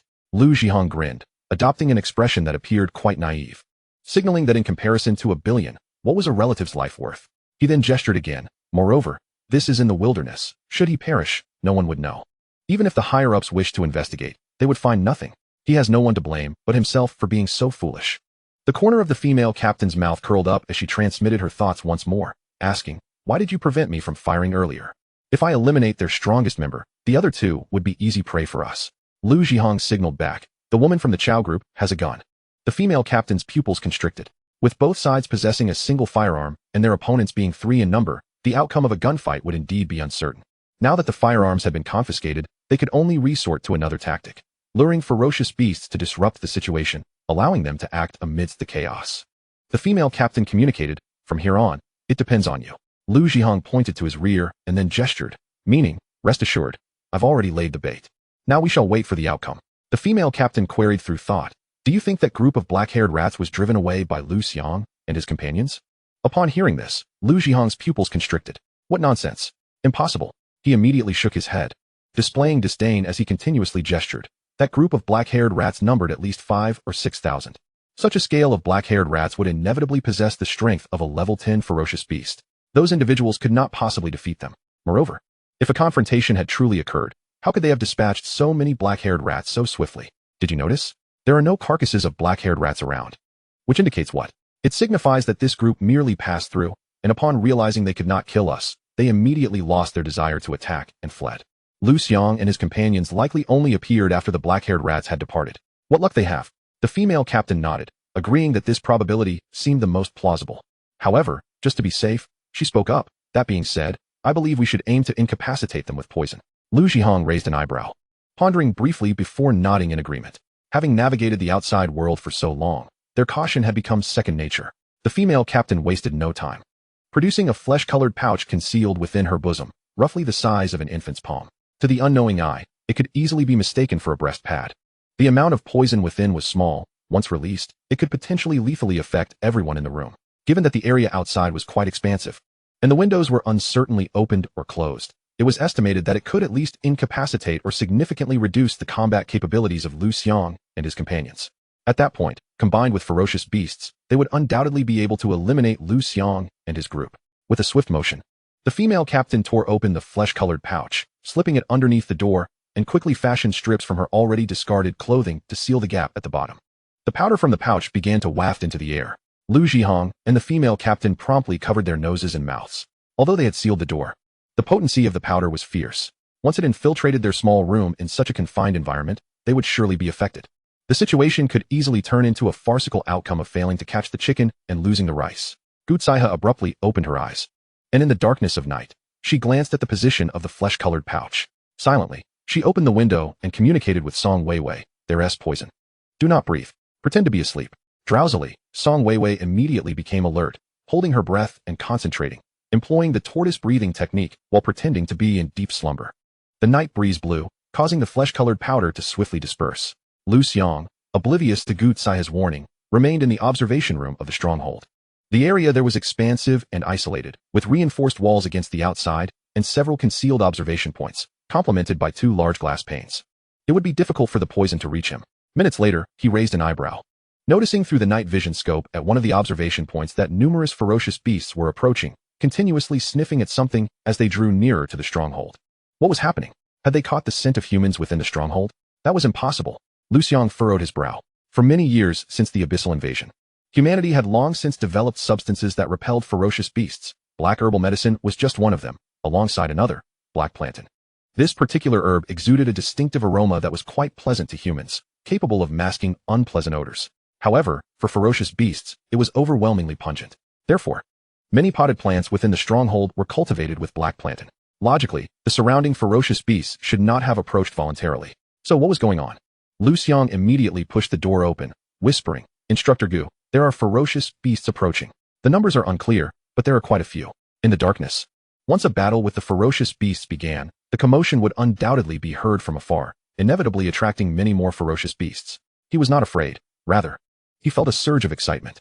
Initially, he had planned to wait until the next day to gather 1,000 ferocious beasts. Now, he could achieve that goal sooner. which was nothing short of splendid. Prepare for battle. Gu Zaiha instructed, you two go out and fight. Do you know how to engage in urban warfare? Tonight. Let's hone your urban combat skills. Leave this area to me. Understood. Liu Xiang and Song Weiwei nodded in unison. Before Liu Xiang could discuss battle strategies with Song Weiwei, she had already dashed outside. If she didn't leave soon, she felt she might burst. Liu Xiang hesitated briefly but said nothing, quickly following suit. Gu Zaiha closed the window, instantly sealing the space. She continued to hold her breath, pretending to faint after a few minutes. Creak. The door swung open. Liu Xiang and the female captain emerged, using wet bras as makeshift masks to cover their noses and mouths. It was worth noting that the bras emitted a pungent odor. Captain, Liu Xiang and the others have gone out to fight. Should we flee or? Liu Xiang asked, his eyes glinting with danger. Of course, we fight. The female captain cast a sidelong glance at the pretentious Liu Xiang and spoke. We must remain. Once Liu Xiang and his companion return, we shall launch a surprise attack. You will deal with Liu Xiang while I confront that woman. We must act swiftly. Liu Xiang grinned broadly, fully aware that the captain would opt for this plan. He remarked, I truly hope Liu Xiang does not perish outside. Otherwise, I would be unable to claim his head to collect the bounty. The female captain nodded in agreement. 100 billion was an enticing prospect. After toiling for so long, she had only managed to save a little over 3 million. Despite her formidable strength and high earning efficiency, her expenses were considerable. The monthly cost of 10,000 for gene serums was a constant headache. Currently, the T3 and T2 versions of gene serums were being mass-produced, their prices significantly lowered, leading to a surge in the number of genetic warriors across Blue Star. The prices were as follows. T3 version, 11,000 per vial. T2 version, 100,000 per vial. As for the T1 version, while it could be mass-produced, its high cost of 10 million per vial was due to the scarcity of raw materials. The T0 version commanded a staggering 100 million per vial. The female captain injected the T2 version of the gene serum, diligently saving her funds in hopes of one day acquiring the T1 version when technological advancements would lower its price to 1 million per vial. At that point, with sufficient savings, she would finally be able to inject it. Of course, that was a matter for the future. Gene serums required periodic injections. Failure to do so would result in severe bodily degradation and a significant drop in strength. The frequency of injections varied according to individual compatibility. With an average of 3 months, her body had an average compatibility with the T2 version, necessitating monthly injections, which incurred substantial costs. Despite her relentless efforts to earn money, her savings were meager, allowing her to save only tens of thousands each month. If she were to take an extended break or suffered a serious injury, not only would she fail to save money, but she might also have to draw from her own account. Thus, having accumulated over 3 million was no small feat, however. If she could obtain 100 billion, the prospect of sharing 50 billion with Liu Xiang? Impossible. She would eliminate Liu Xiang. Killing Liu Xiang was a grave offense. Framing Liu Xiang for it, and then disposing of him would allow her to claim the 100 billion. What a delightful scenario. 100 billion would afford her the confidence to inject the T1 version of the gene serum, even if she chose not to venture into the wild for hunting. With a monthly injection, she could sustain herself for 1,000 months. 83 years. That would be more than sufficient. Moreover, after injecting the T1 version, her strength would undoubtedly surge, making her at least a 9th-level warrior, and with a stroke of luck, she might even ascend to an extraordinary warrior. At that point, hunting ferocious beasts would become a trivial endeavor. As long as she remained cautious, she would face minimal danger near Nebula City. What would she do? Liu Xiang gazed at Gu Zaiha, his eyes gleaming with desire. Such a beautiful and graceful woman was a rarity he had never encountered before. He simply could not let this opportunity slip away. A brief indulgence would make his life worthwhile. She is already dead, the female captain said indifferently. Her ability to sense heartbeats from a distance was a legacy skill of the Ironstone Beast, somewhat useless, yet it allowed her to search for corpses with peace of mind. Regrettably, Liu Xiang frowned, as if he had lost hundreds of billions. She was poisoned. Without even casting a glance at Gu Zaiha, he expressed his revulsion, for he held no necrophilic tendencies. Taboo. Liu Xiang shifted his gaze to Song Weiwei. That woman was also quite appealing. She was precisely his type, especially her impressive assets. Simply astonishing. The female captain shot Liu Xiang a sidelong glance, inwardly scoffing. Men are all the same. Subsequently, she quietly stowed away the powder that attracted ferocious beasts, returning it to her bosom, and opened a window to let the toxic powder dissipate. One could not continuously endure such a pungent aroma, could they? Chapter 58. Completion of the 4th trial task. All laws are interconnected. 3 heads and 6 arms. Unbeknownst to Liu Xiang, events were unfolding at the base. However, Song Weiwei could surmise some of it. After distancing herself from the base, she did not engage in battle with the ferocious beasts immediately, but instead hurried to Liu Xiang's side. Liu Xiang, upon departing the base, swiftly awakened Qiyu, instilling him with a profound sense of security. Even in his charge, he accidentally collided with a slanted steel bar. Without awakening, it would have pierced his intestines. Now, He had bent the steel bar. Roar. The nearby ferocious beasts, alerted by the commotion, eagerly approached. However, before they arrived, Song Weiwei had already reached Liu Xiang. Have they arrived? Let us cooperate, Liu Xiang proposed. Although he was personally unafraid of danger, urban warfare necessitated training in cooperation. In such confined spaces, proper coordination between two individuals could yield a combat effectiveness exceeding 112, perhaps even greater than 3. Furthermore, Song Weiwei alone was indeed somewhat at risk. Although she could become invisible, seasoned individuals like the Marquis could still strike her while she was cloaked, indicating that even in invisibility, danger lurked. No. Song Weiwei shook her head. What is it? Liu Xiang quickly grasped the situation and lowered his voice to inquire. I regret not thoroughly searching that female captain when I was checking her. I neglected to remove her undergarments. Liu Xiang understood her implication. The captain had undoubtedly concealed poison within her lingerie. What a clever hiding place. Moreover, it was poison. Was she not afraid of being poisoned herself? Did your instructor inform you about this? Liu Xiang asked. Yes, Song Weiwei flicked her tongue, lamenting. Now the instructor will surely reprimand me. One learns from experience, Liu Xiang reassured her. After all, we have not roamed the wilds and are unaware of these subtleties. Those individuals are seasoned veterans, brimming with experience, and there is much we can learn from them. Indeed, Song Weiwei nodded, upon returning. I must consult with the pioneers in our company. She had yet to voice her intention. After Liu Xiang's departure, she would join the pioneer team to enrich her knowledge further. I will accompany you, Liu Xiang affirmed. This type of knowledge had not been imparted by Gutsaya, indicating that her experience in such matters was evidently lacking. Roar. Just then, several ferocious beasts appeared in the vicinity. Forget it, Song Weiwei declared. Once we dispatch these beasts, we shall return and exact severe punishment on those two. Liu Xiang's gaze flickered, a fierce glint emerging in his eyes as he responded, about your relative. Song Weiwei was uncertain about the depth of Liu Xiang's connection with Liu Xiang and whether he harbored a peculiar trust toward his relative, thus wishing to offer a word of caution. Fear not, Liu Xiang stated firmly. Anyone who seeks to harm me shall meet their end, regardless of who they are. Relatives are merely a matter of blood relation and often less reliable than neighbors. Song Weiwei exhaled a silent sigh of relief and added, if you are hesitant to act, I can assist you. There's no need, Liu Xiang shook his head again, assuring her, rest assured, when I say there is no issue, there truly is none. I will personally eliminate Liu Xiang. Song Weiwei nodded once more. Roar. At this moment, the ferocious beasts had already pounced. No more hesitation. Act now, Liu Xiang urged. Song Weiwei nodded in agreement. Subsequently, both of them launched their attacks in unison, effortlessly slaying the surrounding ferocious beasts with minimal commotion. 1, 2. Upon the demise of the 9th beast, Liu Xiang transformed into a glutton, beginning to devour. Soon, familiar information flooded his mind. Congratulations to the host for consuming 10,000 ferocious beasts, completing the 4th trial mission. Acquired the inheritance skill of Chi Yu. All laws are 1, 3 heads and 6 arms. Finally, the task was accomplished. Liu Xiang couldn't help but exhale a sigh of relief. In the relatively sparse region surrounding Xingyun City, achieving the slaughter of 10,000 beasts was indeed quite troublesome. Fortunately, he succeeded. Immediately afterward, a familiar scene unfolded. His consciousness was drawn into the deepest recesses of the universe. There, Chi Yu sat with eyes closed, seemingly in meditation or cultivation, with the glutton lying obediently beside him. The previously surrounding myriad powerful ferocious beasts now vanished without a trace. It was unclear whether they had been slain or driven away. Upon sensing Liu Xiang's arrival, a flicker of surprise crossed the glutton's face. While Chi Yu calmly glanced at Liu Xiang, this time acknowledging him with a nod. Liu Xiang reciprocated with a nod and spoke. Chi Yu, let me witness your inheritance skill. All laws are 1, 3 heads and 6 arms. Roar. The glutton let out a furious roar, signifying its indignation at being asked to perform, especially in front of a deity. How dare it request my master to perform for you? Such audacity. Casting a glance at the glutton, Liu Xiang furrowed his brow. The glutton immediately felt an overwhelming pressure descend upon it, causing its proud form to collapse to the ground. Its head forced down. Fear flickered in its eyes. In the next moment, 2 additional heads and 4 arms manifested on Chi Yu's form. 3 heads and 6 arms. Before Liu Xiang could inquire further, Chi Yu spoke first. All laws are 1. Any technique is mastered upon first learning. Liu Xiang nodded in acknowledgement, expressing gratitude. Thank you. Subsequently, another stream of information surged into his mind. Congratulations to the host for acquiring the ancient ferocious god's inheritance skill. All laws are 1, 3 heads and 6 arms. All laws are 1. Any technique is mastered upon first learning. 3 heads and 6 arms. Literally means generating 3 heads and 6 arms.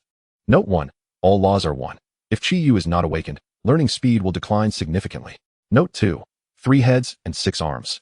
Each head possesses independent thought, each controlling 2 arms. Once mastered, 6 techniques can be executed simultaneously.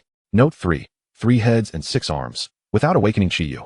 The 3 heads and 6 arms cannot be manifested, although cognition will become more active and limbs will become exceedingly agile. Such formidable skills. The combination of all laws are one with 3 heads and 6 arms promises astonishing combat prowess. Armed with weapons, I shall be invincible. Liu Xiang felt an overwhelming surge of excitement. Copper skin and iron bones. Unmatched divine strength. All laws are one. 3 heads and 6 arms. These 4 abilities combined render one truly invincible. If the glutton is a machine of war, a harbinger of slaughter, then Chi-Yu is the harvester of life. Wherever they tread, who could stand in their way? Who would dare oppose them? No wonder the glutton has ascended to the status of an ancient ferocious god. A terror that resonates through the ages. Completion of the 4th trial mission. The 5th trial mission is now issued. Chapter 59. The 2nd SSS class ferocious beast, Yinglong. Completion of the 4th trial mission. The 5th trial mission is to break through and become an extraordinary warrior, awakening the SSS class ancient ferocious beast, Yinglong. SSS class ancient ferocious beast inheritance talent, immortal and indestructible. True dragon's breath. Note 1. Beast form. Yinglong. Liu Xiang's pupils constricted. Clearly, he had not anticipated that the second beast to awaken would be the legendary Yinglong, a dragon, the totem of Yin and Huang. What did you say? Song Weiwei inquired from the side. I said, we've slain enough. We should quietly retreat to ensure Instructor Gu doesn't encounter any trouble. Although they had not slain many, their purpose was never mere slaughter. It was to lure Liu Xiang and his companion into action. Song Weiwei nodded. She lunged at a nearby beast, killing it before instantly activating her invisibility ability. Liu Xiang followed suit. However, as he could not turn invisible, he chose to transform into Chi-Yu, melding into the shadows. Soon, with a creak, Liu Xiang opened the door and stepped inside. Song Weiwei, still cloaked in invisibility, followed closely behind. Liu Xiang pretended that Song Weiwei was absent, shutting the door behind him. The room was cloaked in darkness. Feigning ignorance, he strode forward, declaring, Instructor Gu, something feels amiss. There are too many ferocious beasts, and Miss Weiwei has been slain. In the shadows, Liu Xiang and the female captain exchanged glances, both perceiving a shared sense of confusion in one another's eyes. Where is Song Weiwei? Shall we strike?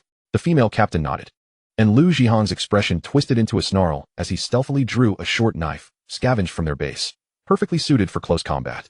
The female captain also readied herself for an advance. Although Liu Xiang was not particularly strong, he was, after all, a genius who had awakened an SSS class ferocious beast, and his inherited talents and skills could not be underestimated. She felt a twinge of relief that Liu Xiang had returned alone. Had he come back with another, they might have stirred up considerable commotion. Unfortunately, as Liu Xiang prepared to strike, he was still musing on the unfortunate demise of Song Weiwei, the youthful and voluptuous girl, lamenting the loss of potential enjoyment. In that moment, he felt stifled and was ready to vent. Wait, just as he was about to act, he suddenly paused. Something was amiss. Song Weiwei was not weak. She possessed a firearm. How could she have perished so easily? Moreover, the previous skirmish had not been loud. Unless a beast of general-level prowess had appeared, it was inconceivable for Song Weiwei to have fallen so silently. If no general-level beast had emerged, then there was only one possibility. Liu Xiang was lying. Cousin, why aren't you attacking? Noticing Liu Xiang's sudden halt, Liu Xiang, tiring of the charade, abruptly turned and asked. Liu Xiang's pupils constricted. In the next instant, whoosh, Liu Xiang charged forward, seeking death. Liu Xiang's expression twisted into a snarl. Boom. The two fists collided with a resounding impact. Crack. Liu Xiang's eyes widened in horror, and he attempted to scream. Unfortunately, Liu Xiang had anticipated this, and his other fist struck Liu Xiang squarely in the face. Die. There was no resistance. You. The female captain's face changed dramatically. She was about to move. Don't move. A dark, menacing gun barrel was aimed at the base of her skull. The female captain froze instantly. It's you. Song Weiwei. You're alive. When did you come in? You're asking too many questions, Song Weiwei replied, casting a surprised glance at Liu Xiang, particularly taken aback by his decisiveness in killing his own relative. Give me a reason not to kill you. The female captain was about to retaliate against Song Weiwei. After all, she had lived long enough to have faced gun barrels countless times and had the experience to match. However, upon seeing Gu Tsaiho rise, her eyes widened. I have over 3 million in surplus funds, and a vial of unadministered T2 genetic serum. Song Weiwei shook her head, declaring, not enough. The female captain furrowed her brow. That was all she had. In the next moment, she felt the barrel of the gun nudge forward, startling her momentarily, and she hurriedly exclaimed, There's another piece of news. What is it? Song Weiwei pressed. Someone has placed a bounty of 10 billion on Liu Xiang's head on the dark web, the female captain replied. My head is worth that much. Liu Xiang raised an eyebrow and remarked, with you saying that, I almost feel like offering it up myself. The female captain. Song Weiwei. Is that enough? The female captain inquired. Not enough. Song Weiwei shook her head again. The female captain hesitated and began. I have nothing of value left. Suddenly, a massive taotai appeared, devouring Liu Xiang in one gulp and turning its gaze towards the female captain, eyes gleaming with ferocity. The female captain was instantly alarmed and said, Don't be impulsive. I can be of service to you. The taotai crouched down, inching closer, the bloodthirst in its eyes intensifying. The female captain, filled with despair yet maintaining a semblance of rationality, understood that she had nothing valuable left to offer. She could only fabricate. With a quick thought, she declared, I have another piece of news. However, it is not very certain. What use is uncertain news? Song Weiwei retorted. It concerns the nebula core. The female captain quickly added. Let us hear it, Song Weiwei responded. The Han family has secretly taken over the nebula core, allying with Han Yanjun's former subordinates to target Liu Xiang. The female captain hastily concocted this information, being acquainted with the upper echelons of society. She was well aware of Han Yanjun's background, and thus spoke readily. Song Weiwei's pupils constricted. Liu Xiang also frowned and remarked, the Han family? Truly courting disaster. Beside them, Gutsaiha snorted coldly and said, the Han family is indeed courting disaster. Rest assured, if I catch them in a misstep, I shall seek justice for you. Then I must thank the instructor in advance, Liu Xiang said as he grasped the female captain's head. Just as she was about to resist, bang. Song Weiwei swiftly knocked her unconscious. In the next moment, Liu Xiang stuffed her into his mouth, reverting to his human form. Gutsaiha was taken aback, clearly not expecting Liu Xiang and Song Weiwei to act so decisively against the female captain. Hadn't they just promised to spare her? Was this the code of the pioneers? Utterly devoid of integrity. 3 million, aren't you tempted? Song Weiwei turned to Liu Xiang and asked. Tempted. However, I'm not in need of money at the moment, and see no reason to take unnecessary risks, Liu Xiang replied. This woman undoubtedly has a backup plan. Once we enter the city, she might cause unforeseen trouble. Song Weiwei nodded. How do you plan to deal with the Han family's targeting? She inquired with concern. With Instructor Gu here, what do I have to worry about? Let them come, Liu Xiang declared. As for us, we shall proceed with our own affairs. Chapter 60. Are you going to make me drink and take advantage of me? The next day, upon returning to the city, Liu Xiang found that his mother was not at home and made a phone call. I'm on my way to Union Pavilion. What are you going there for? I called the boss, but he was dining at Union Pavilion and told me to discuss everything in person. I didn't get the chance to say anything before he hung up. Why did you call the boss? To resign. The call ended. Liu Xiang turned to Gutsaiha and Song Weiwei, saying, let us 3 of us go to Union Pavilion for a meal, to celebrate our safe return to the city. Gutsaiha was indifferent, while Song Weiwei was delighted and nodded, great. At Union Pavilion, outside the private room labeled Heavenly No. 1, watching his mother enter, Liu Xiang casually found a seat and began contemplating their upcoming plans. Though he possessed considerable strength to secure his admission into Yanhuang University, he needed to enhance his abilities even further, making the 2 million cash he held particularly significant. He contemplated buying some resources to devour directly. As for what to buy, he needed to think carefully. He picked up his phone and casually browsed through some materials. Inside the private room, a group of colleagues was accompanying their boss, Yin Hui, in drinking, and it was evident they had been at it for a while. With many faces flushed and eyes glazed.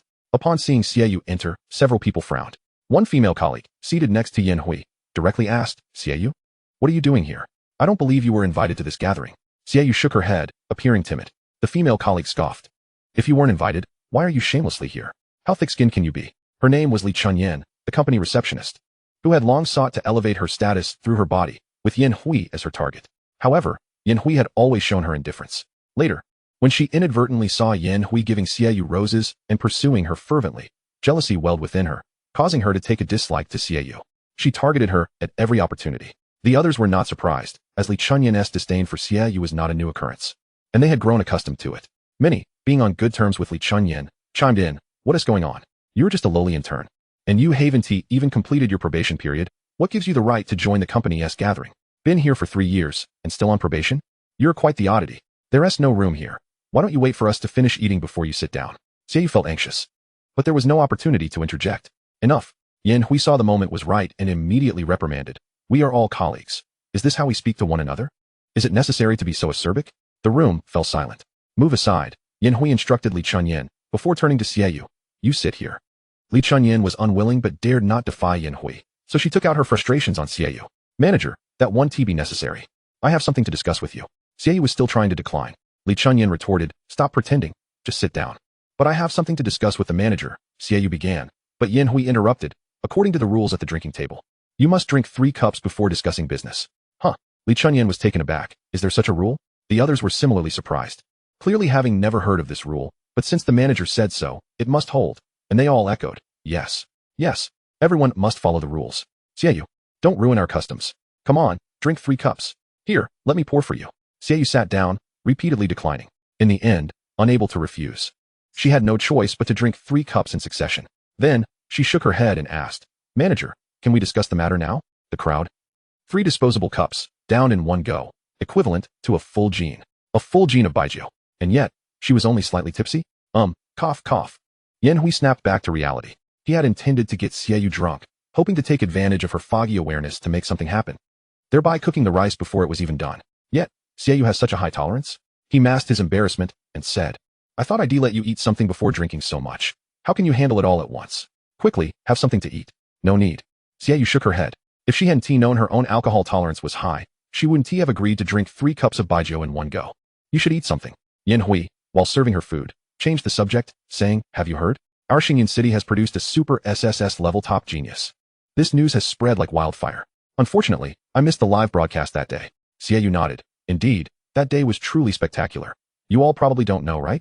Liu Xiang was originally a student at Shanghai No. 2 High School, but was inexplicably ostracized by the principal, which is undeniably comical. It truly amuses me.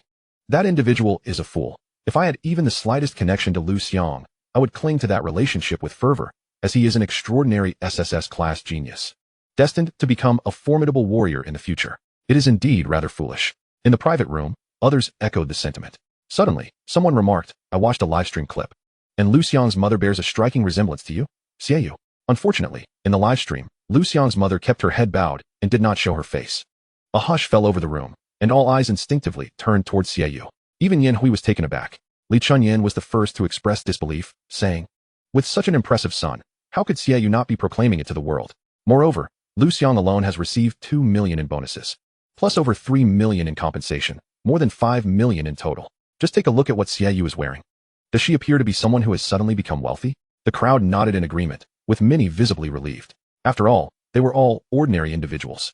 The sudden wealth of one among them would create an insurmountable divide, and no one would feel comfortable with such a disparity.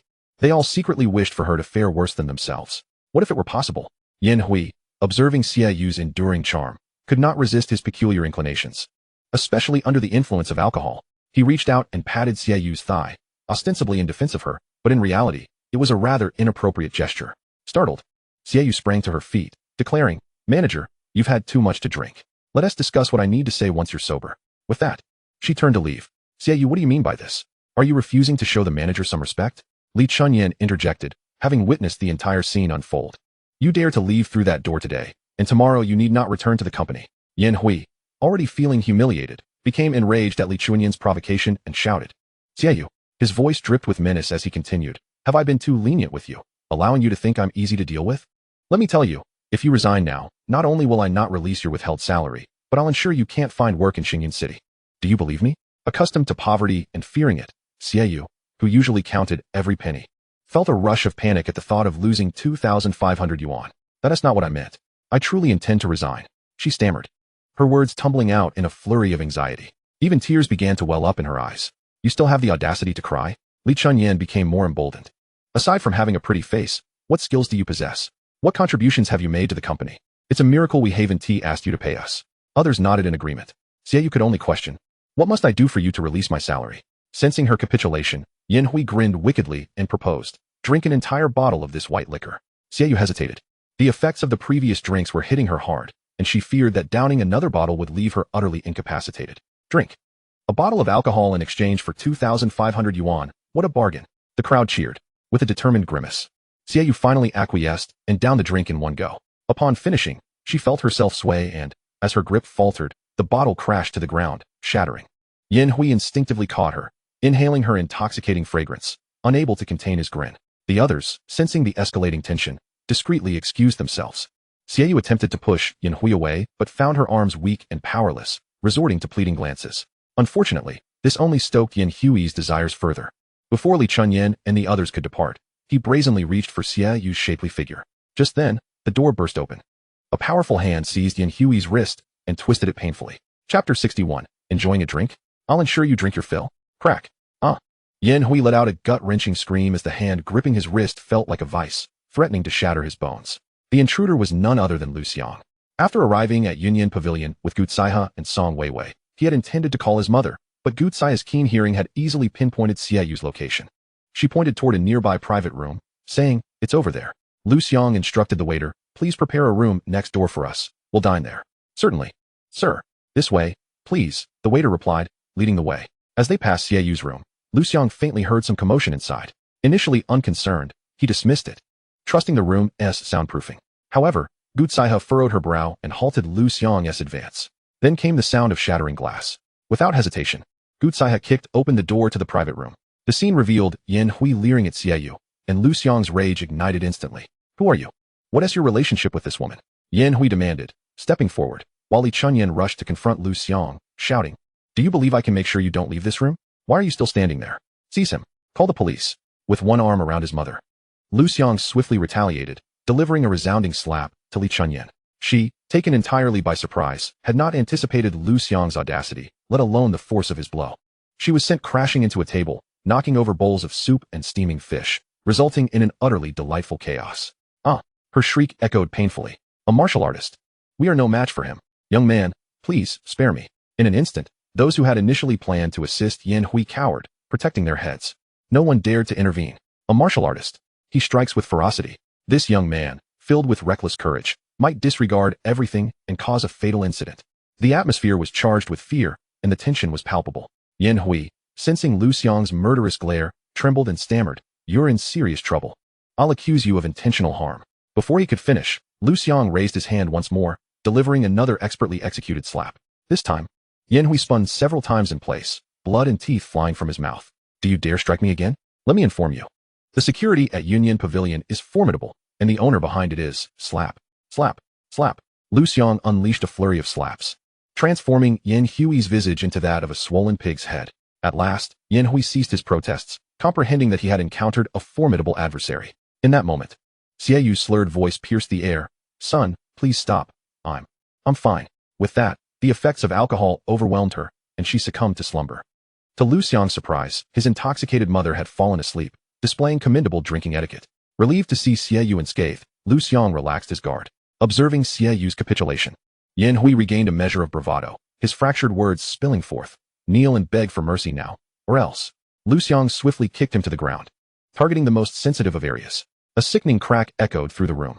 "Ah, my God!" Yan Hui's face contorted in agony, his body curling like a boiled shrimp, spasming and emitting sounds that had broken into a higher pitch. The onlookers in the private room turned ashen with fear. One individual recognized Liu Xiang, his eyes widening in shock just as he attempted to speak. "Who made my mother drink?" Liu Xiang coldly inquired, releasing just a fraction of his terrifying aura. Instantly, the crowd fell silent, their previous bravado evaporating. Some even knelt in submission, eager to express their loyalty. "Speak," Liu Xiang demanded, bypassing any unnecessary dialogue. He grasped Li Chunyan's ankle, yanking her forward without a hint of sympathy. "Otherwise, I shall break your hands too." "No, handsome. Please don't." Li Chunyan was thoroughly petrified, casting aside any concerns about offending Yan Hui as she hastily declared, "It was Manager Yan." "No, Yan Hui."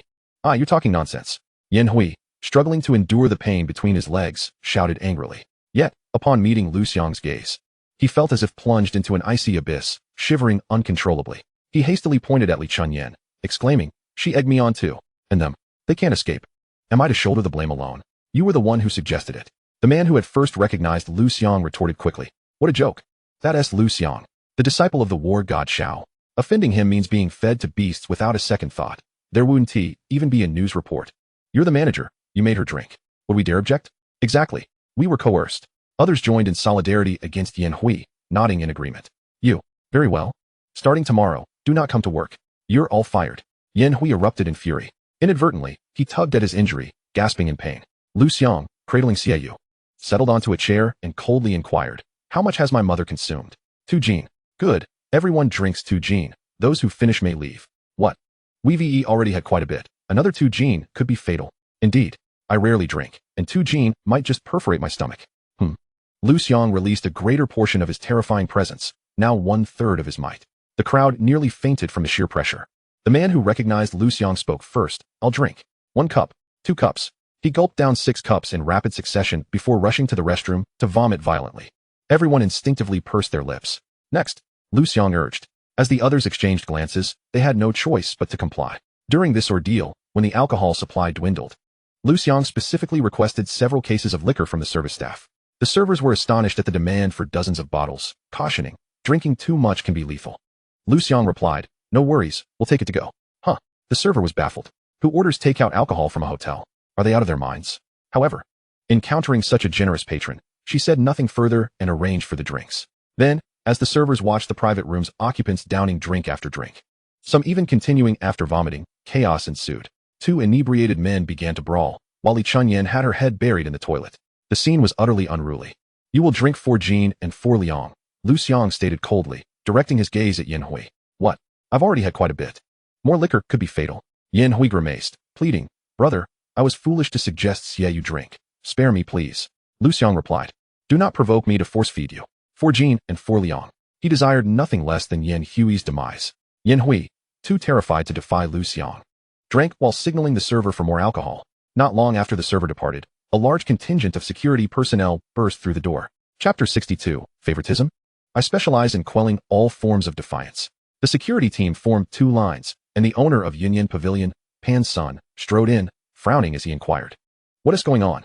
Manager Pan, save me. He wants to kill me. Yin Hui, now somewhat inebriated, recognized Pan's son and attempted to rush over. Despite the pain from his injuries, the alcohol dulled his senses. Seize him and take him to the police station, Pan's son ordered without even glancing at Liu Xiang. As the hotel manager, with considerable authority derived from a mostly absent owner, he had significant control over the establishment. Yin Hui was a frequent patron, often bringing company members for team building and client entertainment, thus considered a valuable customer. Pan Sin sought to curry favor, knowing full well the importance of retaining such clientele. As for Liu Xiang, Pan's son did not recognize him, having little exposure to trending short videos. The security personnel approached, but were swiftly dispatched, their cries echoing in the air. Liu Xiang had intentionally restrained his strength, aware that these individuals were merely following orders. Even so, Pan's son and the onlooking servers were left aghast. You don't even inquire about the situation before arresting me? Liu Xiang coldly challenged. Pan's son, startled by Liu Xiang's piercing gaze, felt the weight of the crowd's scrutiny and his own authority at stake. He could not show weakness. Humph, you're quite the fighter. But can you best a second-level martial artist? He gestured to the head of security, commanding, as long as he isn't killed, I can handle it. Yes, boss. The security chief snarled, advancing toward Liu Xiang with measured steps. Each stride was deliberate, exuding an aura that bespoke of someone far from ordinary. This individual is no ordinary foe. Liu Xiang furrowed his brow, entrusting his mother to Gu Tsaiha, his expression darkening. As the two drew within 3 steps of one another, the security chief suddenly surged forward, displaying astonishing speed. A 6th-level warrior. Liu Xiang's pupils constricted, clearly astonished that such a small hotel could harbor a 6th-level martial artist. He unleashed the full extent of his terrifying presence. Pan's son, Yin Hui, and the surrounding servers all knelt in unison, some fainting from the overwhelming pressure. Yet, the security chief faltered, though he did not kneel. At that moment, Liu Xiang bellowed. Get out.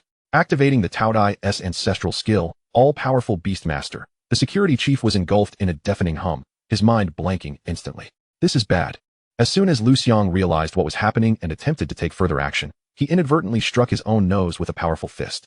A sharp pain surged through him, accompanied by a warm trickle of blood. The security captain, feeling the blood on his hands, was instantly consumed by rage, cursing. You son of a bitch, I never imagined you were an awakened one. I'll kill you. He lunged forward again, each strike viciously aimed at vital points, displaying a ferocity that was far from that of an ordinary brawl. Despite having undergone special training with Gu Tsaiha for half a month, Liu Xiang still found himself at a disadvantage in terms of technique. With skin as tough as bronze and bones as hard as iron, he chose not to awaken Qiyu, but instead utilized the inherited abilities of Qiyu, opting to continue observing his opponent. I thought you were formidable. But is this all you've got? Pan's son, unable to grasp the situation, continued to mock Liu Xiang, believing him to be faltering. Though still on his knees, he remained brazen, as he perceived his subordinates to be gaining the upper hand. Now, Liu Xiang bellowed once more. In an instant, Pan Sin's eyes glazed over as he reached out and grabbed the security captain, who had just rushed past him. Boss, what are you? The captain stumbled, quickly realizing he had been ensnared. Unfortunately, it was too late. Bang! Liu Xiang's fist connected with the captain's ear, sending him reeling, his balance lost, his head buzzing, and his vision blurred. Unmatched divine power. Liu Xiang had now fully confirmed that something was amiss with the opponent. In the next moment, a surge of force propelled the security captain away. Liu Xiang exhaled deeply, relieved that his adversary had almost forced him to transform. It was only in his transformed state that his true combat prowess could be unleashed. Pan's son, finally recovering, was left in astonishment upon witnessing the scene. How old are you? You can defeat even a second-tier warrior? A second-tier warrior? This is a sixth-tier warrior. Moreover, it was likely that he had blood on his hands. You fool, you know nothing and dare to associate with such a person? Liu Xiang approached with cold detachment, remarking, as our guest, feel free to indulge in 2 gin of liquor, dear boss. What? Pan Sun was taken aback. 2 gin of liquor? Wouldn't tea that lead directly to a perforated stomach? Drink. Liu Xiang's expression hardened. Pan Sun trembled in fear but still threatened. Kid, you're certainly skilled in combat. However, without anyone above you, your prowess will only bring you endless trouble. Do you believe I can have you thrown into prison with just a phone call? Just as Liu Xiang was about to respond, his phone rang. Hello? Is this Liu Xiang? I am Secretary Chao's assistant, the one who guided Principal Shi previously. Do you remember me? Yes, what is the matter? Liu Xiang glanced at Song Weiwei and inquired. Hello, I would like to ask when you'll be back. Our chairman wishes to arrange a time to meet. I've already returned, but let us discuss dinner later. I'm currently in a bit of trouble and don't have time to eat, Liu Xiang replied, preparing to hang up. Trouble? The secretary immediately recognized this as an opportunity to strengthen ties with Liu Xiang, knowing his significance to Chairman Chao. He quickly added, could you share a bit with me? I fear that some unnecessary complications may delay you. To be honest, although I merely serve as secretary to Chairman Chao, I can resolve many issues within Xingyan City. Liu Xiang flatly rejected, no need. I can handle the minor conflict at Union Pavilion myself. Union Pavilion? The secretary gasped, asking, is the boss named Pan Sun? Yes. Do you know him? Liu Xiang was taken aback by the question. I do. Tell him to wait. I'm coming right away. The secretary hurriedly responded. After hanging up, Liu Xiang wore a puzzled expression. It seemed that the secretary had some acquaintance with Pan Senator. It was indeed a curious coincidence.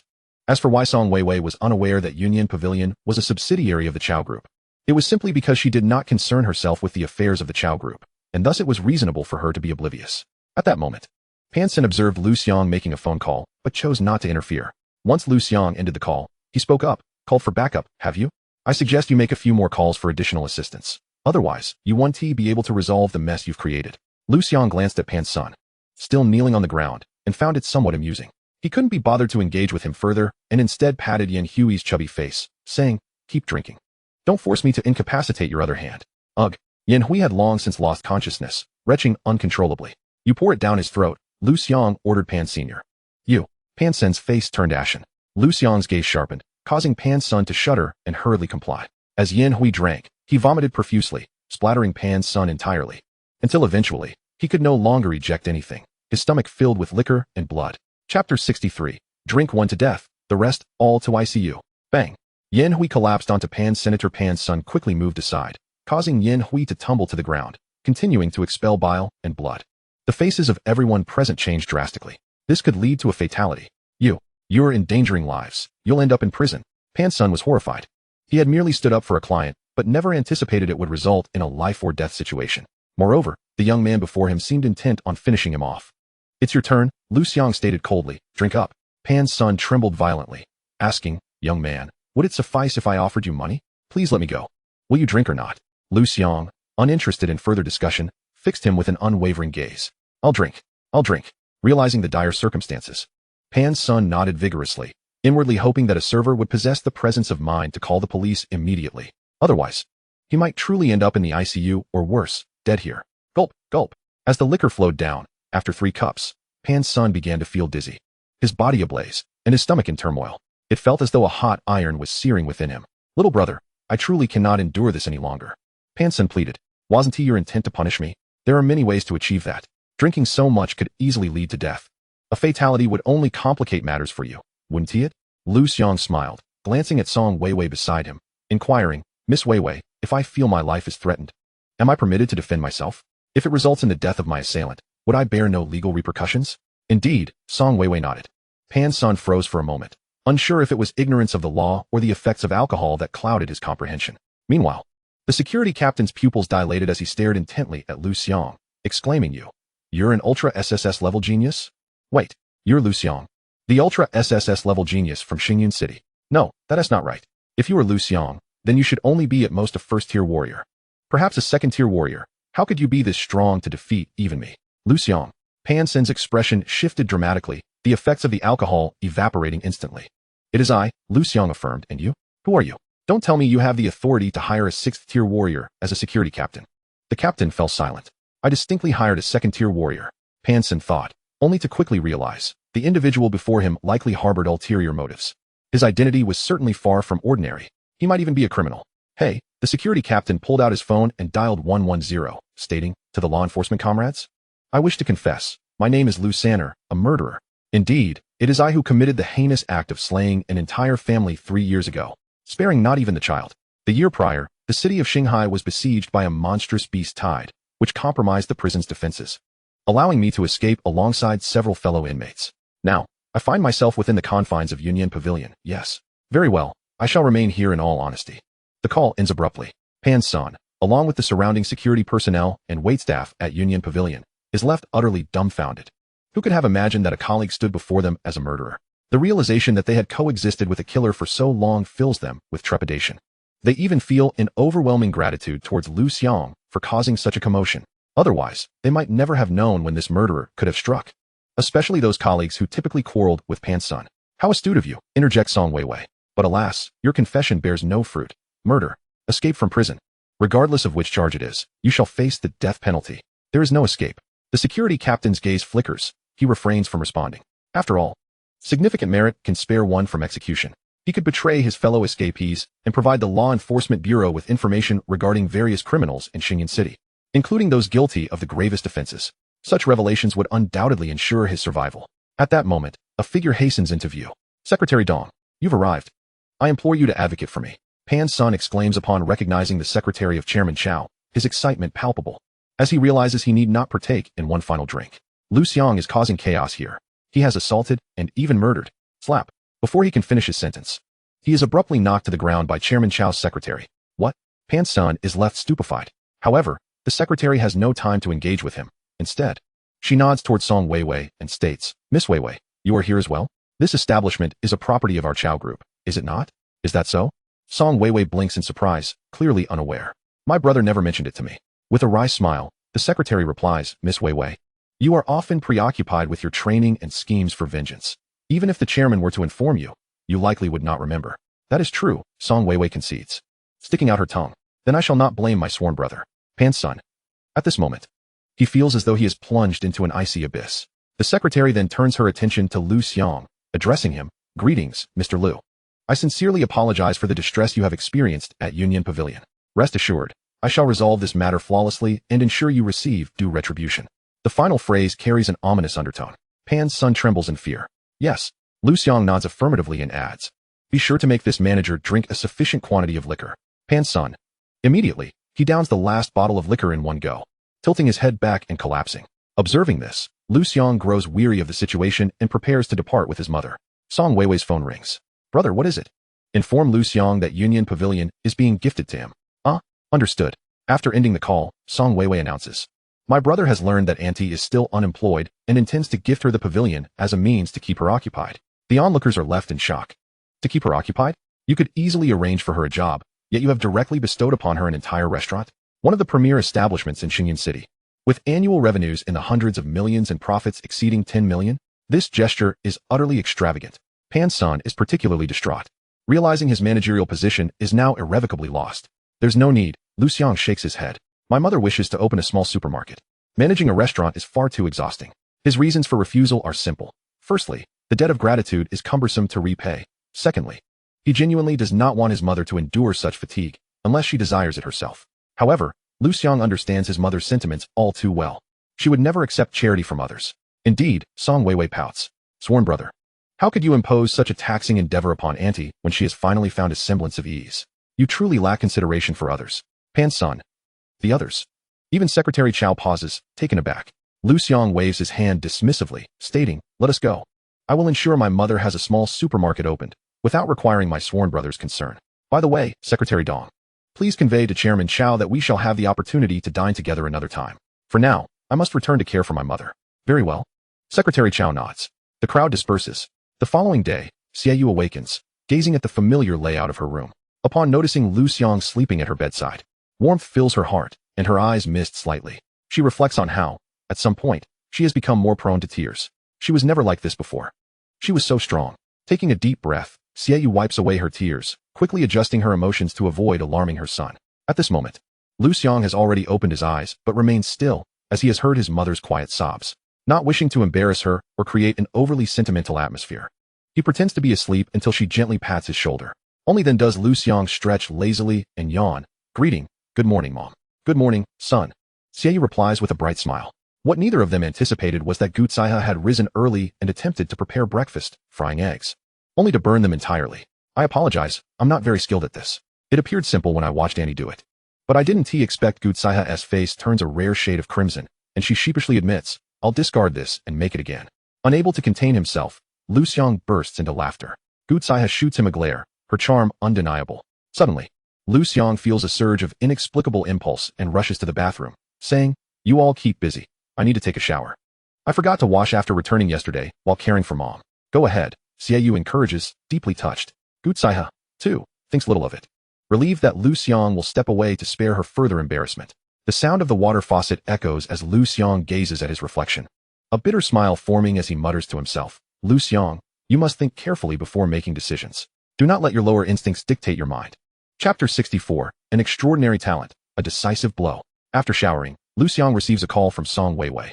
Liu Xiang, that manager Yen has succumbed. And the others are in the ICU. Indeed, Liu Xiang's expression remains calm, as if he has crushed an ant. To bully his mother is to cross his line. Death is too lenient. Pan's son has been dismissed, and due to his recruitment of Liu Sanner, he is now detained as a suspect by the Law Enforcement Bureau for investigation. Song Weiwei continues, Liu Sanner is quite cunning. Upon being apprehended, he immediately divulged everything he knew and assisted the Bureau in capturing other escapees and several wanted criminals in Xingyan City. He has shown merit. It's likely he won't receive the death penalty, Liu Xiang remarks. Then let us exert some pressure, accusing him of attempting to murder an ultra SSS level genius. Exactly.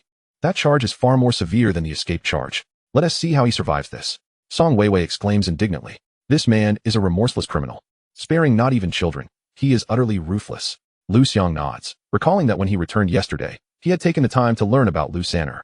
The family he murdered was that of the employer who had hired him as a driver.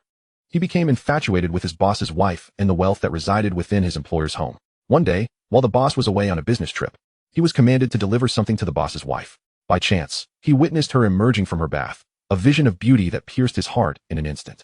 Consequently, the boss's wife, refusing his advances, met a tragic fate. A child was present at the scene, yet he spared the innocent life. He tampered with the surveillance system in the boss's residence to prevent any incriminating evidence from surfacing, and in a desperate act, he murdered the boss as well, staging the scene as a mere car accident.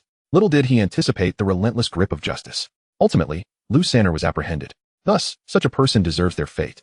By the way, you received a commendation for assisting the police in capturing the fugitive, along with a reward of 100,000 yuan, which should soon be deposited into your account. Congratulated Song Weiwei. Another reward? Today, I shall treat you all to dinner, Liu Xiang remarked with a smile.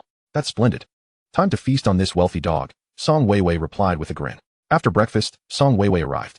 Gutsaiha resumed her usual demeanor of seriousness, as if the earlier mishap in the kitchen had never occurred, and inquired, How did it go? Rest assured, Song Weiwei signaled Anoka with her hand and began. The shooting club is a property of the Chow family group. It was merely a formality. Money. Gutsaiha began, but Song Weiwei interjected. My sworn brother has given the word. We are free to practice as we wish. Very well, Gutsaiha nodded. The three set off towards the Chaoyang shooting range, where Liu Xiang and his companions commenced their shooting training. Shooting is an art that relies heavily on innate talent, and it was evident that Liu Xiang's shooting prowess was lacking.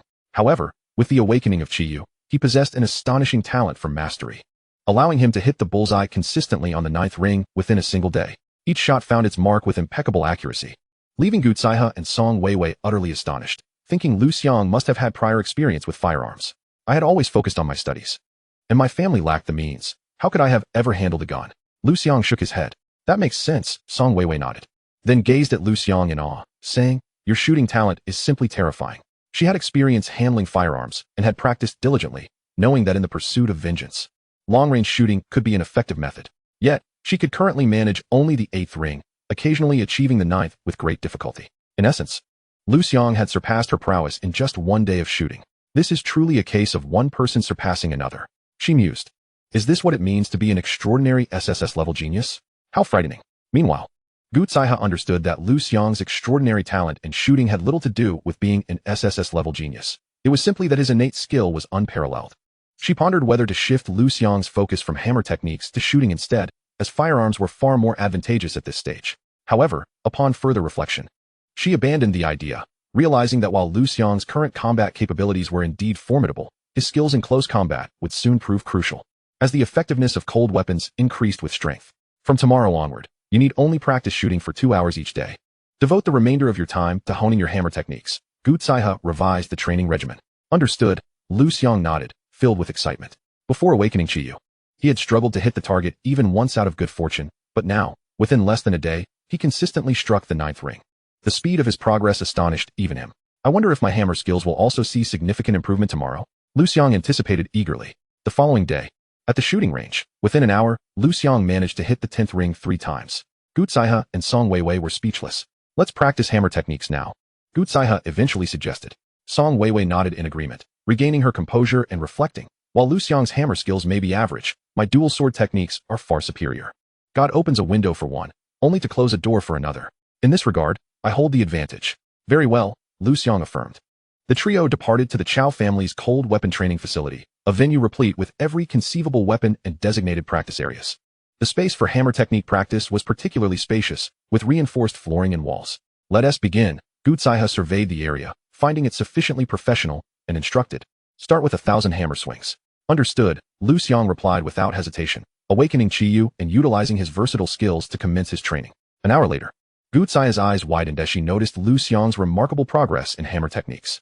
Perhaps it was a case of accumulation leading to a sudden breakthrough? She had experienced something similar before. Excellent, she nodded approvingly. However, 2 hours later, Liu Xiang's hammer skills continued to advance at an alarming rate, prompting Gu Zaihe to feel something amiss.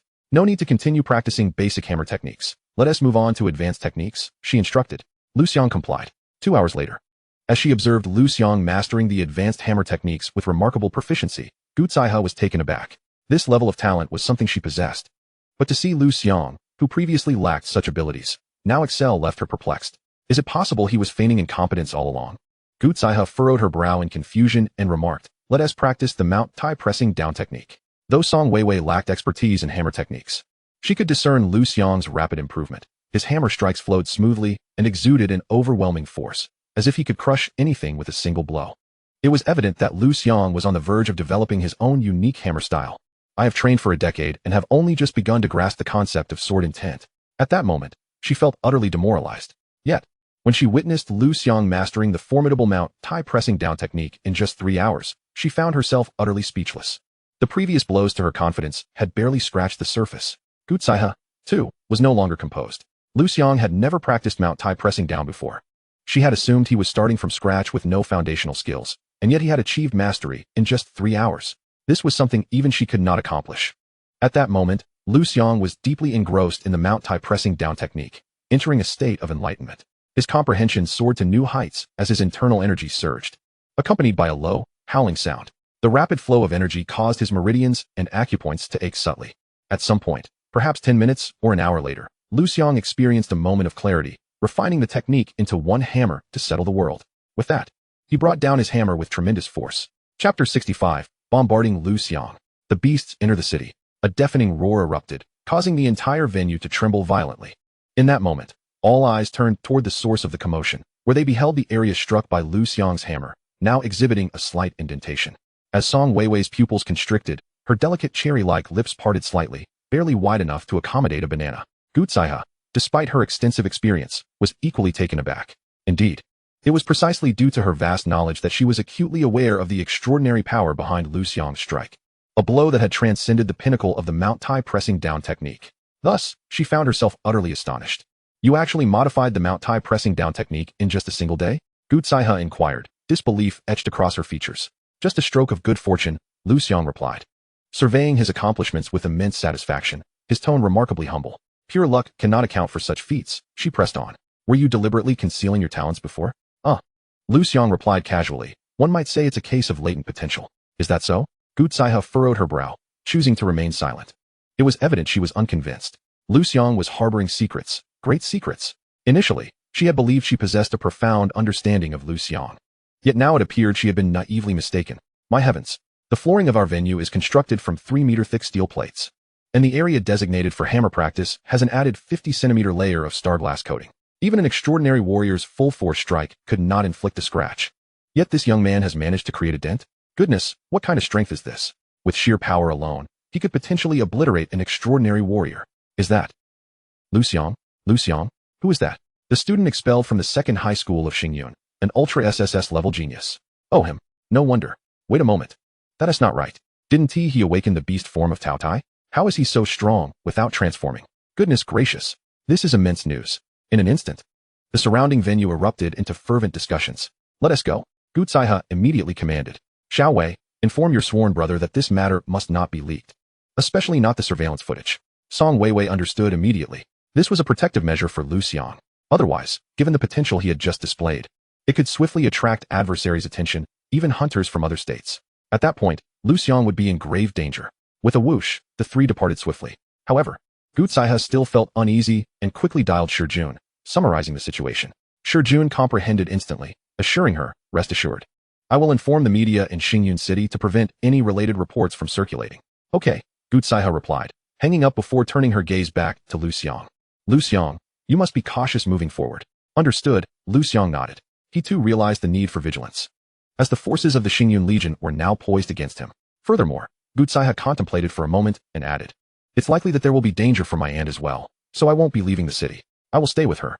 You no longer need to follow me around all day. I can check on the results of your special training when I return home at night, or even practice at home to avoid exposing my talents. Very well, Liu Xiang nodded again. He had not anticipated that a casual strike would incite such considerable trouble, resulting in a shift in his training plans. For the next 2 days, Xingyun City remained as it always was, devoid of any news regarding Liu Xiang, let alone any mention of that strike from 2 days prior. Clearly, the concerted efforts had proven effective. On this particular day, Liu Xiang planned to venture outside the city for hunting, as rapid enhancement of his strength necessitated the consumption of various resources. Unfortunately, he was short on funds and thus set his sights on the ferocious beasts beyond the city limits. Consequently, the number of ferocious beasts outside Xingyun City dwindled sharply over the following days, allowing Liu Xiang to finally break through to the 6th level of martial artists. Too slow. I need to devise a different strategy, he mused, still somewhat dissatisfied as he returned before dusk, deep in thought. The drastic decline in ferocious beasts had also rendered life difficult for various pioneering teams, who lamented, what is going on with these beasts lately? Where have they all gone? We've been searching for half a day without a sight of one.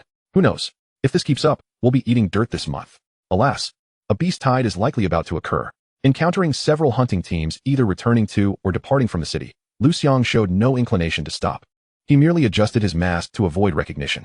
Though he was alone, no pioneering team dared to confront him, as those brave enough to venture outside the city on their own were invariably formidable, and few would dare provoke them. Moreover, Liu Xiang was armed with a gun at his waist and wielded 2 hefty hammers, giving him an intimidating presence. Hearing the murmurs around him, Liu Xiang felt a tinge of helplessness. He too wished to cease the slaughter of these ferocious beasts. However, he was in dire straits. Xingyun Legion, when will you make your move? In just a few days, he was set to embark on the practical assessment for admission to Yanwan University. Liu Xiang could only place his hopes on the Xingyun Legion. Murder and plunder were undoubtedly quick paths to wealth, and presently, they were also his fastest route to strength enhancement. As if responding to Liu Xiang's silent plea, a faint rumble echoed above, a sound not of aircraft, but drones. A swarm of drones. Liu Xiang furrowed his brow, intending to quicken his pace when he caught sight of dark objects descending from the drones. The night obscured their appearance, but Liu Xiang's scalp prickled, and he took off running. The surrounding pioneering teams were filled with sheer terror, having clearly recognized what it was: bombs. Run. Damn it. So many drones must be from the Xingyun Legion. This is a premeditated bombing. Quickly flee. Stop your blathering, and just run. The crowd scattered in all directions. Finally making a move, Liu Xiang awakened his divine beast form, Qi Yu, and sprinted with all his might. Employing the flowing cloud step he had recently mastered from Gu Zaihe, his speed surging. He had perfected the flowing cloud step and adapted it to better suit Qi Yu's divine power, resulting in an astonishing velocity. Even 9th level martial artists would struggle to keep pace. Boom, boom. Explosions rang out behind him. Liu Xiang did not charge straight ahead blindly. Instead, he maneuvered through the trees to conceal himself. With the enemy in the sky and armed with heavy weapons, hiding was imperative. However, he had underestimated the Xingyun Legion's intent to eliminate him, as they began launching artillery shells from a distance. Watching the projectiles streaking through the night sky like meteors, trailing flames as they hurtled toward the woods where he hid, Liu Xiang's heart sank. Damn it, how ruthless. They're actually shelling me. Relying on their weaponry to act with impunity? His heart sank further, the murderous intent palpable. With a swift motion, he began to move again. This time, he was determined to eliminate those from the Xingyun Legion who were targeting him. He, Liu Xiang, had never been one to simply endure blows without retaliating. Meanwhile, within the Yuan community, Gu Zaihe was dining with Xie Yu when suddenly, the sound of bombardment echoed from outside the city. Given the distance, even she initially misheard it. Upon listening more closely, Gutsaya's expression changed, and instinctively, she placed her chopsticks down and rose to leave. She had come to a realization of a possible scenario. What's wrong? Xiaoyu asked. Gutsaya's departing figure came to an abrupt halt. She still has to take care of Xiaoyu here. She made a promise to Liu Xiang and cannot allow any harm to come to Xiaoyu. Otherwise, how could she explain it to Liu Xiang? She took out her phone, ready to make a call, when suddenly, she turned to look out the window. At that moment, a pair of blood-red eyes were fixated on her. Their gazes locked in a tense standoff. Chapter 66. Liu Xiang Strikes Back, The Midnight Massacre. The sound of artillery abruptly ceased. Liu Xiang, disheveled and covered in dirt, slinked away from an unnoticed corner, encountering numerous corpses along the way, all of them grotesquely dismembered, with some entirely unrecognizable.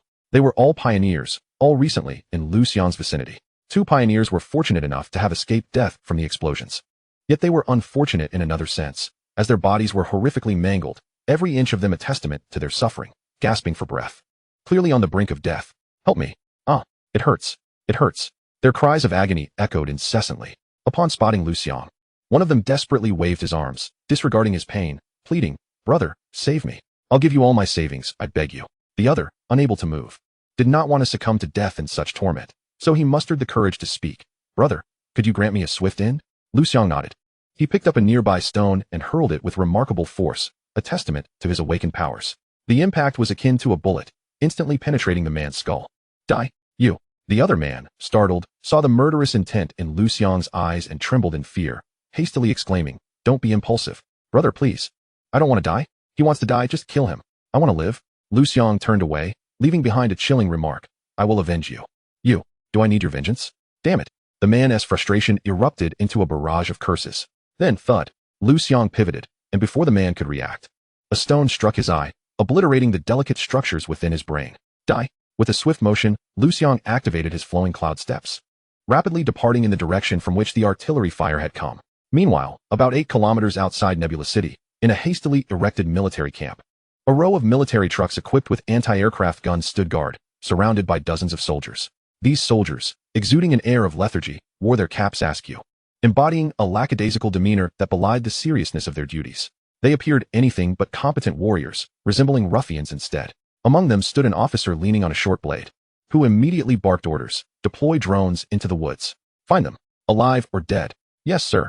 His subordinates complied without hesitation. "Old Zhao, do you think Liu Xiang will be blown to bits?" The officer inquired of his aide. "Most likely not," the aide replied, shaking his head. "We've seen through the real-time footage from the drones. This guy's speed rivals that of a 9th-level martial artist, barely slower than myself. Coupled with his awakened beast, Tao Tai, which is of an ultra SSS level, it's unlikely he'll be easily killed. I genuinely believe the odds are slim." "Indeed." The officer nodded. "Let us hope he hasn't been blown to bits. We still need him to rescue the regiment commander."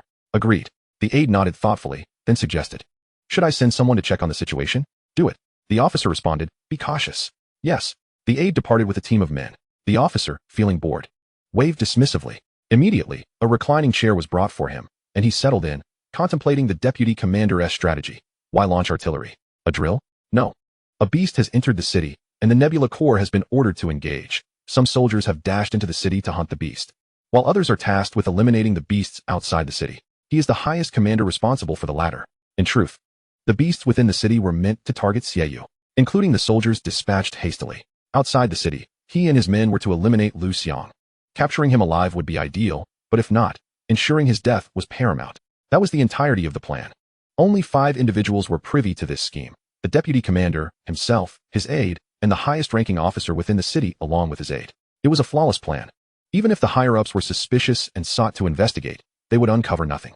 The officer surveyed his surroundings, sensing an ominous atmosphere. He furrowed his brow and commanded, "Everyone, stay alert. We cannot afford to be caught off guard by a beast." "Yes." The soldiers responded in unison, their demeanor sharpening as they grew more vigilant. After all, no one wished to meet their end. It had taken considerable effort to wiggle into the Nebula Corps through connections or bribes. Securing a position of authority, how could they allow their lives to be extinguished now? Meanwhile, Liu Xiang observed the suddenly fortified temporary camp, furrowing his brow as his gaze settled on the reclining officer, pondering, truly a battle commander. Even from this distance, he can sense danger. He refrained from acting impulsively. Firstly, the officer was of formidable battle commander caliber, exceptionally powerful and not to be underestimated. Secondly, every soldier here was armed and prepared with explosives. One misstep could lead to disaster. He was unafraid of bullets, but could he afford to ignore the threat of artillery? He lacked that level of confidence. The innate defensive ability of Chiyu, his copper skin and iron bones, would enhance with his strength, meaning he was not yet invincible. Earlier, in the woods, he had narrowly avoided direct hits from artillery, but he had still been affected. One shell had landed merely 3 meters away from him. That was too close. At that moment, he had activated Chiyu's innate ability to endure the shock. Yet, he still felt a desire to retch blood. Clearly, he had sustained minor injuries. On his way here, he had utilized Tao Tai's self-repairing capabilities to fully mend his wounds. Thus, he could not afford to be struck directly by artillery, otherwise, death was certain. Creeping closer, Liu Xiang contemplated this, but ultimately shook his head in disapproval. He recalled the recent instance of killing the 2 pioneers. Perhaps I can hurl stones from a mid-range. If he got too close, his position would be easily detected after throwing the stones, even in the darkness. Thus, he must not approach too closely. Without further ado, Liu Xiang, eager to eliminate this group that sought his life without a moment's hesitation, decided to act. He aimed to create maximum chaos while swiftly dealing with them.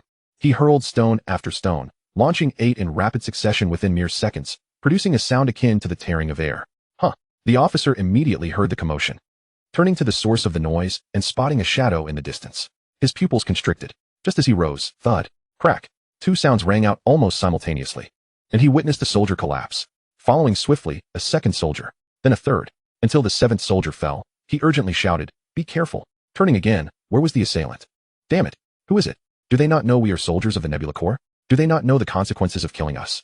The commanding officer bellowed in fury, his voice reverberating through the air. The surrounding warriors were gripped by sheer terror. A momentary chaos ensued. An opportunity. Liu Xiang, having shifted his position, immediately recognized this as a chance. With a swift motion, he hurled a stone. Thud, crack, another head was pierced. And yet another warrior collapsed to the ground, dead.